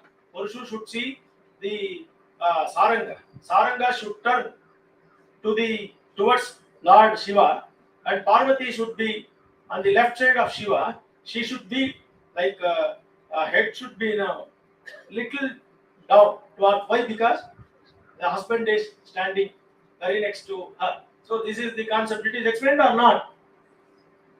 This is what Savyapasavya Stita. You see, Savyapasavya means on the left side of the Shiva. Is there or not? Devasya Vamastita Padmapītam. And she should be standing on Padmapīta of the left side of the God Chandrasekhara. Is it correct? Dhyana shloka exactly matches with that. So Vijaya Lakshmi. If you say how many hands are there? Yeah. So this is also explained in the Sukhasanam Sukheshim cha Kirita Mukuto Jvalah Syamangim Komalakaram Hamsastitam Garudha Vande, sometimes on Garuda and Hamsa Ruda. Both are the Dhyana shlokas comes. This is Ashtanga Yukta. She is with 8 hands. So Vijaya Lakshmi images are seen with that. Okay. So this is Shankan Chakra. All this is what Vijaya Lakshmi Stotra. Now you come to, I told no, Shankam Chakram Varushama Sivaram. This is all. Jayet Shakkona Samstam Sakala Ripujana Prana Samhara Chakram. It is in Dhyana shloka, it is there Shatkona. Shatkona is seen or not? Yeah, Shatkona is seen. Jayet Shatkona Samstam Sakala Ripujana Prana Samhara Chakram. Okay. So this is Hayagriva. In Hayagriva Dhyana shloka, Vyakya Mudram Karasarasitai Pustakam Shankha Chakre Vibrat Bhinnas Padika Ruchire Pundarike Nishannaha Amlan Shri Ramrata Vishadairam Shobit Lavajanma Avirbhuya Danaga Mahima Manase Vagadishaha Exactly, he is holding Shankar Chakra, Pustaka, and Akshamala, and all. This is the Dhyana Shloka. So Dadivamana. Yoga Narayana, Dattatreya. So I am not going to explain all that. If I go with the Dhyana Shlokas of total Indian gods, it will be like many tantras. So Dhyana explains the forms, but the Talamana explains the height and measurement. So both are important. Both are important or not? Very important. Both are important. Dhyana, the form is also important. The height is also very important. So Manasika and Bhakya Archana. For Manasika Aradhana, Dhyana is enough. Correct or no? For Bhakya Aradhana, measurements are also important. So Mantra Sharira to Divya Prakritika Sharira. So this is one. Now, I want to just within 10 minutes I will finish. Okay, Swami? Or is it yeah, okay. It is delayed, you can say. Now, because I wanted that Sudarshana Sahuji will explain about the Talamana. But he was with the Saptabhaga, he went. I just give an idea about Talamana, that Tala is 8 yavas. You know what is yava? Yava is a barley. Small barley, one by one you just arrange like that. 8 yavas. One next to one, next to one, next yavas. 7 godi or barley. You arrange that. That is called 1 yava, 8 ava. 8 ava is equal to 1 angula. Okay. 1 inch is not correct, I can say, but 1 inch okay. But sometimes what happens, if I take 8 avas, that matrangula or dehangula, perangula, yajamanangula, maybe my hand is different from someone's hand, maybe something missing. So that's what we do is yajamanangula. What is yajamanangula? You take the yajamana's measurements. Some people are very like 6 feet and 6.5 feet, like our Uday Kumar ji. He is 6.5 feet. So we cannot match. It maybe his inch is little bigger than us. Even you can see many celebrities are like that. 2 angula, it is 1 kola. 3 angula is 1 kala. 4 angula is 1 bhaga. Double the bhaga is 1 yavaka. So 1 yavaka plus 1 bhaga is 1 mukha. That is 12 angula equals to 1 mukha. That is 1 angu, 1 thala. What is 1 thala means? 1 feet. Okay. So now Uttama Dashatala is 128 angu. Then it makes like that 4 less, 4 less, 4 less. It will make Madhyama Dashatala, Adhama Dashatala, Uttama Navatala, Adhama Madhyama Navatala, Adhama Navatala, like that it will come. Now in that thala, what you have to do? So this is the Talamana, how to calculate it. What mūrti this is? This is Shiva, okay. But which mūrti? Chandrasekhara mūrti. Now only I have said, shown a picture of Chandrasekhara. Why is Chandrasekhara? Even all the Chandra is there. Shiva, whenever Shiva is there in Shiva form, all the Shiva forms Chandra is there. According to Chandrasekhara Dhyana Shloka, he should be holding Parushu and Mriga. Is holding or not? And also he should be in Abhaya Varada Hasta. Is there or not? Yeah, these 4 things are very important to decide Chandrasekhara. That one hand he should hold the Mriga Mudra, that is Mriga. Another is Parushu and Abhaya Varada Hasta. This is Abhaya, this is Varada. Okay, what is this? This is Vismaya Hasta. What is this? This is Dola Hasta. Like that you have to observe again. So this is the Mūrti. This is Uttama Dashatala calculation. Okay. So there are 5 manas. Nimge 5 manas andre artha agbeku. You have to understand why 5 mana is important. If you take measurements of yourself, this is length, this is breadth, this is round, circumference. Okay. Then from here to here, from the straight line, the symmetry, all that if you observe, all this is very important. That mana, pramana, unmana, lambamana, upamana. What is mana? Height of the sculpture. That's pramana, breadth of the icon. Unmana, circumference of the icon. Lambamana, measurement by thread. They make a thread on the palaka and then they calculate. So upamana, interval of 2 of these threads. Okay, it should neither more nor less. What is that? If mana, if you do that, Sir, duddide, I am having money, sir. You can create more than that, 20 feet. Or if I say no, less. One hand is 5 feet, another hand is 4 feet. What is that? It is called Bedchappan Bombay. Okay, you want to create Ganesha, but it will be created like Isapa. So this is not say commonly. So then it is called Mana and Unmana Shanti. Ramapriya Swami will explain tomorrow what is the Pratishtha Vidhi, how he has to do the Manonmana Shanti. What is Manonmana Shanti? If it is more, there is a Prayaschitta. If it is less, even that is for Prayaschitta. What is that? You should not make mana more or less. Okay. If you say 100 rupees means what? 99 rupees is not 100 rupees. 101 rupees is not 100 rupees. So like that, you have to make perfectly. That precision is very important. Prasanna Kumarji, while explaining in the morning, he said that the Swatantra is not given for this precision. He said correctly. Because Indian Shilpis have to do like that. That perfection should be there. Precision should be there. So according to Śivāgama's Ajitāgama, chapter number 36, Brahma, Vishnu, Maheshwara, Uttama Dashatala, and it is said, and others, Uma, Katyayani, Lakshmi, Chamunda, Saraswati, Maheshi, Vaishnavi, Brahmi, this is Madhyama Dashatala, Skanda, Indra, Aditya, Veerabhadra, Kshetrapala, Shachi, Devi, and then Usha, Bhu, Varahi, Indrani, Kaumari, Ashwini gods. These are the Adama Dashatalas. Agni, Yama, Nirvati, Varuna, Vayu, Kubera, Ishana, and all the rishis, Tejas, Shastra. Shastra means Hayappa. In Kama, they are Uttamanavatalas. The concerts of above and Devis and Apsaras, Mahamoti, Vidyeshwara, Tarakshya, Gandharva, Yaksha, Siddha, Karana, Naga, Vidyadhara, Ekadasha Rudra, Dvadasha Aditya, 8 Vasu, Rakshasa, Asura, Kinnara, or Adamanavatala.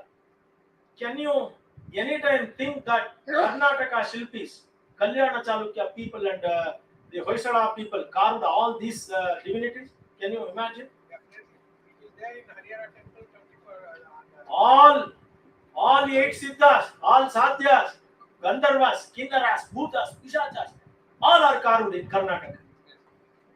Nobody observes that. This is a very interesting subject.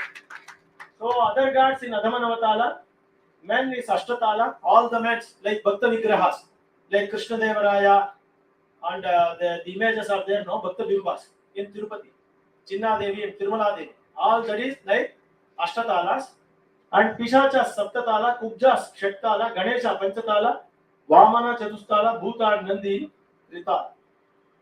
So thank you so much for giving this opportunity. And I wanted to explain about Talamana and also the Dhyana Shloka. I hope you understood about the Dhyana Shlokas and Talamana. And I am given from the Ajitāgama. But if you go to Pancharatra, maybe some differences are there. Apar Vaikanasa also some differences can be seen, but not drastically, but little bit the Vyatyasa, what you say, differences can be seen in some other Shastras. So this is the wonderful opportunity to share whatever the little knowledge I am having to you people. That is number one. Number two, also I am also very much benefited from the morning because very good lectures about the Śivāgama and also Śāstra and that. I am very thankful to the authorities of Mythic Society for giving me an opportunity here to speak about Alamana and also Brahmīya, chitrakarama śāstra. So thank you very much for listening. If you have any questions, you can ask, but there is no time. Personally, you can contact me and ask anytime because already they are running shortage of time because already it is expected time. This limit is crossed. So anyhow, and also Chandana Foundation, Kalur Venkatesh for arranging this. Thank you so much. Namaskar. ಬೆಳಿಗ್ಗೆ ಮೊದಲನೇ ಗೋಷ್ಠಿ doctor ಶಲುಪಿಳ್ಳಿ ಅಯ್ಯಂಗಾರ್ರಿಂದನೇ ಪ್ರಾರಂಭ ಆಯಿತು. ಇವತ್ತಿನ ಕೊನೆಯ ಗೋಷ್ಠಿ ಕೂಡ ಅವರಿಂದನೇ ಮುಕ್ತಾಯ ಆಗ್ತದೆ. ಮೊದಲನೇ ಗೋಷ್ಠಿ ಮಾತಾಡೋದು ಸ್ವಲ್ಪ ಸುಲಭ, ಆದರೆ ಕೊನೆ ಗೋಷ್ಠಿ ಮಾತಾಡೋದು ಅಷ್ಟೇ ಕಷ್ಟ. ಯಾಕೆಂದ್ರೆ ಎಲ್ಲರೂ ಸುಸ್ತಾಗ್ಬಿಟ್ಟಿರ್ತಾರೆ. ಅವರ ಗ್ರಹಣ ಶಕ್ತಿ ಸಾಕಷ್ಟು ಕಡಿಮೆ ಆಗಿದೆ. ಅವರ ಆಕರ್ಷಣೆಯನ್ನು ಉಳಿಸ್ಕೊಳ್ಳೋದೇ ದೊಡ್ಡ ಕೆಲಸ. ಹಾಗಾಗಿ ಒಂಥರ ನನಗನ್ನಿಸ್ತು ನಾವು ಸ್ವಲ್ಪ ಬುದ್ಧಿವಂತರಿದ್ದೀವಿ. ಯಾಕೆಂದ್ರೆ ಶಿಲ್ಪಳ್ಳಿ ಅಂಗದವ್ರು ನಮ್ಮ ಕೊನೆಯ ಭಾಷಣಕ್ಕೆ ಅವ್ರು ನಿಂತು, ಹಾಗಾಗಿ ಎಲ್ಲ ಸಭಿಕರನ್ನು ಹಿಡಿದಿಟ್ಕೊಂಡಿದ್ದೀವಿ ಅಂತ ಅತ್ಯಂತ ಚೆನ್ನಾಗಿ ಜ್ಞಾನ ಶ್ಲೋಕದ ಬಗ್ಗೆ ವಿವರಣೆ ಕೊಟ್ಟಂತ, ಅದ್ರ ಬಗ್ಗೆ ತಮ್ಮ ಪ್ರಬಂಧ ಮಂಡಿಸಿದಂತ ಡಾಕ್ಟರ್ ಶಿಲ್ಪಳ್ಳಿ ಹೆಂಗಾರವರಿಗೆ ಮಿಥಿಕ್ ಸೊಸೈಟಿಯ ಪರವಾಗಿ ಮತ್ತೆ ಚಂದನ ಆರ್ಟ್ ಫೌಂಡೇಶನ್ ಪರವಾಗಿ ಮತ್ತು ತಮ್ಮೆಲ್ಲರ ಪರವಾಗಿ ಅನಂತ ಧನ್ಯವಾದ. ಇವತ್ತಿನ ಈ ಕಾರ್ಯಕ್ರಮ ಅತ್ಯಂತ ಯಶಸ್ವಿಯಾಗಿ ನಡೆದಿದೆ. ನಾಳೆ 2ನೇ ದಿನ ಮತ್ತೆ ಮುಂದುವರಿಯುತ್ತಿದೆ. ಬೆಂಗಳೂರಿನಲ್ಲಿ ಸ್ವಲ್ಪ 10 ಗಂಟೆ ಬರೋದು ಕಷ್ಟ ಅನ್ಸುತ್ತೆ. ಎಲ್ಲರೂ 11 ಗಂಟೆ ಹೊತ್ತಿಗೆ ಬರೋದು ಅಭ್ಯಾಸ ಆಗ್ತಿದೆ. ಆದರೆ ನಾಳೆ 10 ಗಂಟೆಗೆ ಪ್ರಾರಂಭ ಆಗುತ್ತೆ. ಮತ್ತೆ ನಾಳೆನೂ ಸಾಕಷ್ಟು ಗೋಷ್ಠಿಗಳಿರೋದ್ರಿಂದ ಮತ್ತೆ ನಾಳೆ ಗೋಷ್ಠಿ ಇದೇ ತರ ಮತ್ತೆ ಲೇಟ್ ಆಗೋದು ಬೇಡ ಅನ್ನೋ ದೃಷ್ಟಿಯಿಂದ 10 ಗಂಟೆಗೆ ತಾವೆಲ್ಲರೂ ಬರಬೇಕು. ನಾಳೆನೂ ಇದೇ ರೀತಿ ಕಾರ್ಯಕ್ರಮದಲ್ಲಿ ಭಾಗವಹಿಸಿ ಪ್ರೋತ್ಸಾಹ ಕೊಡಬೇಕು ಅಂತ ಹೇಳಿ ಮಿಥಿಕ್ ಸೊಸೈಟಿ ಪರವಾಗಿ ತಮ್ಮೆಲ್ಲರಲ್ಲಿ ಸವಿನಯ ಪ್ರಾರ್ಥನೆ. ದಯವಿಟ್ಟು ನಾಳೆ ಎಲ್ಲ ಬನ್ನಿ. ನಮ್ಮ ಸ್ನೇಹಿತರು ಯಾಕೆ ಬರೋಕ್ಕಾಗಿಲ್ಲ ಅವ್ರನ್ನ ಕರ್ಕೊಂಡ್ ಬನ್ನಿ. ಎಲ್ರಿಗೂ ಶುಭ ಸಂಜೆ, ನಮಸ್ಕಾರ. ನಾಳೆ ಬೆಳಿಗ್ಗೆ 10 ಗಂಟೆಗೆ